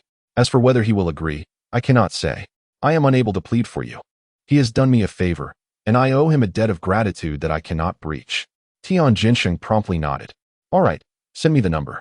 I will reach out to him. He will surely agree to 80 million. Hu Baoxiang shook his head with a wry smile. 80 million? That's wishful thinking. He believed that if Tian Jinxing were to call Qin Shou without approaching the matter delicately, even 800 million would not compel Qin Shou to save him. The phrase a healer's heart is like that of a parent held no weight with Qin Shou, at least in Hu Baoxiang's view. Qin Shou struck him as peculiar. He was avaricious yet possessed a distinct character. At times inscrutable, yet at other moments, he seemed rather unambitious. Hu Baoxiang sent Qin Shou's phone number to Tian Jinxing. Do not rush to call. Think carefully about what you wish to say. Contact him once you have planned your approach. Tian Jinxing nodded and closed his eyes, leaning back in the seat. Hu Baoxiang instructed the driver to head to Tian Jinxing's home. Take care, Lao Tian. Tian Jinxing nodded and exited the vehicle as Hu Baoxiang's car drove away. Hu Baoxiang glanced back at Tian Jinxing, thinking it best to avoid future dealings with him. Upon returning home, Tian Jinxing sat on the sofa and pulled out his phone to call Qin Shou. After 3 attempts, the call was finally answered. Qin Shou, awakened from his slumber, was irked by the disturbance. Who is it? Calling in the dead of night. Mr. Qin, it's me, Tian Jinxing. What is it? Upon hearing Tian Jinxing's voice, Qin Shou's irritation intensified. Mr. Qin, I sincerely apologize for tonight's events. I wish to purchase one of your pills for 20 million. Additionally, I seek your help in treating my illness. You were correct. I have late-stage pancreatic cancer. Only you can save me. I'm offering you 60 million. In total, 80 million. What do you think? Tian Jinxing was confident that Qin Shou would not refuse such an offer. Qin Shou scoffed, remarking that the saying about a dog traveling far to eat excrement was indeed true. This man was facing death, yet hesitated to part with his money. One pill costs 200 million. Treatment, 500 million. If you have no money, do not call me. Mr. Qin, please wait. You cannot turn a blind eye to my plight. A healer's heart is like that of a parent. If you refuse to help me, your master would surely be displeased. Coughing, Qin Shou was taken aback by this remark. What master? This was merely a fabrication. Besides, he was not a doctor. He did not possess a healer's heart. 700 million for a pill, for a life. If you cannot meet that, do not waste my time. Qin Shou merely intended to put him in a bind, to vent his frustrations, and ultimately, when Hu Baoxiang intervened to plead on his behalf, he would agree to a sum of 80 or 90 million, taking what he could get. Do you know my standing in the Magic City? 80 million. Whether you agree or not, you must comply. You, a mere mountain lad, dare to demand such an outrageous sum. Let me tell you, 80 million is my final offer. Not a penny more. At this point, Tian Jinxing's composure crumbled. He was acutely aware of his terminal condition, feeling both fear and anger. Coupled with the indignation of being belittled by someone he looked down upon, it only fueled his rage. Having ruled the Magic City, he believed that if he offered a favor, it would be accepted. Qin Shou's attitude was utterly unacceptable to him. Qin Shou, equally incensed, retorted, "Am I begging you for treatment? I no longer want 700 million. Now you understand. You better know your place if you wish to survive in the Magic City. Otherwise, you may not see the end of it. I want 2 billion. Not a single cent less will get you treatment. Think it over, and have Hu Baoxiang contact me. I do not wish to receive any more of your calls." With that, Qin Shou hung up and promptly blocked Tian Jinxing's number. In this day and age, one encounters all sorts of bizarre individuals. Qin Shou muttered to himself, turning off his phone and rolling over to return to sleep. Tian Jinxing was taken aback by Qin Shou's words, and even more so by the abrupt disconnection. When he attempted to call again, he discovered he had been blocked. "Qin, just wait. Do you think money is all that matters? I'll make you understand that even wealth must be earned with life." After shouting, Tian Jinxing began dialing numbers. He intended to find someone to teach Qin Shou a lesson and then abduct him, forcing him to treat his illness. Even if Qin Shou reported it to the authorities afterward, he had ways to ensure he would not be implicated, securing scapegoats to take the fall for a year or two. After all, kidnapping Qin Shou could only be classified as unlawful detention, not a serious crime. The conflict between Tian Jinxing and Qin Shou stemmed entirely from his disdain for the latter. Deep down, he believed Qin Shou was merely a lucky young man who had found a good master and obtained a few secret formulas. Tian Jinxing made 3 phone calls, the first to arrange for someone to kidnap Qin Shou, the second to Hu Baoxiang under the pretense of apologizing to Qin Shou to extract his address, and the final call to inform the first person of Qin Shou's residence. Sitting on the sofa, a cold smile graced his face. "Qin, you will soon learn who truly holds the power in the Magic City." The next morning at 9, Qin Shou groggily rose from his bed. After washing up, he headed straight to the kitchen to prepare a sumptuous brunch for himself, combining breakfast and lunch. After an hour of effort, he had prepared steamed fish, spicy crab, and braised beef. Though his culinary skills were average, the meal was visually appealing and fragrant. Just as he set the dishes on the table, there was a knock at the door, followed by the familiar voice of Tu Shengnan from outside. "Qin Shou, are you at home?" Qin Shou quickly responded, "Yes, just a moment." As he walked to the door and opened it, before he could inquire about her visit, she slipped past him into the house, clad in her pajamas. Qin Shou shut the door behind her and turned to ask what she needed, only to find. Chapter 43. Overeating is not considered work-related injury. Tu Shengnan, resembling an eager puppy, sniffed the air and headed straight for the dining table. "It smells amazing. Did you make all of this?" Qin Shou smiled wryly, nodding. "Yes, I woke up a bit late today and prepared 3 dishes, so I thought I'd have a hearty lunch." Tu Shengnan gulped, then flashed an embarrassed smile. "Qin Shou, may I?" "Wash your hands first. I'll grab some bowls and chopsticks so we can eat together." Tu Shengnan nodded eagerly. "All right, I'll wash my hands." However, Qin Shou did not leave the table feeling satisfied, because Tu Shengnan had an insatiable appetite. He managed to eat only 2 pieces of beef, and when he reached for more, he discovered the plate contained only potatoes. As for the steamed fish, he had only taken 3 bites. The spicy crab? He had nibbled on just 2 crab legs. Meanwhile, Tu Shengnan had indulged herself to her heart's content. "Qin Shou, could you please fetch me a bottle of water? I can't get up." When Tu Shengnan uttered these words, her face flushed crimson. She felt utterly inadequate, overwhelmed by her appetite. At that moment, she was only concerned about whether her voracious eating would alarm Qin Shou. Qin Shou remained silent, rising to retrieve a bottle of water, which he then handed to Tu Shengnan. She accepted it and gulped it down in great haste, causing Qin Shou to raise his eyebrows in concern. Having consumed 2 bowls of rice and a copious amount of dishes, she was now downing an entire bottle of water. He genuinely worried she might overindulge and suffer dire consequences. "Take your time. Bursting from overeating doesn't count as a workplace injury." Tu Shengnan failed to swallow the last mouthful of water and ended up spraying it everywhere. Bursting from overeating doesn't count as a workplace injury? The absurdity of the statement amused her while also inducing a tinge of embarrassment. making her wish to disappear into a crack in the floor. Qin Shou chuckled, feeling that his comment was rather witty. The atmosphere shifted, becoming slightly awkward yet amusing. After a few minutes of silence, Qin Shou broke the stillness. Have you finished eating? Tu Shengnan nodded. Yes, thank you. Your cooking is truly delicious. I rarely cook. I mostly follow online recipes. You can sit in the living room while I tidy up, Qin Shou replied, standing to begin the cleanup. Tu Shengnan obediently moved to the sofa in the living room and turned on a television drama.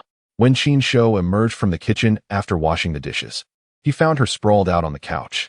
She felt quite stuffed, unaccustomed to real meals, typically subsisting on instant noodles or takeout. Although Qin Shou's culinary skills were average, they far surpassed takeout, and today as 3 dishes happened to be her favorites. Upon seeing Qin Shou come out of the kitchen, Tu Xingnan's face reddened once more, and she hastily sat up. I'm sorry, I'm just used to lounging while watching TV at home. Qin Shou plopped onto the sofa, placing a plate of strawberries on the coffee table. No worries, lounging is comfortable. I bought these strawberries yesterday. They're quite fresh. You should try them. Qin Shou's intention in offering fruit was not to curry favor with Tu Shengnan, despite her beauty warranting such attention. His professional demeanor deterred him from pursuing her romantically. He merely wanted her to indulge in some fruit, fearing that if she overate and fell ill, it would indirectly be his fault. Thank you. Tu Shengnan felt elated. He cooked for her, didn't mind her lounging, and even provided her favorite strawberries. Most importantly, it was the handsome Qin Shou doing all this. Should she offer herself in return? Would it be too pathetic to consider such a thing for a meal and a plate of strawberries? Tu Xingnan's thoughts spiraled into a fantasy. What did you want to talk to me about? Qin Shou's question abruptly interrupted Tu Xingnan's daydream. She was momentarily taken aback. What did he want from her? Nothing much. She had simply been lying at home contemplating whether to eat instant noodles or order takeout when the delightful aroma of his cooking wafted through her window. However, she couldn't admit to Qin Shou that she had come merely to mooch off his meal. I wanted to ask if you're settling in well. Qin Shou smiled, recognizing her excuse as a rather flimsy one. It's good. I'm quite comfortable. Comfortable is good. By the way, have you set up your broadband? If not, you can use my Wi-Fi. The password is. You told me yesterday. Tu Shengnan chuckled shyly, turning her head away. Come on, don't dismantle my dignity. Can't you pretend I never told you? You're making me feel awkward. My memory isn't great. I thought I hadn't told you. Also, could you give me a ride this afternoon? My car is broken.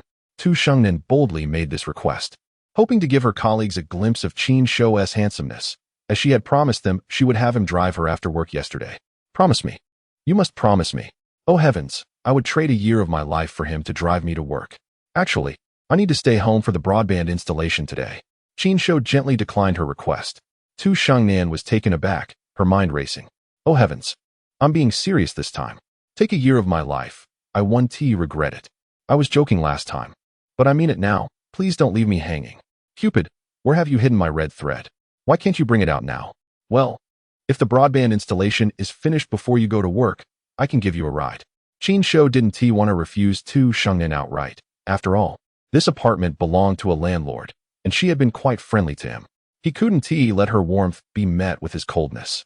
Upon hearing this, Tu Shengnan sprang to her feet. All right, it's settled. I'll head back for a nap, and if you're not done by afternoon, I'll just take a taxi. Without waiting for Qin Shou's response, Tu Shengnan dashed out, leaning back on the sofa. Qin Shou shook his head with a wry smile. He was not oblivious to Tu Shengnan's feelings towards him, yet he hadn't formed any significant thoughts about her, save for a slight attraction to her figure. The prospect of dating her was still unclear in his mind. However, when the time came for his school's anniversary celebration, he could indeed ask her to pose as his girlfriend. If he was to embarrass Chu Xiaoxiao, it had to be thoroughly executed. Tu Shengnan hurried home with a singular purpose: to make a phone call. Chapter 44. The well-meaning installer Tu Shengnan directly called the mobile service customer service, inquiring about her broadband installation that she had scheduled for today, hoping to expedite the process. The customer service representative provided her with the installer's phone number. Without hesitation, she dialed it.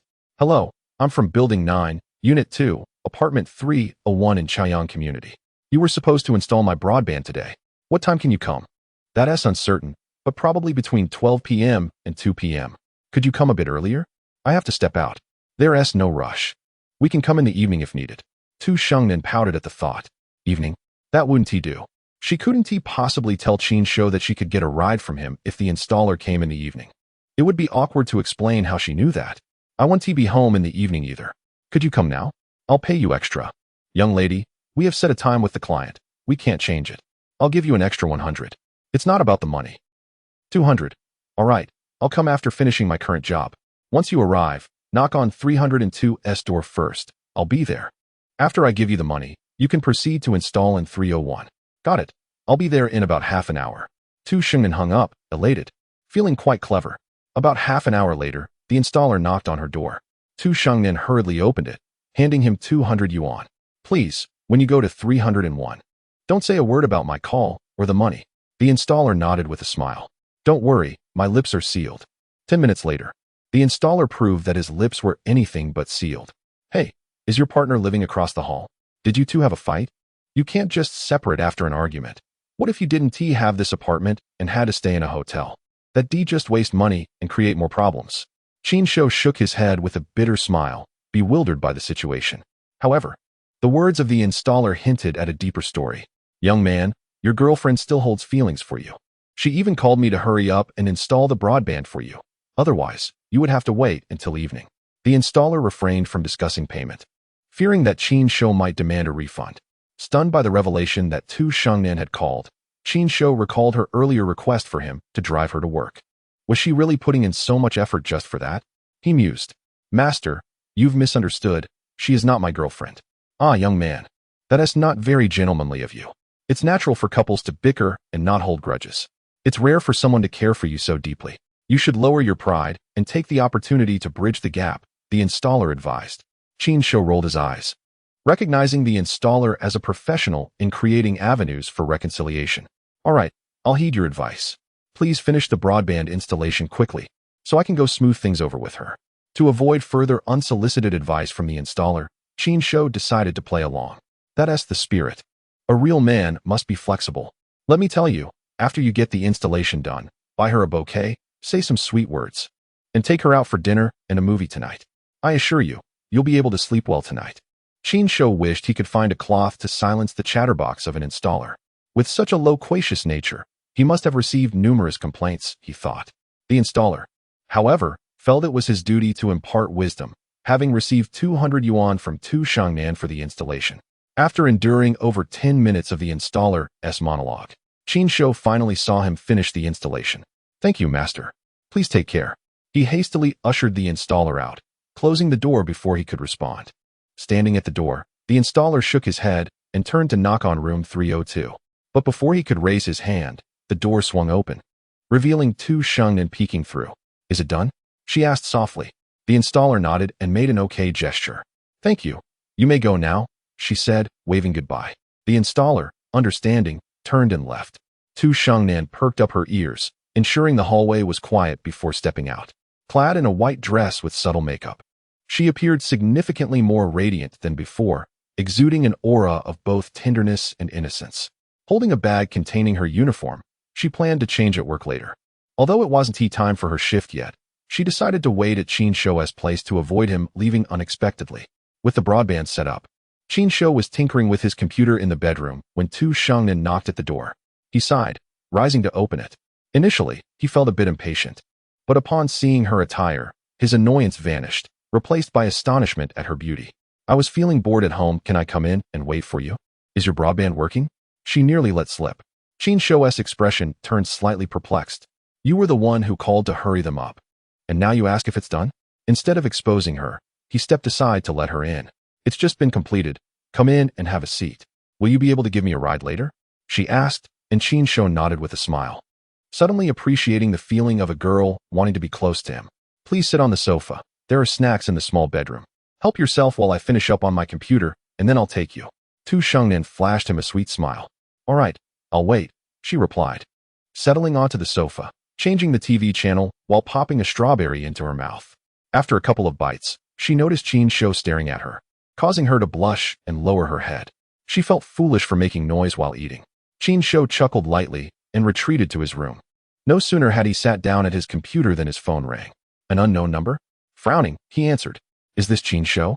The voice on the other end sounded strange, as if altered. Yes, who is this? Who I am is of little consequence. What matters is that your woman is in my hands.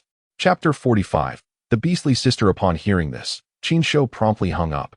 What era was this? Such outdated scam tactics? My woman? What woman? The caller was taken aback, the plot not unfolding as expected. Hey, you claim Qin Shou is your man, yet he seems utterly indifferent to your fate? This statement was directed at Wang Jie. Indeed, this individual was a thug hired by Tian Jinsheng, known as Brother Dao. Not for any scars, but because he once sold kitchen knives. He intended to kidnap Qin Shou after obtaining his address from Hu Baoxiang, who mistakenly provided Qin Shou's old address. When Brother Dao arrived at the previous address, he coincidentally encountered Wang Jie, who had recently become an internet sensation after a video of her yelling about beasts went viral, garnering millions of views and likes. Her husband, upon seeing the video, used it as grounds for divorce, severing ties with her and leaving her with half their assets. After finalizing the divorce, Wang Jie moved into this vacant apartment, only to have Brother Dao knock on her door shortly after settling in. Wang Jie opened the door, only to be taken hostage by Brother Dao. Upon realizing Qin Shou was not present, he began to interrogate her. Wang Jie claimed Qin Shou was merely a tenant who had moved out, and when pressed for his whereabouts, she admitted ignorance. Unconvinced, Brother Dao threatened her life to see if she would reveal the truth. To save herself, Wang Jie fabricated a story, claiming Qin Shou was her kept man, and they had been quarreling, which led to his departure. This prompted Brother Dao to call Qin Shou. Call him again and say I'm in your hands, have him come to rescue me. He will definitely come. Wang Jie, panicked and feeling wronged, lamented that she had encountered such trouble because of him. Brother Dao, with a grim expression, dialed Qin Shou once more. After 3 rings, the call connected, and before he could speak, Qin Shou shouted, "Are you done yet? With such poor service, do you even dare to call yourselves scammers? My woman is being held captive? That's fantastic. Just give me an address. I'll send someone with a nail gun and deliver 10 boxes of nails." Brother Dao frowned at these words. The young man declared, "I am not a telephone scammer. Your woman is truly in my grasp. If you wish for her survival, come to. Do you think I would believe that? How could I possibly be unaware of whether I have a woman? Spare me your nonsense and just rip the ticket." With that, Qin Shou ended the call. Brother Dao's face fell completely. Damn, is this kid out of his mind? He cursed as he approached Sister Wang, asserting, "He claims he has no woman. You are lying." Sister Wang trembled, panic rising within her. What should I do? What shall I do? Big brother. I only said that to save my life. Please don't kill me. I have money. I will give you all my money, and I have some jewelry you can take as well. As she spoke, Sister Wang reached for the gold necklace around her neck, removing it and handing it to Brother Dao. He weighed the necklace in his hand, a smirk forming on his lips. Is this all? A mere beggar's token? I have more, in the bedroom. Let me get it for you. Sister Wang stood from her chair, and Brother Dao did not stop her, even signaling for his 3 underlings to stand aside. She sighed in relief and made her way toward the bedroom, followed closely by one of Brother Dao's henchmen. As they reached the bedroom door, Sister Wang suddenly spun around, pushing the man to the ground, and dashed into the room, locking the door behind her. She pressed her body against the door, screaming at the top of her lungs. Help! Murder! Help! Murder! Brother Dao and his companions rushed out of the house immediately. They were not ruthless killers, willing to take a life for a trifling sum of money. Such acts were beyond them. Faced with this situation, fleeing was their only recourse. Brother Dao felt a surge of anger. After all the commotion, he had only acquired a necklace, and still, there was no sign of Qin Shou.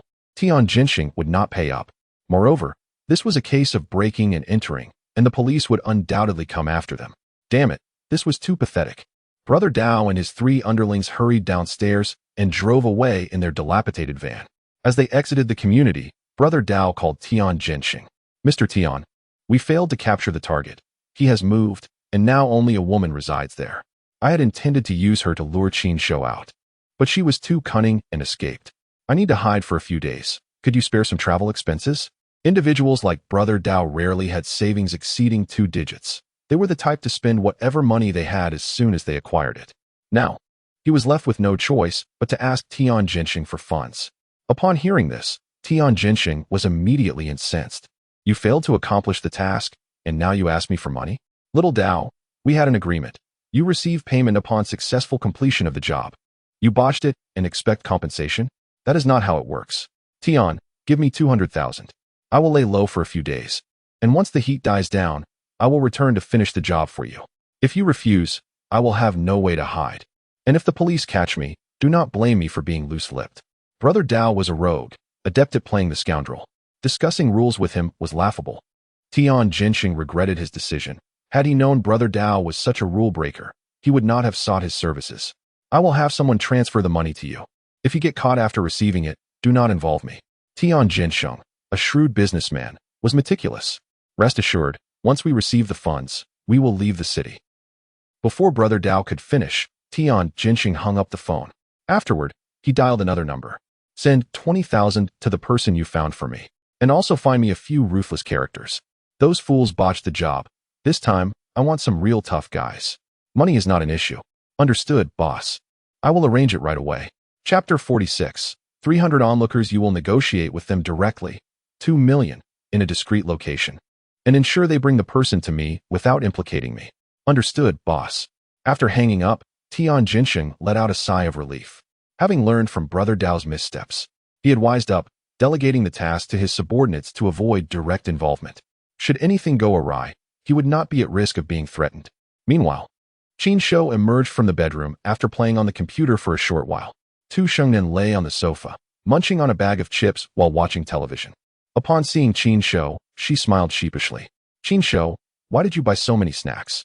The little bedroom is filled to the brim. I tend to be rather lazy. I buy in bulk to avoid having to go out again. It must be time for you to head to work. Let me give you a ride. Tu Shengnan blushed and nodded. Half an hour later, Qin Shou parked his car at the entrance of her workplace. She attempted to use the same excuse as before, claiming her leg had gone numb. However, before she could speak, Qin Shou instinctively got out to assist her. It wasn't that he had developed feelings for her. He merely noticed she was wearing a dress and feared that the high chassis of his car might make it difficult for her to exit. Tu Shengnan was quite pleased. He finally understood. Thank you for driving me. Will you be able to pick me up tonight? I'll treat you to dinner. This time, she refrained from thinking about exchanging a year of her life for his attention, feeling that fate was untrustworthy. Qin Shou shook his head. I have matters to attend to this afternoon, and I will likely be busy until late tonight. Earlier, Tu Shengnan had thought Qin Shou was finally coming around, but upon hearing his refusal, she felt he remained as dense as ever. In that case, I'll take a taxi back. You go ahead and do what you need to do. Goodbye. With that, she turned and walked away, comforting herself with the notion that one must be content. Haste does not yield good results. Regardless, today's objective was achieved. She wanted those naive women to see Qin Shou escorting her. Qin Shou got into his car and drove away. In truth, he had little to do today. He only planned to retrieve his license plate and then resume his scavenging. That was the most significant task in his life. He aimed to rise to prominence through his scavenging endeavors, ultimately amassing wealth beyond measure. After acquiring his license plate, he promptly affixed it and drove back to the commercial street he had visited previously. However, this time luck was not on his side. After driving around for over 10 minutes, he finally found a parking space. Clad in gloves and carrying a bag, Qin Shou exited his vehicle and began his work. Ding. Recycled 1 mineral water bottle. Reward, 10 yuan. Ding. Recycled 1 hamburger box. Reward, 10 yuan. Ding. Recycled 6 bamboo skewers. Reward, 18 yuan. Qin Shou felt a jolt of anxiety, fearing that after the system's previous bizarre rewards, it might present him with another odd skill. He truly did not wish to open a barbecue stall. Thankfully, the system's perspective had not yet distorted today. Wait, is that the scavenger brother? Which scavenger brother? The one who drives a car worth over 10 million while collecting trash. He was here not long ago. Seriously? Driving such an expensive vehicle while scavenging? Are you joking? Not joking. It's him. No one else is as handsome. Haven't you seen it on Douyin? Many people recorded it.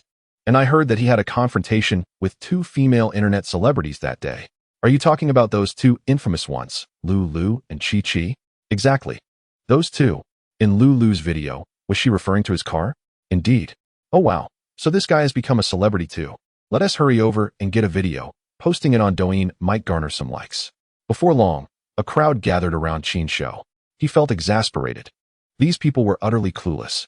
He was merely a man collecting trash in a luxury car, not one parading around in a flashy manner with women. Why were they surrounding him with their phones, making him feel as though he was being caught in an illicit act? Ding. Recycled 1 chicken bone. Reward, 5 yuan. Ding. Recycled 1 watermelon rind. Reward, 2 yuan. Special reward activated. Special active skill 300 onlookers acquired. The system's prompt chime halted Qin Shou's actions. 300 onlookers. What on earth is this bizarre skill? It sounds rather costly. Does using this ability require treating 300 people to watermelon each time?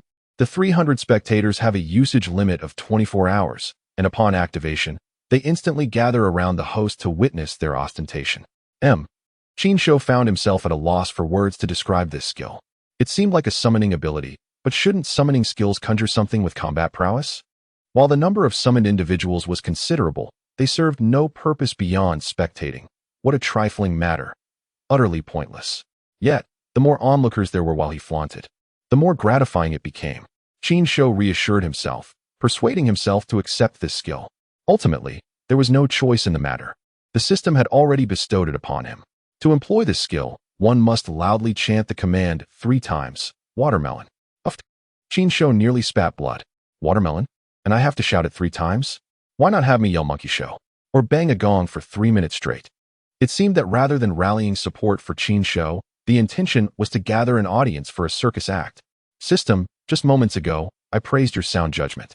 And now you turn absurd. Could you not provide me with a more dignified command? Qin Shou held little hope for a change, well aware of the system's mischievous nature, and merely voiced his complaint. Ding. The skill command has been successfully replaced. When using it, the host should now shout 3 times, Old Wong. Thud. Qin Shou crumpled beside a trash bin, tears welling in his eyes, almost unable to suppress his sobs. Old Wong. It was even worse than watermelon. Old Wong sells melons, while others might be involved in less savory dealings. What does that have to do with my skill? System, you truly are beyond redemption. Why is he kneeling? Is he about to cry? Could this fellow have been cheated on, driven to pick up trash while driving a luxury car? This remark garnered much agreement. Possibly, otherwise, such behavior would be quite abnormal. Brother, you've uncovered the truth. Best be on your way and watch out for him rising to silence you. Qin Shou, unable to bear the taunts any longer, abruptly stood and glared at the crowd. You are the ones who have been cheated on. Your entire family has been deceived. I wish you infertility, yet a house full of children. Chapter 47. My first touch after Qin Shou's outburst, he felt a surge of relief, expelling the frustration inflicted upon him by the system. Damn, this fellow has keen hearing. He caught every word. Damn, don't blame me, it was your words. You're truly wicked, provoking the poor lad. Indeed. It's only because he is so handsome that you dare speak such words. You are truly despicable. Qin Shou initially feared his words would incite wrath. But before the crowd could retaliate, several young women began to defend him. Qin Shou shook his head with a bitter smile. Indeed, beauty is justice, it truly rings true. Just as he finished his thought, his phone rang. He hastily removed his gloves and answered. Hello, who is this? Is this Mr. Qin Shou? Yes, it is. Mr. Long wishes to see you. Do you have a moment? Upon hearing this, Qin Shou's heart soared. An opportunity for a grand business deal had arisen. I'm available. His voice trembled with excitement. Long Feng, a true titan. Qin Shou recalled the conversation he had with Hu Baoxiang that night. 2 or 300 million would be no issue. If he could truly earn such an amount. Qin Shou felt he was on the cusp of soaring to new heights. Mr. Qin, please provide your address. I will send a car to fetch you. I have a vehicle. Just give me the address, and I will make my own way. Shishan Manor, number 1 courtyard. All right, see you shortly. Qin Shou ended the call and burst into laughter. He was on the verge of success. Forget about 300 million. Even 100 million would suffice. With such wealth, he could strike back at Chu Xiaoxiao with even greater force. Goodness, step back. This fellow seems unhinged. Everyone, disperse. Don't let this man harm you. Qin Shou's boisterous laughter caused many to grow apprehensive, retreating hastily to avoid any potential outburst. Yet, some, emboldened by compassion, essentially those who valued beauty over danger, approached him. Young man, don't be too disheartened. It's not worth it to let those who hurt you affect you so deeply.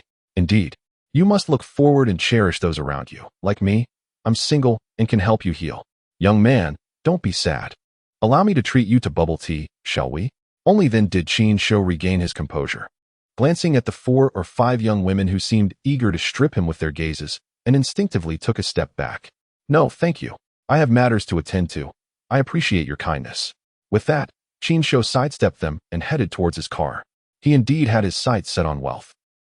Qin Shou started the vehicle, pressing the accelerator as he sped away. Xishan Manor, the most expensive residential area in Modu, had prices soaring to 500,000 per square meter just last year. It was likely even higher now. Only the affluent could reside there. The entire Xishan consists of a mere 99 standalone villas, with the size decreasing as the numbers increase. However, even the smallest villa exceeded 1,000 square meters. And with the front and back gardens, the total area surpassed 2,000 square meters. Thus, acquiring property there would require at least $1 billion. Ordinary individuals truly could not afford it. However, as wealth grew in China, all 99 villas had been pre-sold upon the development's announcement.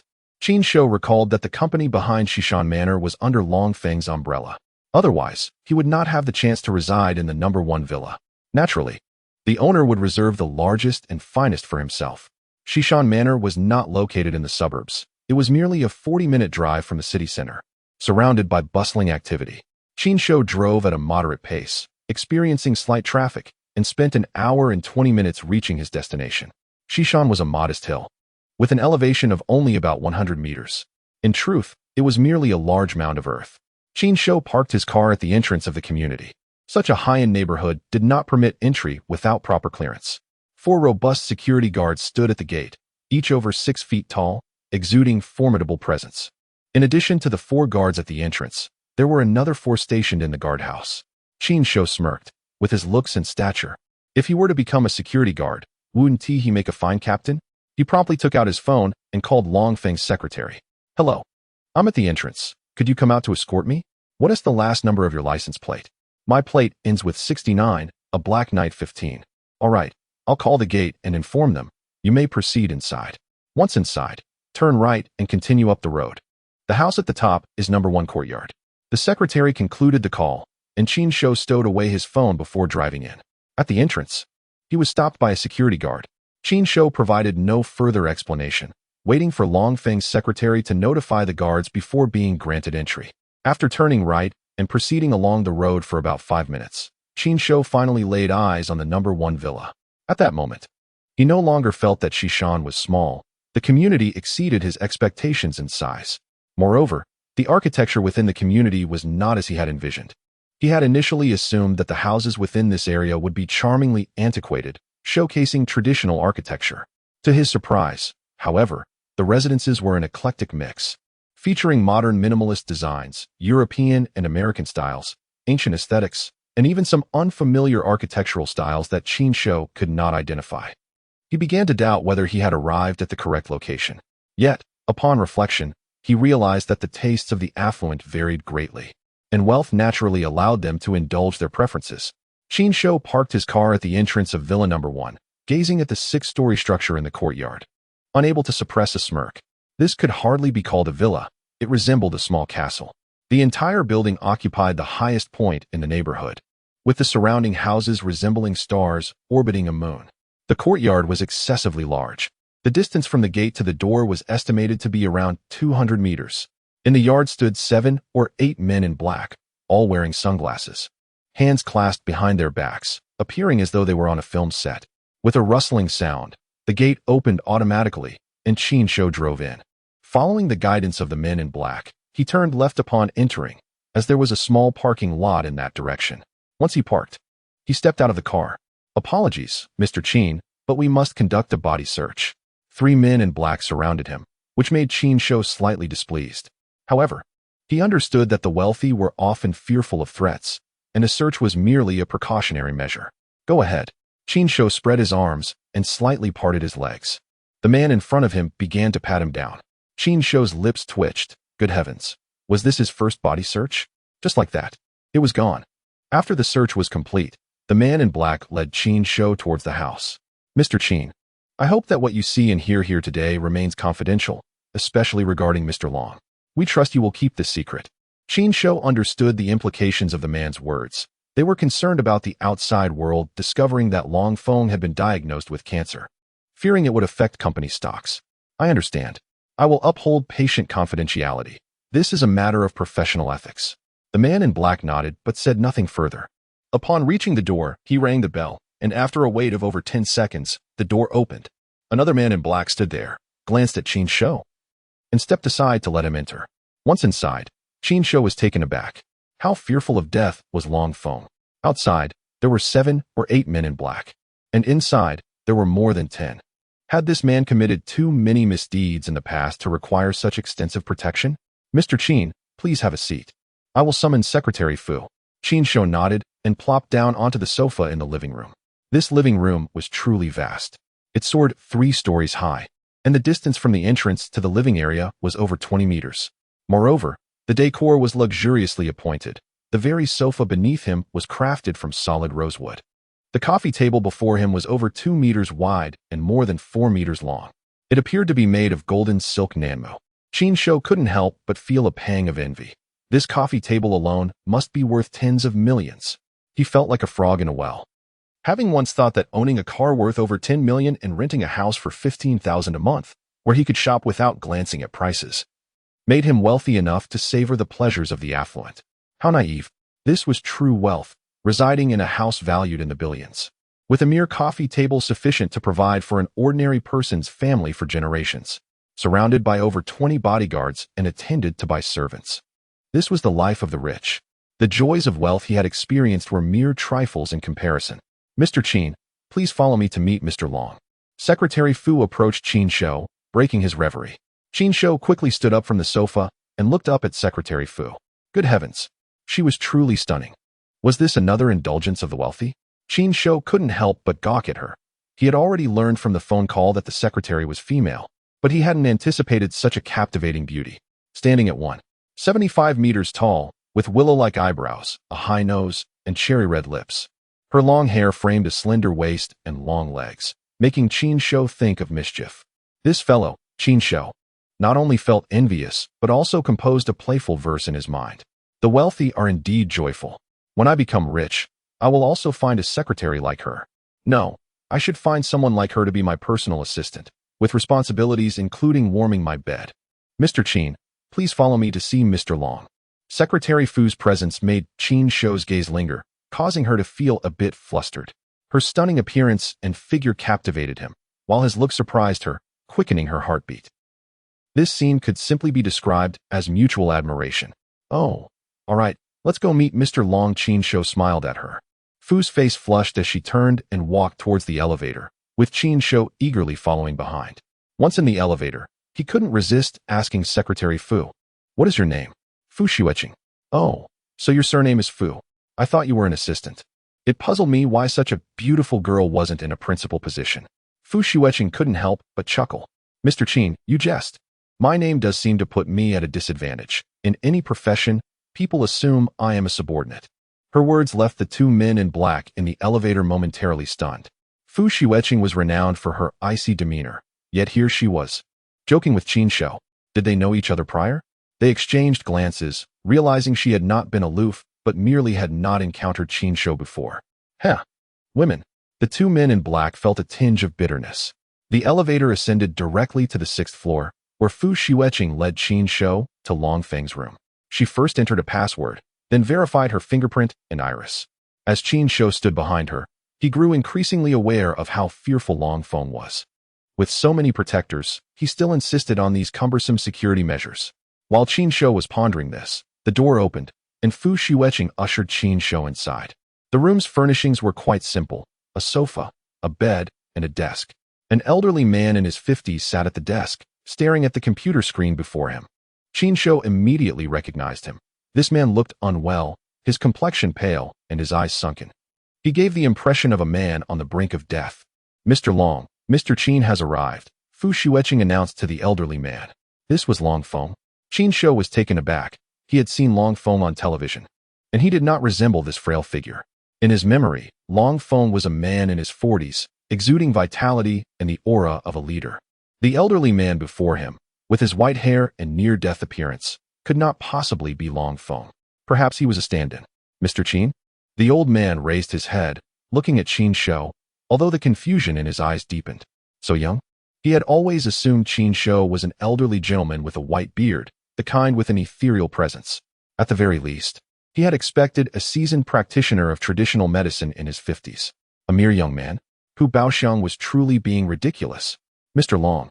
I suggest you rest in bed immediately, considering you are a late-stage gastric cancer patient. The cancer cells have spread throughout your body, and you have only 7 or 8 days left to live. Why exhaust yourself further? Qin Shou, aware that the old man looked down on him, decided to reveal everything he had discerned through his observational techniques. His words left Long Feng momentarily speechless. Long Feng furrowed his brow, turning directly to Fu Xueqing. Mr. Long, I have not disclosed any information about you to him. Although Fu Xueqing is not Long Feng's personal secretary, she has interacted with him frequently and naturally understands the meaning behind his gaze. Do not doubt her. She has said nothing, and I discerned this through my observation techniques. If I am not mistaken, in addition to stomach cancer, you also suffer from AIDS. Chapter 49. The generous Long Feng Qin Shou's statement left Long Feng uneasy, prompting him to abruptly rise from his chair. Secretary Fu, please leave. No one is to enter without my command. Li Gang, you two step outside. Long Feng's words caused Qin Shou to furrow his brow. Li Gang. He had called himself Qin Shou. Had this old man mistaken his name? There were only the 3 of them in the room. Where did? Turning around, Qin Shou noticed a young man of around 1.7 meters standing silently behind him. The boy was somewhat slender, with skin as dark as a coffee bean. However, his gaze was icy, reminiscent of a serpent's stare, sending a chill through Qin Shou's heart. Yes, Mr. Long, the young man replied in a voice that was hoarse, as if suffering from severe laryngitis. He then turned and exited alongside Fu Xueqing. Long Feng stepped out from behind his desk. Mr. Qin, please have a seat. Qin Shou nodded and settled onto the sofa beside Long Feng. Mr. Long, I apologize for the earlier oversight. Please do not hold it against me. As the saying goes, one should not strike a smiling face, and in Qin Shou's eyes, Long Feng was akin to a deity of wealth. So he naturally refrained from taking offense at the slight. There is no need for such formality, Mr. Long. I am still young and prone to misunderstandings. Mr. Qin, you are indeed a person of exceptional caliber, possessing a temperament far superior to the average individual. Long Feng's pleasantries made Qin Shou somewhat uncomfortable. He was not well versed in such niceties, and if he continued, he would soon run out of things to say. Thus, he decided to cut straight to the chase. Mr. Long, let us discuss the matter at hand. Long Feng nodded solemnly. Mr. Qin, has no one informed you of my medical condition? No. It was only 2 nights ago that Hu Baoxiang mentioned your illness, stating it was cancer without specifying the type. What I have said stems from my ability to observe. And earlier, with the woman present, I could not finish my statement. Now, it is just the 2 of us. Feel free to speak. Mr. Long, in addition to cancer and AIDS, you have also contracted syphilis and have previously suffered from uremia. Your organs are now in complete failure. Furthermore, in the past 3 days, you have consumed aphrodisiacs and engaged in relations with a woman. Qin Shou's revelations left Long Feng utterly stunned. Every word was true. He had indeed contracted syphilis and had battled uremia. Moreover, he had invited an actress over the previous night, believing he had little time left and wishing to indulge before his demise. Mr. Qin, you can see all of this. Long Feng now held a measure of respect for Qin Shou, feeling a flicker of hope that perhaps this man could cure his ailments. Mr. Qin, can you treat my condition? As he posed the question, anxiety gripped him, his hands clenched tightly, fearing the answer would be one of impotence. It can be treated. These are minor ailments. Qin Shou's swift response furrowed Long Feng's brow. Was he merely placating him? Mr. Long, I assure you, I can indeed treat your condition. However, the process will be extremely arduous. We must first address your cancer, and only then can we tackle the other ailments. Once you are healed, I possess a secret elixir that will restore your vitality, eliminating the need for any supplements or those little blue pills. Given that Long Feng had contracted syphilis and AIDS, it was clear he led a disordered personal life. Thus, Qin Shou took the opportunity to promote his miraculous elixir, hoping to profit from this rare encounter with a powerful figure. Mr. Qin, are you serious?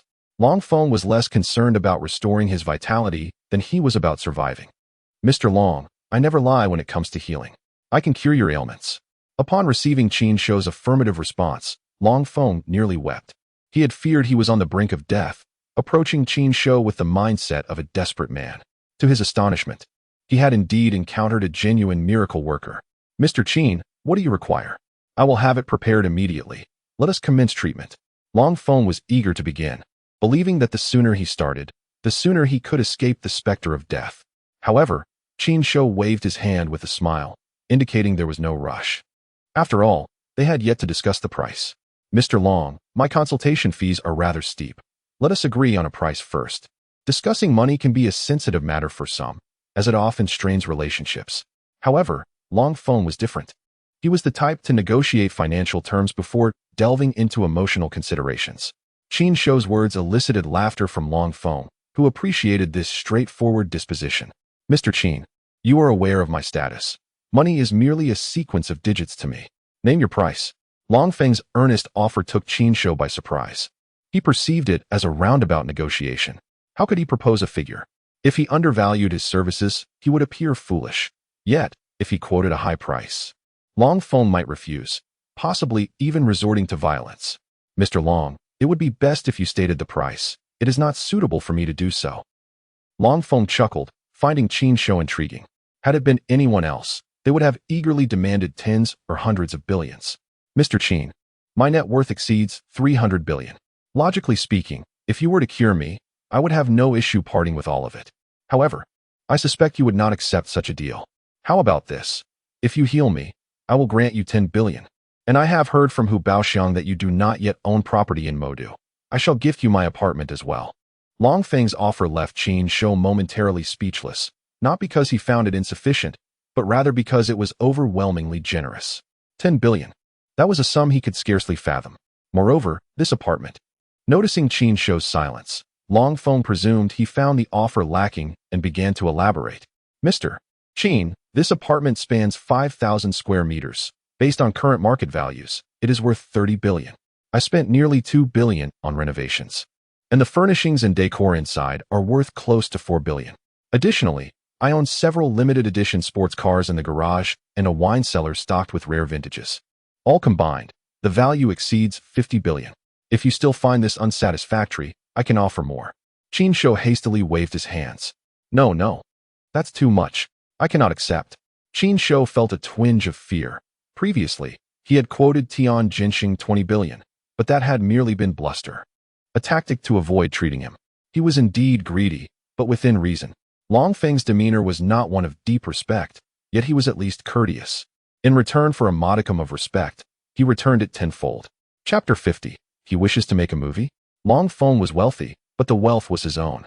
Qin Shou aimed to treat him while also seizing an opportunity to profit, yet he had only hoped to secure 2 or 3 billion at most.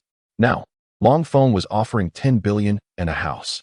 The combined worth of the property and cash amounted to 60 billion. He feared he might choke on such a windfall. Mr. Qin, this is but a trifling matter for me, hardly significant. Qin Shou continued to shake his head. No, I cannot take advantage. It is too much. Qin Shou had never anticipated experiencing firsthand what it felt like to have too much money weigh heavy in his hands. Long Feng's reaction pleased Qin Shou immensely. He had initially thought Qin Shou would consider the offer insufficient. Mr. Qin, is my life not worth this amount? Qin Shou shook his head, then nodded in agreement. Indeed. But I believe this amount is quite excessive for the treatment. It truly is far too much. Mr. Qin, please, let us not be so formal. Money and property are not easily acquired. If you wish to cure my ailment, I can indeed heal you. But not for such a sum. Long Feng furrowed his brow. Mr. Qin, if you can indeed cure me, then I implore you to accept the compensation boldly. For you are worth this, and even more. These are my terms. Should you refuse, I shall likewise decline your treatment. Hearing this, Qin Shou could only nod in agreement. Long Feng smiled. Now, please specify what you require, and I shall have it prepared. Kindly provide me with paper and a pen. The medicinal materials and instruments needed are rather numerous, and I shall jot them down for you to arrange. Upon hearing this, Long Feng raised his wrist, where a watch rested, pressed a button, and said, Secretary Fu, please come in. Moments later, the door opened with a beep, and Fu Xueqing entered. Mr. Long, how may I assist you? Mr. Qin requires certain items for my treatment. Please accompany him to make the necessary preparations. Additionally, prepare a guest room for Mr. Qin, as he will be residing here during the course of my treatment. Long Feng glanced at Qin Shou as he spoke. Qin Shou nodded, consenting to stay. Very well, Mr. Qin, please follow me. Qin Shou stood and exchanged a few words with Long Feng before exiting. From now on, you must abstain from food and consume only water. Refrain from work and rest in bed. Long Feng nodded in agreement with a smile. Once Qin Shou and Fu Xueqing stepped outside, Long Feng lay back on the bed. He felt a surge of excitement. Qin Shou could cure him, and he would not have to face death. After exiting, Qin Shou was led by Fu Xueqing to a room on the 4th floor. Mr. Qin, you shall reside here for the next few days. There is paper and a pen on the table.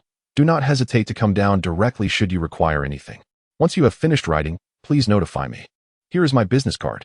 As she spoke, Fu Xueqing handed her card to Qin Shou. He accepted it with both hands, examining it closely. Black lettering announced her name, Fu Xueqing, followed by her phone number. This is my personal card, and the number is my private line, not a work number. Fu Xueqing turned crimson and hurriedly exited. She had printed a box of these cards, but had only given one away thus far. Qin Shou held the card, foolishly bringing it closer to his nose to catch a whiff. What hand cream does she use? It smells delightful. Fortunately, Fu Xueqing did not hear this. She actually used hand lotion. He wandered around the spacious room, which was indeed larger than his rented apartment. The room was divided into a bedroom and a bathroom, with a living area furnished with a sofa and coffee table. There was also a 2-meter-long desk. Qin Shou plopped down at the desk, picked up a pen, and began to write.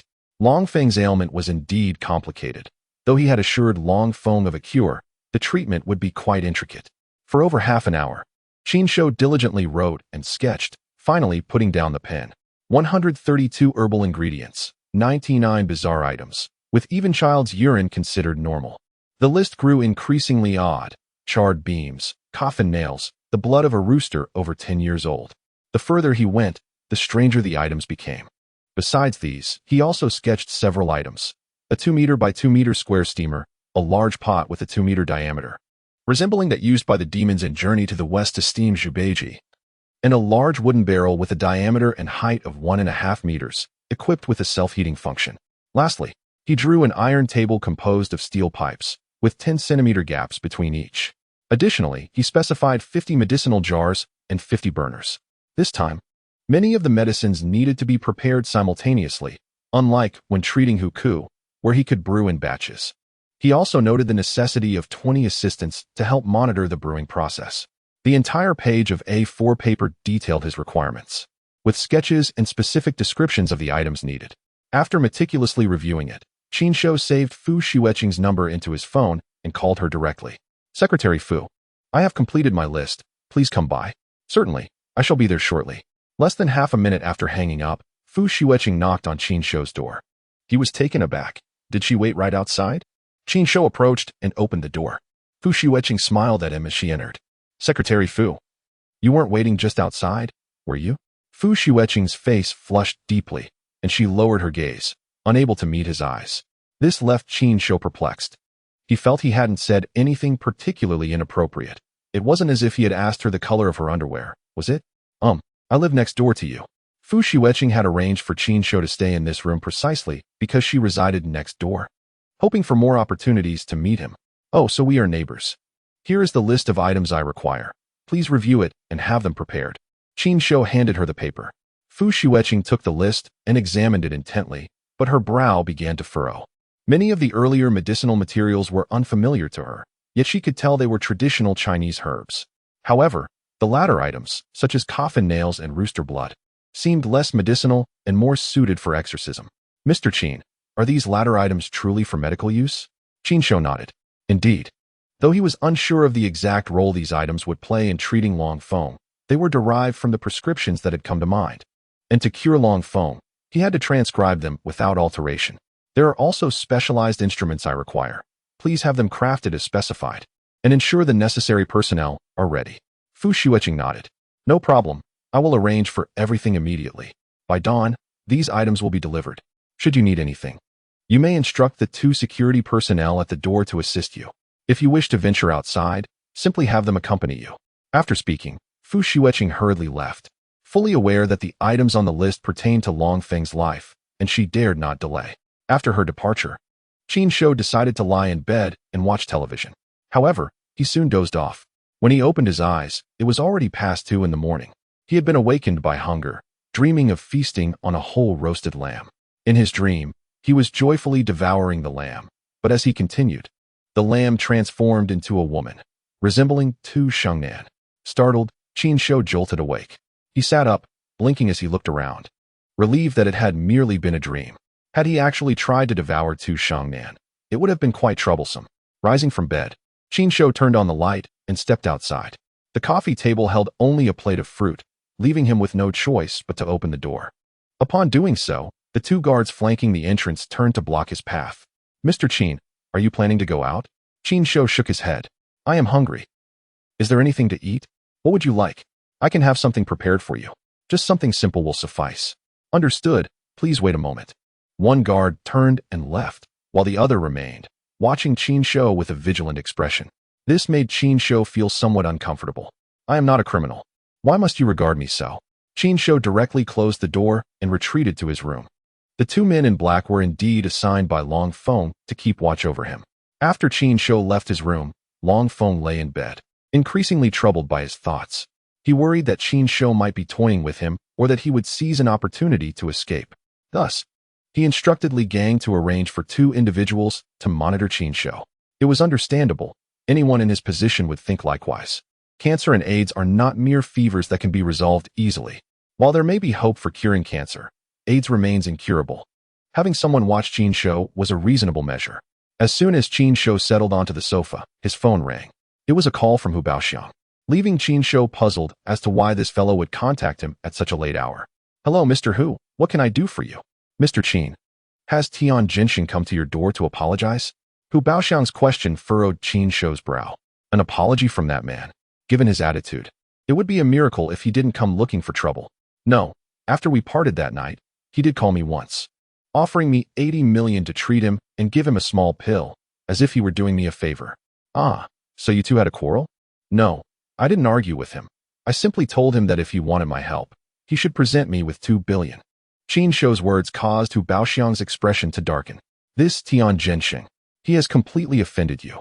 Mr. Qin, he also called me that night, asking for your address, claiming he wanted to apologize in person. I thought he was genuinely going to do so. I saw on the news tonight that a woman from your neighborhood was robbed, and she mentioned your name during the interview. There's only one Qin Shou in your neighborhood, right?" Hu Baoxiang had actually seen the news around 10 o'clock, and the thought had nagged at him until he finally called Qin Shou. "I live in that neighborhood. Are you referring to the one I used to live in?" "Mr. Qin, have you moved?" "Yes, I moved and forgot to inform you. That neighborhood. It seems this matter was instigated by Tian Jinxing. Fortunately, you have already moved, otherwise, sigh, that scoundrel almost put me in a compromising position." Hu Baoxiang was furious, realizing that Tian Jinxing had obtained Qin Shou's address from him to plot against him. Qin Shou felt equally incensed. A home invasion aimed at him. If he hadn't moved, he could have been captured. "Mr. Hu, I will not assist Tian Jinxing with his illness. If you contact him, please convey this message. Do not think of abducting me to treat him. I possess medical knowledge that can both heal and harm. His time is limited.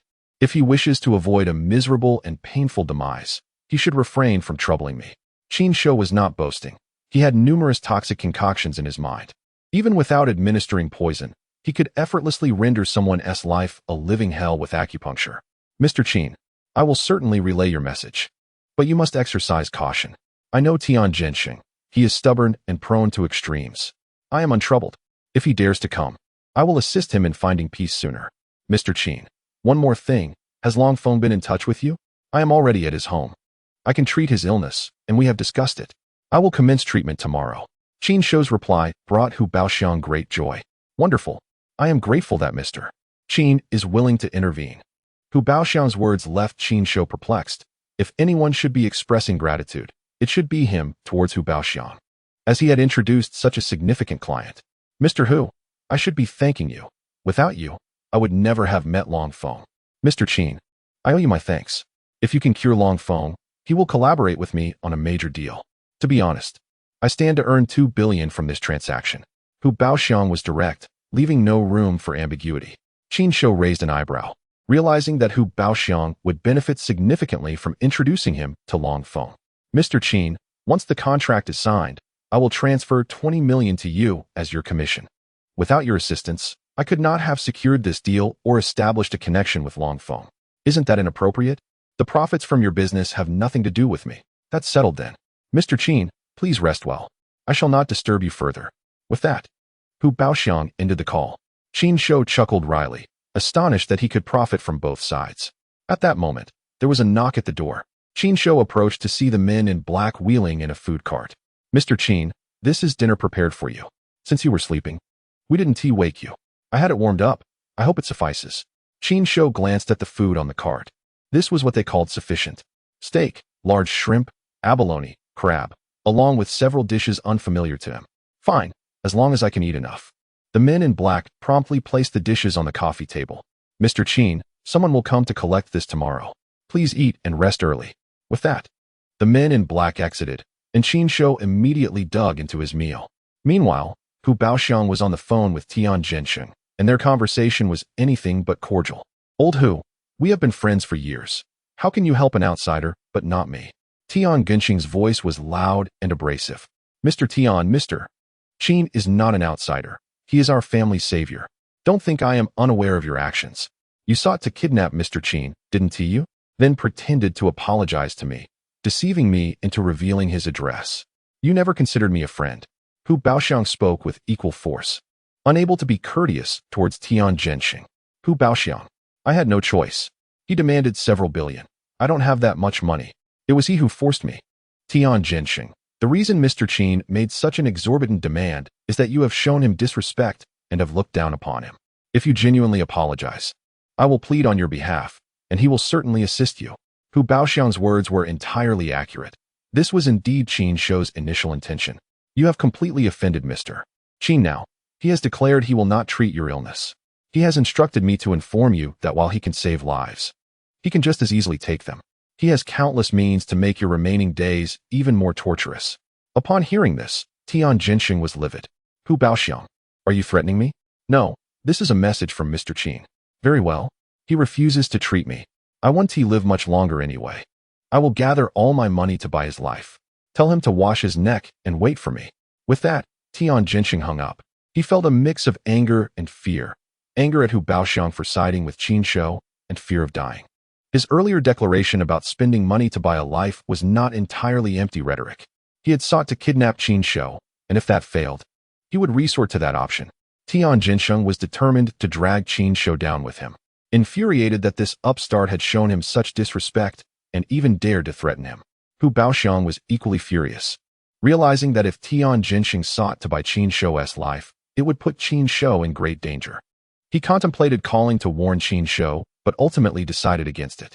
Qin Shou was currently attending to Long Feng's medical needs, which would likely take a month or two, if not longer. As long as Qin Shou remained by Long Feng's side, he would be safe. The security measures surrounding such a prominent figure were formidable. By the time Qin Shou completed Long Feng's treatment and emerged, Tian Zhensheng would likely be dead. After hanging up the phone, Hu Baoxiang reclined, pulling his wife into his embrace, indulging in a moment of intimacy. Meanwhile, Qin Shou had finished his meal and retreated to his bedroom. Just as he lay down, his phone rang. Furrowing his brow, he wondered why people were so fond of calling at such an hour. Upon checking the caller ID, he saw it was Tu Shengnan and answered immediately. "Where are you, Qin Shou?" Tu Shengnan's tone was tinged with urgency. I'm at a friend's house. They're unwell, and I'm here to take care of them." "Is it a man or a woman?" Tu Shengnan's voice turned cautious, her heart racing. She had yet to capture Qin Shou's attention when someone else might have already claimed it. Qin Shou chuckled softly. "It's a man, an old friend." Upon hearing it was a man, Tu Shengnan felt a flicker of concern about Qin Shou's orientation, but upon learning he was an old friend, she sighed in relief. Certainly, Qin Shou would not be involved with an elderly gentleman. No, he would not. "That's good. When will you be back?" "It may take some time. He is quite ill. Did you need something?" "Yes. We received a case yesterday. An intruder broke in, and the perpetrator is someone you should know. My former landlord." Before she could finish, Qin Shou had already pieced it together. "You know about it already? I saw it on the news. Do you have any suspects? Who could be after you?" "No, I don't have any enemies." "Is this considered an interrogation?" "If you need me to cooperate with your investigation, wouldn't it be better to visit the criminal investigation team?" "Not quite. I just remembered this incident and wanted to ask you. If you need to cooperate, you'll have to come to the station. Since you're taking care of someone, I can just mention it at the station tomorrow. You don't need to come." My reason for calling isn't about that. I woke up hungry and thought of finding something to eat at your place. I knocked for a long time, but no one answered, so I called. As she spoke, Tu Shengnan felt her cheeks flush with embarrassment. It was utterly humiliating to be out at 3 in the morning just to scavenge for food. Deep down, she longed to see Qin Shou's face again. Don't you have a spare key? You could let yourself in and grab something. There are dumplings in the fridge and plenty of other things. Just remember to tidy up afterward. Qin Shou was quite generous with Tu Shangnan, not only because she was his landlord, but also due to her charming beauty. That might not be appropriate. Tu Shangnan had already contemplated this notion, gripping the spare key tightly in her hand. Before calling, she nearly succumbed to the urge to enter. Suit yourself. You can either starve until dawn or let yourself in. Thank you, Qin Shou. I'll treat you to a meal later. Let us discuss that later. Eat something and get some rest. Goodbye. Qin Shou abruptly ended the call and turned off his phone, relishing the peace to enjoy his television program. As dawn approached, he finally succumbed to sleep. At 10 in the morning, he was roused by a knock at the door. Mr. Qin, everything you requested is ready. Fu Xueqing's voice drifted in from outside. Groggily, Qin Shou responded, I'll be out shortly. I'll wait for you in the living room. Okay. Rubbing his eyes and stretching, he washed up and descended the stairs. Fu Xueqing stood up as he entered the living room. Mr. Qin, everything is in the yard. The house lacks sufficiently large rooms, so I ordered 2 mobile cabins that are currently being assembled. Qin Shou nodded, appreciating her thoroughness. Through the floor-to-ceiling windows, he observed many people bustling about in the yard. The walls of the house were already erected, and they were in the process of constructing the roof. First, let us have breakfast, then we can inspect the items. If anything is substandard, I'll have it replaced immediately. Qin Shou waved his hand. I'm not hungry. Let us check the items first. Having dined on a hearty meal of fish and meat just a few hours prior, he truly felt no appetite. Fu Xueqing nodded. Then follow me to take a look. They ventured to the yard, where over 200 plastic containers awaited. Each container bore a label indicating its contents. This woman was indeed meticulous. Qin Shou spent over half an hour carefully inspecting the medicinal materials and other items, as well as a few specialized larger ones. Everything seemed satisfactory. Once the house was complete, Mr. Long could be brought down for treatment. Hearing this, Fu Xueqing frowned. Mr. Long will be treated here? Of course. If we're not treating him here, what is the point of building this house? Qin Shou replied, somewhat confused. Fu Xueqing smiled wryly. Mr. Qin, this house is for preparing medicine. The actual treatment for Mr. Long will happen in his room. Qin Shou pondered for a moment. That makes sense, but it would be best to move him from the second floor to the first for convenience. I need to administer acupuncture and prepare the medicine, and it's not very convenient for him upstairs. Fu Xueqing nodded. I'll speak with Mr. Long. You can rest for now. It should be ready in about an hour. Qin Shou followed her back inside. She went upstairs to report to Long Feng while he settled onto the living room sofa. An hour later, the mobile cabins were ready, and Long Feng had been moved from the 6th floor to a room on the 1st floor. Li Gang had summoned 30 men in black. 20 were there to assist Qin Shou, while the remaining 10 bolstered the security. With assistance, Qin Shou could alleviate some of his burdens, directing the men to move everything into the mobile cabins, except for the larger items. The medicine furnace was set up, the medicine jars cleaned, and he began filling the jars with herbs, adding various miscellaneous items as well. Each jar contained different ingredients. Once everything was prepared, Qin Shou instructed the staff to begin boiling the medicine. After boiling over high heat for 2 hours, he added a bowl of water, then reduced the heat for another 3 hours, adding another bowl of water before switching back to high heat for an additional hour. After this, he would remove the jars from the furnace, allow them to cool, and repeat the process. Qin Shou explained the method of preparation, but, feeling a bit uneasy, he wrote down the instructions for Fu Xueqing. Follow these instructions while supervising the boiling process. Mr. Qin, how high is high heat, and how low is low heat? Fu Xueqing asked, not daring to be careless. Qin Shou led her to the medicine furnace and manually demonstrated the flame size. The furnace was a gas stove he had modified later. This is high heat, and this is low heat. Do you understand? Fu Xueqing nodded. What if everything is ready? Then call for me. It will be fine, right? Yes. Qin Shou smiled and returned to his tasks. He had 2 men in black carrying an empty container behind him as he selected some herbs to place inside. Once the container was full, he took out disposable silver needles for acupuncture and set off to Long Feng's room, which had been emptied. Inside remained only a large wooden tub, an iron table, and a 2-meter-wide pot, which had already been set up. Below it was an electromagnetic heater, the origin of which was a mystery to Qin Shou. Initially, he had requested a gas stove for heating, but Fu Xueqing had opted for a large electromagnetic heater, believing it to be faster. The square steamer that Qin Shou desired leaned against the wall. Fortunately, the room was spacious enough. Otherwise, it would have been quite a challenge to accommodate all these items. Long Feng sat on the only chair in the room, while Li Gang, the short man, had surrounded him with 4 men in black. As soon as Qin Shou entered, Long Feng stood up. "Mr. Qin, thank you for your hard work. It's no trouble at all. I merely take payment to alleviate one's misfortunes." Qin Shou replied with a smile, leaving Long Feng silent. "Place the medicinal herbs beside the pot, and you two can exit." The 2 men in black obediently lifted the container and exited.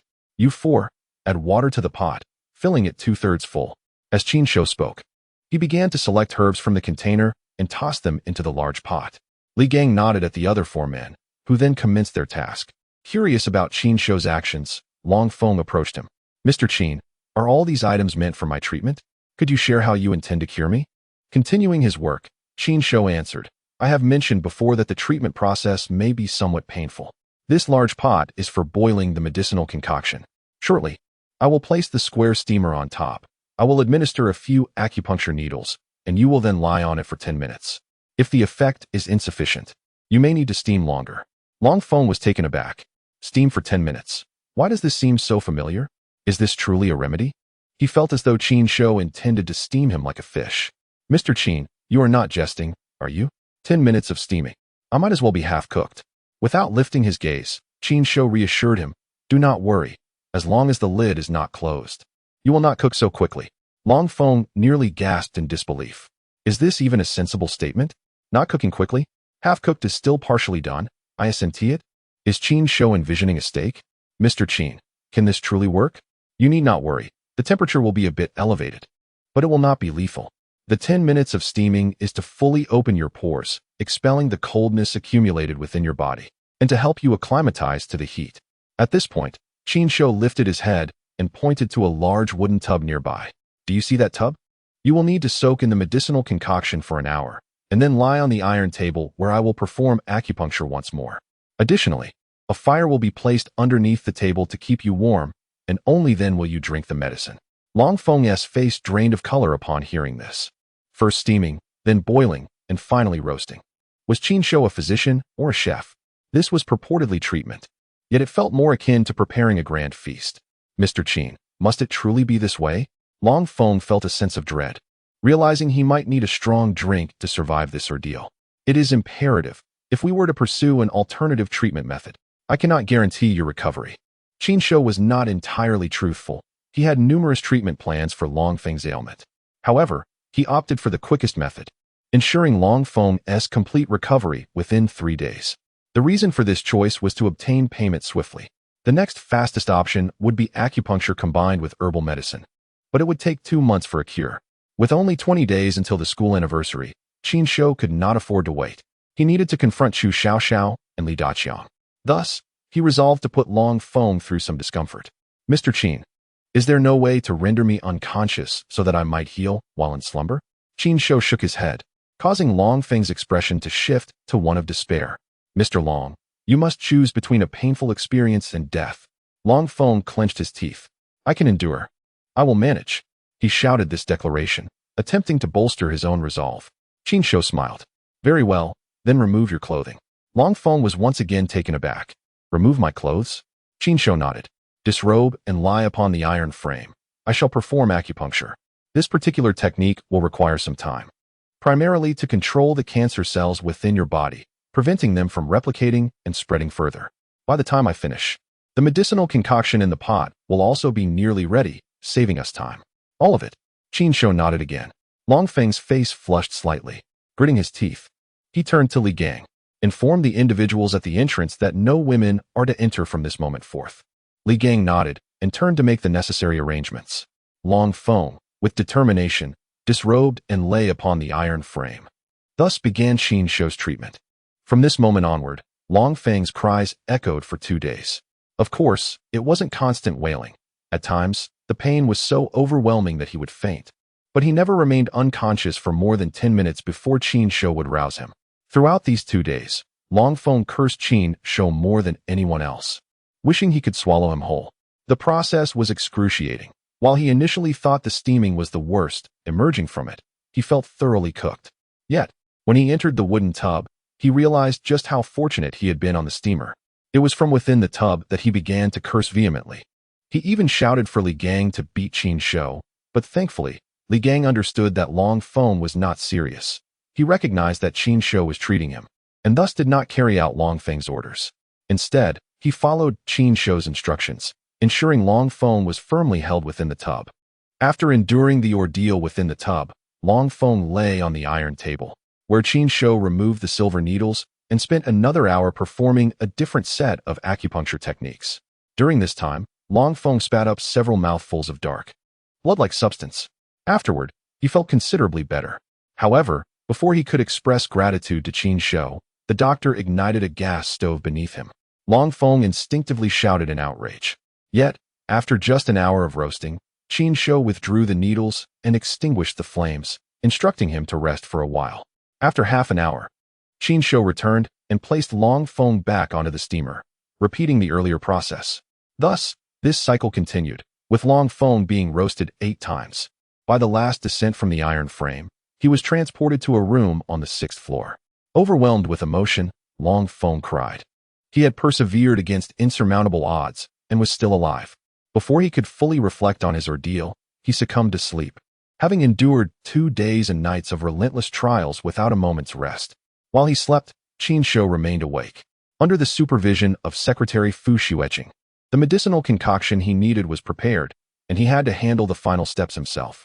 He ordered the 2-meter diameter pot to be cleaned and set up in the mobile boardroom, pouring in all the medicinal broth. As he heated it, he stirred steadily with a spoon. "Secretary Fu, you may rest. Your assistance is no longer needed." Fu Xueqing did not decline. She too had gone without sleep for 2 days and nights, and now everyone appeared as a pillow to her. "Thank you for your hard work, Mr. Qin. I shall rest for a while." With everyone dismissed, only 4 men in black, arranged by Li Gang, remained. One of them was the one who had taken Qin Shou's initial measurements. "Mr. Qin, allow me to take over for a moment. You should rest." He had just come on shift and was full of energy, eager to assist Qin Shou. Qin Shou shook his head. "This task requires my constant attention. I must adjust the stirring speed and direction according to the changes in the medicinal liquid. When I need to add water later, you may assist with that." "Understood, Mr. Qin. I appreciate your efforts." Indeed, Qin Shou was quite fatigued, and this arduous endeavor spanned over an entire day and night. The men in black beside him had been replaced with a new batch. At this moment, Fu Xueqing stood behind him, gazing at Qin Shou with starry eyes. This man possesses an extraordinary physique.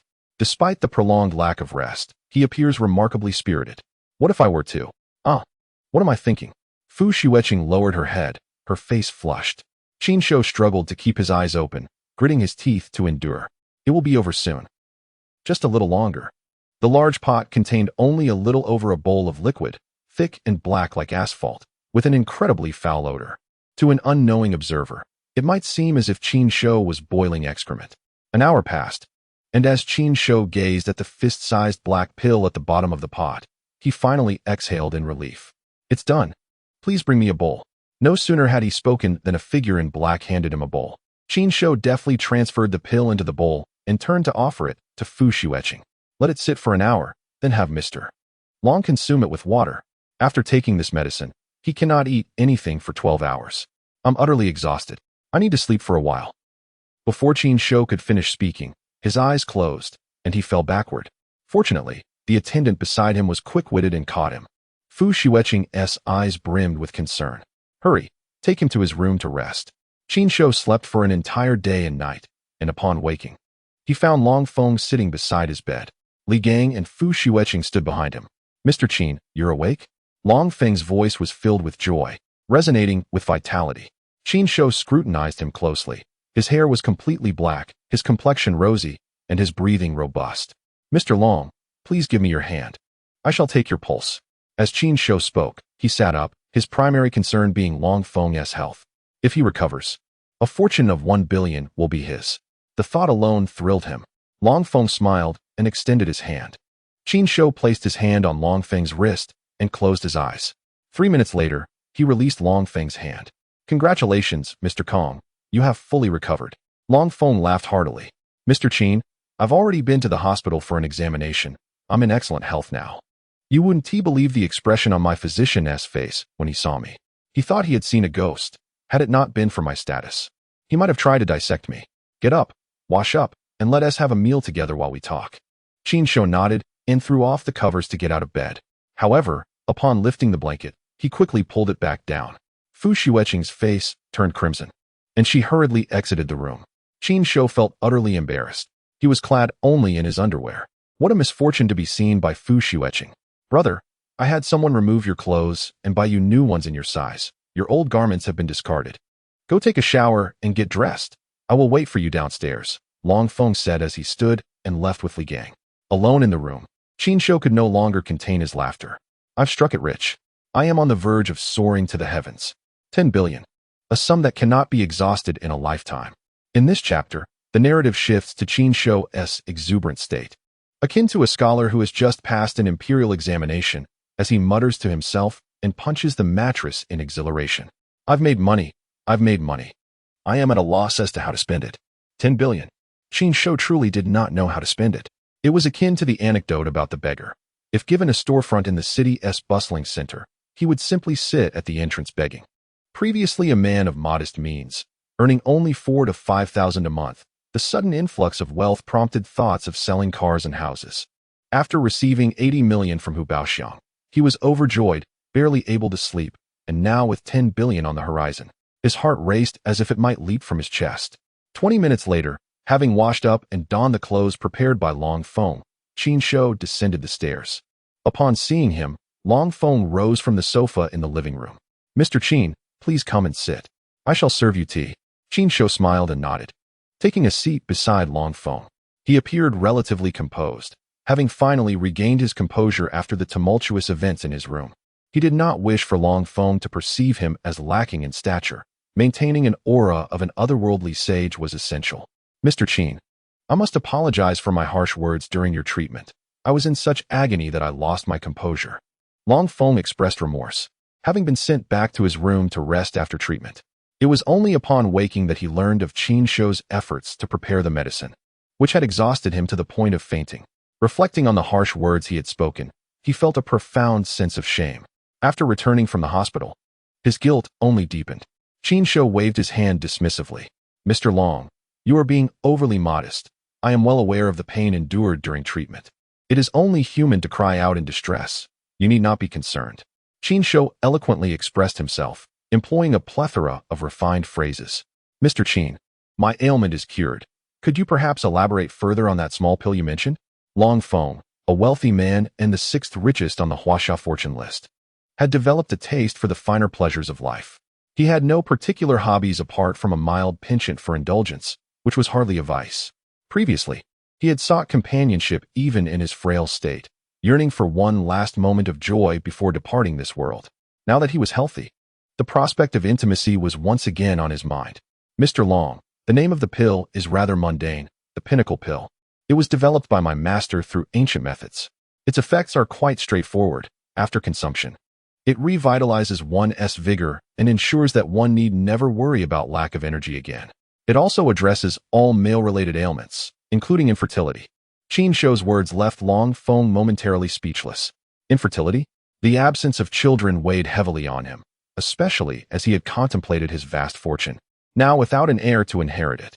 The thought of dying without anyone to take over his legacy was unbearable. Mr. Qin, is what you say true? Qin Shou nodded with a smile. Mr. Long, you suffered injuries in that area, which hindered your fertility. However, I have treated you successfully. Even without this medication, you will be capable of fathering children, but taking this pill will enhance the viability of your seed, as well as improve your efficiency and duration. To enhance efficiency and prolong duration, these were desires held by every man.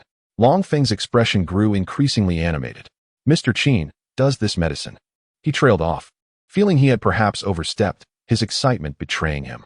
Mr. Long, your health has just stabilized. You should wait a couple of days before taking it. There is no rush.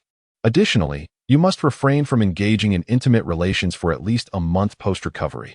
Otherwise, your condition may relapse, and I would be unable to assist you. Qin Shou's remarks were, in truth, exaggerated. In reality, Long Feng could indulge without issue.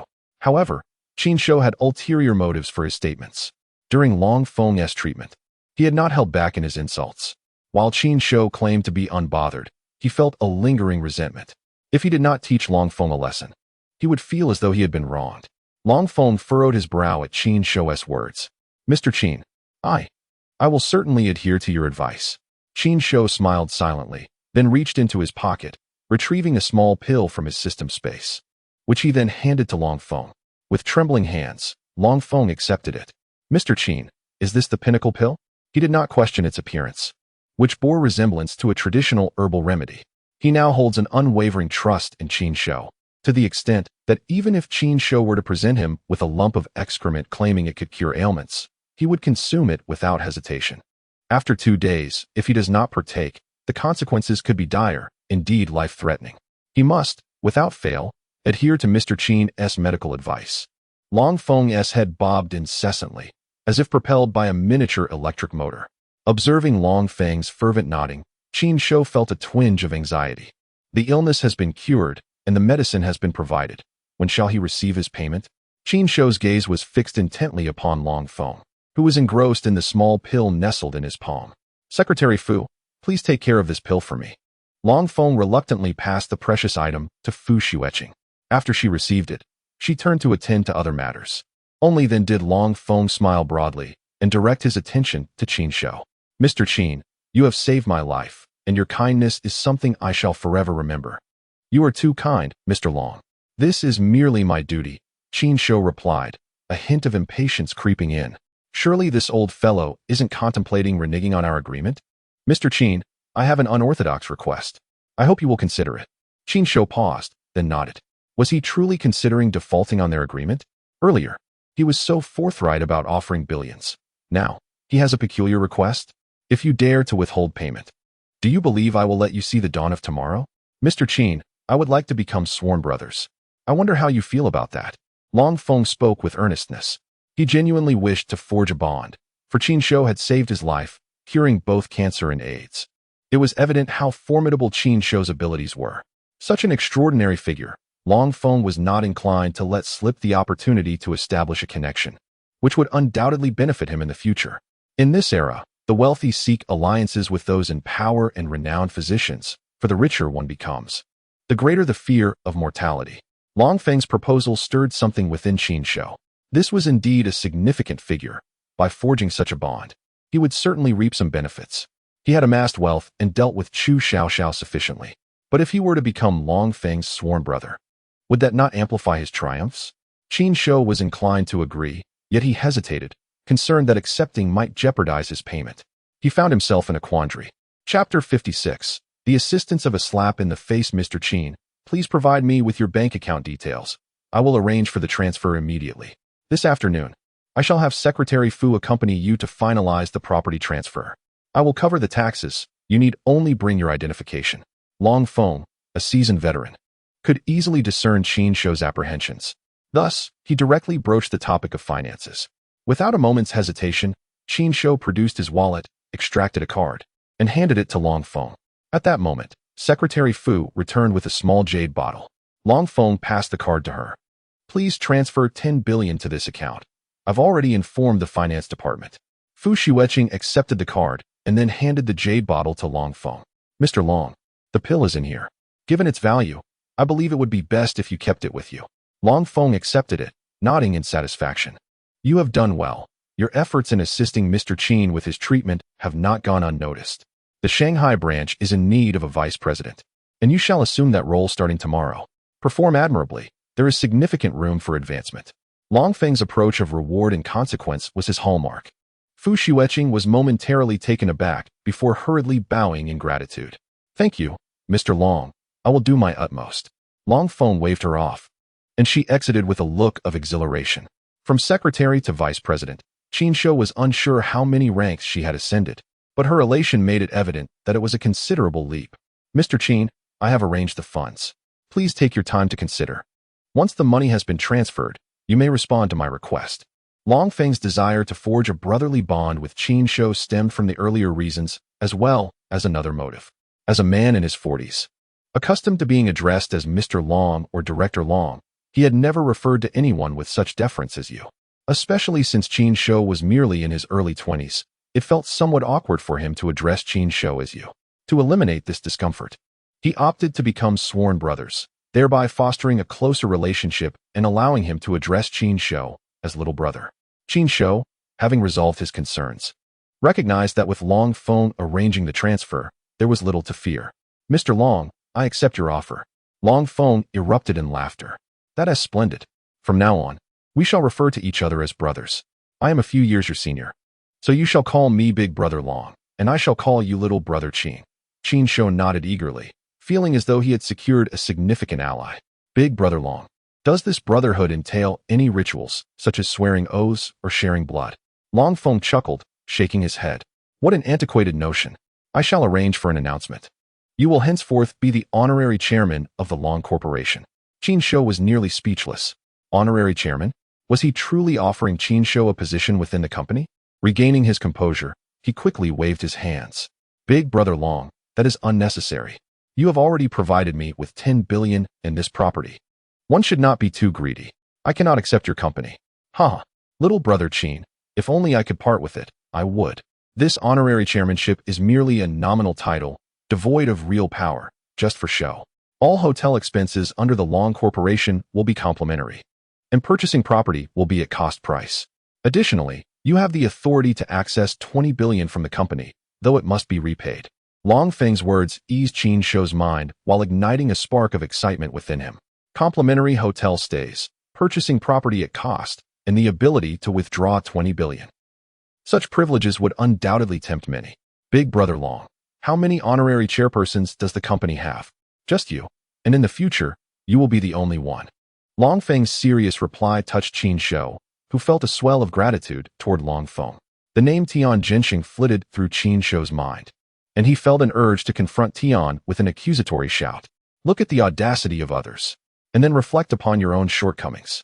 Now, do you understand why Long Feng ranks among the top 10 in the Huaxia rich list? Thank you, Big Brother Long. Long Feng feigned anger. You call me brother, and yet speak so formally? You saved my life. I haven't been so formal in expressing gratitude. Rest assured, little brother, in the future, whatever challenges you face, I will assist you. If I cannot aid you, I will seek help from others. In short, your matters will be my matters, and vice versa. Certainly, certainly. Qin Shou nodded, smiling.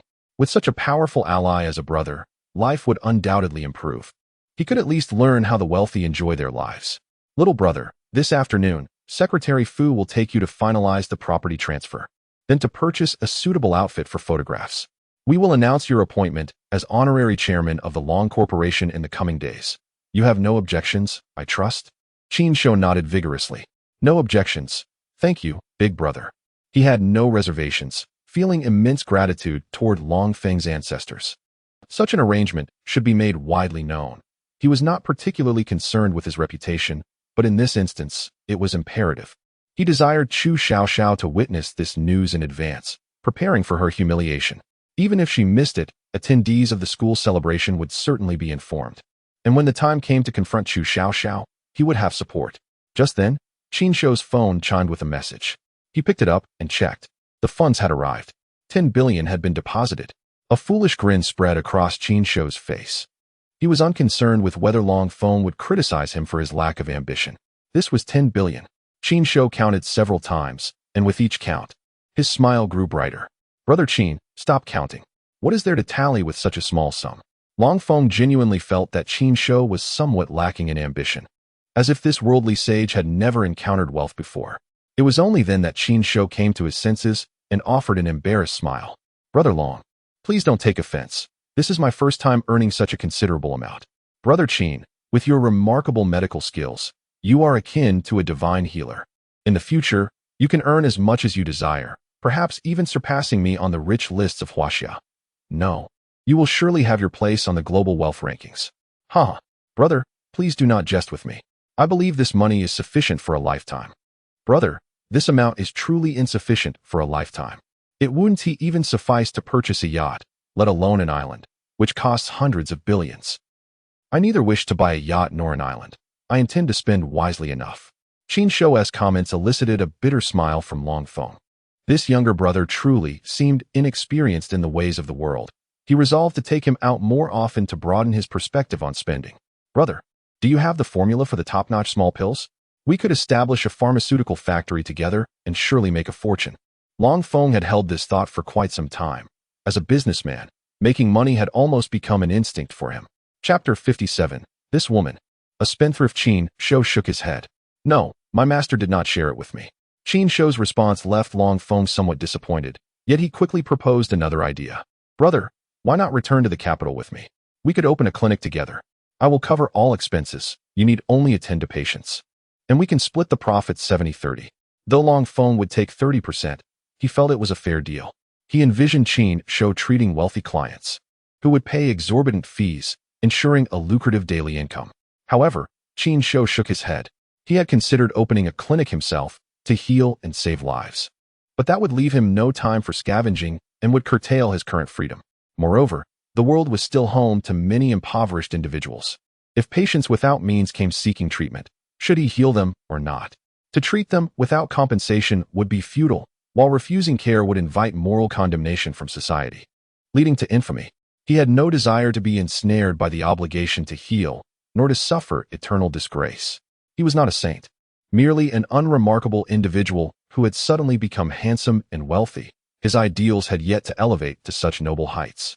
Qin Shou did not aspire for that level of greatness. Brother Long, I do not wish to open a clinic. If you have friends in need of treatment, feel free to refer them to me. I can assist. As for opening a clinic, I am not ready to settle down just yet. Qin Shou declined Long Feng's proposal, and Long Feng took no offense, realizing he had been presumptuous. Brother Qin, perhaps I expected too much. If you choose not to, that is your decision. But when you are in need, you cannot refuse to help. Qin Shou quickly nodded in agreement.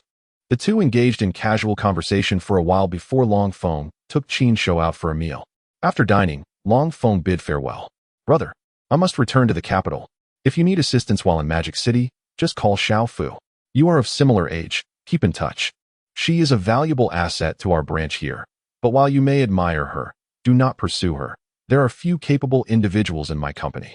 Long Feng had already noticed the peculiar glances Du Xueqing cast towards Qin Shou. As he spoke, Fu Xueqing blushed and lowered her gaze. Qin Shou quickly waved his hands. How could I have thoughts about your associate, brother? Please do not misunderstand. When Qin Shou first met Fu Xueqing, he did entertain thoughts due to her beauty. However, he later perceived her as Long Feng's lover, causing him to dismiss any further notions. Dumplings can be enjoyed, but a sister-in-law cannot be coveted. Long Feng was momentarily taken aback before bursting into hearty laughter. Brother, Xiao Fu is merely my employee, do not overthink it. While I have numerous admirers, she is not among them. If you require assistance, seek her out. I must take my leave. There are numerous matters awaiting me in the capital. When you arrive, do remember to call. With that, Long Feng entered his car. Brother, remember not to. I understand. Just do not encroach upon my company's interests. Long Feng rolled up the window as he departed. Once Long Feng left, only Qin Shou and Fu Xueqing remained at the hotel entrance. The atmosphere between them felt somewhat awkward. Qin Shou felt a rush of excitement. Fu Xueqing was not Long Feng's woman, and the old fellow had some sense of propriety, knowing not to pursue what was close at hand. Fu Xueqing, on the other hand, felt shy, her mind lingering on Long Feng's earlier comments regarding admiration and appreciation. Secretary Fu, no, I should say Director Fu. Are we not supposed to handle the transfer? Fu Xueqing glanced at her wristwatch. The housing authority isn't open yet. How about I take you shopping for clothes first? Then we can take some photos? I have scheduled an interview with a reporter at 5 this afternoon. Qin Shou was taken aback by her mention of a reporter interview. What could possibly warrant an interview about him? While he had the capability to heal, his primary occupation was scavenging. However, if a reporter were to interview him, he could always shout for attention and summon a crowd. But what significance would that hold? He preferred to avoid interviews altogether. He was no celebrity and had nothing of substance to share. This is a task assigned by Mr. Long, and I must carry it out well. I dislike being in the spotlight. Taking a few photos is acceptable, but an interview is too much. Qin Shou remained adamant, and Fu Xueqing did not press further. Then I will take you to pick out some clothes. Mr. Qin, do you have any favorite brands? Qin Shou pondered for a moment. If he expressed a preference for inexpensive brands, would Fu Xueqing think him unsophisticated? Please choose for me. I have no particular requirements. Fu Xueqing drove Qin Shou to a high-end shopping mall in the city, using his car since he had been drinking. The sight of such a stunning beauty like Fu Xueqing driving for him brought Qin Shou immense joy, causing his admiration to swell. For the next 2 hours, however, Qin Shou began to reconsider his earlier thoughts. She was somewhat extravagant. The outfits she selected for him were indeed exquisite, enhancing his appearance significantly. Yet the prices were anything but friendly. A casual suit cost over 300,000, and a tie was priced at over 8,000. They selected 7 or 8 suits and over 10 ties. Even casual wear was exorbitant, with the cheapest pants costing over 40,000 and shirts reaching 50 or 60,000. Fu Xueqing chose 6 pairs of pants and 3 shirts for him. Finally, she took him to purchase a Patek Philippe watch. By the end of their shopping spree, Qin Shou's bank account had dwindled by over 10 million, half of which was due to the watch alone. In an attempt to impress Fu Xueqing, he gritted his teeth against the pain of spending and forced a smile as he swiped his card. "Mr. Qin, we still need to buy shoes and a couple of sets of sportswear." Fu Xueqing's voice brimmed with joy, a happiness derived from Qin Shou's purchases. Although none of the items were for her, she fully savored the joy of shopping. Chapter 58. The pain of dying in place. Qin Shou allowed her to thoroughly experience the joy of shopping. If it were up to her, she would never have chosen this mall, nor would she have considered such extravagant purchases. Previously, her annual salary was only around 200,000, and even now, as a vice president, it hovers around 3 million. She simply could not sustain such a level of expenditure. Qin Shou initially intended to decline the shoe shopping. Yet upon Fu Xueqing's insistence, he begrudgingly followed her into a shoe store. He comforted himself internally, reasoning that the items were for his own use. After all, he was soon to attend an anniversary celebration, and this was merely preparation to outshine Chu Xiaoxiao. Fu Xueqing selected 10 pairs of leather shoes for him to complement his attire, along with 5 pairs of casual shoes. Subsequently, she picked out 2 sets of sportswear, 4 pairs of sneakers, and 2 pairs of running shoes. By the end of it, over 2 million had been charged to Qin Shou's card. Fortunately, as a valued customer, the mall had assigned 4 security personnel to assist him, for he could hardly manage such a multitude of items alone. It would be quite the spectacle to store everything in his system space in full view of others. No one would believe it was magic. "Mr. Qin, shall I take you to select some skincare products? And there's a men's fragrance that I believe would suit you perfectly." Fu Xueqing's eyes sparkled with excitement. She felt elated, reveling in the shopping experience, which was simply delightful. Qin Shou smiled and nodded in agreement. Having already spent such a considerable sum, he thought little of spending a bit more. Though he felt a pang of regret, he understood that earning money was meant for spending. With over 1 billion in his account, it would be foolish to hoard it without enhancing his quality of life. "I must change my former habits of reluctance. Money ought to be spent, not hoarded." Following Fu Xueqing, he quietly murmured to himself. The cosmetic store was located on the 2nd floor. Fu Xueqing led Qin Shou and the security personnel out of the mall, where they deposited the purchased items in his car. Then, the two ventured alone to the cosmetics section. Qin Shou, resembling an eager schoolboy, closely followed Fu Xueqing as she selected products while he swiped his card. After spending over an hour, they exited the mall, with Qin Shou laden with 7 or 8 bags filled with cleansers, toners, moisturizers. He could hardly recall their names, let alone their usages. The only items he knew how to use were the cleanser and the fragrance. Fu Xueqing carried 2 bags herself, having purchased 2 skincare sets and a bottle of perfume as a token of her gratitude. Although Fu Xueqing initially intended to pay, Qin Shou adamantly refused. Not wishing to make a scene in front of others, she acquiesced and let him settle the bill. Qin Shou thought this concluded their day, but after completing the property transfer paperwork, Fu Xueqing took him to get his hair done. He did not refuse. He would need to eventually. So he figured he might as well accompany her to familiarize himself with the place for the upcoming anniversary celebration. At 9 in the evening, Qin Shou finally returned home. After getting his hair styled, Fu Xueqing took him to a photography studio for a few pictures. They concluded their day with a meal together before he drove her home. Fu Xueqing requested that he drop her off at the entrance of her building, which stirred a sense of excitement within Qin Shou. He had read somewhere that if a girl asks you to take her home, it indicates she has feelings for you. Dropping her off at her doorstep suggested an even higher level of affection. In truth, Fu Xueqing had considered inviting Qin Shou upstairs for a drink, but hesitated, fearing he might perceive her as too forward. After stowing the items from his car into his system space, he ascended to his apartment. However, upon entering, he was taken aback. The television in the living room was on, and Tu Shangnan lay sprawled on the sofa, fast asleep. Her sleeping posture was somewhat unrestrained, limbs akimbo, with a bag of chips resting on her chest. The coffee table was cluttered with snacks, and the trash bin overflowed with empty wrappers. Qin Shou chuckled softly. It seemed that after just a few days away, she had made herself at home. Tu Shangnan, wake up. Go home and sleep, or you'll catch a cold here. He approached and gently called to her, but she remained unresponsive. He had no choice but to nudge her arm. Tu Shangnan, wake up. At last, she groggily opened her eyes. Qin Shou, I finally dreamed of you. I missed you so much. Before she could finish, her eyes fluttered shut once more. Qin Shou smirked, realizing even he could discern her feelings for him. Rather than continue to rouse her, he turned away, retrieved a blanket from the cupboard, and covered her before switching off the television and dimming the lights in the living room. He returned to his bedroom, unloading the purchased items from his system space onto the bed, and busied himself organizing. He hung the clothes in the wardrobe and placed socks and underwear in the drawers. The cufflinks were set on the nightstand. Tidying up took him nearly half an hour. Once everything was in order, he took a shower and went to bed. The next morning at 8, Qin Shou was awakened by the alarm. Before he could rise, a scream echoed from the living room. Ah! He sprang from bed, wrapped in his blanket, and dashed out. This time, he was wiser and avoided an abrupt encounter with Tu Shangnan. As he emerged, he saw her sitting on the sofa, her expression contorted in pain, clutching her left foot. What happened? Upon hearing his voice, Tu Shangnan looked up, her cheeks flushing as she shyly lowered her gaze. I'm fine, just accidentally kicked the coffee table.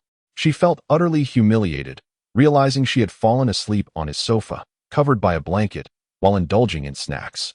Tu Shangnan, take it easy, I'll go wash up. Let us have breakfast together afterward. Qin Shou, recalling her drowsy words from the previous night, felt a surge of compassion and inexplicably uttered this. Tu Shangnan nodded silently, overwhelmed. As Qin Shou prepared breakfast, Tu Shangnan seized the opportunity to tidy up the living room. By the time he called her for breakfast, she had finished cleaning and was seated on the sofa, waiting for 5 or 6 minutes. Neither spoke until halfway through their meal, when they both spoke simultaneously.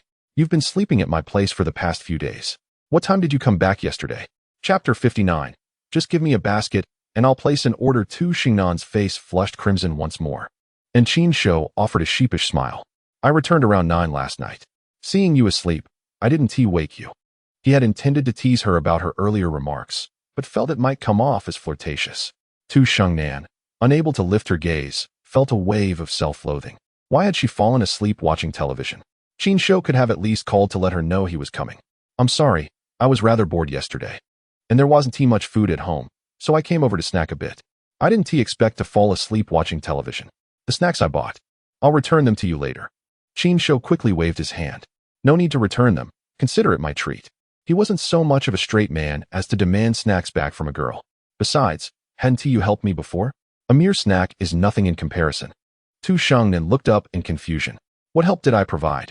Have you forgotten the phone call you made for me? If it weren't for you, I would have had to make a trip to file a report. Qin Shou reminded her, and she finally recalled the incident. Oh, you mean that? It was nothing. I merely knew you and helped relay the situation to our team leader. Has the case been resolved? Tu Shangnan shook her head.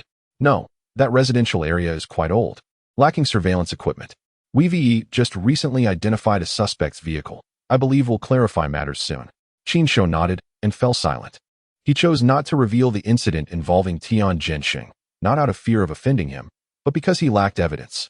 Moreover, Tian Jinxing hadn't been around for long. Capturing him would hold little significance. After their meal, Tu Shangnan eagerly rushed to wash the dishes. Qin Shou didn't contest her, instead settling onto the sofa, engrossed in his phone. He was examining a map of the city in the magic capital. Besides the commercial street he had previously visited, he sought a new locale to scavenge for treasures. He couldn't afford to confine his endeavors to a singular street. He soon settled on a location, the university town. While the commercial street saw more foot traffic on weekends, the university town bustled with activity throughout the week, save for summer and winter breaks. Furthermore, today's university students produced waste at an astonishing rate. They consumed bottled water and frequently ordered takeout. Most importantly, the university town was conveniently located just a 40-minute drive from the commercial street. And, even more enticingly, scavenging at the university would allow him to admire the youthful and vibrant female students. an exquisite blend of earning money while feasting his eyes on beauty. At that moment, Tu Shangnan emerged from the kitchen after finishing the dishes. "Qin Shou, I'm done here. I'll head back now. Thank you for treating me to breakfast. Ah, your car is fixed now, right? You want to need me to drive you to work?" Qin Shou remarked casually, merely being polite. Tu Shangnan, however, was not one to be overly courteous with him. She was the type who would thrive on a little encouragement. "My car isn't fixed yet. If you're free, could you please drive me again?" "All right, drive carefully," Qin Shou instinctively replied, but halfway through, he realized his impulsiveness. He chuckled wryly, shaking his head. "Go change your clothes. I'll take you shortly." "Thank you," Tu Shangnan cheerfully exclaimed, dashing back to her home to change. "This one do, too gaudy. This one. No, too revealing. It makes me look careless." Tu Shangnan spent nearly half an hour perfecting her makeup and selecting her outfit. Meanwhile, Qin Shou also changed his clothes. He was heading out to scavenge and couldn't bear to wear the expensive attire he had just purchased. He had only 2 sets of sportswear. One was lost, and the other was still piled up in the washing machine.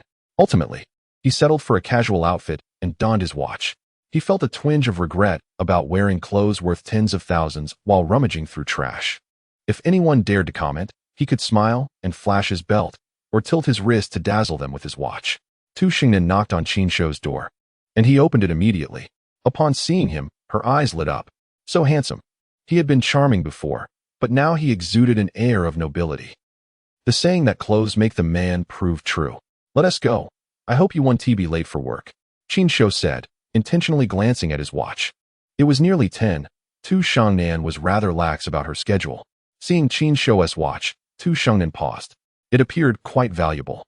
However, his gesture of checking the time seemed somewhat overdone. Yet, he pulled it off with such grace that it didn't come off as pretentious. Tu Shangnan was utterly smitten. She followed Qin Shou downstairs and into the car. As he started the engine, she had already concocted 2 or 3 romantic scenarios in her mind. She believed Qin Shou had feelings for her. Otherwise, why would he offer her a ride? Plus, she had dressed up and even spritzed on perfume. This boy was too refined. She was determined to win him over. Qin Shou had a favorable impression of her, but it was certainly not in the way she presumed. He wore that outfit simply because it was the cheapest option available. The perfume was merely a way to avoid wasting money on something he had purchased. Everything she imagined was a stark contrast to his reality. "Qin Shou, are you free the day after tomorrow? I have a day off and would like to invite you to hang out." Tu Shangnan took the initiative, seeking to get closer to him. After pondering, Qin Shou gently declined. "I have some matters to attend to during this period. Let us talk after I'm done." To spare her feelings, he didn't outright reject her. He genuinely had tasks to handle. The property from Longfeng had just been transferred to him, and today he had arranged to meet Fu Xueqing to visit the house. He intended to get someone to tidy up the place and remove the items he didn't want, as instructed by Longfeng, which Fu Xueqing would certainly enforce. Qin Shou also wanted to inspect the house thoroughly, identify any areas he disliked, and consider renovations. "Oh, has your friend's illness not improved?" Tu Shangnan's spirits dampened momentarily. "His illness has subsided. He recovered with the medicine I prescribed. It's just a minor issue." At this point, Qin Shou paused, recalling how he had intended to discuss moving with Tu Shangnan during breakfast but hesitated. Chapter 60. An unembarrassed phone call. Longfeng had given him the keys to the house, and Qin Shou yearned to move in immediately. "What is it? Can you tell me? Perhaps I can assist." The more enthusiastic Tu Shangnan became, the more hesitant Qin Shou felt. "It's nothing, just a small matter I can handle myself." He decided to wait for an appropriate opportunity to broach the subject of moving. An hour later, he parked in front of Tu Shangnan's workplace. The heavy traffic had extended their travel time. "My legs are numb," Tu Shangnan started to say, but laughter bubbled up within her. She had used this line twice already. Qin Shou chuckled, stepping out to assist her. "Thank you for the ride. No need for thanks. It's better to have a neighbor close at hand," he replied. "I'll get back to my tasks now. Goodbye." He waved, got back into his car, and sped off to Shishan Manor. As Tu Shangnan watched Qin Shou's car disappear, she turned to enter her workplace. "Tu Jia, aren't you off today?" A young man at the entrance inquired. Tu Shangnan paused, then shot him a glare. "I forgot something and came to retrieve it." Having said that, she turned to leave. The young man, puzzled, watched her retreating figure, scratching his head. "Wasn't she here to get something?" Tu Shangnan's face flushed crimson. In her eagerness to have Qin Shou drive her, she had completely forgotten she was supposed to be off today. Tu Shengnan, you're hopeless. You're too infatuated. She muttered to herself while pulling out her phone to call her close friend, Qi Shui. Hey, what are you up to? Oh, just working. The tone of Qi Shui's voice was somewhat peculiar, yet Tu Shengnan comprehended her words instantaneously. That wretched girl. What time is it already? I will arrive at your house in an hour, so hurry up and send your boyfriend away. Tu, I can't today. He just returned from a business trip, and I have no time to accompany you. You should go find Yaya. Qi Shui concluded her statement and hung up, leaving Tu Xingnan's expression utterly remarkable. What a lecherous creature. If she was indeed busy, why did she answer the call? Reluctant to seek out Yaya, Tu Xingnan had no choice but to take a taxi home. As she ascended the stairs, she tiptoed cautiously, fearing an encounter with Qin Shou. Otherwise, it would be quite an awkward situation. In truth, her worries were unfounded. Upon her return, Qin Shou had just arrived at Xishan Manor as well. At that moment, Fu Xueqing was accompanying him as they meandered through the house. Mr. Qin, let me first take you to see the garage. There are a total of 8 cars, all purchased by Mr. Long previously. He hardly ever drove them. Qin Shou nodded in acknowledgement and followed Fu Xueqing into the elevator. The garage was located on the basement level, and as they exited the elevator, the lights in the garage flickered to life automatically. Qin Shou gasped in astonishment. The garage was vastly different from what he had envisioned. It resembled a parking lot, spanning an impressive area of 5,000 to 6,000 square meters, capable of accommodating over 200 vehicles. As for those 8 cars, Qin Shou had anticipated the likes of Rolls-Royce or Mercedes-Benz, yet to his surprise, all 8 were supercars, Ferraris, Bugatti Veyrons, and several others whose license plates he did not recognize. Mr. Qin, these vehicles are all registered under Mr. Long's name. If you wish to transfer ownership, the paperwork can be completed tomorrow and sent to Modu. Qin Shou swallowed hard and nodded. These 8 cars are all limited editions. The least expensive is the Ferrari, around 20 million, while the most expensive are these 2 custom Rolls-Royce supercars, of which only 10 exist globally. With the sole one in Huaxiao priced at approximately 300 million yuan. Its value has likely doubled or tripled by now. Fu Xueqing's words left Qin Shou's eyes wide with incredulity as he hurried to the custom Rolls-Royce, trembling as he reached out to touch it. 300 million. For a single car? Qin Shou reflected on how he had lamented over the cost of clothing just the previous day, feeling rather inadequate in comparison. Look at them, 300 million spent on a vehicle that merely serves as a decorative piece in a garage. Alas, it is his own limitations that prevent him from becoming a titan like Long Feng. Mr. Qin, the car keys are inside the vehicles. You may take one for a spin if you wish. Qin Shou hastily shook his head in refusal. Such an expensive automobile, should it suffer any damage, would surely break his heart. No, I'll just admire them for today. Fu Xueqing smiled. Shall we take a look at the wine cellar? Qin Shou nodded and followed her back into the elevator. The house had 3 basement levels. The garage occupied one, the wine cellar was on another, and the lowest level housed a storage room, complete with a massive safe. After half an hour, Qin Shou finally returned to the living room. If the 8 cars had astonished him, the wine cellar left him utterly speechless. The most ordinary bottle of wine was priced at 70 to 80,000 yuan, while the most expensive could reach 3 to 4 million, with some exceeding 10 million. The selection was vast, encompassing everything from baijiu and beer to whiskey and vodka, with red wine being the most abundant. Fu Xueqing provided Qin Shou with a list detailing the wine cellar's inventory, which was densely packed with records. He could not remember all the details, but he did recall that the cellar was valued at 1.27 billion yuan. After a rough calculation, Qin Shou realized that Long Feng had gifted him this house, along with its furnishings, the cars, and the wine cellar, definitely exceeding 50 billion in total. Long Feng was indeed generous. Mr. Qin, regarding the renovations you mentioned, I will promptly arrange for someone to transform the space to your preferred style. Any items you dislike will be removed. Is there anything else you require? Qin Shou shook his head. No, that's sufficient. Very well, Mr. Qin. Lastly, the house originally had a chef, 3 cleaning staff, and 4 security personnel. Would you like to retain them, or should I find replacements? The individuals Fu Xueqing referred to were present in the living room, having been introduced to Qin Shou upon his arrival. They now gazed at him with eager expressions, not wishing to lose their jobs. Qin Shou felt somewhat conflicted. He was accustomed to living alone, and suddenly having so many people around made him apprehensive. However, seeing the hopeful expressions on their faces, he found it hard to refuse. Let them stay. No need to replace anyone. Thank you, Mr. Qin. The 8 individuals bowed in unison, exclaiming their gratitude.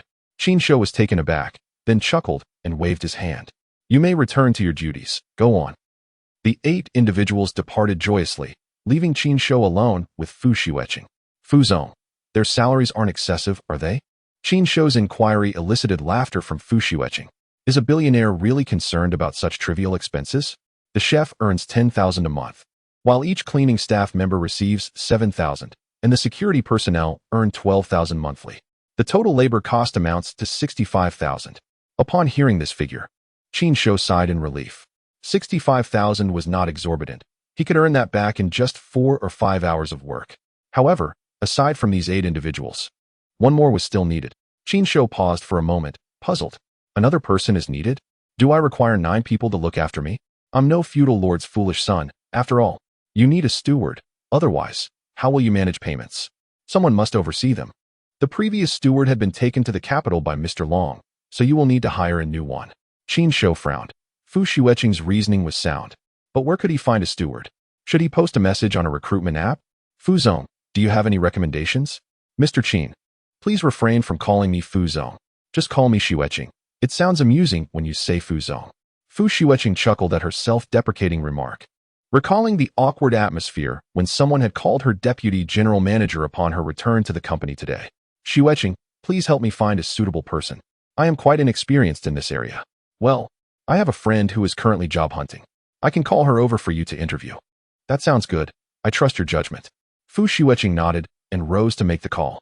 Just as she stepped away, the chef approached Qin Shou. Mr. Qin, will you be dining here for lunch today? What would you like to eat? I can prepare it now. Qin Shou glanced at the time, already past 11. Yes. Let's have lunch here. Just prepare a few of your signature dishes. Understood, Mr. Qin. The chef replied before turning to leave. Leaning back on the sofa, Qin Shou gazed up at the crystal chandelier hanging from the living room ceiling. Never had he imagined that one day he would reside in Shishan Manor, let alone in the #1 villa, with someone cooking for him. Such luxuries were beyond his wildest dreams. The opulent lifestyle of the wealthy was truly unimaginable. At that moment, Qin Shou felt a deep sense of gratitude towards the system. Without it, he would likely still be dwelling in a rented room, subsisting on instant noodles and fretting over rent. The prospect of confronting Chu Xiaoxiao had become utterly unfeasible, and he could only endure silently, adorned with the green hat she had given him, as he watched her marry Li Daqiang. System brother, do you have any wishes? I'm afraid there's nothing I can do to get out. Perhaps I'll treat you to some drinks, a bath, and some charming company, Qin Shou mumbled softly. Coincidentally, Fu Xueqing returned from her phone call and happened to catch the word charming company. Mr. Qin, did you just mention charming company? I didn't mention that my friend is a woman, did I? Fu Xueqing felt a slight twinge of discontent in her heart, regretting introducing her friend to work with Qin Shou. Qin Shou chuckled awkwardly. You must have misheard me. I was referring to a delightful life. Fu Xueqing nodded in acknowledgement and refrained from further questioning. Mr. Qin, my friend has just returned from studying in the UK, specializing in hospitality management. It's relatively easy to find work in that field abroad, but she came back to China right after graduation. She previously worked as a client manager at a hotel, but lost her job due to a conflict with a guest. She has been at home for nearly half a year now. Fu Xueqing began to chat leisurely with Qin Shou in the living room. About an hour later, Fu Xueqing's friend hurriedly arrived. Upon seeing her, Qin Shou immediately felt a profound resonance with the saying birds of a feather flock together. Although the girl was shorter than Fu Xueqing, she possessed a curvaceous figure, and her looks were perhaps even slightly more appealing. She wore a pair of denim overalls paired with a white short-sleeve top, her hair styled in twin ponytails. Standing before Qin Shou, she emanated a youthful aura. Mr. Qin, my name is Longyue. I am delighted to have the opportunity for an interview with you. Longyue smiled and extended her hand to Qin Shou. He swallowed hard and shook her hand briefly. Hello, it's a pleasure to meet you. Her hand felt so soft, so delicate. Qin Shou reluctantly released her hand. Just in time. Dinner is ready. Let's eat and chat. Qin Shou beckoned Fu Xueqing and Longyue towards the dining room. The cook, wishing to leave a good impression on Qin Shou, showcased his best culinary skills. The dining table was adorned with 12 exquisite dishes and a soup. If not for the limited ingredients and time, he would have prepared even more. Mr. Qin, please enjoy your meal. If any dish does not suit your palate, do let me know, and I shall refrain from making it in the future. Yes, thank you for your hard work. Do sit down and join us. The cook quickly waved his hands. Mr. Qin is joking. I wouldn't dare disturb your meal. With that, he turned and walked away. Fu Xueqing and Long Wei exchanged knowing smiles. Long Wei thought working for Qin Shou would be a pleasant experience. After all, he was handsome, approachable, and treated his employees well. Women are visual creatures. As long as a man is handsome, even minor gestures are magnified in their eyes. In that moment, Qin Shou's invitation for the cook to join them elevated him to Long Yue's perception of a good boss. As they dined and conversed, Qin Shou scarcely asked questions. It was Long Wei who introduced herself. By the end of the meal, Long Wei had officially become Qin Shou's housekeeper.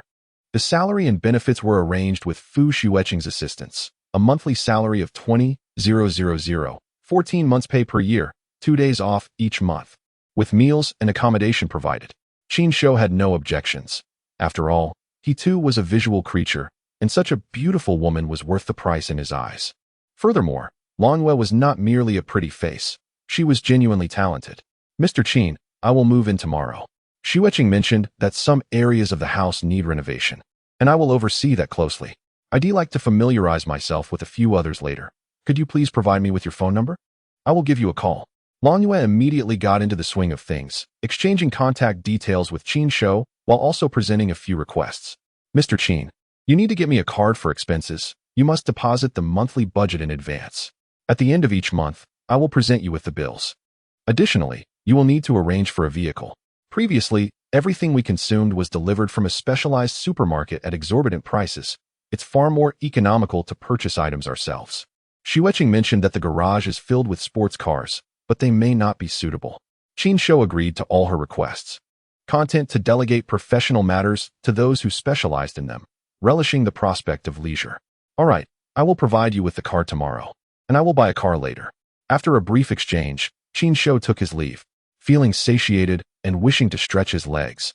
He realized he hadn't scavenged for a while, almost forgetting the sequence of bending down and reaching out. Long Yue left alongside Fu Xueqing, who offered her a ride. But she hesitated, fearing potential damage to the vehicle.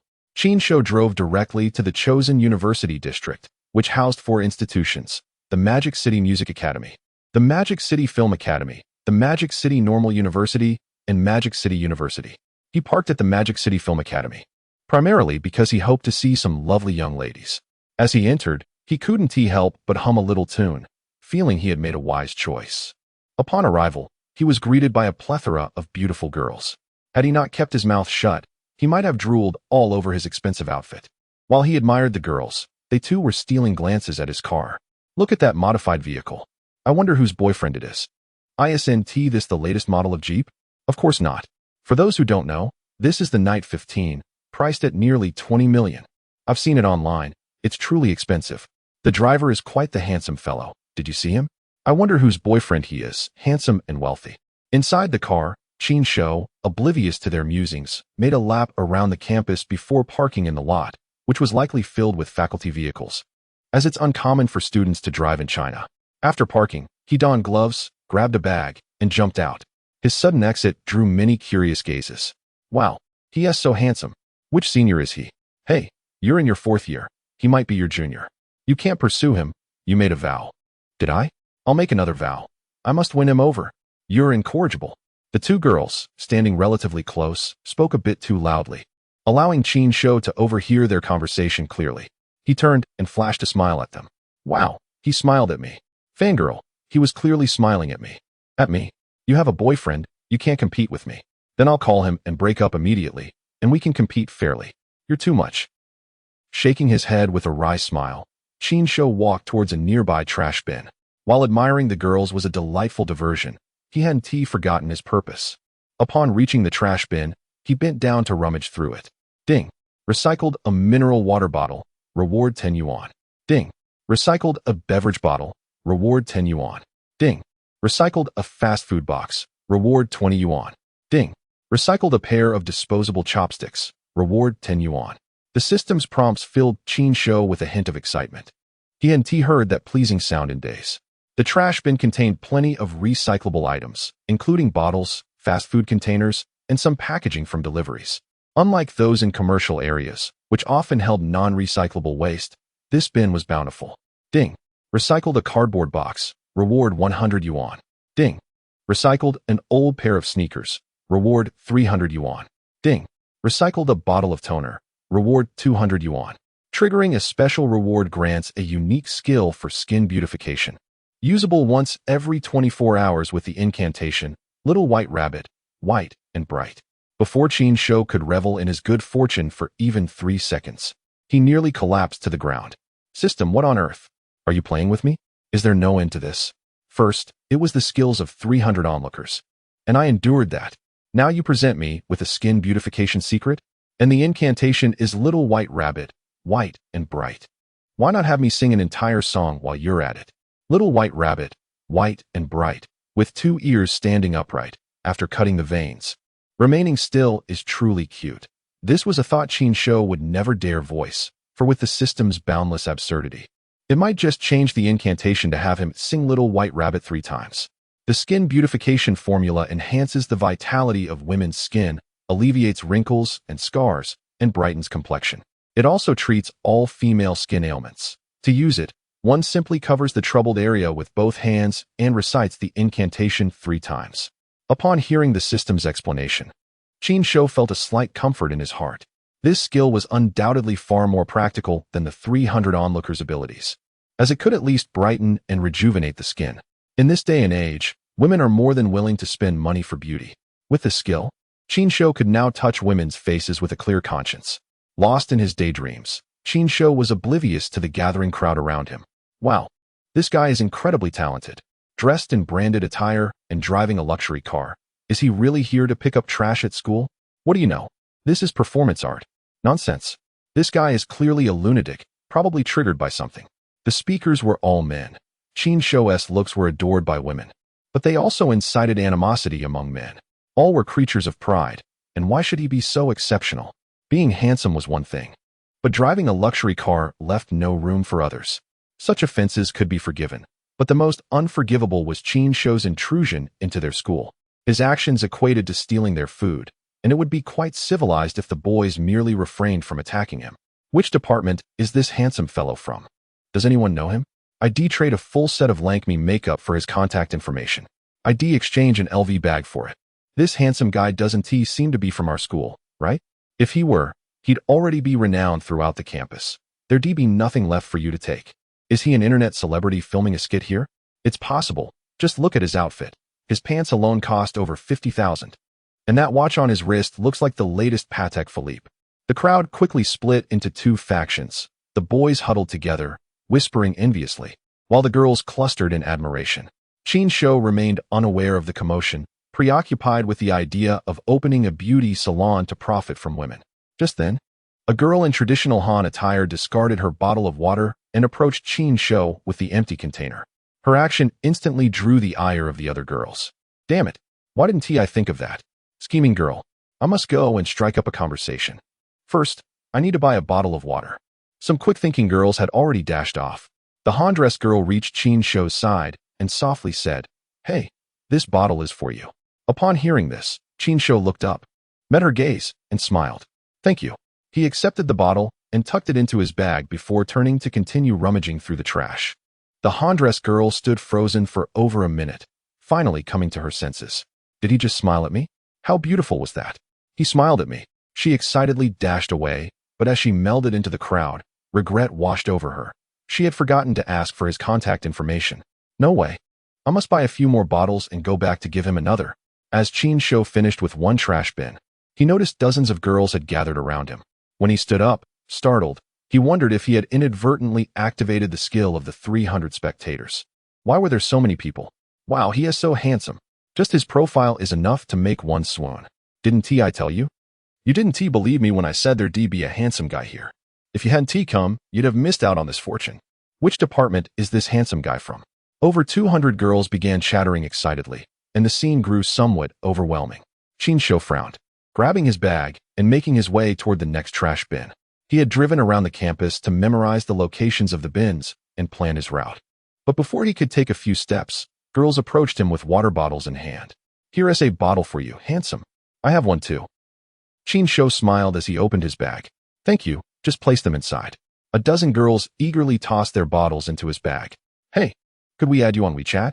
Since we VE given you our bottles, could we get your WeChat? Qin Shou had never encountered such a scene before.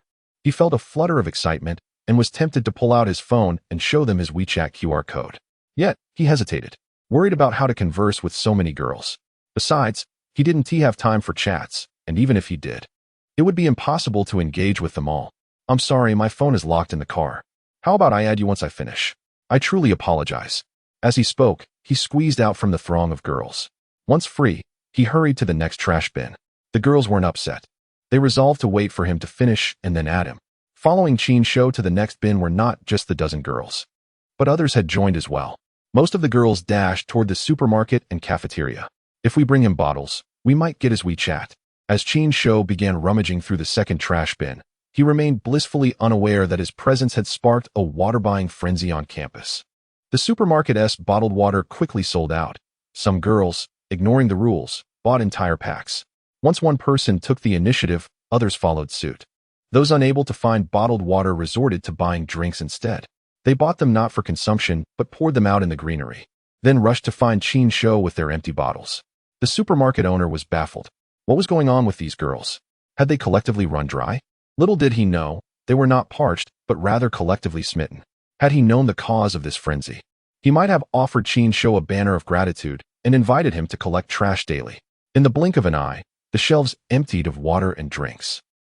Before finishing with the second bin, Qin Shou decided to leave. The enthusiasm of the schoolgirls was overwhelming. One after another, they lined up to offer him bottles. Had he not secretly recycled some, his bag would have surely burst. Thank you, everyone. Thank you. After accepting the last bottle from a girl, he resolved to depart, fearing that if this continued, someone might uncover his secret. After all, cramming so many bottles into his bag was an impossible feat, yet he had managed it.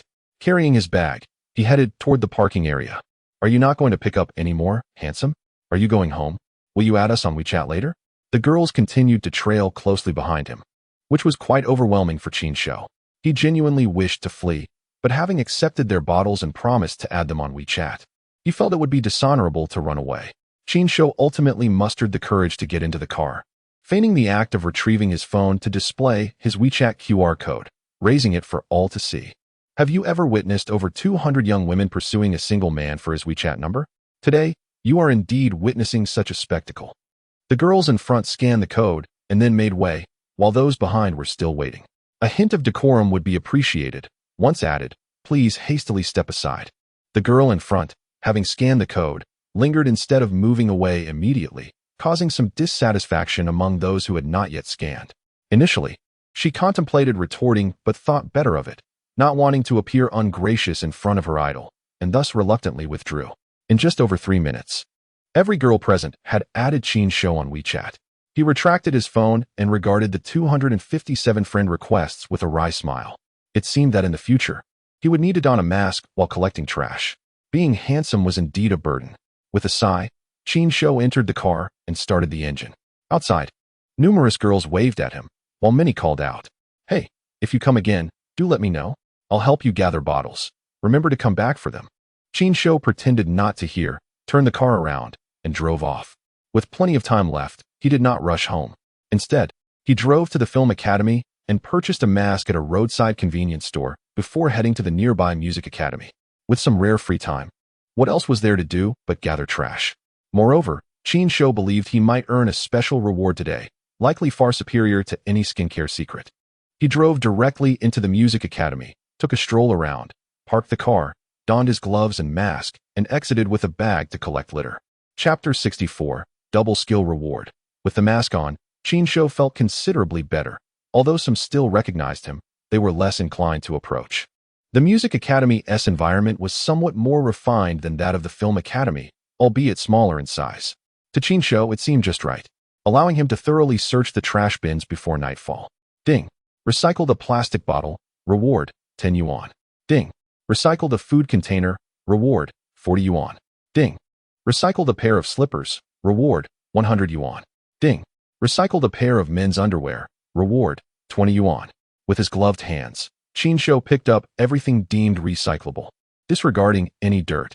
After thoroughly emptying 3 trash bins, he stumbled upon a larger find. Beside the 4th bin lay a dilapidated computer desk and a chair. Glancing around to ensure no one was watching, he quickly retrieved the 2 items. Ding. Recycled a computer desk, reward, 2,000 yuan. Ding.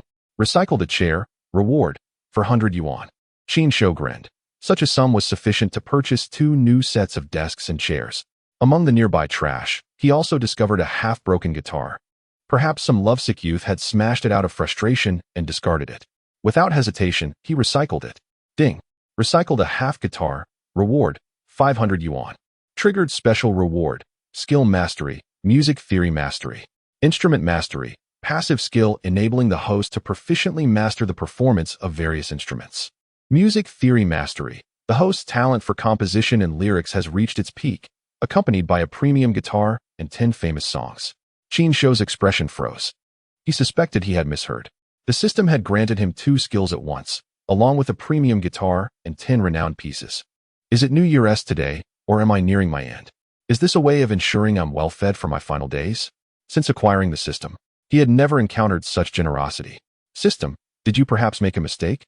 The system clarified that it had not erred. All special rewards were randomly triggered, with double rewards being a rare occurrence. This revelation brought Qin Shou relief. The system's assurance put him at ease. He need not worry about it using an error as an excuse to retract rewards, even though it had never done so before. Yet, he had witnessed its lack of restraint. Suddenly, he felt a surge in his mind, as if new knowledge had been bestowed upon him, followed by a refreshing clarity. He realized the system had delivered the rewards. In the system space, Qin Shou discovered the premium guitar. Seeing no one around, he retrieved it. At first glance, it appeared similar to an ordinary guitar, but upon handling it, he sensed its substantial weight. Cradling it, he expertly tuned the strings and strummed a few notes. The sound that emerged sent shivers down his spine. The quality was extraordinary. The notes seemed to resonate with the very soul. Removing his gloves, he leaned against a nearby tree and began to play. 10 compositions filled his mind, and he commenced with the first, Awakening Spring. Initially, his playing was slow, as it was his first time with a guitar. Despite the system's rewards, he still needed to acclimate. This familiarization process took no more than 10 seconds, after which his speed increased. From the moment the first note resonated, he entered a trance, eyes closed, his mind conjuring images of spring's warm embrace. A scene brimming with life. Each note he played seemed infused with vitality, causing those who heard it to shudder in delight, their bodies tingling. Qin Shou played for nearly 8 minutes, and when the final note faded, he opened his eyes to a stunning sight. My goodness, so many people. He was taken aback. Surrounded by a throng, encircled 3 layers deep with onlookers. Among them were not only young students, but also several older individuals, likely instructors from the academy. Marvelous. I have never heard such a beautiful guitar piece. Your playing was exquisite. As applause erupted, excitement radiated from every face. Qin Shou felt a flush of warmth. He was somewhat embarrassed. The applause continued for over a minute before finally subsiding. What was the name of the piece you just played? Yes, what is it called? This question lingered in the air, as everyone seemed entranced by the melody, which left them relaxed yet invigorated. Awakening Spring, Qin Shou replied simply. Awakening Spring? What a lovely name. Spring awakens all things. Who composed this piece? Who did you learn it from? Initially taken aback, Qin Shou shamelessly declared, this piece is my original creation. He felt no guilt in saying so. Since the system had rewarded him with the piece, it was rightfully his. The compositions gifted by the system were undoubtedly unique to this world, and regardless of their origin, claiming them as his own was perfectly acceptable. You composed it? Impossible. If anyone at our school could create such a piece, it would be Senior Chiu. What year are you from? Indeed, you look about our age. How could you possibly have composed such a piece? Remove your mask. Let us see which year you belong to. Yes, take off the mask. We need to see if you are indeed associated with Senior Chiu. Perhaps this piece is merely stolen from him.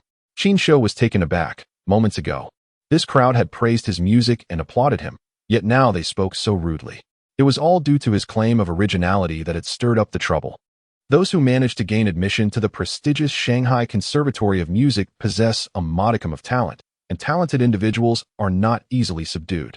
They perceive that Qin Shou, appearing to be of similar age and status as a student, should not be so exceptional.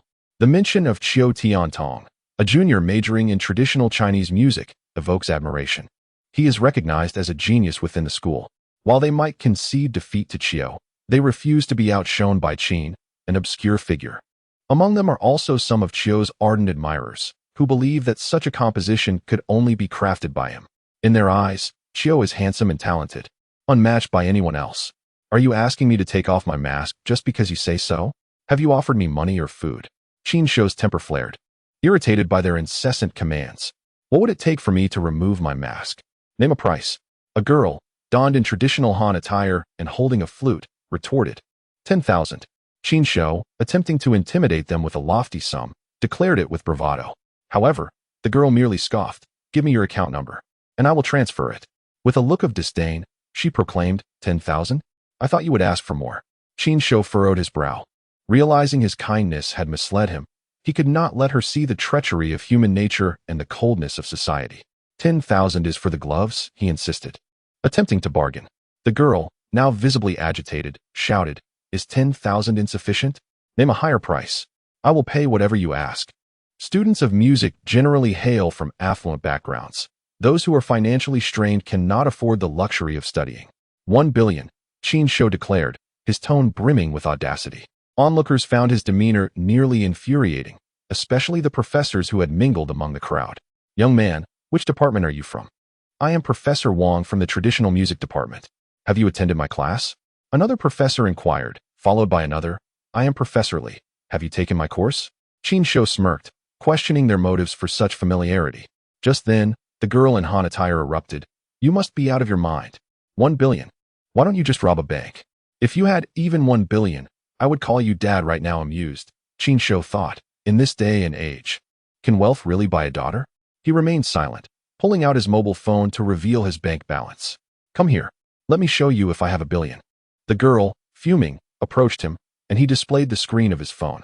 As she scrutinized the message, her eyes widened, and she began to mumble the numbers. Upon reaching the final digit, she could no longer contain herself and exclaimed, He has 1 billion. With a smile, Qin Shou retrieved his phone and asked, What was it you said? If I had 1 billion, what would you do? The girl glared at him, fists clenched, wishing to strike him with a flurry of punches. This guy truly has 1 billion. He.S. just setting me up for embarrassment. How can I trust that text message is real? After her outburst, she hastily retreated into the crowd, leaving the onlookers in shock. Such a young man with so much wealth? Many girls began to harbor new thoughts. Young man, I believe you. That piece was truly your own creation. Yes, we believe in you. Do you have any other compositions? Would you play another for us?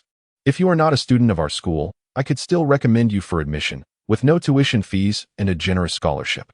While Qin Shou had little interest in studying abroad or scholarships, he relished the attention. Shall I perform another piece? He suggested. Absolutely. The crowd erupted in applause as he picked up his guitar. After performing Awakening of Spring, he now prepared to play Spring Revelry. While better suited for the pipa, the guitar adaptation would suffice, albeit with slight differences in flavor and rhythm. As the first note rang out, the audience was captivated, and by the time he finished, an awe-inspiring silence enveloped the crowd. Exquisite. This is divine music.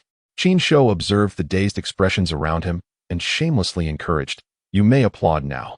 With that, he slipped his guitar behind him, intending to resume his routine of collecting trash, having enjoyed playing for a while. The applause erupted again, with eager voices questioning, Was that piece truly composed by you? Young man, is that composition genuinely yours? Which cohort are you from? How come we've never heard of you before? You must be a friend of Chiu. That piece is clearly his. The loyal followers of Chiu Tiantong still lingered. Get lost. Your Chiu is nothing compared to him. Indeed, Chiu possesses talent, but can he create such a piece? Don't think that just because Chiu is handsome and talented, all good fortune belongs to him. Are you saying he is the founder of our school? Chiu is simply superior. Sighing, Qin Shou reflected on the fervor of fans in this day and age. After basking in the moment, he resumed his task, donning his gloves and heading towards the trash bin. Which department are you from? What is your name? Come with me to my office. I believe that piece should be played on the pipa. I have a fine pipa in my office. Would you play it for me again? Professor Wang's keen observation caught Qin Shou's attention. This elder seemed astute, capable of discerning the instrument suited for the piece. Thank you for your kindness. Before he could finish, he was interrupted by the girl in Han attire, who reappeared with a tall, handsome young man. Qin Shou assessed the newcomer, noting his impressive stature and appearance. Have you made up your mind to honor the bet? Hurry up and call him dad. I have things to do. Qin Shou smiled at the girl. You scoundrel. Expecting me to call you dad? In your dreams. Oh, are students of the Music Academy truly devoid of integrity? Can't you keep your word? Did your teachers fail to instill the importance of honesty in you? Qin Shou's words struck a nerve, causing discomfort among the spectators. Not all music students were bound to the wager of calling someone dad. They shouldn't be painted with the same brush. I'll call you dad if you can outperform Xiao. The students of our Music Academy affectionately call you dad. This girl in traditional Hanfu must be utterly infuriated to utter such detestable words. Chapter 66. The extra-large plastic bag. You cannot speak on our behalf. If you wish to shout, do so alone. Your willingness to gamble is your own affair. The Music Academy is vast. What qualifies you to represent us? The onlookers had just heard Qin Shou play a piece, and in their hearts, Qiu Tianhong was not worthy even to carry Qin Shou's shoes. If it were a competition, he would have no chance of winning. Qin Shou chuckled and shook his head. I'm quite busy, and I have no time to argue with you. Besides, although I have wealth, I cannot support so many children. No, you must compete. I refuse. I have not dined on your food or drunk your water. Why should I heed you? Qin Shou detested such self-righteous women who believed everyone should cater to them, treating themselves as the cherished darling of the world. You must compete. If you win, I'll call you dad. I won't compete. A disloyal daughter like you is not worth my time. This remark from Qin Shou elicited laughter from those nearby. This fellow was not only talented, but also quite amusing. How could you possibly compare yourself to Brother Qiu? The girl in Hanfu shouted, her face flushed. In her eyes, Qiu Tiantong was a paragon, and she could not allow anyone to surpass him. The man she admired must be the best. Competing is fine, but there must be a prize, otherwise, I disagree. I've already said, if you win, I'll call you dad. Not even if you called me grandpa, you still owe me a debt of respect. If you want me to compete, first settle your debt, then offer a prize. The girl in Hanfu clenched her fists, her eyes reddening, resembling a furious little cow. Dad! Qin Shou was taken aback, astonished by the power of love. This girl had truly shouted it. Laughter erupted from the crowd. Qiu Tiantong furrowed his brow. He had remained aloof until now. But seeing his beloved junior sister call another man dad in front of everyone made him slightly irritable. Brother, one must be magnanimous. Quarreling with a girl makes you appear rather low. Qin Shou shot him a disdainful glance. As soon as Qiu Tiantong spoke, Qin Shou found him unlikable. This fellow was insufferably pretentious. While Qin Shou could put on an act, he was merely a small plastic bag, while this guy was certainly a jumbo-sized one. What concern is it of yours? This is between me and her. Qin Shou was unreserved in his retort. The expression on Qiu Tiantong's face turned painfully awkward. No one had ever spoken to him so directly. Wherever he went, he was met with praise and flattery. You speak so crudely. You must not be capable of producing anything worthwhile. Where did you acquire the piece you played earlier? Did you steal it from someone? Qin Shou scoffed. This guy resembled a spoiled child, untouched by the harshness of reality. You haven't even listened and already claim it's not mine, saying I stole it. What are you? A music major or a detective? If the latter, you've come to the wrong school. Don't play with words. If you have real skills, compete with Brother Qiu. The girl in Hanfu continued in her tempestuous manner. You want a prize? Compete with me, and if you win, I'll give you my flute. Qiu Tiantong was enraged by Qin Shou's words, even offering his beloved flute as a wager. Brother Qiu, no? That flute was passed down from your grandfather. Before Qin Shou could respond, the girl in Hanfu became animated. Goodness, is Brother Qiu truly that furious? That's his prized possession. I heard an old professor wanted to buy that flute for 500,000, yet he refused. Qiu Tiantong was indeed agitated, intent on preserving his reputation as a genius. Qin Shou, overhearing, smirked. 500,000. Not competing, a mere flute is hardly worth that much. If we were to wager, that prize is insufficient. You are insatiable. I have money. If you can defeat Brother Qiu, I'll give you 1 million. If you lose, you must give your guitar to Brother Qiu. Though the girl in Hanfu was a bit of a fanatical supporter, her judgment was sound. She recognized that Qin Shou's guitar was no ordinary instrument. 1 million for a guitar seemed quite the bargain. Bargain? What are you talking about? His guitar's sound quality is unparalleled. You heard it just now. It's certainly worth over 1 million. The guitar belonging to the president of the guitar club was bought for over 80,000, and its quality pales in comparison. Indeed, his guitar is undoubtedly crafted by a master, using top-tier materials. 1 million might only buy half of it. Qin Shou shrugged. Did you hear what they said? My guitar is worth far more than 1 million. The girl in Hanfu appeared deflated, clearly agreeing with the sentiments expressed. However, she had no more money. That million was her entire savings accumulated over the years. I also have a violin, which I bought for 700,000. If you win, both the money and the violin are yours. Qin Shou shook his head once more. Your credibility has previously been questionable. I cannot accept your wager. The girl in Hanfu's anger surged again. Had it not been for her idol standing beside her, she would have lunged at Qin Shou, clawing his face to shreds. I'll wager my flute and my dragon-headed arrow, plus an additional 1 million in cash. Do you dare to bet? When Xiao Tiantong said this, he felt a pang of regret. He cherished both the flute and the arrow, as they were heirlooms from his grandfather, especially the dragon-headed arrow, which was a mid-Qing dynasty antique, valued at over 3 million. Qin Shou was unaware of the arrow's worth, but the surrounding crowd erupted in excitement, and he quickly grasped its value from their chatter. The total worth of the wager approached 4 million, a most enticing offer. I'll compete with you. I disagree. The girl in Hanfu stood up once more, glaring furiously at Qin Shou. Your guitar is worth at most 2 million, adding Brother Chio's items and the cash. It nearly totals 5 million. You're taking advantage. I'll provide the cash. If I lose, I'll give him 250,000 in addition to the guitar. That figure seems quite fair to you. You. Xiao Tiantong pulled the girl in Hanfu back. Stop talking. I'll take care of it later. She nodded, her expression softening. The match was set to take place in the academy's small auditorium, a suggestion from Professor Wang. Qin Shou's fondness for the old man had increased considerably. He was quite amusing. Had it been another teacher, they likely would have lectured the students against gambling. Yet here he was, arranging the venue and encouraging students to spread the word and invite spectators, even calling over many other teachers. He resembled anything but a typical professor, more akin to an eager onlooker. Chapter 67. A victory in appearance. As Qin Shou approached the small auditorium, he deliberately shouted Wang Pai 3 times, activating the skills of 300 eager spectators. He wanted to test the effectiveness of this skill. If it proved successful, he would undoubtedly use it when confronting Chu Xiaoxiao. His 3 shouts left onlookers bewildered. Wang Pai, what on earth? Shouldn't we be shouting encouragement? After his shout, he swiftly entered the auditorium amidst the astonished gazes of the crowd. Thankfully, he wore a mask. Otherwise, he would have felt utterly humiliated, as if everyone regarded him as deranged. Though referred to as a small auditorium, it was quite spacious, accommodating around 800 to 900 people. The stage, however, was somewhat small, measuring roughly 7 meters wide and 11 to 12 meters long. Upon entering, Qin Shou promptly leapt onto the stage, eager to secure the only chair present.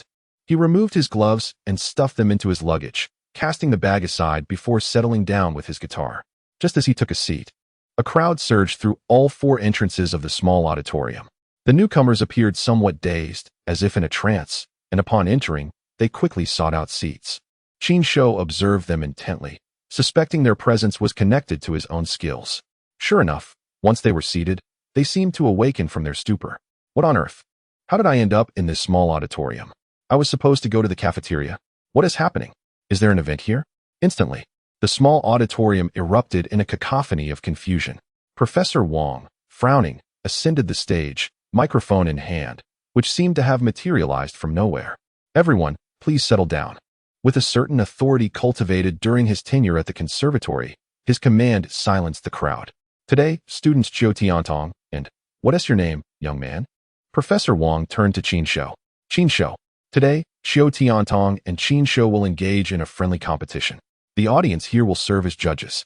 Each will select 3 instruments and perform 3 pieces for evaluation. Finally, someone dared to challenge him. Someone audacious enough to take on Senior Qiao. Let us see how this kid fares. TCH, what is so special about Xiao Tiantong? It takes guts to challenge him. Go for it, buddy. We're cheering for you in spirit. Qin Shou? Which cohort is he from? Have you heard of that name? The audience erupted into a new round of chatter, prompting Professor Wang to once again call for silence. Xiao Tiantong, please come to the stage. You may now select your instruments. One must be the piano, while the others are of your choosing. No sooner had Professor Wang finished speaking than Xiao Tiantong appeared from the side of the stage, holding a black, elongated case, with another strapped to his back. Qin Shou instantly recognized that he had brought his flute and arrow. Feeling a bit distressed, Qin Shou realized he only had his guitar and had no other instrument to choose from. He quickly stood up and approached Professor Wang. "Professor, may I borrow the microphone?" Professor Wang nodded and handed it over. "Fellow students, I'm in need of an additional instrument. If anyone could lend me one, it would be greatly appreciated. Any instrument will do." His request raised a few eyebrows. "Any instrument? As if he can play them all." Laughter erupted from the audience. Qin Shou felt slightly embarrassed. "I'm not a student here, and competing wasn't my intention. If someone lends me an instrument, I'll return it after winning Qiu Tiantong's flute." His words caused a noticeable shift in the crowd's demeanor, especially for Qiu Tiantong, whose expression darkened. "You haven't even won yet, and you're already thinking about how to handle my flute? What audacity! You, who aren't even from our school, dare to challenge Qiu Tiantong? Are you here to disrupt our event? If you win, it would be a disgrace to our music academy." It was evident that Qin Shou's words had ignited a sense of collective pride among the audience. He chuckled inwardly, realizing he had inadvertently shot himself in the foot. "Everyone, I don't wish to compete, but he insists on dragging me into it. I'm not affiliated with any school. Our majors are different. I simply love music. I'm here to learn, not to challenge anyone."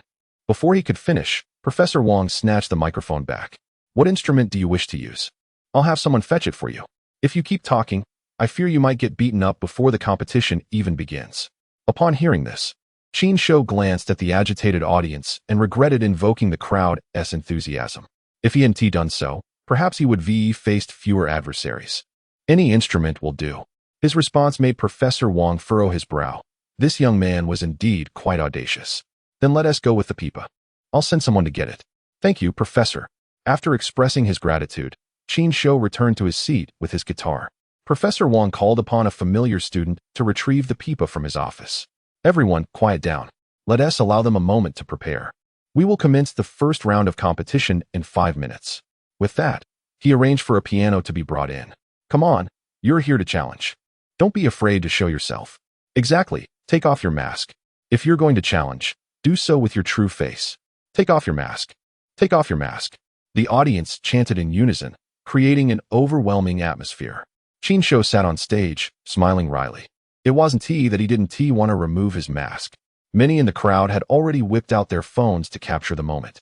And he feared that someone might post today's events online, potentially leading to an array of nicknames for him. Guitar guy? Challenger guy? Caught up in the fervor, Professor Wang rose with a frown, glancing at the students behind him before looking back at Qin Shou. He gestured for Qin Shou to remove his mask.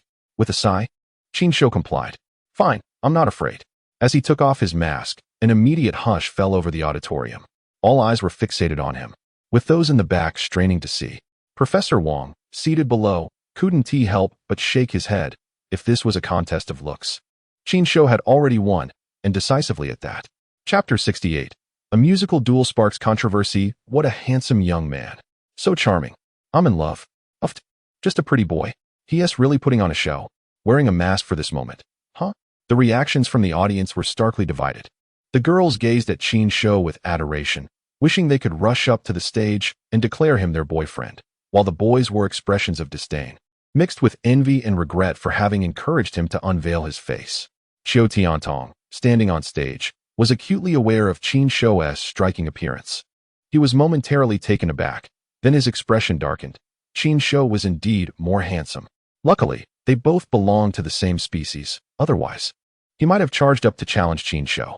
The girl in traditional Hanfu seated in the front row, who idolized Qiu Tiantong, glanced between the two. Still, my senior is more handsome. A talented man is even more attractive. Her words lacked conviction, sounding more like a self-affirmation. The commotion persisted for 5 minutes until Professor Wang stepped up to announce the competition's commencement, first inviting Qiu Tiantong to perform. Go for it, Senior Qiu. Show them that the men of the Music Academy are unbeatable. Cheers for Qiu Tiantong rang out from both male and female supporters. He bowed to the audience, then settled at the piano, adjusting the stool's distance before placing his hands on the keys. As his fingers danced, the melody began to resonate. He performed Beethoven's Sonata Pathétique, first movement. The audience was instantly captivated. This was a grade 10 piano examination piece. Qiu Tiantong, a major in traditional music, had clearly surpassed expectations with his piano skills. The teachers in attendance were visibly moved, realizing Qiu Tiantong's exceptional talent and his remarkable proficiency in piano performance. A grade 10 piece was no easy feat to master. As he struck the final note and rose from his seat, a wave of applause surged from the audience. Qiu Tiantong, I am in your debt henceforth. Brother Qiu, I adore you. Incredible. This lad is undoubtedly a level 10 pianist. Qiu Tiantong stepped forward, bowed to the audience, and cast a triumphant glance at Qin Shou. Qin Shou shrugged, stood from his chair, clasped his fists in salute to the audience, and took his place at the piano. The hall fell silent, the expressions on the faces of the spectators somewhat peculiar. Did he just clasp his fists? It felt almost like a street performer. Once seated, Qin Shou placed his hands upon the keys without hesitation and began to play. The piece he performed was the one rewarded by the system, titled Summer Rain. The audience furrowed their brows. What was this composition? They had never heard it before. Initially, Qin Shou's tempo was moderate, the melody enchanting yet not astonishing. Gradually, however, his pace quickened, faster and faster, until his fingers became a blur. The music transformed with the velocity of his hands, and the audience felt as if they were caught in a tempest. This rapid performance continued for nearly 7 or 8 minutes before Qin Shou slowed down. The audience collectively exhaled, the earlier sensation having been too overwhelming. The storm had merely been the prelude, and they now felt like a solitary boat adrift in turbulent seas. Each person unconsciously gripping the armrests of their chairs, too tense to breathe. As Qin Shou pressed the final key and stood, he once again clasped his fists in salute to the audience. I have embarrassed myself. No applause followed, nor were there any cheers. The spectators remained frozen in their seats, their faces etched with anxiety. Qiu Tiantong stood dumbfounded. Qin Shou grimaced. Surely his performance was not that unbearable? The entire auditorium remained silent for over a minute, the only sound being the heavy breathing of the crowd. After a minute, the first sound to break the silence was not applause or cheers, but Professor Wang's exclamation. Professor Li, what is happening? Call 120 immediately. Professor Li is having a heart attack. Hurry, we need to carry him out. Professor Wang's voice jolted many back to reality, and 2 young men rushed forward to assist Professor Li. Qin Shou leaped from the stage, shouting, lay him flat. Everyone, step back, don't crowd around. Nervousness gripped Qin Shou's heart. If Professor Li were to die here, would he bear the blame? To be imprisoned for merely performing a piece would be an injustice. As he shouted, he pushed past the boys who were preparing to lift Professor Li. He has a heart condition. We need to lay him flat. I can save him. As he spoke, he reached to support Professor Li, with another boy lending a hand. Once Professor Li was laid flat, Qin Shou glanced at the encroaching crowd, frowning. Return to your seats. Don't crowd around him. He needs air. Students, please, hurry back. Professor Wang's words prompted the crowd to quickly disperse. Qin Shou first checked Professor Li's pulse, then applied pressure to several acupressure points on his body. Check his pockets for any medication and feed it to him. Professor Wang nodded and crouched down to rummage through Professor Li's pockets, soon producing a bottle of emergency heart medication. Qin Shou snatched it, pried open Professor Li's mouth, and poured the contents inside. Then, he pressed on Professor Li's throat a few times until the pill was swallowed. Following that, he diligently stimulated several acupressure points on Professor Li's body. 3 minutes later, Professor Li suddenly sat up, coughing twice. He was alive. We saved him, Professor Wang exclaimed. A wave of relief washing over him. He felt a pang of guilt, for this competition had been his orchestration. Had Professor Li died here, he too would have shared the blame. Qin Shou sighed in relief. The old man had been saved at last. Professor Li, I apologize. I was unaware of your heart condition. Had I known, I would have chosen a different piece to perform. While Qin Shou spoke politely, inwardly he was cursing. How could you not know your own health? Why not stay in your office, reading the newspaper and sipping goji tea, instead of seeking thrills here? You nearly took a short trip to the underworld. Professor Li's remarks provoked an eye roll from Qin Shou. Your life or death is of little consequence. But I cannot be implicated. Old Li, you terrified me just now. Had it not been for Qin Shou, you might have been in serious danger. Professor Wang spoke, his expression still one of fear. Qin Shou helped Professor Li to his feet. The old man smiled at him. Young man, thank you for saving my life. Was that piece you played your own composition? Qin Shou nodded, smiling. Yes, I composed it myself. It is titled Summer Rain. The old man, who had narrowly escaped death, still had the presence of mind to inquire about the music. Impressive. I never expected someone so young to create such a beautiful piece. Could you write out the score for me? Or allow me to record it? Rest assured, I will credit you properly. Qin Shou shook his head. He had no desire to transcribe the score. Many people recorded it already. You can simply ask someone for a copy. Qin Shou declined Professor Li's request, who took it in stride. I was presumptuous. I will not trouble you further. Old Li, the ambulance will arrive shortly. You should go to the hospital for a checkup. If you have another episode, I cannot bear the responsibility. Professor Wang said, leading Professor Li towards the exit, but the latter abruptly broke free. I will wait until after the two of them finish competing. Don't think I am unaware. You fear I might compete with you for Qin Shou as a student. But considering he can compose such a remarkable piece, neither of us can claim to be his teacher. Professor Li's words offered a high compliment to Qin Shou. Professor Wang nodded in agreement. Indeed, we have little to teach him. Professor Li chose not to go to the hospital and returned to his seat. Professor Wang took to the stage again, announcing that the competition would continue. In the second round, Xiao Tiantong was the first to perform, his expression now grave. He had lost the first round without a doubt. Should he lose again, it would be a bitter humiliation. Thus, he performed a piece titled Horse Racing on the Arrow. Although the piece was ordinary, it still demanded considerable skill to execute well. However, when he finished, the applause was noticeably less enthusiastic than before, and his admirers refrained from their usual flattery. All eyes turned in anticipation towards Qin Shou, eager for the surprise he would bring. Qin Shou once more clasped his fists, then stepped to the center of the stage to perform Insect Song on the guitar. This piece was relatively short, lasting just over 5 minutes. Yet it imparted a distinctly different experience to the audience. Each listener felt as though they were beneath a starlit sky, fireflies dancing before their eyes. Many closed their eyes, savoring the beauty of the melody, while others, particularly the young women, remained wide-eyed, riveted to Qin Shou's face, unwilling to miss a single moment. Qin Shou was so handsome that even a second's distraction felt like a loss. Once he concluded his performance, the audience remained in stunned silence. The beauty of the piece had evoked an exquisite sensation. Gradually, applause began to ripple through the crowd, growing louder and more fervent. Xiao Tiantong's face darkened as he realized he had lost. The piece Qin Shou had just performed was undoubtedly an original composition he had never heard before. 2 original compositions, and they were clearly of a much higher caliber than his. He had lost, without a glimmer of hope for victory. The applause from the audience continued for over 2 minutes before it subsided. Professor Wang returned to the stage, holding a pipa in his hands. After stepping up, he handed the pipa to Qin Shou. At that moment, Xiao Tiantong, his expression grim, approached Professor Wang and whispered, "Professor, I've lost. There's no need to continue." Xiao Tiantong understood that whether the third round proceeded or not, the outcome would remain unchanged. He did not wish to subject himself to further humiliation. If not for the last shred of dignity he clung to, he would have already turned to leave. Professor Wang raised an eyebrow. "No, you must continue competing.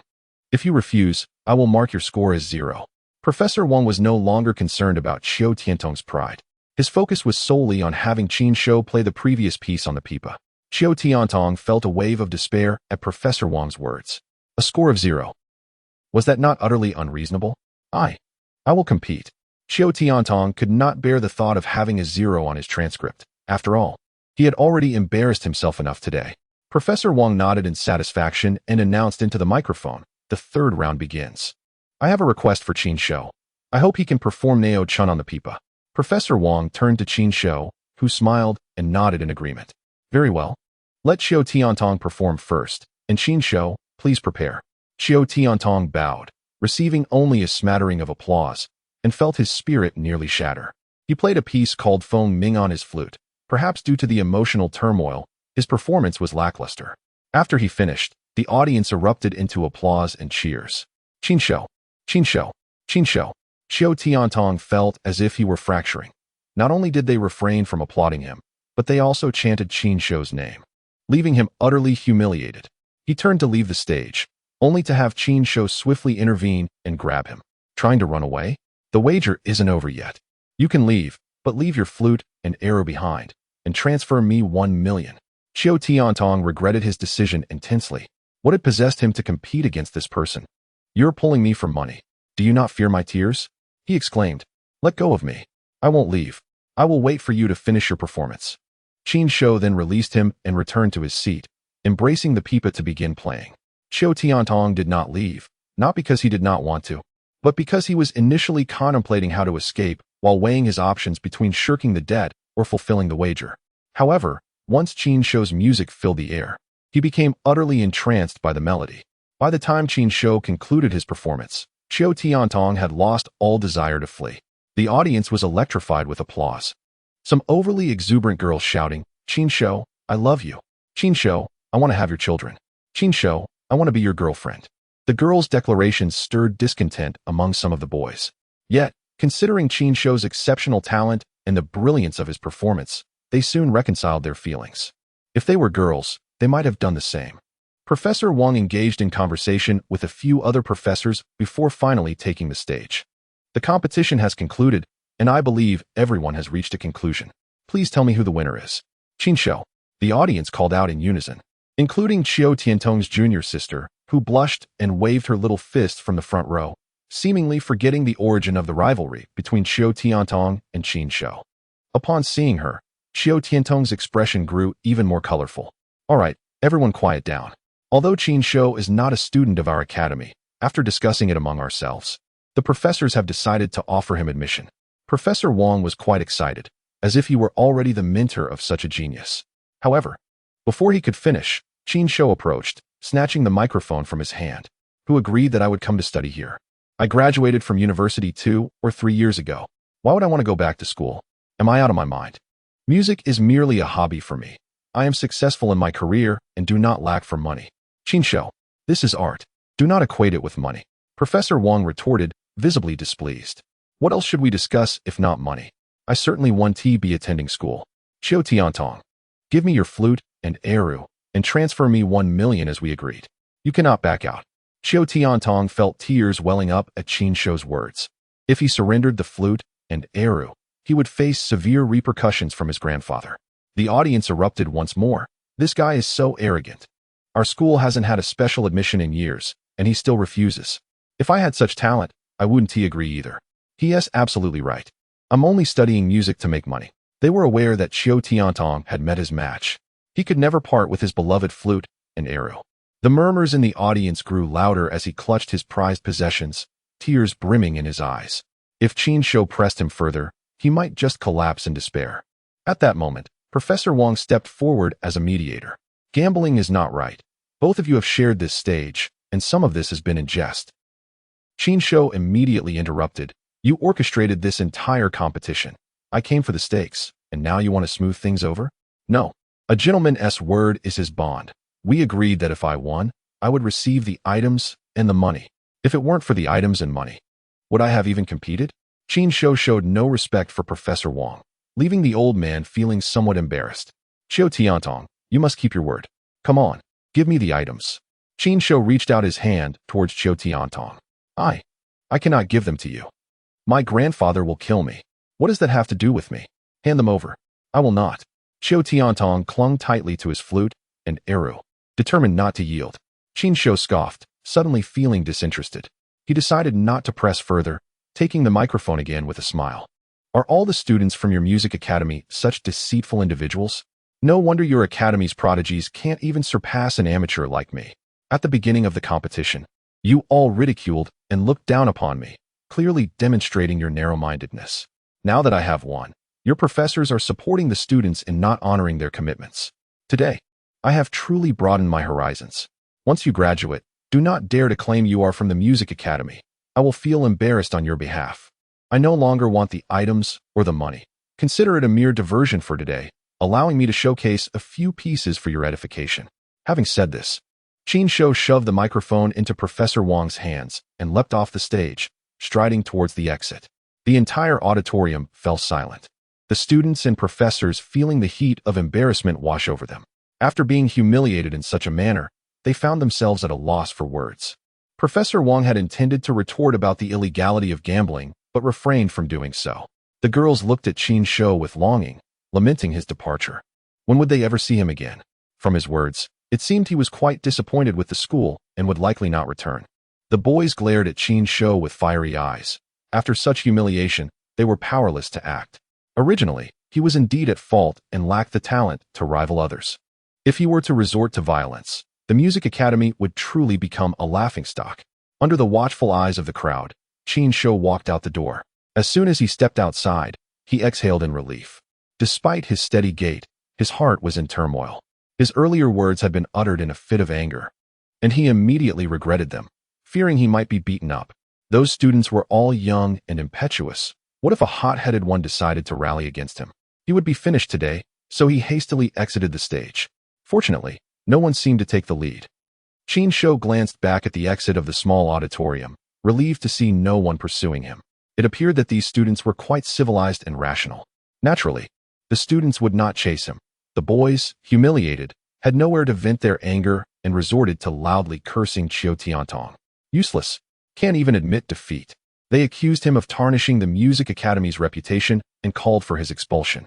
The girls, realizing they might never see Qin Shou again, also joined the boys in their outburst, their frustration boiling over. Qiu Tiantong was genuinely distraught. Before the competition with Qin Shou, he had been the pride of the Music Academy, adored by countless admirers. How had he become a pariah overnight? As he noticed a junior sister in traditional attire shouting more passionately than anyone else, he simply closed his eyes and pretended to faint. In such a scenario, feigning unconsciousness was the best course of action. Meanwhile, Qin Shou had already escaped the farcical scene in the small auditorium. He had reached his car, opened the door, and slipped inside. With a swift turn of the ignition and a press of the accelerator, he sped away, anxious that lingering would result in a mob forming to assault him. He did not head home, as it was only a little past 4 in the afternoon, and there was still ample daylight.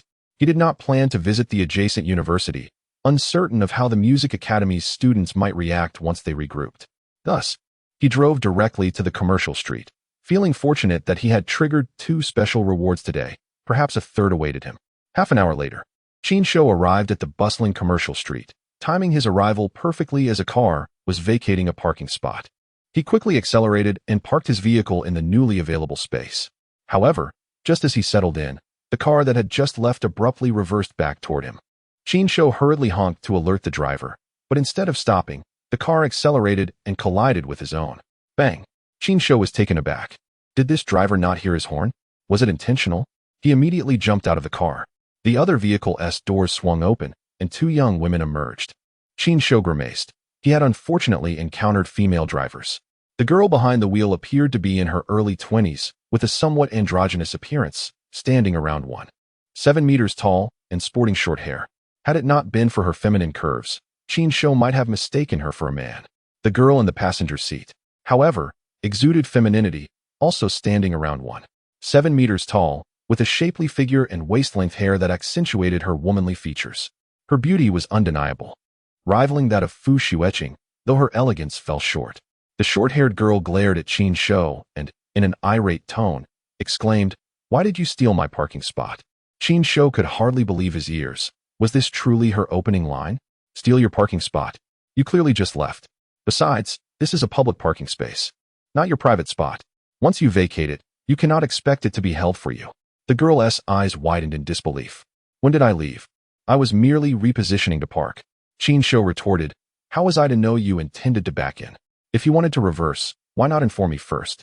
I would have yielded, but did you have to crash into my car? The girl's expression shifted, and she raised her voice.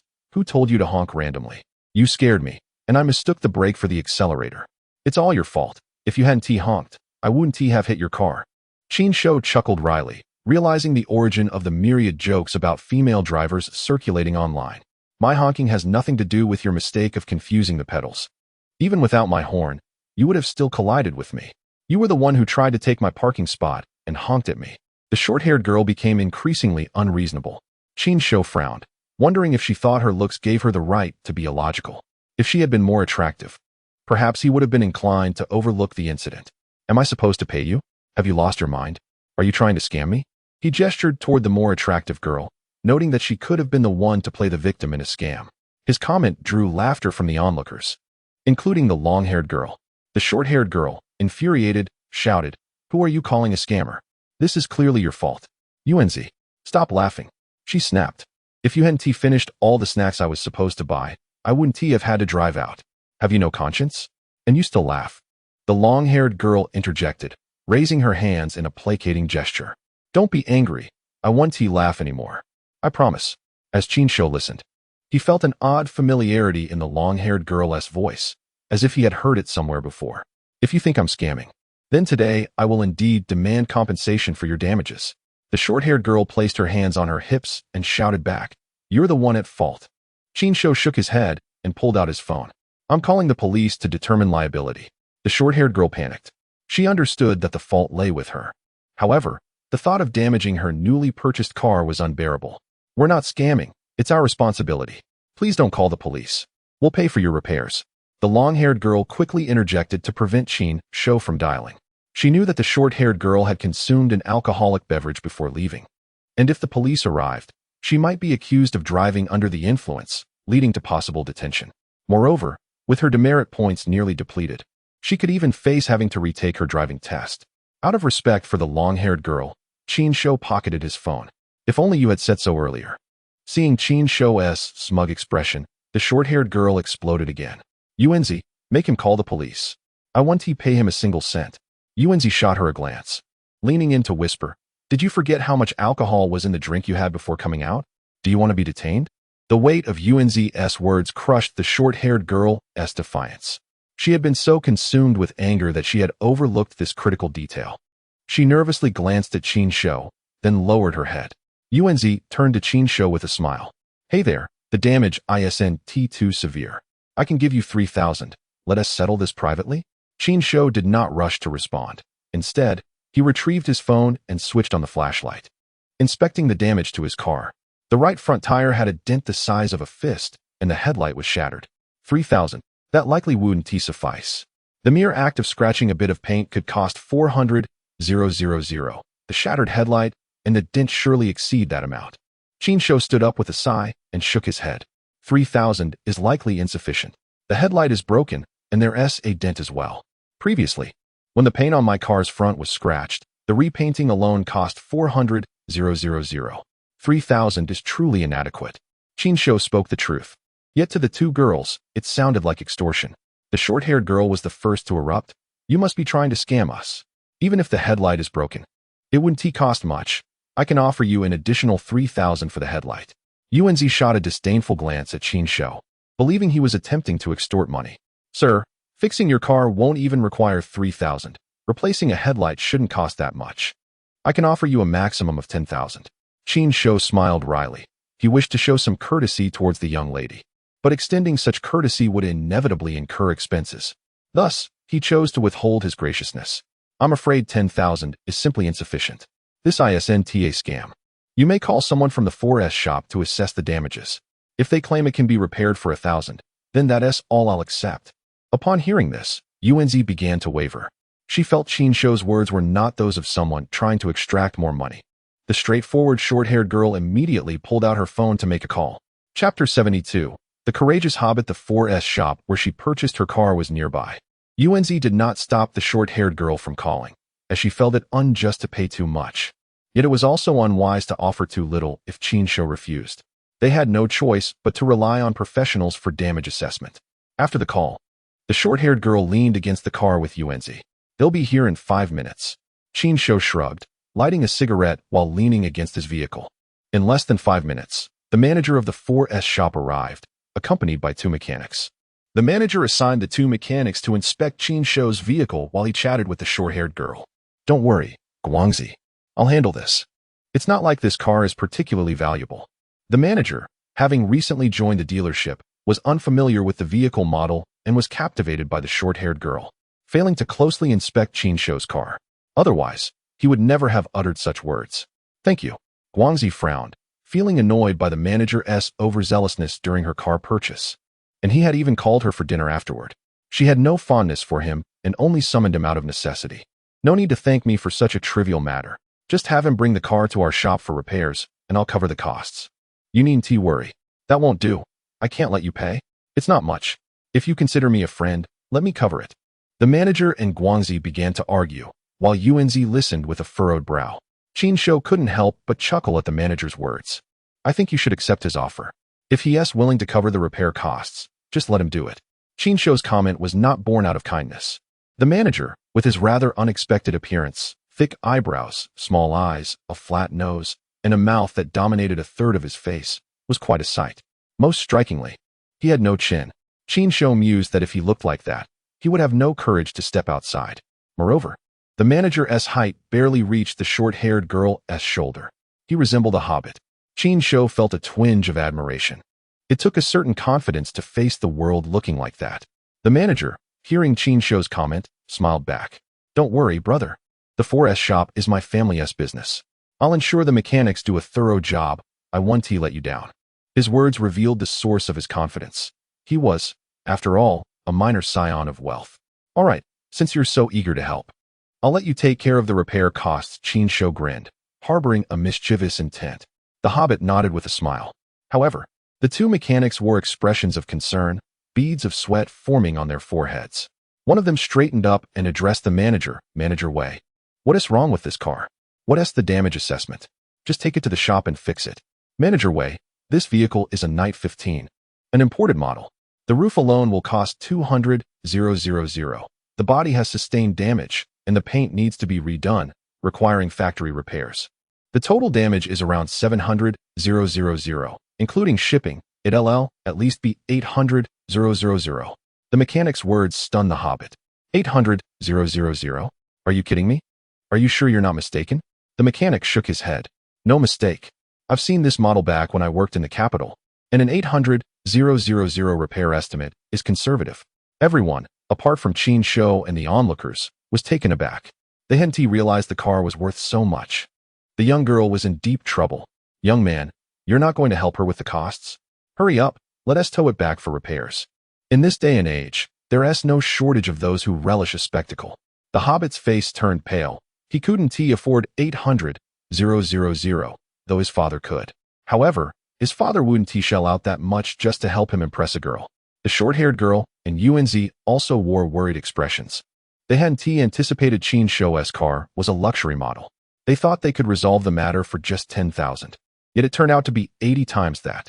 Guangzi, the mechanic, just said we can't repair this car at our shop. It has to go back for factory repairs. You'll have to negotiate with him. I have matters to attend to, so I'll take my leave.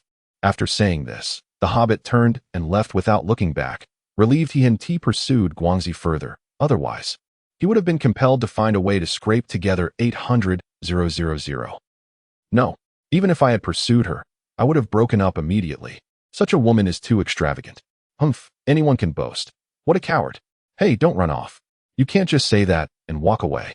The crowd of onlookers began to mock him. The two mechanics finally reacted and left as well. Qin Shou, with a smile, observed the two girls, waiting for them to speak. The girls, feeling a twinge of guilt, lowered their heads, anticipating Qin Shou's words. After a minute of silence, Qin Shou finally broke the stillness. You both heard, right? The repair costs are 700,000, with an additional 100,000 for shipping. That is still a conservative estimate. Adding in lost wages and vehicle depreciation. Asking for 1,000,000 isn't unreasonable, is it? 1,000,000. Why don't you just go rob a bank? Guangzi shouted, lifting her head. Yuanzi quickly pulled her back. Guangzi, let us discuss this calmly. Qin Shou merely scoffed. There is nothing to discuss. It's 1,000,000. Guangzi flared up again. 1,000,000? You share some responsibility in this too. Let us split it 50-50. I can offer you at most 10,000. Her statement made Qin Shou burst into laughter. Dear sister, are you suggesting the gym teacher takes the blame? If it's 50-50, you owe me 50,000. Not just 10. Guangzi's face flushed crimson. It wasn't that she couldn't do the math. She merely had only 10,000 left after her recent car purchase. Yuanzi mustered a smile and approached Qin Shou. Could we negotiate a bit more? We're just two young girls, and our salaries are meager. Could you let us pay a little less and perhaps use our insurance instead? Please. As Yuanzi spoke, she put on a pitiful expression, her eyes glistening with unshed tears. Qin Shou stepped back with a grin. Her acting was quite commendable, but was it a tad too late to start feigning innocence and charm? No way. Yuanzi, don't plead with him. If it comes to it, I can just give him my car. Guangzi said impulsively. Don't be rash. The young man isn't completely unreasonable. Qin Shou scoffed, smirking at the sharp tongue of the girl. If he agreed, he would be deemed understanding. If he disagreed, he would be labeled as heartless. He raised an eyebrow and coldly replied, You're right, I am heartless. Yuanzi was momentarily taken aback by Qin Shou's lack of courtesy. She had always successfully used her charm and provocation in the past, but today she had encountered a wall with Qin Shou. Furious, Guangzi marched over and grabbed Yuanzi's hand. Ready to leave. I don't want the car. It's yours. UNZ, let us go. Qin Shou narrowed his eyes.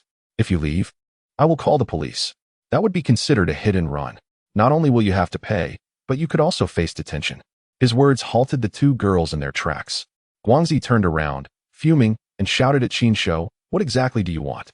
UNZ furrowed her brow and said to Qin Shou, the amount you're asking for is too high. We truly cannot afford it. Just because you're handsome doesn't mean you can bully us. Just because you're handsome doesn't mean you have to be so aggressive.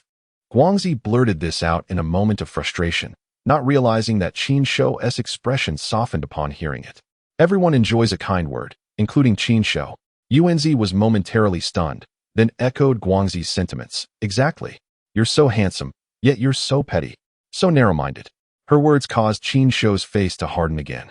Did this girl trade her intelligence for looks? If she couldn't speak wisely, she should keep silent. He wanted to ask Guangzi how she had survived with such a foolish ally. Hey buddy, those two girls have it tough. How about you ask for a little less? Dude, if it really comes to it, just go through insurance. They truly can't afford that much. If you're adamant, let them offer themselves as payment instead. Forget the money, consider it a betrothal gift. The onlookers chimed in, leaving Qin Shou feeling utterly bemused. $1 million as a betrothal gift? The short-haired girl was clearly not worth that amount. The long-haired one. With such low emotional and intellectual intelligence, she also wasn't worth it. Nevertheless, he understood that even if he pressured these girls to the brink, they would never be able to scrape together such an exorbitant sum. How much can you compensate me? Qin Shou's tone softened slightly, prompting UNZ to perk up. Guangzi has 100,000, and I still have over 200,000. Guangzi's car cost 250,000. A total of 550,000, but we need to keep 20,000 for rent and living expenses. We can give you 530,000. UNZ laid out their financial position, leaving Guangzi feeling an impulse to cover her face. This girl was too foolish. Just moments ago, she had been clever in preventing her from calling the police. Now, she seemed to have lost her wits. Qin Shou chuckled. This girl had just been playing cute and provoking him, and now she had transformed into a certified liability. Give me 200,000. Thank you. You're truly a good person. UNZ exclaimed, her excitement cutting Qin Shou off. He shot her a look. What are you thinking? I meant give me 200,000. And for the remainder, write me an IOU, and you two can discuss how much you can pay back monthly.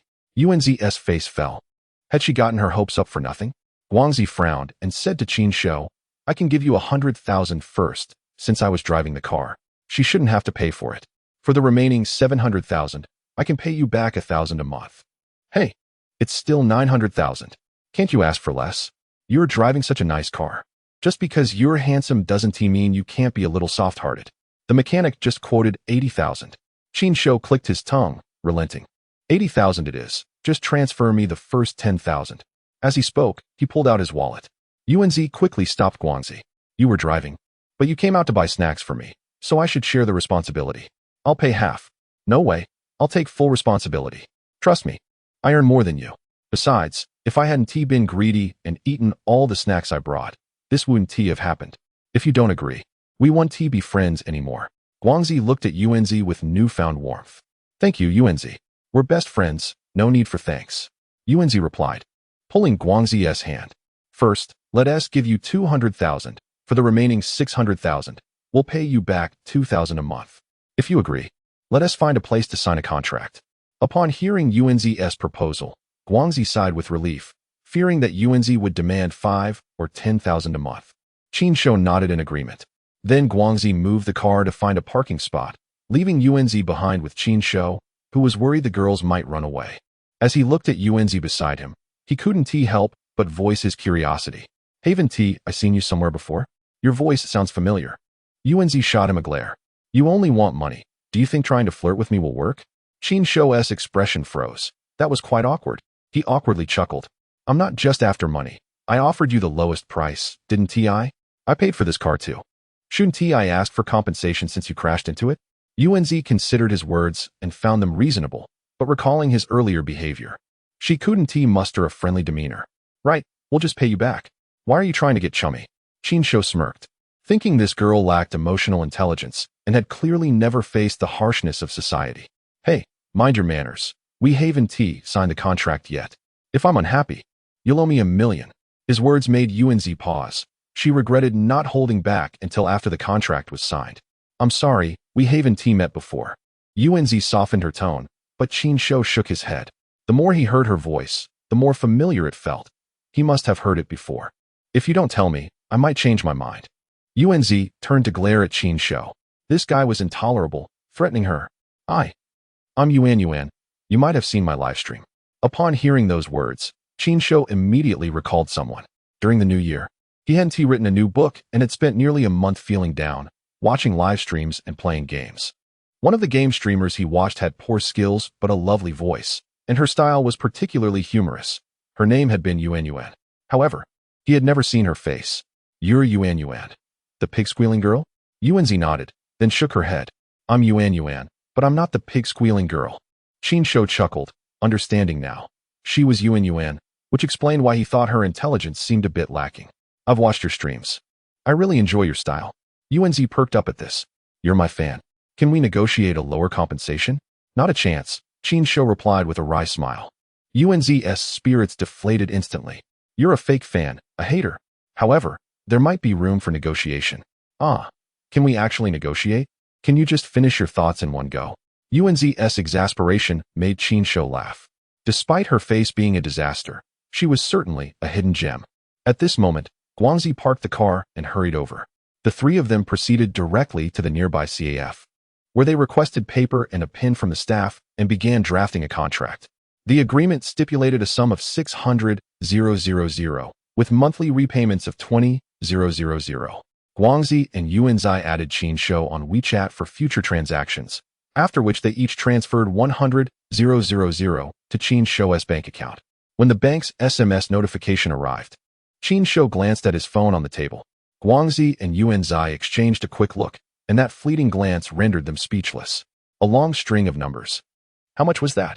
Just as the two girls attempted to calculate the amount, Qin Shou swiftly pocketed his phone. Drive carefully from now on.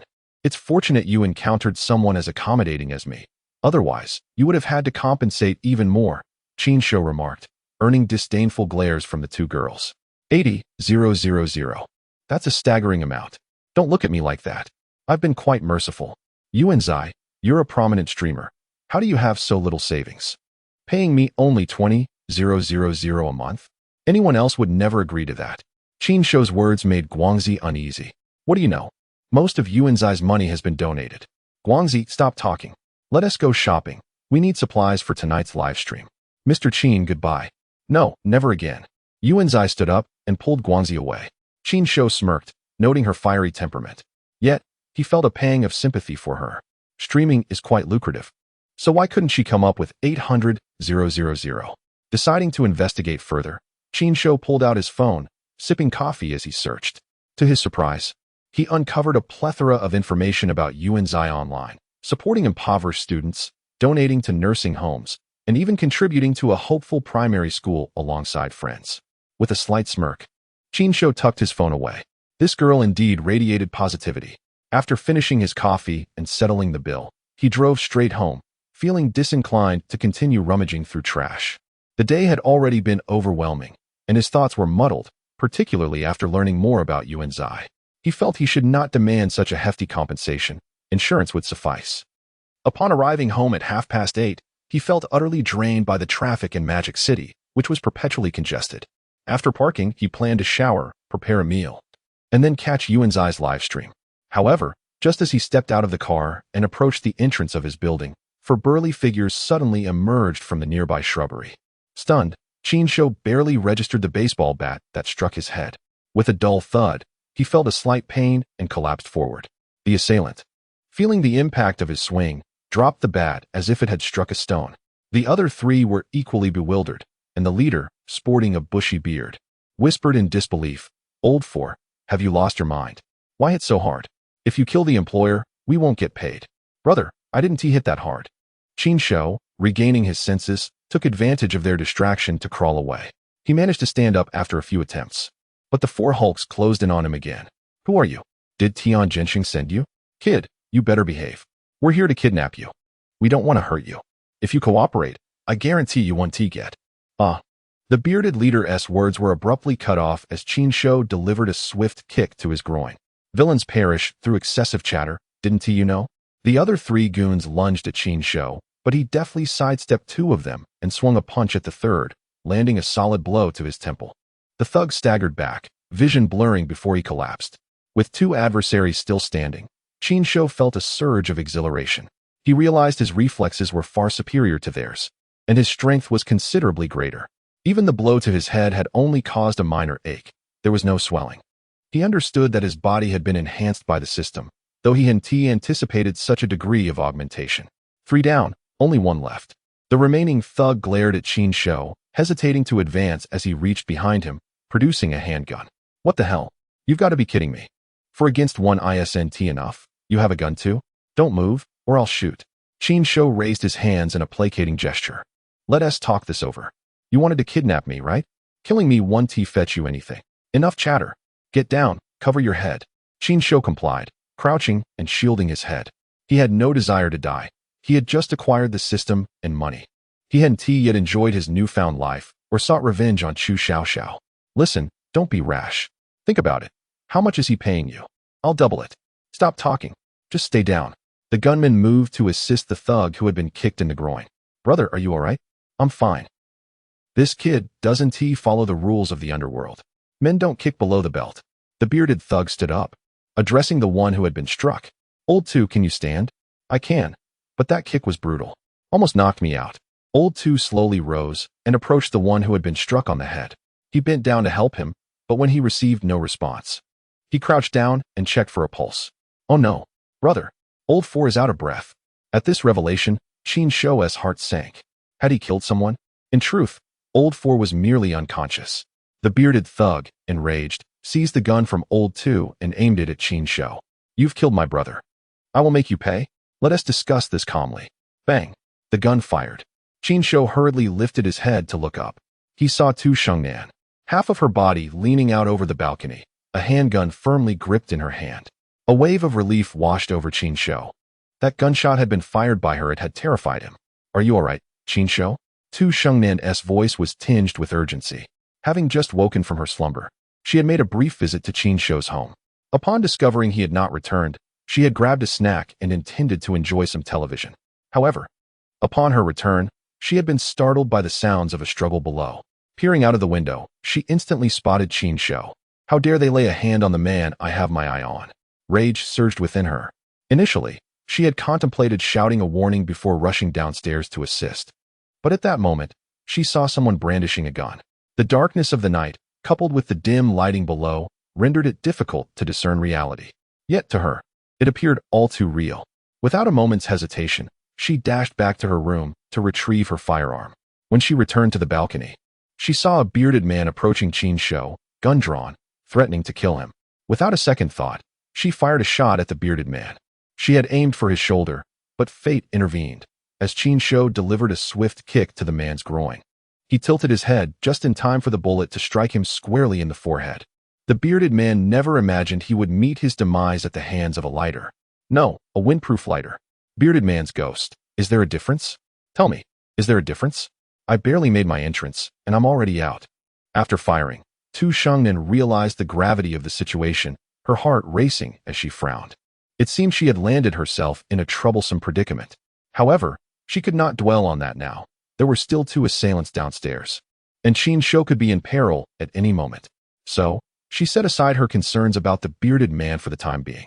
Meanwhile, Qin Shou crouched on the ground, feeling a bit wobbly and dazed, momentarily forgetting to respond to Tu Shengnan's question. She called out again, "Are you okay, Qin Shou?" This snapped Qin Shou back to reality, and he quickly waved his hand towards her. "I'm fine, really," though he wanted to confess that his legs felt weak. He refrained, fearing it would be embarrassing. Gritting his teeth, he pushed himself up from the ground, wobbling slightly, but managing to stand. "Don't move. Take off your belts. Qin Shou, you need to tie them up." The 2 assailants complied, trembling as they fumbled with their belts. Their legs felt weaker than Qin Shou's. The bearded man lay on the ground, a gaping wound in his forehead, blood pooling around him. None of them wished to meet there. The second man removed his belt and crouched down, hands clasped atop his head. The third man fumbled at his waist, panic evident on his face, nearly in tears. Regrettably, he wondered why he hadn't worn a belt today. "Hurry up," Tu Shengnan, observing from above. suspected the man might be stalling, and urged him on. The third man visibly flinched and raised his hands. Don't shoot, I don't have a belt. Take off your pants, quickly, Qin Shou instructed. Use his pants to tie his hands, and his shoelaces for his ankles. He followed Tu Xiangnan's orders diligently. In under 3 minutes, he had secured the two men, signaling an Tu Xingnan. She exhaled a sigh of relief and holstered her firearm. After firing, she had attracted the attention of several neighbors, some of whom had gathered downstairs, emboldened by curiosity. Qin Shou, call the police, I'll head down now. After saying this, she withdrew her head and hurriedly changed into her police uniform before descending. What are these people doing? That bearded man was ruthless, shooting himself in the head. That's impressive indeed. But the gun was his. It was that female police officer from our neighborhood who shot him. She lives in this building on the 3rd floor. Is that person dead? What about the one lying there? Was he shot too? As Tu Xingyan reached the bottom of the stairs, she overheard these remarks from the gathering crowd. Everyone, please disperse, step away, and do not disturb the scene. Seeing Tu Xingyan arrive, Qin Shou rushed over. Thank you. If it weren't for you, I might have been shot upon uttering this. Both he and Tu Xingnan exchanged peculiar glances, simultaneously gazing at the gun clutched in the bearded man's lifeless hand, or rather, that windproof lighter. There's no need to thank me. I'm a police officer. I will always step in when someone is in danger. Tu Xingnan's expression was grave, not due to any disdain for Qin Shou, but rather because she was acutely aware of the implications of her actions. She had killed a man and would now have to face an investigation and countless reports. The mere thought made her head throb. Well done, young lady. Those 4 individuals clearly do not belong in our neighborhood. Their demise is a service to the community. With you living here, we feel much safer recently. Someone stole an electric bike from the community. Next time you see him, feel free to take him out with a shot. An exemplary bystander, the hallmark of which is an utter lack of fear. Tu Xiangnan could only smile wryly and shake her head.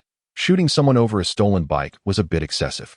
Everyone, please disperse. Do not crowd the area. All right. We'll heed the officer's advice and step back. The onlookers gradually retreated, though they did not leave entirely. Within 5 minutes, officers from the nearby precinct arrived, swiftly securing the scene with police tape. The 2 men bound by Qin Shou, along with him and Tu Xiangnan, were taken back to the station. The one Qin Shou had knocked unconscious was sent to the hospital. As for the bearded man, his body was covered but not moved, as they awaited the arrival of forensic experts. Upon reaching the precinct, Tu Xiangnan was required to surrender her firearm and was taken to a separate room. Qin Shou was also escorted by 2 officers to provide a statement. The 2nd and 3rd men were individually led into interrogation rooms for questioning. This time, Qin Shou revealed everything about Tian Zhenxing. Previously, he had thought that as long as he was careful, Tian Zhenxing would not pose a threat. However, today's events had made it painfully clear to him that a desperate man could be dangerously cunning. Tian Zhenxing was a venomous snake, willing to drag Qin Shou down with him as he fell. The windproof lighter that the bearded man had wielded was a troubling omen. Next time, the intruders might come armed with real firearms. Qin Shou felt his luck could not hold out forever. Who would come to his rescue next time? He refrained from elaborating on the matter of the small pills, merely stating that Tian Zhenxing had sought him out for drugs, which he had refused to sell. After a heated argument, Qin Shou had jokingly mentioned that he could cure Tian Zhenxing's cancer, never expecting that he would take it seriously. Tian Zhenxing then sought him out for treatment, demanding a staggering 20 billion, hoping to intimidate him into ceasing his harassment. To Qin Shou's dismay, Tian Zhenxing began plotting his abduction instead. He also recounted the incident involving Sister Wang. The reason Qin Shou avoided discussing the small pills or admitting he could treat cancer was fear of the information leaking. If the public discovered his abilities, he would be inundated with people seeking cures, and he had no desire to become a renowned doctor. He simply wished to amass wealth. After sharing all he could, he was left waiting in the corner. However, it was not long before a police officer came to inform him that he could leave. Officer, how is Tu Xiangnan? The officer's demeanor was amiable, and he smiled at Qin Shou. Officer Tu is fine. The 2 individuals we apprehended have confessed, leading us to their employer, and consequently, to Tian Zhenxing. As you have already been informed, it was Tian Zhenxing who hired them, and you are free to go. Qin Shou curled his lip, aware this would be the outcome. He held little interest in the matter. Instead, he was concerned about Tu Xiangnan. Officer, how will you handle Tu Xiangnan? Best not to pry. This case has been transferred to the criminal investigation team. She is likely to undergo an inquiry. It's part of the standard procedure. Rest assured, we will not wrong an innocent person, nor will we falsely accuse our own colleagues. Can I see her? The officer shook his head. She has already been taken away by the criminal investigation team. You probably won't be able to see her now, but don't worry. You should be able to see her in 2 or 3 days. And what about Tian Zhenxing? We will gather evidence and prosecute him. However, given his circumstances, even if he is sentenced to prison, he will likely be granted medical parole. But you needn't worry. He will still be under police surveillance during that time. Qin Shou asked a few more questions, to which the officer provided all the answers he could before driving Qin Shou back home. As the police car halted downstairs, Qin Shou thanked the officer and turned to ascend the stairs. He felt a twinge of fear, especially with the faint scent of blood lingering in the air, compounded by the approaching midnight hour and the gentle breeze. Qin Shou couldn't shake the feeling that the bearded man was coming to claim him. Brother, if there are debts, they have their owners. If you're looking for someone, don't come for me. It was your second brother who caused your demise. If he hadn't pulled out that gun-shaped windproof lighter to intimidate, you wouldn't have met your end. The bearded man's death could truly be blamed on the second brother. The gun-shaped lighter was a recent purchase, brought along to flaunt. When they kidnapped Qin Shou, realizing they were outmatched, he recalled that lighter and used it, not expecting it would genuinely intimidate Qin Shou. The bearded man believed that the second brother had secretly acquired a formidable weapon to ensure the task's success. Alas, his fate was simply unfortunate. Upon reaching his apartment, Qin Shou illuminated every light in the house and collapsed onto his bed. The day's events had left him feeling utterly drained. Yet, even in this exhaustion, sleep eluded him. With the image of the bearded man's fall haunting his thoughts. Sigh, I have done no wrong, nor did I kill him. Why should I be afraid? Suddenly, Qin Shou bolted upright from his bed. Bolstered by alcohol, he resolved to drink a bit to muster the courage for a good night's sleep.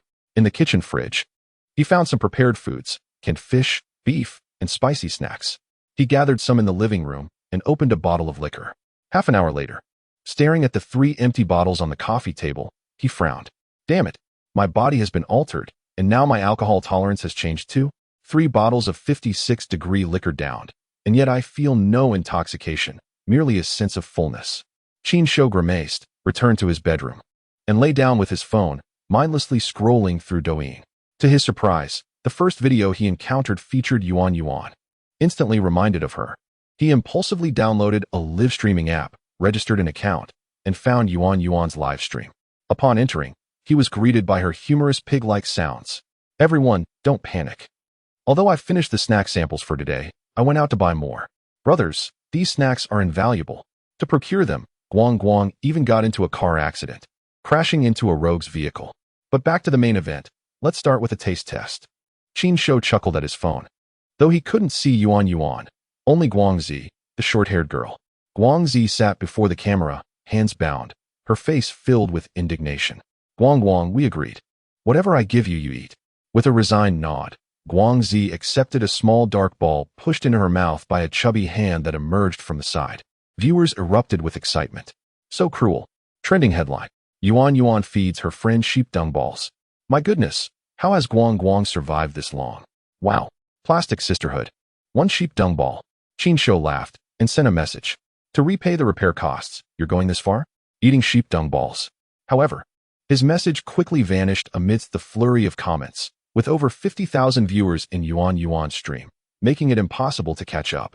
Qin Shou pouted, feeling compelled to become aching in the chat. 60,000 a month. Without a second thought, he topped up his account and activated the king status. The events of that night clarified his perspective. When the bearded man had held a gun to him, he felt his life was in jeopardy. Regretting he and T spent his money fully. Henceforth, he resolved to be more carefree and generous. Money earned was meant to be spent. Only the money spent was truly his. No sooner had Qin Shou activated his king status than the chat exploded. Congratulations to my car being crashed, activating king. My car was crashed, he had written himself. Initially intending to credit Yuan Yuan as the debtor, he feared backlash from her fans due to her current popularity. Guangzi's brow furrowed at the message. It can't be that rogue, right? Guang Guang, isn't it unappetizing? Your expression resembles that of someone who just ate a sheep dung ball. Yuan Yuan's voice piped in from off-screen. Guangzi rolled her eyes. Thanks to my car being crashed for activating king. You've gained another big brother. Ah, really? Thank you, big brother. And thank you to my car being crashed. Yuan's voice began with excitement, but gradually diminished to a whisper. Do you all remember when Yuan mentioned Guang got into a car accident? I suspect this guy is the one who was hit. Is the big brother here to collect debts? Quickly tell us how much they compensated you. In these times, keen observers with quick wit abound. Qin Shou remained silent, promptly sending out 25 superfire donations, causing the live stream to erupt. Big brother is magnificent. Big brother is powerful. Yuan has gained a client. Congratulations to Yuan for acquiring a big brother. Guangzi and Yuan began expressing their gratitude, still dubious about the identity of my car being crashed. But with such a generous gesture, they couldn't remain indifferent. What began as a harmonious scene soon turned chaotic due to Qin Shou's actions. Unexpectedly, another king in the chat, someone claiming to be Yuan's admirer, chimed in. It seems I must remind certain individuals who the true big brother is. This remark ignited the atmosphere, prompting many to cheer. Is the admirer about to assert dominance? Is the admirer ready to strike? Another big brother is about to bow before the king. In this era, everyone possesses the skill to fan the flames, and many are adept at it. These comments quickly flooded the screen. The admirer then unleashed 50 superfire donations, doubling Qin Shou's contribution. Yuan's live stream erupted in chaos. 50 superfire, that's 100,000. Admirer is powerful. Admirer has returned. Guangzi laughed excitedly. Thank you, admirer. Sending hearts to the admirer. Yuan's voice also held a hint of exhilaration. Thank you, admirer. You are too generous. As soon as she finished speaking, another comment followed. Everyone, please settle down. Our guests are here. Make yourselves comfortable, as I still have 7 or 8 products yet to introduce. Let us keep the noise down. I appreciate the gestures from both Heartfelt Brother and Crash Brother. Your generosity is noted. Upon hearing the title Crash Brother, Qin Shou could only manage a wry smile. Could she not refrain from shouting such nonsense? However, her emotional intelligence has evidently improved during her live streams. Qin Shou understood that Yunzi did not wish to see him embroiled in a quarrel with that fellow. He decided to respect Yunzi's wishes, as he was here to enjoy her live stream, not to engage in a contest of strength. Yet, his restraint did not mean others would follow suit. That individual, noticing Qin Shou's silence, arrogantly proclaimed, "Now you know who the real brother is, right? If you're not convinced, let us battle it out, and you'll learn who Yuan belongs to." Guangzi furrowed her brow. Truth be told, she had little fondness for this so-called heartfelt brother. Granted, he had some wealth, but his demeanor was excessively brash. Yunzi shared her sentiments, yet felt powerless. As her live stream was intended for profit, it would be unwise to offend him. Heartfelt brother, what song did you want to hear me sing last time? How about I sing for you now? Under Yunzi's discreet signal, Guangzi sought to redirect the conversation and attention. First, let me teach this fellow a lesson, and then I'll let Yuan sing. Hey, are you still there after getting hit? Speak up. Are you calling me dad, or are we continuing the fight? In truth, he meant to shout brother, but his mind raced ahead of his mouth, resulting in a blunder. Nonetheless, he thought little of it. After all, he had wealth, which afforded him the luxury of arrogance. Qin Shou scowled, finding the man exceedingly obnoxious. Let us see who loses has to call the other dad. This declaration sent the live stream into a frenzy. Yunzi noticed the comment and gestured to Guangzi to end the stream, but Guangzi feigned ignorance. She recognized a splendid opportunity. 2 wealthy individuals were clashing, and Yunzi had debts to settle. Why should she cut the stream? No, Guangzi was not that foolish. With Qin Shou's challenge issued, Yunzi's heartfelt brother also accepted the duel. Super fire incoming. The loser shouts dad. This is going to be thrilling. An established brother against a newcomer. Bets were placed, and those supporting heartfelt brother were urged to send money. For those backing Crash Brother, send your funds my way. If you lack cash, you can wager your girlfriend or wife. Can I bet my inflatable wife? I'm betting my husband. With a cucumber as a stake, Qin Shou chuckled, then proceeded to load his account, intent on showering Yunzi with gifts. His aim was for her to earn 800,000, thus ensuring she did not incur losses. To achieve this, he would need to spend approximately 2.5 million, as the platform and guild would take their cut. He had contemplated transferring the funds directly to Yunzi to save some money, but now, with someone trying to undermine him, he felt compelled to retaliate. Qin Shou began recharging his account, feeling slightly vexed that the platform limited the recharge to just over 990,000, falling short of 1 million. He recharged thrice. totaling 3 million. Yunzi's heartfelt brother seemed preoccupied with his own recharging, remaining silent. Qin Shou disregarded him, activating the Super Emperor feature, then unleashed a flurry of Superfire gifts. Wow, Crash Brother is coming in hot with the Super Emperor. What a wealthy individual. This is Superfire. Is it truly possible for a big shot to be this extravagant? You mean your toothpicks cost 2,000 each?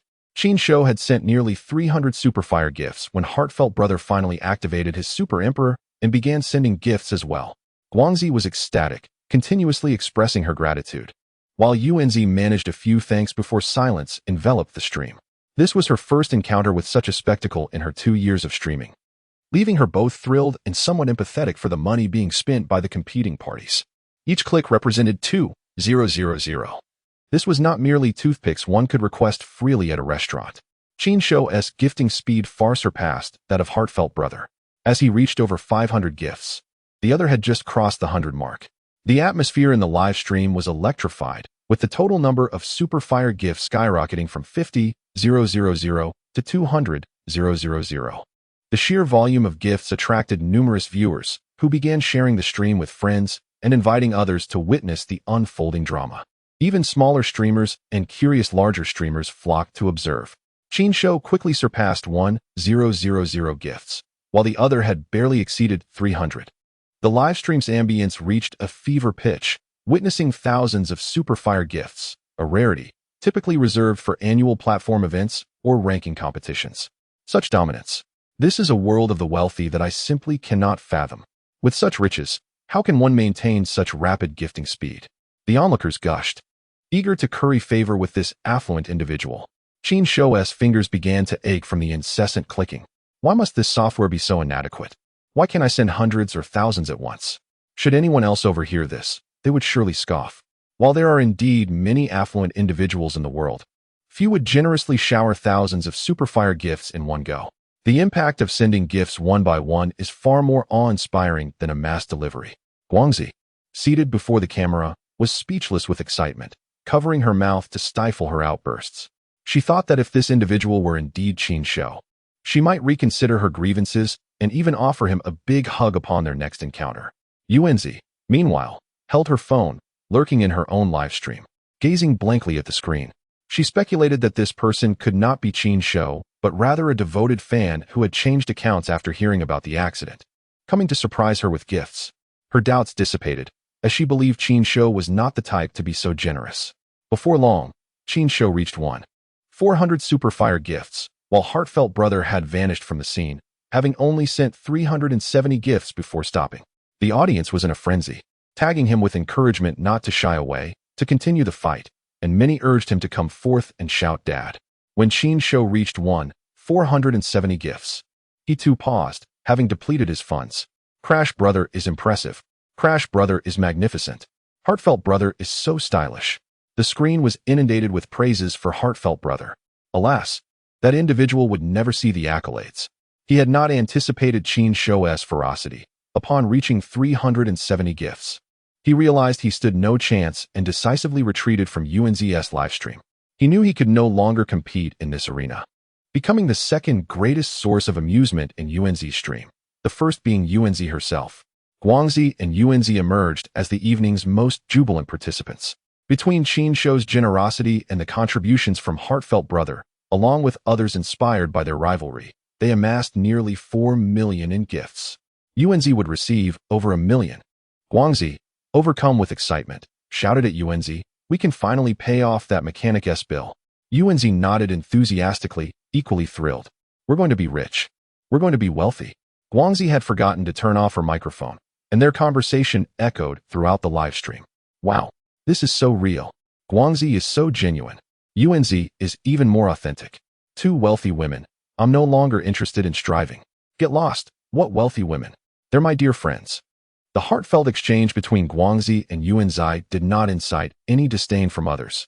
Qin Shou furrowed his brow, realizing that the bastard Guangzi referred to was undoubtedly him. Barring any unforeseen circumstances. "Hey, can you return my car repair money now? Remember to transfer it to me once Yunzi receives her salary." After sending that message, Qin Shou exited the live stream. He was completely unaware of the remarkable expressions that had transformed Guangxi and Yuanzai, nor the excitement it stirred among the viewers. To them, the ostentatious actions of the wealthy were baffling. Showering Yuanzai with gifts just to have her reimburse him for car repairs? Why not simply forego the reimbursement altogether? Did the affluent truly enjoy making a spectacle of themselves? However, the audience's focus was not on this. The collision brother had met Yuanzai in reality. Why was he so fortunate to see her face? If one were wealthy, they could just leave. Life is hard enough. It took Guangxi and Yuanzai a considerable time to calm the audience's emotions before they resumed their sales livestream. Yet, their minds were elsewhere, especially Guangxi, who felt immense regret. How could she have called Qin Shou a bastard after he had showered her with gifts? Yuanzai, meanwhile, was lost in thought, still unable to believe that the collision brother was indeed Qin Shou. Would he truly be so generous? Our protagonist, Qin Shou, after such an ordeal, felt much more at ease. He turned over, closed his eyes, and drifted into sleep, not waking until noon the next day. Groggily rising, he washed his face, brushed his teeth, and then set about preparing a meal. Just as he finished cooking, Tu Shengnan knocked on his door. "Qin Shou, I'm hungry." After he opened the door, she breezed past him into the house. "Tu Shengnan, why are you back? Are you all right?" Qin Shou closed the door and followed her. She plopped down at the dining table, smiling as she replied, "I'm fine. Everything has been clarified. My superiors reprimanded me and put me on a week's suspension." Tu Shengnan's nonchalance raised Qin Shou's skepticism. Was a conclusion drawn so swiftly?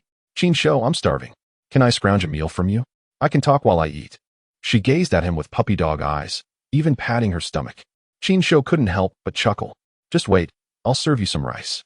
Chapter 79. Never offend a woman. Once he had dished out the food, they began to eat and converse. "Are you truly all right?" he asked. "Yes. I'm fine now. In that situation, I wouldn't have misfired. I had no choice but to act. I couldn't gamble with your life. He had a fake gun. I intended to shoot his shoulder, not his head, but he stumbled. Anyway, I'm unharmed, just suspended for a week. They really just want me to rest." "Really? You're fine?" "Absolutely. I plan to make good use of this break and travel." "Qin Shou, do you have time? How about I take you on a trip?" Tu Shengnan looked at him with eager eyes. Qin Shou's heart skipped a beat.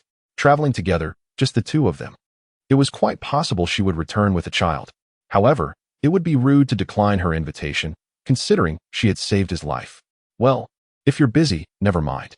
I wasn't too keen on going anyway." Tu Shengnan's expression dimmed as she looked down at her plate, pushing her food around.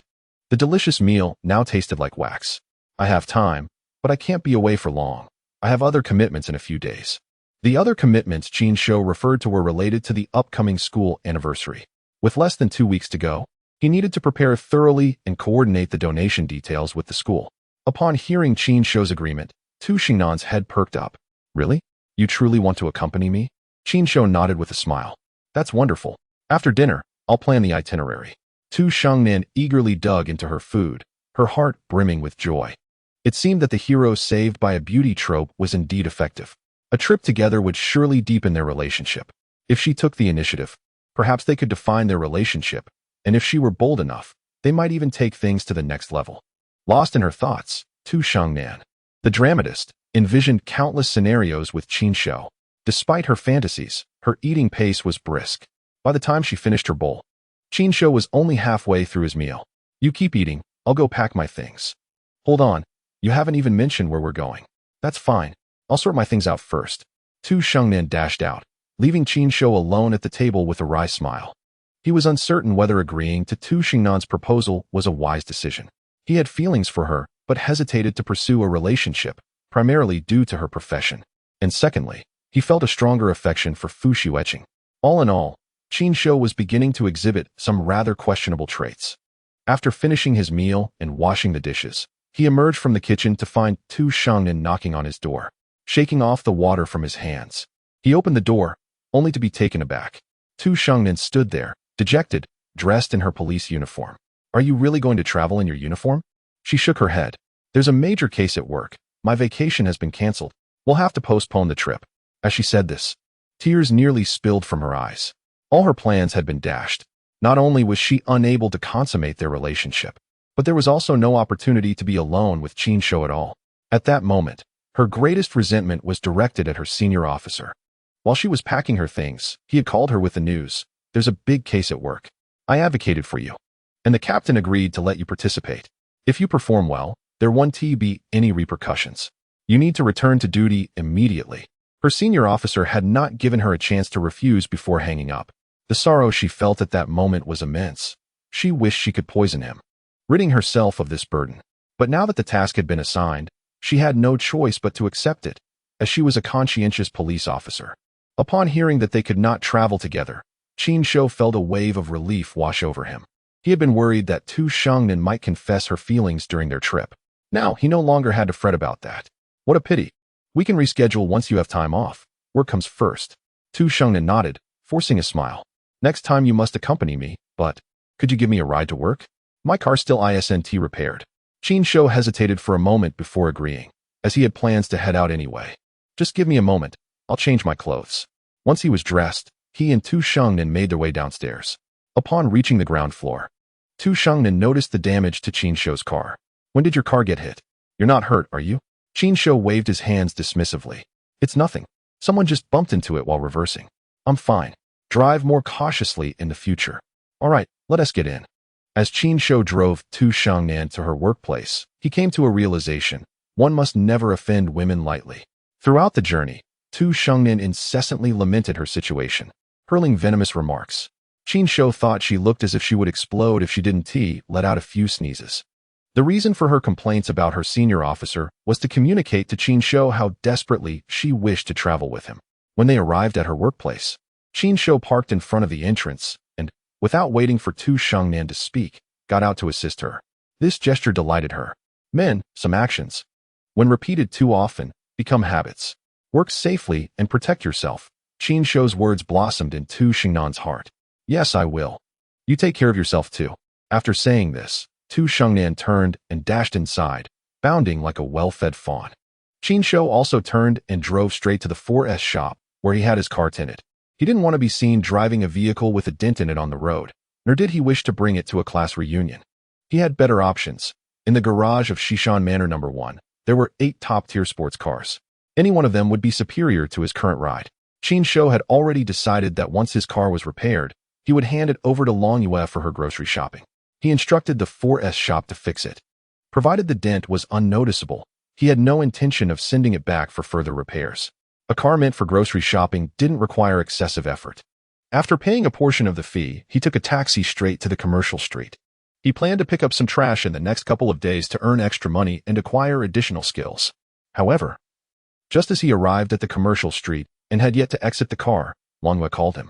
Mr. Qin, are you available? I need you to come over. There's something that requires your attention. Long Yue's voice carried a hint of distress, causing Qin Shou's heart to skip a beat. What could possibly have gone wrong on her first day? Long Yue, what happened? Qin Shou felt a slight irritation. He had hoped for a peaceful day collecting trash. But trouble had found him once again. Mr. Qin, the workers doing renovations have stolen some items and have already been detained by the security. But their boss refuses to admit it and insists that I apologize. Qin Shou frowned slightly. Could she not handle such a trivial matter? Had she really returned from studying abroad? Why not just call the police to resolve it? Mr. Qin, I've already reported it, but you should come to discuss it in person. Qin Shou sighed. I'll head over now. Give me an hour. He hung up the phone and told the taxi driver. To Shishan Manor. The driver promptly pressed the gas pedal and sped away. 50 minutes later, the taxi arrived at the entrance of the community. Qin Shou had already registered with the property management, so when he rolled down the window to greet the security guard, the taxi was allowed entry. Brother, you actually live here? The taxi driver was somewhat astonished, having thought Qin Shou was merely visiting a friend. He had not expected to be waved through, and the security even welcomed him home. Qin Shou felt a bit displeased and didn't respond. Turn right and keep going straight to No. 1 courtyard. All right, sir. The driver dared not address him as brother any longer. No. 1 courtyard in Shishan Manor was one of the most expensive properties in the city, and the driver wondered if this young man was the owner. Rumors suggested it belonged to the head of the Long family group. Was he perhaps the illegitimate son? The taxi halted at the entrance of No. 1 courtyard, and Qin Shou scanned the QR code to pay before stepping out. He immediately noticed 2 police cars, a van, and a black BMW parked nearby. Upon seeing Qin Shou, the security guard at the inner gate promptly opened it. Hello, Mr. Qin. Qin Shou nodded in acknowledgement. What has happened? The housekeeper has assaulted the workers who were here for renovations. Qin Shou furrowed his brow. Had Longhua struck someone? Then why was she crying? It became apparent to him why she had been so hesitant over the phone. She was embarrassed to admit the trouble she had caused. Mr. Qin, it's not the housekeeper's fault. Those workers were dishonest. They stole something. When she confronted them, they became aggressive, and she reacted in kind. Qin Shou regarded the security guard with renewed interest. Longhua certainly knew how to win people over. On her first day, someone was already defending her. If the situation was indeed as described, then she was not to blame. What is the current status? The police are here, along with the renovation company's boss. They are all inside. Qin Shou nodded. All right, you carry on with your duties. Yes. The guard returned to his post, and Qin Shou walked toward the house. He pressed his hand against the fingerprint lock, entered, and was immediately met with a cacophony of shouting. Are we just supposed to be bullied because we're workers? Just because you have money, you think you can do anything? You must compensate for the injury and loss of work. 10,000 per person, not a penny less. Why should we?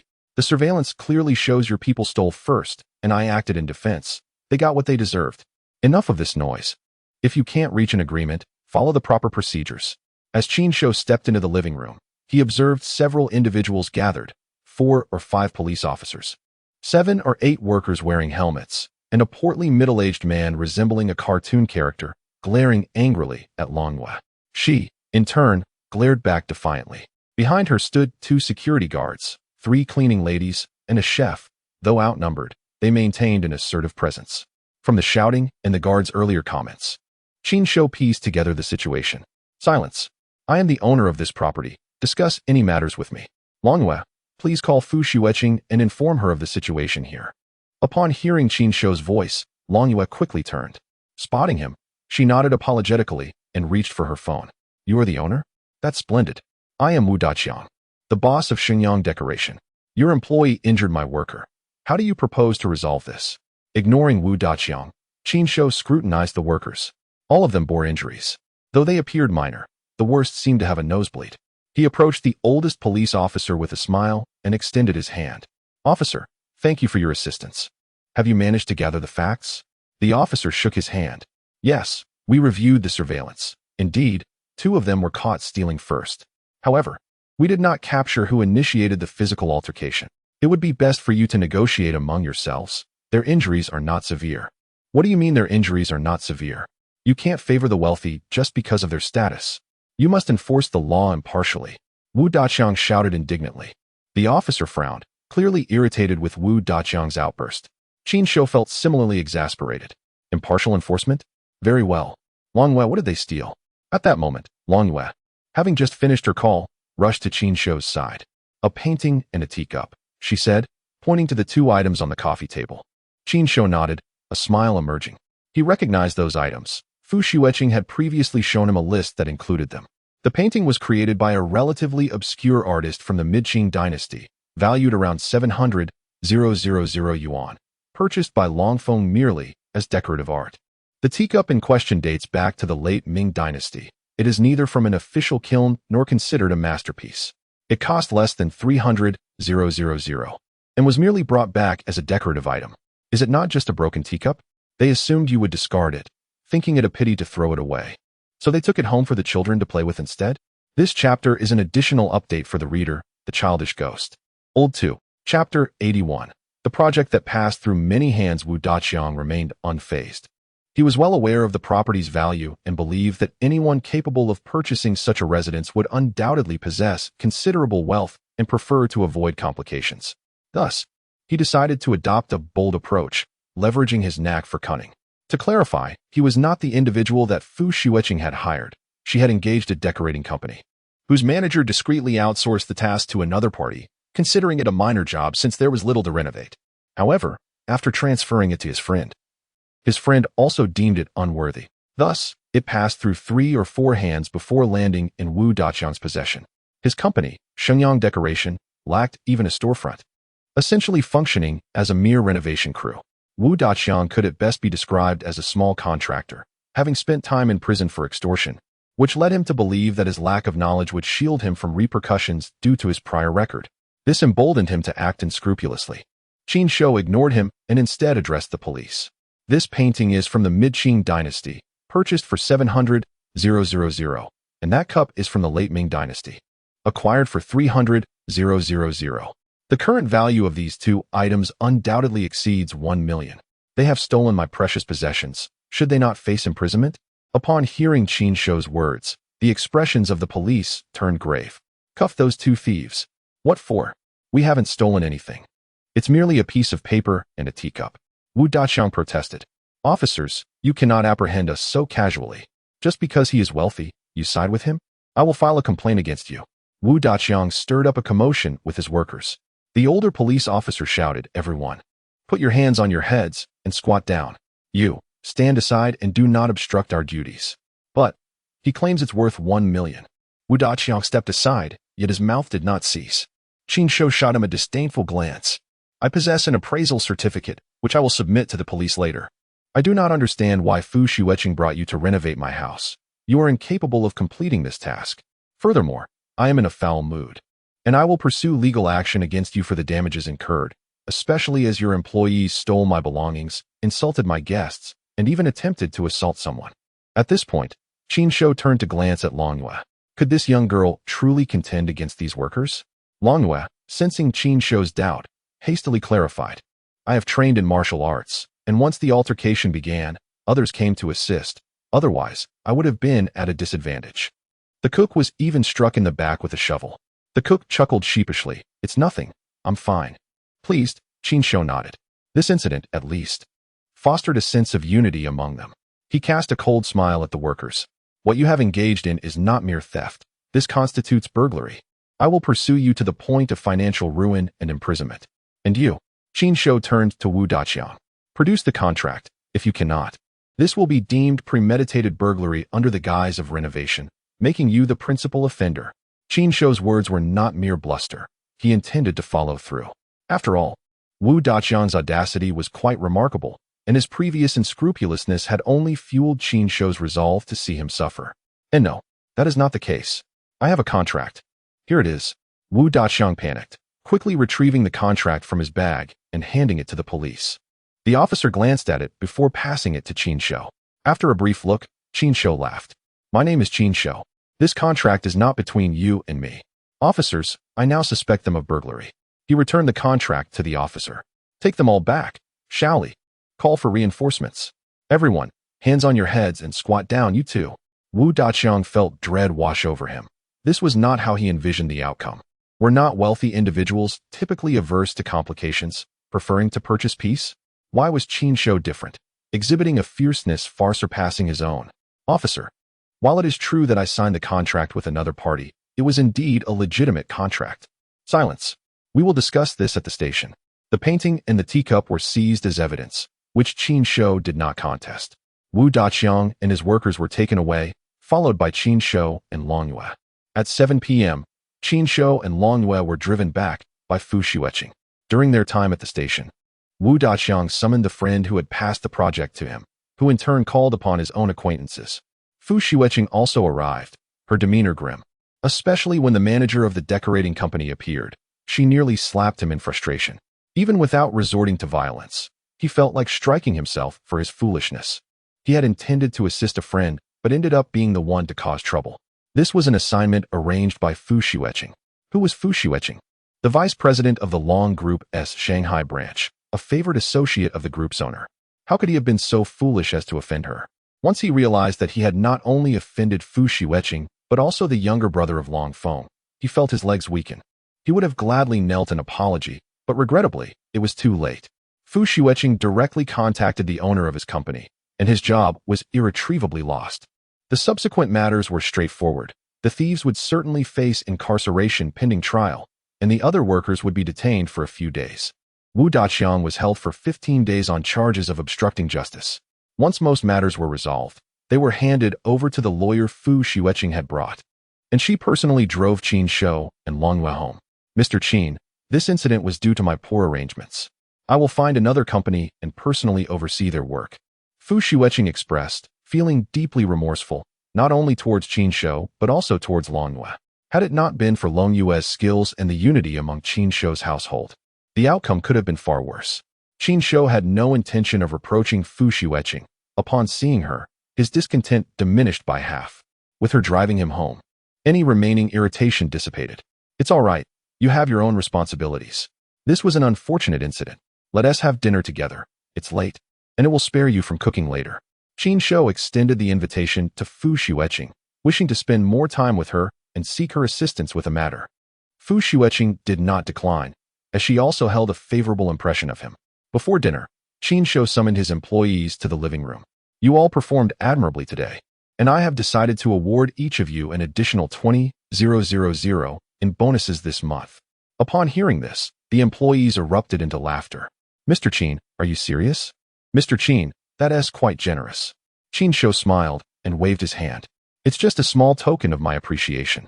The cook will receive an extra 5,000 for enduring the blow, and Long Yue will also receive a bonus of 5,000.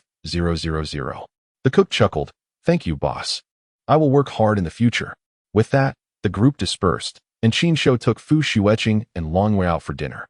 Although Long Yue would typically dine with the others, being in Qin Shou's home meant he had the final say on where they would eat. At the dining table, Qin Shou entrusted Fu Xueqing with the complete management of today's incident, as well as the renovation matters, with Long Yue overseeing the entire process. However, there was a favor that Qin Shou wished to ask of Fu Xueqing, yet he hesitated to voice it. Even after finishing dinner and Fu Xueqing's departure, he remained silent. Mr. Qin, will you be staying tonight? I can have Aunt Wang tidy up the bedroom upstairs, she inquired. Qin Shou nodded. It was already past 9, and he felt reluctant to return home. You may proceed with the arrangements. Mr. Qin, there is one more thing. The items you previously mentioned you did not want have all been moved to the garage. I can have someone clear them out tomorrow. Would you like to take a look first to see if there's anything you wish to keep? Long Yue's words piqued Qin Shou's interest. I'll check later. For now, do not have anyone take them away. I will arrange for their disposal myself, he replied. Long Yue nodded in agreement. Very well, I shall have your room prepared. Would you like me to draw a bath for you? What temperature do you prefer? These two inquiries showcased Long Yue's professionalism. Qin Shou, being easily satisfied, felt that he had made the right choice in hiring her. Just warm enough will suffice. I will watch some television for now. Inform me when it is ready. Long Yue bowed slightly and turned to leave. As Qin Shou gazed at her retreating figure, a sudden thought struck him. She would likely look even more charming in a maid outfit. He quickly shook his head, attempting to dispel such notions. Yet the more he tried, the more those thoughts lingered. If she and Fu Xueqing donned maid outfits simultaneously, Fu Xueqing would probably appear more enchanting. At 10:30, Qin Shou lay in a room on the 5th floor. The 6th floor bedroom had been entirely cleared out, with its contents relocated to the garage. Those items had belonged to Long Feng, and Qin Shou had no desire to use anything that had been touched by him, especially considering his past as an HIV patient. Thus, he settled for the 5th floor, as the house was spacious and there were plenty of rooms. Lying on the bed, he did not immediately succumb to sleep. There was still a matter he needed to attend to. He planned to wait until after midnight when everyone was asleep to visit the garage and retrieve those items. He believed they did not rightfully belong to him, and collecting them would surely yield substantial rewards, perhaps even triggering a special bonus. To stave off sleep, Qin Shou took his phone and tuned into Yuanzi's live stream. Upon entering, he found Yuanzi immersed in a gaming session. He had previously activated the Super Emperor feature, which came with a special effect notification. The chat instantly erupted with excitement. Crash Brother has arrived. How mighty he is. Finally, we get to see him live. You have no idea. Last night, Crash Brother mercilessly defeated Heart Brother with a staggering 1470 super gifts. He treats super gifts like toothpicks. Yuanzi, hurry up and welcome him. As Qin Shou observed the rapid-fire comments on the screen, he couldn't help but chuckle at his current nicknames, the Crash Brother and the Ragged Brother. Yuanzi soon noticed him and greeted him enthusiastically. Crash Brother, you arrived quite early today. Did you have no sister to dine with? It's just as well. It's cheaper to watch my stream than to take her out. Yuanzi's comment drew immediate backlash. What about your dignity? Did your sister run away because she found you too shameless? How can a single meal cost over 300,000? Do you not feel any guilt while saying such things? Yuanzi laughed in response. Let's not tear each other apart. She's just a lovely little fairy. You shouldn't bully me like this. You are nothing but a tank. The atmosphere in the live stream grew lively with the arrival of Qin Shou. The number of viewers steadily increased, as many sought to witness the figure behind the Crash Brother persona, especially after his remarkable feats had circulated across the streaming platform. While some who had not witnessed Qin Shou's generosity remained skeptical, doubting his authenticity. Others who had seen it were equally suspicious, suspecting he was merely a plant from a streaming guild, intentionally stirring the pot. The fact that Qin Shou had not spoken since entering only fueled their doubts. What Crash Brother? I suspect he is just a guild's pawn. I think it's possible. Who would be so generous to spend that much all at once? Hello, pawn. Goodbye, pawn. Just because you're broke doesn't mean everyone else is. Envy and resentment will lead you astray. Heed my advice and be a decent person. For every skeptic, there were believers. Initially, the exchanges were light-hearted jabs, but as more participants joined, the atmosphere grew increasingly charged. Qin Shou furrowed his brows, sensing that perhaps he should not have tuned into UNZ's stream. Everyone, please calm down. Let's have UNZ conduct a lottery, selecting 10 lucky fans, each to receive a cash prize of 100,000. His comment immediately quelled the rising tensions. 100,000 each? What a grand gesture. UNZ, taken aback, pondered.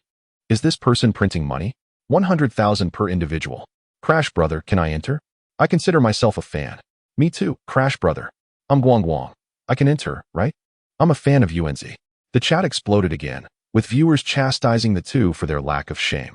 I think you both should just go. You both are fabricating stories, plotting behind the scenes, conjuring falsehoods. Utterly absurd. Rest in peace. May you find your way.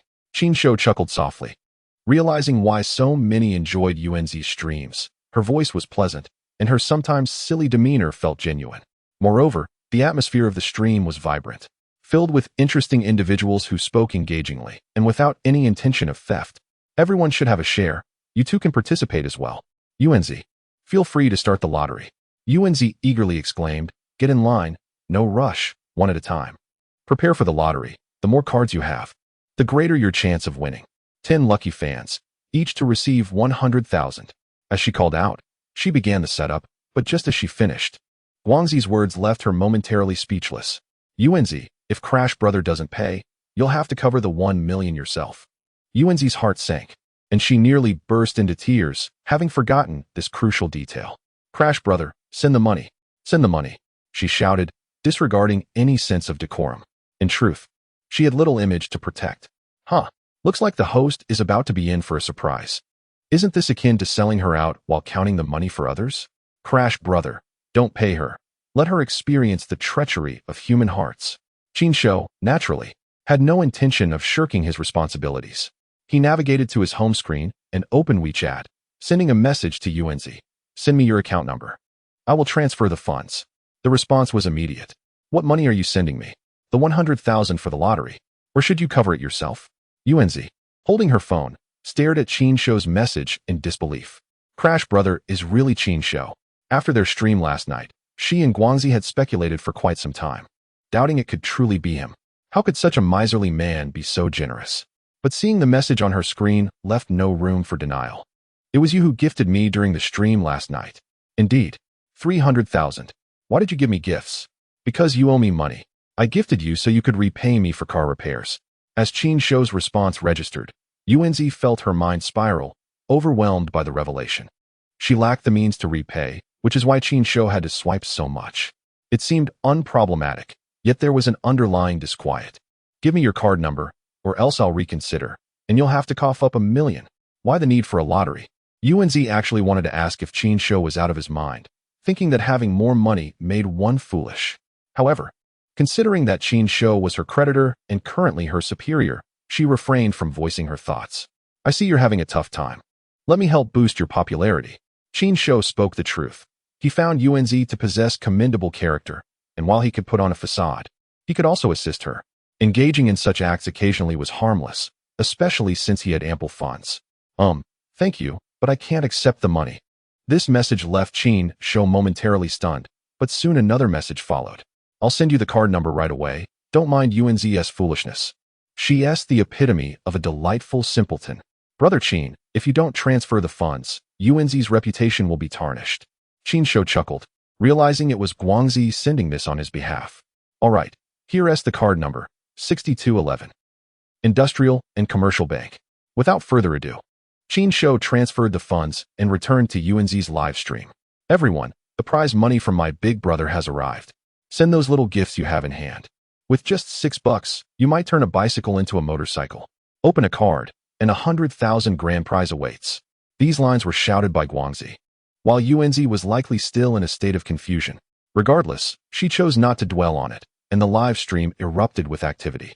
The audience surged from 100,000 to 600,000, and the numbers continued to climb. The prospect of a 100,000 cash prize drew many streamers to join in on the excitement. Numerous streamers ceased their own broadcasts to relay Yuanzi's lottery event, while simultaneously participating. Even staff from the streaming platform discreetly logged in to join the fray. Who wouldn't be tempted by $6 for a chance at 100,000? The screen was flooded with wishes, and Qin Shou struggled to keep up with the rapid refresh rate. However, two messages stood out to him. I would trade Yuanzi gaining £10 for a chance to win. I would trade Yuanzi's single-digit IQ for a chance to win. Qin Shou couldn't help but smile. It seemed that in the future, visiting Yuanzi's live streams would provide him with ample relaxation. As time passed, the final 3 minutes approached, and the live stream audience surpassed 3 million. Had it not been for the platform staff temporarily expanding Yuanzi's stream capacity, it would have crashed long ago. In the last minute, no one typed anything. Everyone was busy showering gifts to increase their chances of winning. 1 minute later, the lottery concluded, and the winners were announced. Congratulations to these 10 fans. Please message me now, and after verifying your information, I will distribute the prize money. Once again, thanks to Brother Crash for his sponsorship. I can reveal a little secret. Brother Crash is the victim from the car accident Yuanzi mentioned yesterday. I was the one who crashed into his car. He is quite the handsome young man. Definitely not a plant. Guangzi's 3 statements culminated in the last one revealing Qin Shou. The onlookers in the stream began to chant about having his children, eager to become his accessory. Qin Shou could only smile wryly as he sent a message. Don't mess around. I'm aloof. Wow, Brother Crash is still alive. Brother Crash not only had a generous hand, but was also lucky to survive Guangzi's driving skills. Brother Crash, you can be proud. You are the man who survived Guangzi's driving. At that moment, Guangzi stepped aside and turned off the camera. Then Yuanzi's voice rang out. I won. I actually won. Out of 10, I'm one of them. Qin Shou was momentarily stunned, thinking she had sidestepped to contemplate. But it turned out she had been off to the side entering the lottery. My luck is incredible. I won. 100,000. I'm rich. Cheating. I refuse to accept it. How could someone so foolish win? I too refuse to accept it. How could she win being that overweight? Lucky fools, brothers. I'm a little rich lady now. Yuanzi laughed maniacally, her mirth devoid of humanity. Perhaps it was due to Qin Shou's orchestrating the lottery event that Yuanzi's stream maintained a stable audience of 2 million. The atmosphere in the stream was unprecedentedly vibrant. After chatting with everyone for a while, Yuanzi began to sing to Qin Shou. However, by the 3rd song, he could no longer endure it. See you another day, he said, exiting Yuanzi's live stream. Her singing was quite unbearable. Rubbing his eyes, Qin Shou got up from bed. Time in the live stream had passed swiftly, and it was already 12:20. Thinking everyone else must be asleep, he donned his pajamas and slippers, quietly slipping out of his room. Listening for a moment at the door, he found no commotion outside, so he proceeded downstairs.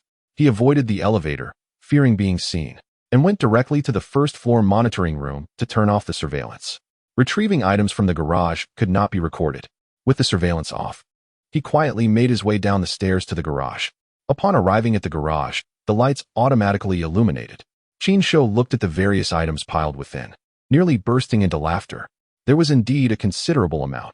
Most of what Long Feng had previously dealt with was here, along with some items Qin Shou found unworthy, including those he had purchased for Long Feng's treatment, now accumulated here. Without hesitation, he approached and placed his hand on the desk that had been in the 6th-floor room. Ding. Recovered 1 office desk. Reward. 200,000 cash. Ding. Recovered 24 sheets of A4 paper. Reward. 240 yuan. Ding. Recovered 1 fountain pen. Reward. 2,000 yuan. Triggered special reward. Master-level calligraphy skill. The system offered no explanation for this reward, nor did Qin Shou require one. He found the skill somewhat lacking, after all. It merely made his handwriting aesthetically pleasing, which seemed of little utility. He wasn't a celebrity needing to sign autographs. Ding. Recovered 1 airplane model. Reward. 2,000 yuan. Qin Shou frowned, wondering if the items in the desk drawer hadn't been cleaned out properly. Ding. Recovered 1 gold ring. Reward 30,000 yuan. Ding. Recovered 1 chicken blood red seal. Reward 100 yuan. Ding. Recovered 1 car model. Reward 2,000 yuan. Ding. Triggered special reward 1 supercar. Qin Shou hurriedly covered his mouth, fearing he might laugh aloud. Was tonight his lucky night? Or did recovering items at night, in a somewhat stealthy manner, somehow stimulate the system, thereby increasing the likelihood of special rewards? At that moment, Qin Shou couldn't be bothered to ponder why the chicken blood seal only yielded a mere 100 yuan. A supercar. The items rewarded by the system were never cheap. The previous rewards, a lighter, countless top-notch pills, were all valuable items. This car was certainly no exception. He automatically ignored the system's mention of the car model skill. System daddy, trading a car model for a supercar. Only you could pull that off. Qin Shou couldn't help but mutter softly. The supercar, made entirely of special metals, possessed extraordinary defense capabilities, capable of withstanding nuclear attacks, and featured a low-level intelligence system for autonomous driving. The vehicle was also outfitted with a weaponry system, including an energy machine gun and 2 energy cannons, powered by a quantum engine. Upon hearing the system's explanation, Qin Shou's eyes widened in astonishment. Nuclear attack, low-level intelligence, energy machine guns and cannons, quantum engine? These words sound exceedingly impressive. System, does this quantum engine consume fuel? No, the engine harnesses quantum energy, capable of autonomously collecting and generating energy, alleviating any concerns the host may have regarding energy shortages. Qin Shou felt an overwhelming urge to prostrate himself and shout at the system, "Let the fun begin." Of course, it was merely a fleeting thought, a way to express his gratitude towards the system. He could hardly fathom that one day he would possess such an extraordinary vehicle. System, where's the car? Hurry and present it to me. The vehicle has been stored in the host's system space. Please retrieve it at your convenience. Qin Shou chuckled nervously, too exhilarated to remember this crucial detail. He hastily made his way to an open area and summoned the supercar from the system space. A sleek black sports car materialized before him, its glossy exterior and flowing shape captivating his gaze, complete with a raised rear wing. As he stood before the car, Qin Shou felt as if he had just awoken from a dream. The only words that came to his mind were exclamations of disbelief. Slowly, he approached and began to caress the vehicle's surface. The sensation, the color, unbelievable. He couldn't help but exclaim in awe again. After circling the car twice, he attempted to open the door, but after searching for a while, he could not locate the handle. System, how do I open this car door? This vehicle is controlled by thought. I will assist you in initiating the recognition program. Simply place your hand within the illuminated circle on the door and utter the command to open. Recognition program? Is this a blood oath of some sort? Have you been reading too many fantasy novels? Before Qin Shou could finish his quip, a circle the size of a pancake illuminated on the door.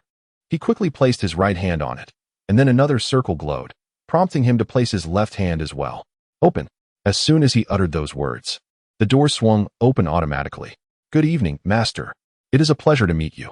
A melodious female voice emanated from within the car, startling Qin Shou. Lower your volume. Understood, master. Please enter the vehicle. With a slight grimace, Qin Shou complied and took his seat, after which the door closed behind him. Greetings, master. I am the primary control intelligence of this vehicle. Please bestow upon me a name. Goodness, is this technology so advanced? Thank you, master. The name Goodness has been successfully registered. No, I didn't mean for you to be called Goodness. Qin Shou waved his hands in exasperation. No need to rush, I was merely jesting. The intelligence's voice carried a hint of amusement, irking Qin Shou further. Had he been toyed with? I actually have a name. It's Tveinfadasp, a jumbled mess of sounds. Instantly, Qin Shou felt his mood sour. Was that truly a name? From now on, you shall be known as Erha. Please confirm. Confirmed. Name Erha successfully registered. Thank you, master. Erha proceeded to elaborate on the vehicle's functions, providing Qin Shou with a deeper understanding. In summary, the car boasted formidable defenses, an inexhaustible energy source, and remarkable speed. Its weaponry could easily demolish a 20-story building. Overall, it was a remarkable machine, with the sole drawback being its inability to fly. The origins of the vehicle were also addressed by the system. Qin Shou discovered the purchase contract, revealing that the vehicle was a Rolls-Royce, the only custom sports car announced last month, with a staggering price tag of $380 million. In addition to the contract, There were also vehicle registration documents, insurance, tax certifications, and all necessary paperwork. The car even had a notable license plate. NB666. Qin Shou was thoroughly impressed by the system's generosity. What appeared to be merely a car as a reward had resolved all his associated troubles. The system truly embodied the essence of a caring older sister. Master, would you like me to take you for a drive? Qin Shou promptly declined. If this car makes noise, it would surely awaken everyone upstairs and downstairs. The servants and cooks resided 3 floors below. Perhaps another time. I shall relocate you for now, and you will remain here quietly. Understood, master. I will not start the vehicle without your permission.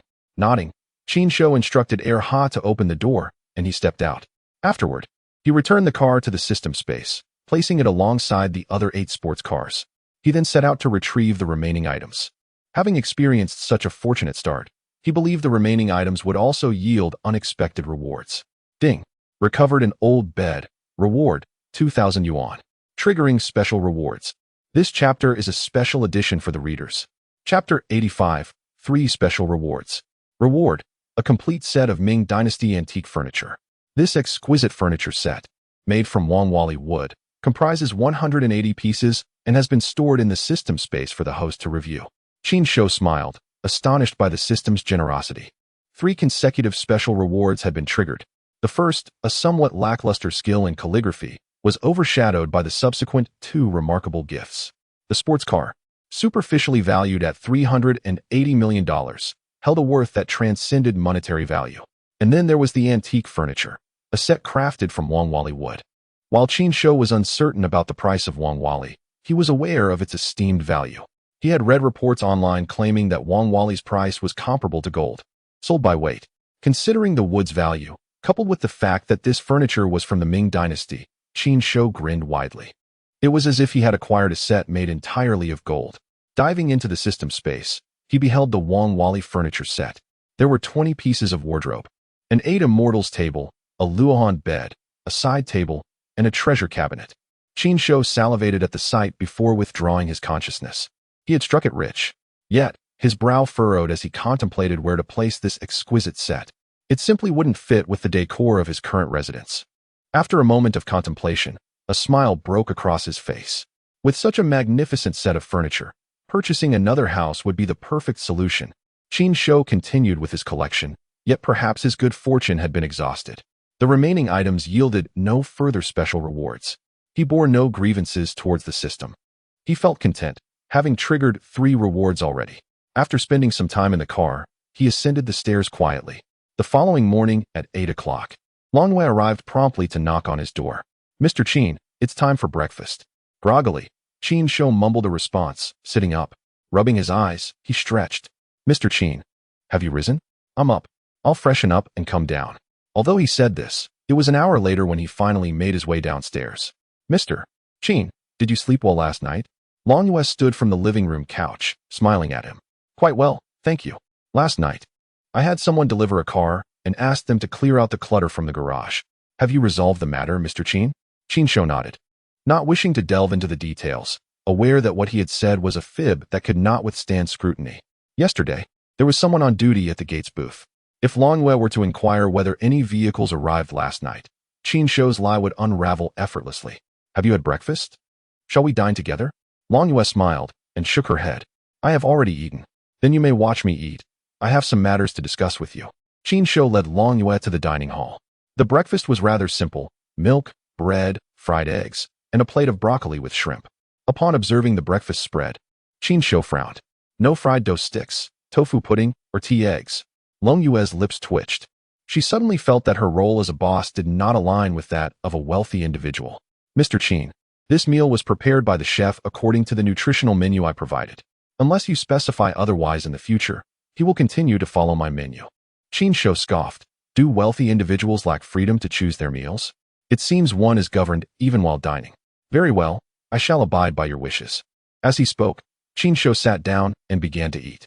He had no objections, for he could always communicate his culinary preferences to the chef, and Longyue would not intercede. Longyue, regarding the card you mentioned earlier, please hand me one of your cards. I will transfer 2 million to you initially. Once the funds are depleted, report back to me, and I shall transfer another 2 million. Actually, let me transfer 5 million to you this time. For the renovations. Please revamp the 6th floor. Just dismantle the password door. Procure entirely new furniture for the 6th floor and accompany it with a top-tier computer. After finishing his statement, Qin Shou stuffed a fried egg into his mouth. This lacks the aroma of a tea egg. A single tea egg has a timeless allure. Longwell likely had never heard such a phrase. Mr. Qin, I appreciate your trust in me. But it would be better to use your own card. No need. Let us use yours. Also, regarding these contracts for a few individuals, please revise them, including your own. Once complete, have Fu Xueqing review them for any issues, and I will come to sign the employment contracts. A photocopy of each person's ID is required. Understood. I am already working on that. Furthermore, concerning the vehicle, my previous one was damaged and is currently being repaired. It should be ready for collection tomorrow. I will give you the keys and the documentation. Please liaise with them to retrieve the car. Qin Shou's arrangement left Long Yuan momentarily stunned. Mr. Qin, isn't this a bit extravagant? Qin Shou smirked. Using a car worth nearly 20 million to buy groceries. It does sound wasteful. However, allowing it to languish in the garage while spending money on a cheaper vehicle, now that would be true wastefulness. Trust me, I am full. I will fetch the keys and documents for you. Prepare the card number. With that, Qin Shou stood up to retrieve the items from upstairs. Upon returning downstairs, he handed the items to Long Yue and transferred the funds. This household is temporarily entrusted to you. I will not be returning for a couple of days. If I do return, I will call you in advance. Long Yue, momentarily dazed by the bank notification on her phone, 5 million. Qin Shou had transferred that amount to himself without a flicker of hesitation. She felt a small surge of emotion. Such trust. She must work diligently to justify Qin Shou's faith in her. Mr. Qin, rest assured, I will perform my duties well. As for the renovation style for the 6th floor, you haven't finalized it yet. You handle it, prepare several design drafts, and send them to me. I will inform you once I have made a selection. With that, Qin Shou turned and walked toward the elevator. Understood, Mr. Qin. Long Yue bowed slightly to Qin Shou's retreating figure. Qin Shou arrived at the garage, directly entering the top-tier sports car. With this vehicle, the other 8 cars paled in comparison. If they could speak, they would likely berate Qin Shou for being fickle. Previously, he was reluctant to even touch them, yet now, he regarded them with disdain. Era, start the engine. At Qin Shou's command, the car shuddered slightly before roaring to life. Qin Shou frowned. Something felt amiss. The sound and sensation were not right. He could barely hear a faint engine noise. Far from the roar of a true sports car. Had the system rewarded him with a defective model? Era, does this car have an issue? It doesn't sound right to me. As soon as Qin Shou finished speaking, Era chimed in. Master, this car is equipped with a soundproof system. Moreover, the quantum engine inherently operates quietly, differing from conventional sports cars. Upon hearing this, Qin Shou felt relieved, as long as it was not defective. However, his brow furrowed again. A sports car lacking the thunderous roar of an engine. What's the point? He desired to drive this car to attract attention, to show off. A silent engine would lead others to think he was merely driving an electric car disguised as a sports car. Utterly embarrassing. Era, is there a way to make this car sound like other sports cars? Certainly, Master. I will disable the soundproof system. Excellent. Soon. The growl of the engine filled Qin Shou's ears, prompting him to step out and listen closely. Yes, that's the sound, that's the essence. With a satisfied smile, Qin Shou returned to the car. Master, please set your destination. As Era's voice resonated, the windshield suddenly illuminated, transforming into an electronic screen displaying a map. Qin Shou's smile widened. This navigation feature was remarkable, akin to something out of a science fiction film. He selected the usual spot, the commercial street. Initially, he had intended to visit the university town, but recalling his previous experiences at the Shanghai Conservatory of Music, he realized that he wouldn't be able to enjoy himself there.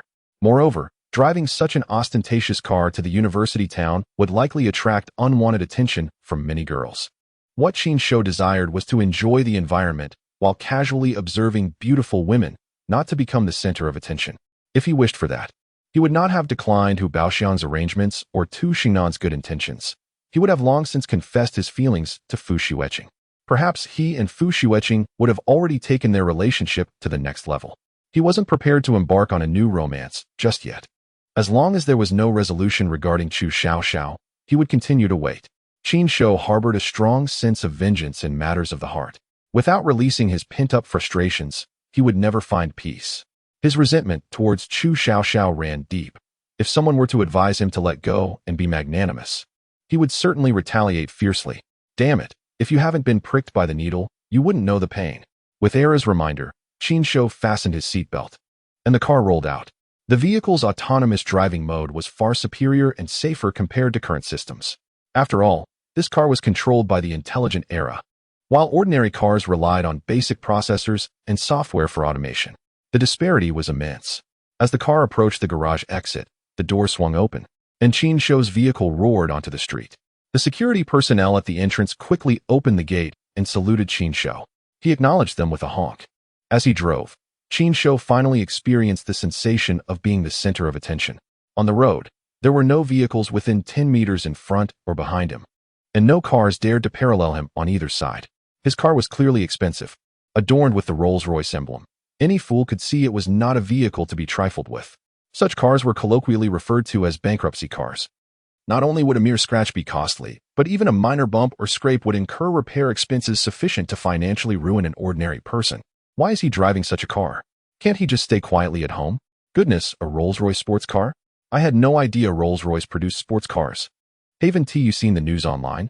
Yesterday, Rolls-Royce announced on their official website that they secretly manufactured a top-tier sports car, which was completed last month. They intended to unveil it this month, but a wealthy businessman purchased it for 380 million renminbi, 100 million more than the Saudi King's golden sports car. Is that for real? Indeed, if you don't believe me, check online. There is only one of this car in the world. Rolls-Royce declared that they will not produce such a vehicle again. Why are you slowing down? I have to slow down. We're too close. If we collide, neither of us will survive.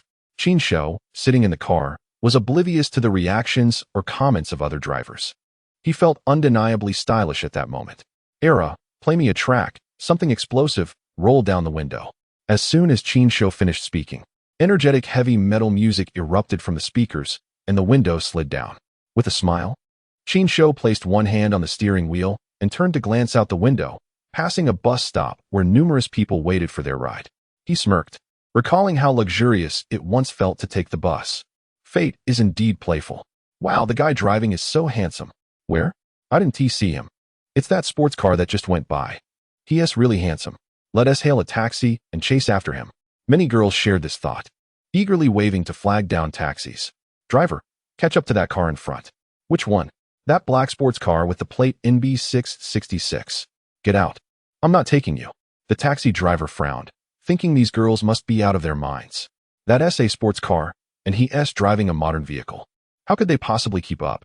Besides, even if he could, he wouldn't risk it. He couldn't afford to pay for any damages. I'll file a complaint for refusal of service. Our company has a rule against chasing cars. I'm truly sorry. Driver, we'll pay extra. Just catch up to that car. I'll give you an extra 100. Get out. The taxi driver was furious. 1,000. We'll give you 1,000. Just catch up. Get out. This scene unfolded in several taxis. The drivers all declined the girls' requests. They wanted to earn money, but not at the expense of losing everything. While taxis hesitated, other cars dared to pursue. Qin Shou, leisurely resting one hand on the steering wheel and the other on the window, appeared nonchalant. At that moment, a pink BMW sped up from behind, overtaking him on the right lane. The window rolled down, and a girl shouted at Qin Shou, "Hey handsome, want to add me on WeChat?" Chapter 87. The master of strings. Qin Shou glanced over and waved his hand dismissively. The girl was of average looks, heavily made up, with a head full of messy braids and a tattooed hand, resembling a rebellious youth. It would be surprising if Qin Shou agreed.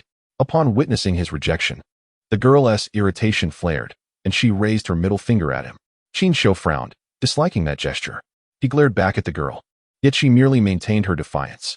Qin Shou pursed his lips and rolled up the window, preferring to avoid the annoyance. The girl was infuriated. What's with the attitude? Just because he drives a flashy car and is a bit handsome? I'm asking for your WeChat out of respect. Lon, ram him. The rebellious girl shouted to the driver. Are you crazy? Do you know how much that car costs? $380 million, over 2 billion renminbi. Don't even think about bumping into him. Even a scratch would bankrupt us. Had Qin Shou been paying more attention, he would have recognized the girl speaking. She was the university student who Baoxiang had arranged for him, valued at 80,000 RMB. The rebellious girl, hearing Lan Lan's warning, sulked back in her seat. The nerve. Refusing me is one thing, but glaring at me? Lin sighed, glancing at her friend. I believe it was you who raised your middle finger first. So what? My friends and I often greet each other like that. Lin's lips twitched. This is China, and he isn't from your circle. That gesture is an insult.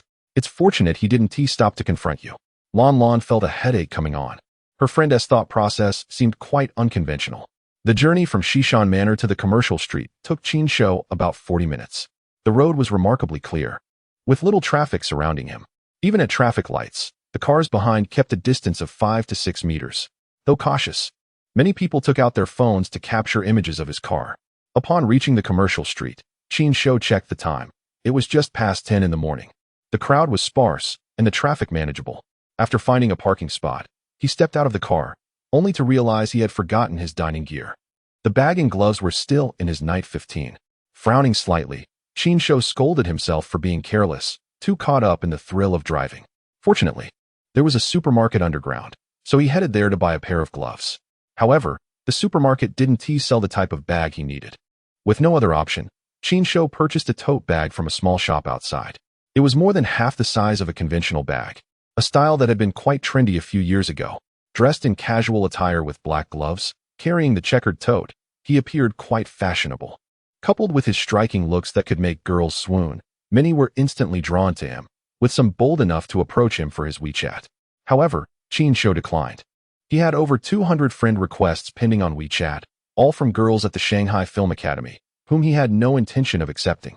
This was also the reason he avoided the academy. He feared being recognized and pursued for friend verification. Equipped with his essentials, Qin Shou returned to the street, planning to collect litter from one end to the other, then switch sides to continue his task. He intended to ensure no trash bins would be overlooked. Ding. Recycled a mineral water bottle. Reward, 10 renminbi. Ding. Recycled a milk tea bottle. Reward, 15 renminbi. Ding. Recycled a stinky tofu box. Reward, 5 renminbi. Qin Shou collected whatever he could recycle, placing non-recyclables back into the bins. Look at that handsome guy picking through trash. Oh my, why is such a handsome guy collecting garbage? A group of girls trailed behind him, initially wanting to ask for his WeChat, but lacking the courage. Upon witnessing his actions, they gasped in disbelief. They couldn't fathom how such an elegant and well-dressed young man could be rummaging through bins. Is he out of his mind? That thought echoed in their minds. That poor guy. Shall we buy him something to eat? Regrettably, his visage is marred by the shadows of mental turmoil. Yet, oddly, I find solace in this revelation. Initially, I felt unworthy of his presence, but now, I believe I can hold my own. The young woman uttering these words attracted the merciless glares of her companions. You cannot afford to be so indiscriminate. This is a loss you should not incur. Indeed, while you are not lacking in looks or circumstances, settling for someone unstable is unwise. Precisely. Allow me to bear this burden for you. The laughter of the girls erupted without restraint. Qin Shou, overhearing their banter, could only shake his head in bitter amusement. Is scavenging deemed a sign of madness? If only they knew that Qin Shou could amass a fortune through such endeavors. I wonder what their expressions would be. He swiftly rummaged through a trash bin, then proceeded to the next. Ding. Recycled bamboo skewers. 30 pieces. Reward, 90 yuan. Ding. Special reward activated. Skewer Master upgraded to Skewer Grandmaster. A rapid twitch played at the corners of Qin Shou's mouth. His hands clenched tightly. He longed to curse aloud, but the throngs around him silenced his ire, leading him to internally chastise the system. Oh, system, are you jesting? Just last night, I was filled with gratitude towards you, contemplating how to nurture your existence. Yet, in such a brief span, you have lost all decorum. If you are bored, entertain yourself, but do not involve me. I am not a source of amusement. After venting his frustrations, he found the system remained silent, leaving him with the peculiar sensation of his fists striking against a cloud. Qin Shou stood there, momentarily frozen, drawing the attention of passers-by. Isn't that the scavenger? Back to collecting refuse again? He appears somewhat menacing. Perhaps the scarcity of trash has incited his anger? Scavenger, who has riled you? Share with me, and I'll assist you. This remark piqued Qin Shou's interest. He lifted his gaze toward the speaker. Chapter 88. Borrowing a car to impress the ladies. The fellow was taking a photo of Qin Shou with his phone. Scavenger, smile for the camera. I'll upload this to Douyin. The last video of you collecting trash garnered 300 000 likes. This time, I'll capture a close-up for even more likes. Qin Shou's mood soured further upon hearing this. He felt as if he were being made a fool of. Consequently, he moved his lips, though no sound emerged. Yet, it was evident. He mouthed a profanity directed at the young man. Initially taken aback, the boy's expression quickly morphed into one of fury. "Who are you cursing at?" he retorted, shoving his phone into his pocket and advancing towards Qin Shou in anger. Unyielding, Qin Shou felt the flames of indignation rise within him. He stomped his foot forcefully, causing the brick beneath him to shatter. "I'm cursing you." Once he spoke, he stepped aside, revealing the fractured brick. The young man, initially intent on confronting Qin Shou, halted in surprise at the sight of the broken brick, glared fiercely at him, and fled without uttering a single harsh word. Qin Shou chuckled wryly, shaking his head. Today's youth truly lacked decorum. At least a parting remark would have sufficed. Their silence leaves me in an awkward position. Having expressed this sentiment, Qin Shou felt an immense sense of relief. A skewer grandmaster is still a skewer grandmaster. Perhaps one day, he might even leverage this skill to participate in a variety show. He resumed his task of collecting refuse, spending over an hour scouring the commercial street from one end to the other. Aside from the special reward for becoming a skewer grandmaster, no other unique rewards materialized. However, he felt no urgency. There was ample time, and after lunch, he could return to his task. He removed his gloves, discarding them into a tote bag, and prepared to drive away from the commercial district. Although there were dining options available, they primarily offered fast food, which Qin Shou found unsatisfactory. He instructed his companion, Erha, to search for nearby restaurants before selecting one and heading over. It was a river delicacy eatery, boasting positive reviews for both its flavors and service. Upon entering, he was warmly greeted by a server. "Good day, sir. How many in your party?" "Just myself." "Right this way, please. We have a small table available by the window." Had you arrived a moment later, you would have faced a wait. Qin Shou nodded appreciatively, having noticed the establishment was indeed bustling. The server seated him at a small table by the window, presenting a menu. "Sir, here is the menu for your perusal.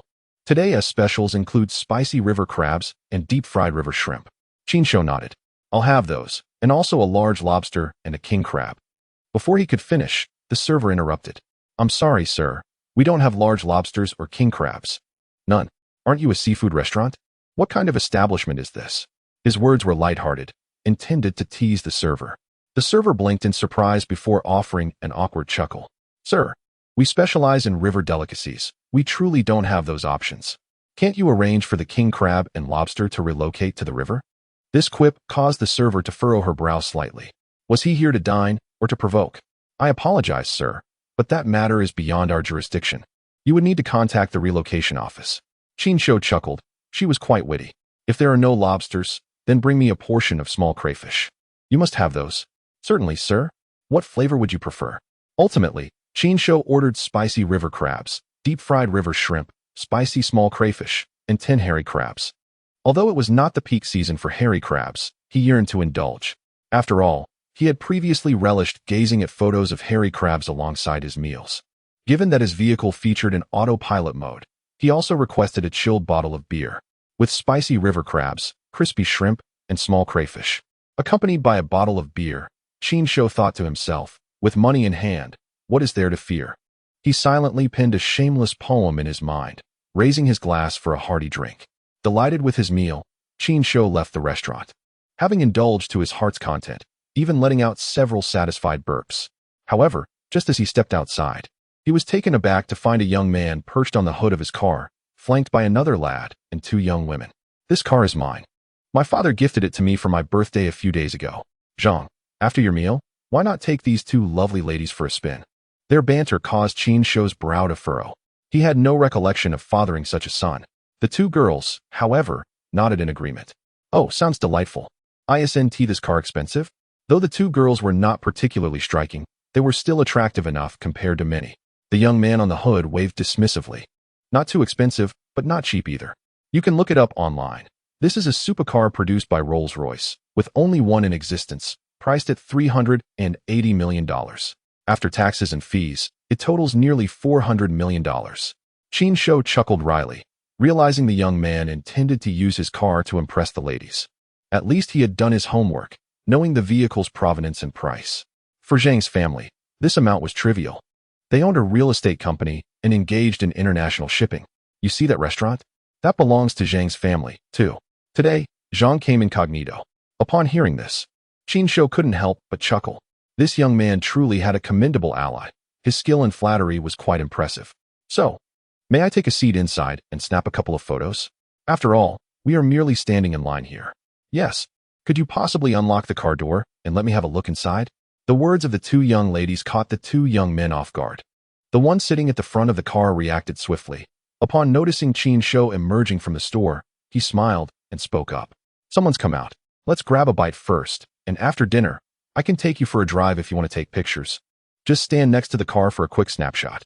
The young man had it all planned. Once they were at dinner and had a few drinks, he could conveniently use the excuse of being inebriated to avoid driving. Chapter 89. Ambushed. As soon as he finished speaking, Qin Shou had already approached the group. Hearing his words, Qin Shou replied with a grin, "Indeed, let us dine first. A little drink during dinner will provide a perfect excuse not to drive." His remark directly exposed the young man's intent, causing him to spring up from the front of the car like a cat whose tail had been stepped on. "Who are you? Why are you butting into our conversation?" Qin Shou shrugged. "I am your father. Did you not claim this car was a gift from your father? Open the door, Daha." The young man, taken aback by Qin Shou's audacity, was about to retort when the car door suddenly swung open with a beep, startling him. Qin Shou, with a smile, navigated around the two ladies and settled into the car. "Young man, about that time you sat in my car." Before Qin Shou could finish, the two young men turned tail and fled, fearing they might have to compensate for their actions. "I want tea, make you pay." "Haha, these two are such cowards." Qin Shou laughed, instructing Daha to shut the door. Only when the door clicked shut did the two ladies regain their composure. Qin Shou was indeed the car's owner, and quite handsome too. They should have struck up a conversation and exchanged WeChat details. It wasn't too late to do so. Just as the two ladies approached the car window to request WeChat information, Qin Shou's vehicle roared to life and sped away, leaving no opportunity for them. Qin Shou drove straight back to the commercial street. Perhaps due to the lunch hour, parking spaces had increased. He parked right at the entrance of the commercial street and exited with a shopping bag in hand. No sooner had he stepped out than a crowd began to gather around him. "Handsome, are you interested in live streaming? I'm from Xingyao Media." "Hey, I'm from Hodai Media. I'd like to discuss a collaboration." "Greetings, we are from Daikong Entertainment. We have already crafted a career plan for you, ensuring you become a major internet celebrity." 7 or 8 individuals surrounded Qin Shou, each thrusting their business cards into his hands. Qin Shou was somewhat bewildered. Not accepting any cards, they simply forced their cards into his grasp. "What is going on? What is this Daikong and Xingyao? What on earth are they?" Qin Shou's brows knitted in confusion as he surveyed the crowd. They seemed rather dubious. In truth, they were not con artists. Qin Shou had recently gained some fame on various short video platforms, known for driving luxury cars while collecting garbage, combined with his striking looks, perfectly aligned with the current entertainment culture of youth. If they could sign him and properly package his persona as Garbage Brother, he could become a true sensation. A major internet star. Word had spread in the morning about Qin Shou's appearance in a globally limited edition Rolls-Royce at the commercial street, prompting them to congregate and stake out the area. As they approached, Qin Shou had become an even more enticing prospect due to his luxury vehicle, a notable selling point. However, their confidence wavered slightly. They had checked the value of Qin Shou's car, which was worth nearly 400 million. Who could afford such a vehicle? Would they even consider signing with them? Despite their reservations, they pressed on, unwilling to give up without a fight. "Excuse me, I'm not interested in what you're offering. Please step aside." Qin Shou still had half the garbage bins on the commercial street to tend to and did not wish to squander time with them. "Garbage Brother, don't be in such a hurry to leave. Our company is willing to offer 5 million a year for a contract with you. Additionally, we can split other revenues 50-50. We'll give you 6 million with other earnings at a 60-40 split. We can offer 10 million with a 70-30 revenue share." They all threw out their offers, particularly Daikong Entertainment, which presented a $1 million contract outright. Qin Shou frowned and shook his head. "I'm sorry. I'm not in need of money, nor am I interested in becoming an internet celebrity." Qin Shou spoke the truth. He truly lacked for nothing. He owned a car, a house, and had substantial savings, a total of 1 billion in savings. Even if he were in need of money, he would not be swayed by their trivial sums. He would prefer to collect garbage or find a wealthy patient to assist in purchasing small medications. Garbage brother, don't. Shut up. You're the true garbage brother. Your whole family is. Qin Shou's outburst momentarily stunned the crowd, giving him the chance to weave through them. Just as they regained their wits and attempted to pursue him, Qin Shou had already bent down to rummage through a garbage bin. Garbage brother, no. Could you please reconsider? Our company's offer is truly generous. If you find $1 million insufficient, we can negotiate further. We can offer you $10 million as well. The persistent individuals clung to him like shadows, continuing to chatter. Qin Shou felt increasingly exasperated. He merely wished to collect garbage in peace without the need for fame. Standing upright, he glanced at them with a smirk and pointed towards his car. Do you recognize that vehicle? Yes, your car is currently a hot topic. Many online are speculating about which wealthy businessman in Huaxia purchased it. Indeed, I bought that car for nearly $400 million. Besides this vehicle, I have 8 other limited edition sports cars parked in my garage. Oh, and I forgot to mention, I live in Xishan Manor, and the first estate has just been transferred to my name. Having said this, Qin Shou turned back to resume his search through the garbage bin. The group was utterly flabbergasted. They had initially hoped the car was either borrowed or rented and never considered it belonged to him. They were even more shocked to learn that the first estate in Xishan Manor was indeed his property. Clearly, signing a contract was out of the question. This man was a genuine, invisible tycoon, utterly unconcerned with monetary gain. Their earlier bids of a few $100,000 or $1 million seemed like child's play to him. Sorry to disturb you. My apologies. One by one, they withdrew, leaving only the representative from Dakong Entertainment. He stood silently behind Qin Shou without a word, merely waiting. When Qin Shou finally turned around after finishing with the garbage bin, he noticed him. Why haven't you left? I've already stated that I am not interested in becoming an internet celebrity. Chapter 90. The duo of car climbers. The man chuckled awkwardly. Garbage. No, may I ask your surname? Qin. Mr. Qin, please don't misunderstand. I'm not trying to persuade you to sign a contract. I simply wish to befriend you. Qin Shou shook his head. I lack a girlfriend, not friends. This statement elicited a laugh from the man. Mr. Qin certainly has a sense of humor. I mean no offense. I merely wish to inquire if you might rent your car to our company for a few days, as well as your house in Xishan Manor. I wish to rent your car and house for a few days. Feel free to set the price. Qin Shou furrowed his brow, pondering the absurdity of renting out his own belongings. What was this person scheming? Noticing Qin Shou's evident confusion, the individual hurriedly explained, Mr. Qin, I want to rent your car and house for our company's artists to shoot some projects. We can negotiate the price upon hearing this. Qin Shou's frown deepened. He had previously heard that some internet celebrities rent cars and houses to create content, falsely portraying these rented possessions as their own to attract attention and enhance their popularity. Initially, Qin Shou had thought it was merely a sign of the times, filled with wealthy young individuals, but upon understanding the underlying motives, he found it particularly distasteful. This was clearly deceitful, a form of trickery. Yet, some would euphemistically label it as a promotional strategy or commercial packaging. Qin Shou could only scoff at such justifications. If they were spreading positive energy or promoting correct values, he would have been more lenient. However, the majority of their content revolved around flaunting wealth and showcasing superficial relationships, which he found detrimental to impressionable youths. Of course, Qin Shou occasionally indulged in a bit of pretense himself, but his possessions were genuinely earned through hard work. I'm sorry, but I want to rent them out. The individual stood stunned, not expecting such a straightforward refusal. Mr. Qin, we can negotiate a higher price. A higher price? How about 1% of the value of my car and house? Qin Shou had appraised his house at over 700,000 and his car at over 2 billion Chinese yuan, totaling over 3 billion. 1% amounts to 30 million yuan. The representative from Dakong Entertainment frowned, realizing the magnitude of the figure. Mr. Qin, that price is exorbitant. How about 1 million for a week with both? Qin Shou shot him a contemptuous glance, remaining silent as he walked towards the next trash bin. Mr. Qin, please reconsider. 1 million is quite reasonable if you can't afford it. Then there is no point in discussing it. Qin Shou said without looking back. The Dakong representative, with a furrowed brow, sighed and departed. He had thought himself clever for attempting to rent from Qin Shou, only to find his outcome mirrored that of others who had departed before him. With no one trailing him with incessant chatter, Qin Shou felt a surge of relief. Ding. Recycled 1 duck neck. Reward, 20 yuan. Ding. Recycled 15 crayfish shells. Reward, 150 yuan. Qin Shou smirked, astonished that such items could be recycled. He wondered if the system would repurpose the shells for culinary delights, which would be rather pitiful. Ding. Recycled 1 bubble tea cup. Reward, 20 yuan. As he collected trash, Qin Shou hummed a tune. Although there were no extraordinary rewards, the sound of the system notifications and text messages made him quite cheerful. After all, earning money is undeniably a source of happiness, and he had accumulated quite a sum. 2 hours later, he reached the other end of the commercial street. Without triggering any special rewards, he had earned around 40,000 yuan.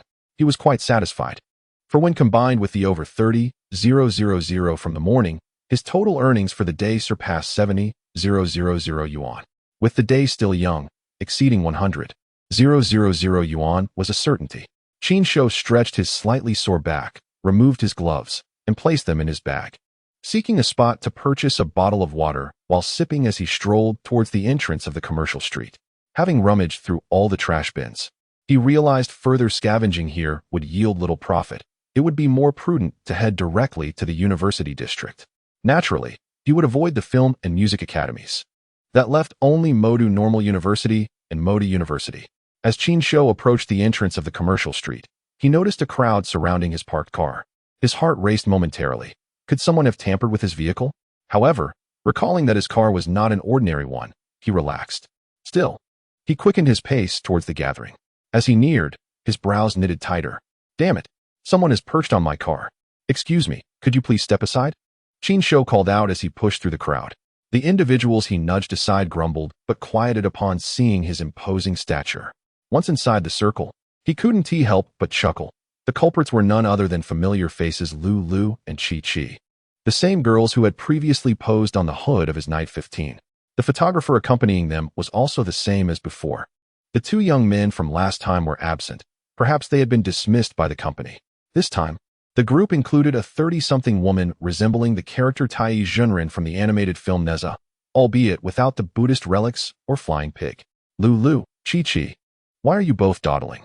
Change your poses quickly. Chi, stand up. Don't lie down. Her instructions redirected Lu and Chi's attention away from Qin Shou's face. Sister Gua, isn't it inappropriate to stand up? We might damage the car. Chi recalled the previous incident and felt a twinge of fear. It won't be damaged. It's a friend's car.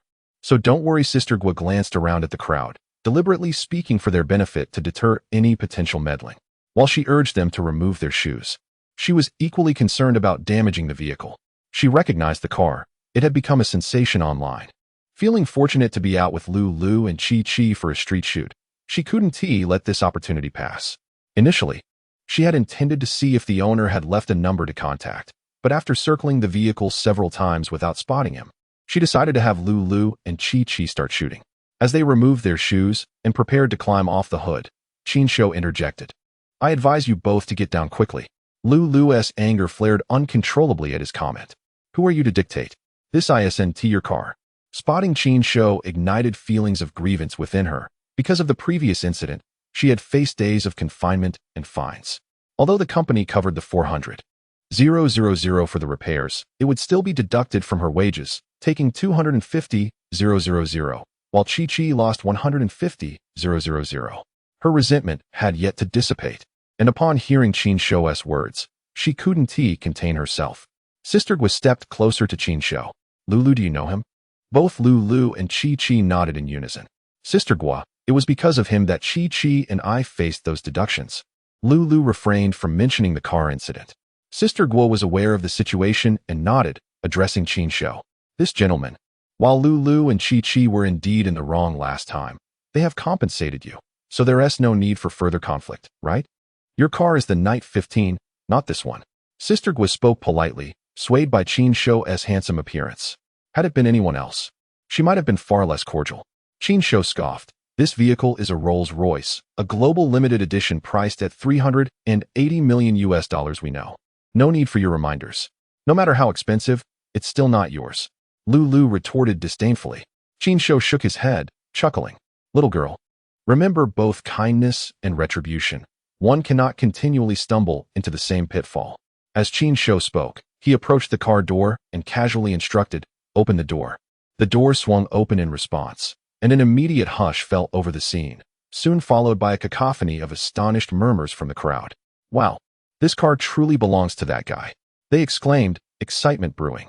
The previous conversation had hinted at a deeper narrative, but the scent of gossip was far more enticing. One of the men had mentioned the car cost a staggering $380 million. And now the two young women perched on the hood for photographs were surely in for a hefty bill. Lulu and Chi-Chi's expressions morphed into panic. They could scarcely fathom their misfortune. The realization that the vehicle belonged to Qin Shou struck them like a bolt of lightning. Cautiously, they climbed down from the hood, their faces a portrait of alarm as they glanced at Qin Shou before turning to search for Sister Gua. Where is Sister Gua? They wondered, only to find her conspicuously absent. Qin Shou followed their gaze and chuckled. Did that woman actually run off? She left you two behind without a second thought? Given her figure, I'm surprised she could escape so quickly. Indeed, Sister Gua had taken flight the moment the door opened, pushing through the crowd to flee into the distance. She understood that her actions could cost her job, but preserving her life was paramount. Who could tell if those two girls had scratched the paint? Just a small mark could spell disaster. With a smile, Qin Shou turned to Lulu and Chi-Chi. Shall I call the police, or do you want to summon your boss? Lulu bit her lip tightly, tears brimming in her eyes, while Chi-Chi mirrored her distress. They averted their gazes, unsure of where to place their trembling hands. Noticing their silence, Qin Shou addressed the photographer. So what is it going to be? Call the police or your boss? The photographer quickly shook his head. No, I'm not involved with them. I'm just a hired photographer. Please don't drag me into this. He hastily began packing up his lighting equipment, leaving without a backward glance. Overwhelmed, Lulu and Chi-Chi could no longer hold back their tears, and soon sympathetic murmurs rippled through the crowd. Come on, the car is fine. Just let it go. Those girls didn't mean any harm. Exactly. You can afford such an expensive vehicle. Why bother with them? Qin Shou's brows furrowed at these remarks. Just because I can afford expensive cars doesn't mean they have the right to climb onto mine. That is not what I meant. I was suggesting you be generous and let them off the hook. Let them off the hook? You want me to pay for their mistakes? Qin Shou was exasperated by such self-righteousness. The man fell silent, realizing his words had backfired. Hey, I was just making a suggestion. This isn't my problem. You should deal with them. The onlookers quieted down, realizing they were merely spectators, not willing to part with their own money. You two can either contact your boss, or shall I call the police? Lulu, sobbing, lifted her head, feeling that Qin Shou was nothing but an obstacle in her path. Please, can we avoid involving the police? We didn't scratch your car. We were being careful. We promise we won't do it again. We won't do it again. Please just let us off this time. Chi-Chi added tearfully, a plea that struck Qin Shou as somewhat awkward. The sight of a girl sobbing and begging for mercy conjured images from certain films, and he shook his head. They needed to learn a lesson. It had barely been days since their last incident, and here they were, climbing onto another luxury car.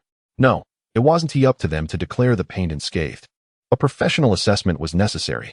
Moreover, even if the exterior remained intact, who could guarantee there was no internal damage?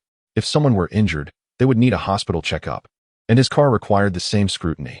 While Qin Shou's reasoning was sound, the crowd still felt uneasy, perceiving him as a potential extortionist.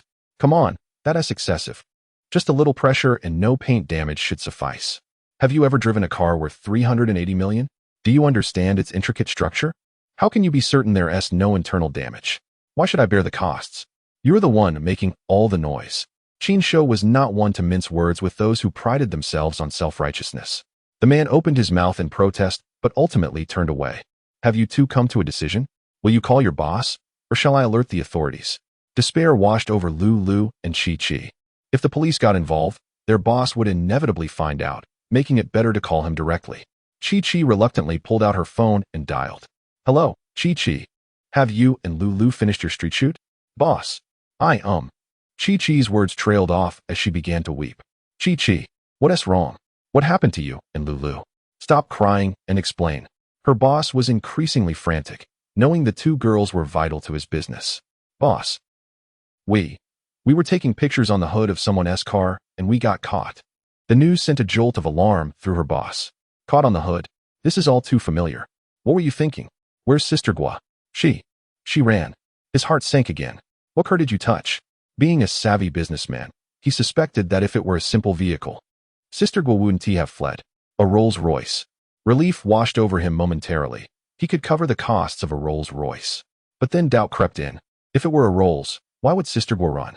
Chi-Chi, Which model? I'm not sure. The owner said it was globally limited. $380 million. Upon hearing this, Chi-Chi broke down in tears once more. Her boss fell into a heavy silence, contemplating whether to hang up or simply let the car owner take the two girls off his hands. His heartbeat quickened, dizziness overtaking him. Boss, I'm with Lulu on Commercial Street. Could you come? Taking a deep breath, her boss steadied himself, fearing he might lose his temper. Did you scratch the car? And no, we were very careful, and we didn't step on it with our shoes. If there's no damage, just sincerely apologize. Plead for the owner's forgiveness. The owner insists on an inspection to verify there's no internal damage before releasing us. Her boss frowned at the demand, finding it a bit excessive, yet he understood given the car's value. If he were in the owner's shoes, he would likely make the same request. I'm nearby, give me 20 minutes to get there. With that, he ended the call, set aside his current task, and drove towards Commercial Street. Mr. Chin, my boss will arrive in 20 minutes. Chin Shou nodded, lighting a cigarette as he squatted beside the car door, waiting. Lulu noticed that he had crouched down and gently tugged at Chi-Chi, whispering, let us flee. This car is exceedingly expensive, we cannot afford the damages. Even a thorough inspection would likely cost a fortune, and if there are genuine issues, we would be unable to bear the loss. Chi-Chi shook her head. We cannot escape. Let us wait for the boss to resolve this matter. Guojia also bears some responsibility. Had she not insisted we come to take photos, we would not have climbed onto his vehicle. We shall discuss it when the boss arrives. Chi-Chi exhibited more intelligence and accountability than Lulu. He sighed, bowed his head, and fell silent. The onlookers remained, unwilling to depart without witnessing the conclusion of the spectacle. After more than 20 minutes, Chi-Chi's boss arrived. Upon seeing Chin Shou, his expression was one of incredulity. Goodness, could you two spendthrifts not find someone else to step in? Just the other day, you stepped on another of Chin Shou's vehicles, and today, you've done so on an even pricier one.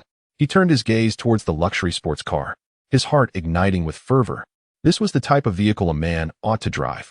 However, the better the car, the more trouble it could bring. Mr. Chin, I sincerely apologize for the inconvenience caused by these two. Chin Shou looked up and cast a glance at him, then rose to his feet. It's no problem, boss. Your business is substantial. You can certainly compensate for the damage to my vehicle. Although Chin Shou intended this statement as a jest, the boss interpreted it as an expression of ire, causing his heart to skip a beat. Mr. Chin, I am truly sorry. How would you like to handle this situation? Chin Shou smiled, pulling him aside to speak quietly. I merely wish to teach them a lesson. The paint isn't scratched, and there's no need for an inspection. However, if I let this slide, who knows how much trouble they might cause you in the future. Just cooperate with me in this charade. I will call to inquire about the inspection costs. Let them hear it, but there's no need for you to actually compensate me. Chin Shou's words caused the boss's expression to turn peculiar. Is this how wealthy individuals amuse themselves? Playing pranks on girls? Nonetheless, he nodded in agreement. Thank you, Mr. Chin. I appreciate your generosity. Following this, Chin Shou and the boss engaged in a performance before the two young women. Chin Shou called the customer service for Rolls-Royce in the Huaxiao region. Without waiting for him to speak, the representative greeted him. Hello, Mr. Chin. It's a pleasure to assist you. Chin Shou was taken aback. How did they know his number?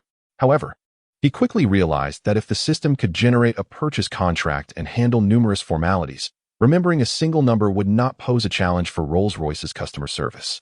I would like to inquire about the cost of inspecting my vehicle.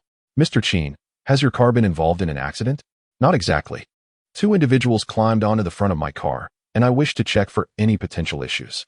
Mr. Chin, our product quality is impeccable. However, we cannot guarantee that there are no issues, so it is wise to conduct an inspection. The representative quickly adjusted her response, grasping that Chin Shou's call was aimed at seeking compensation. Customer service was not concerned with whom Chin Shou intended to hold accountable as a valued client. It was their duty to provide him with reasonable assistance. Chin Shou smiled, finding the representative rather amusing. How much does the inspection cost? To conduct an inspection, the vehicle must be returned to the factory. The round-trip shipping cost will be $2 million, and the comprehensive inspection fee is approximately $1 million. I suggest you claim $4 million in damages. Chin Shou nodded in satisfaction. Thank you for your suggestion. That will be all. Goodbye. Goodbye, Mr. Chin. Wishing you a pleasant day. After ending the call, Chin Shou turned with a smile towards the two young women. Did you both hear that? This is the recommended price provided by the official source.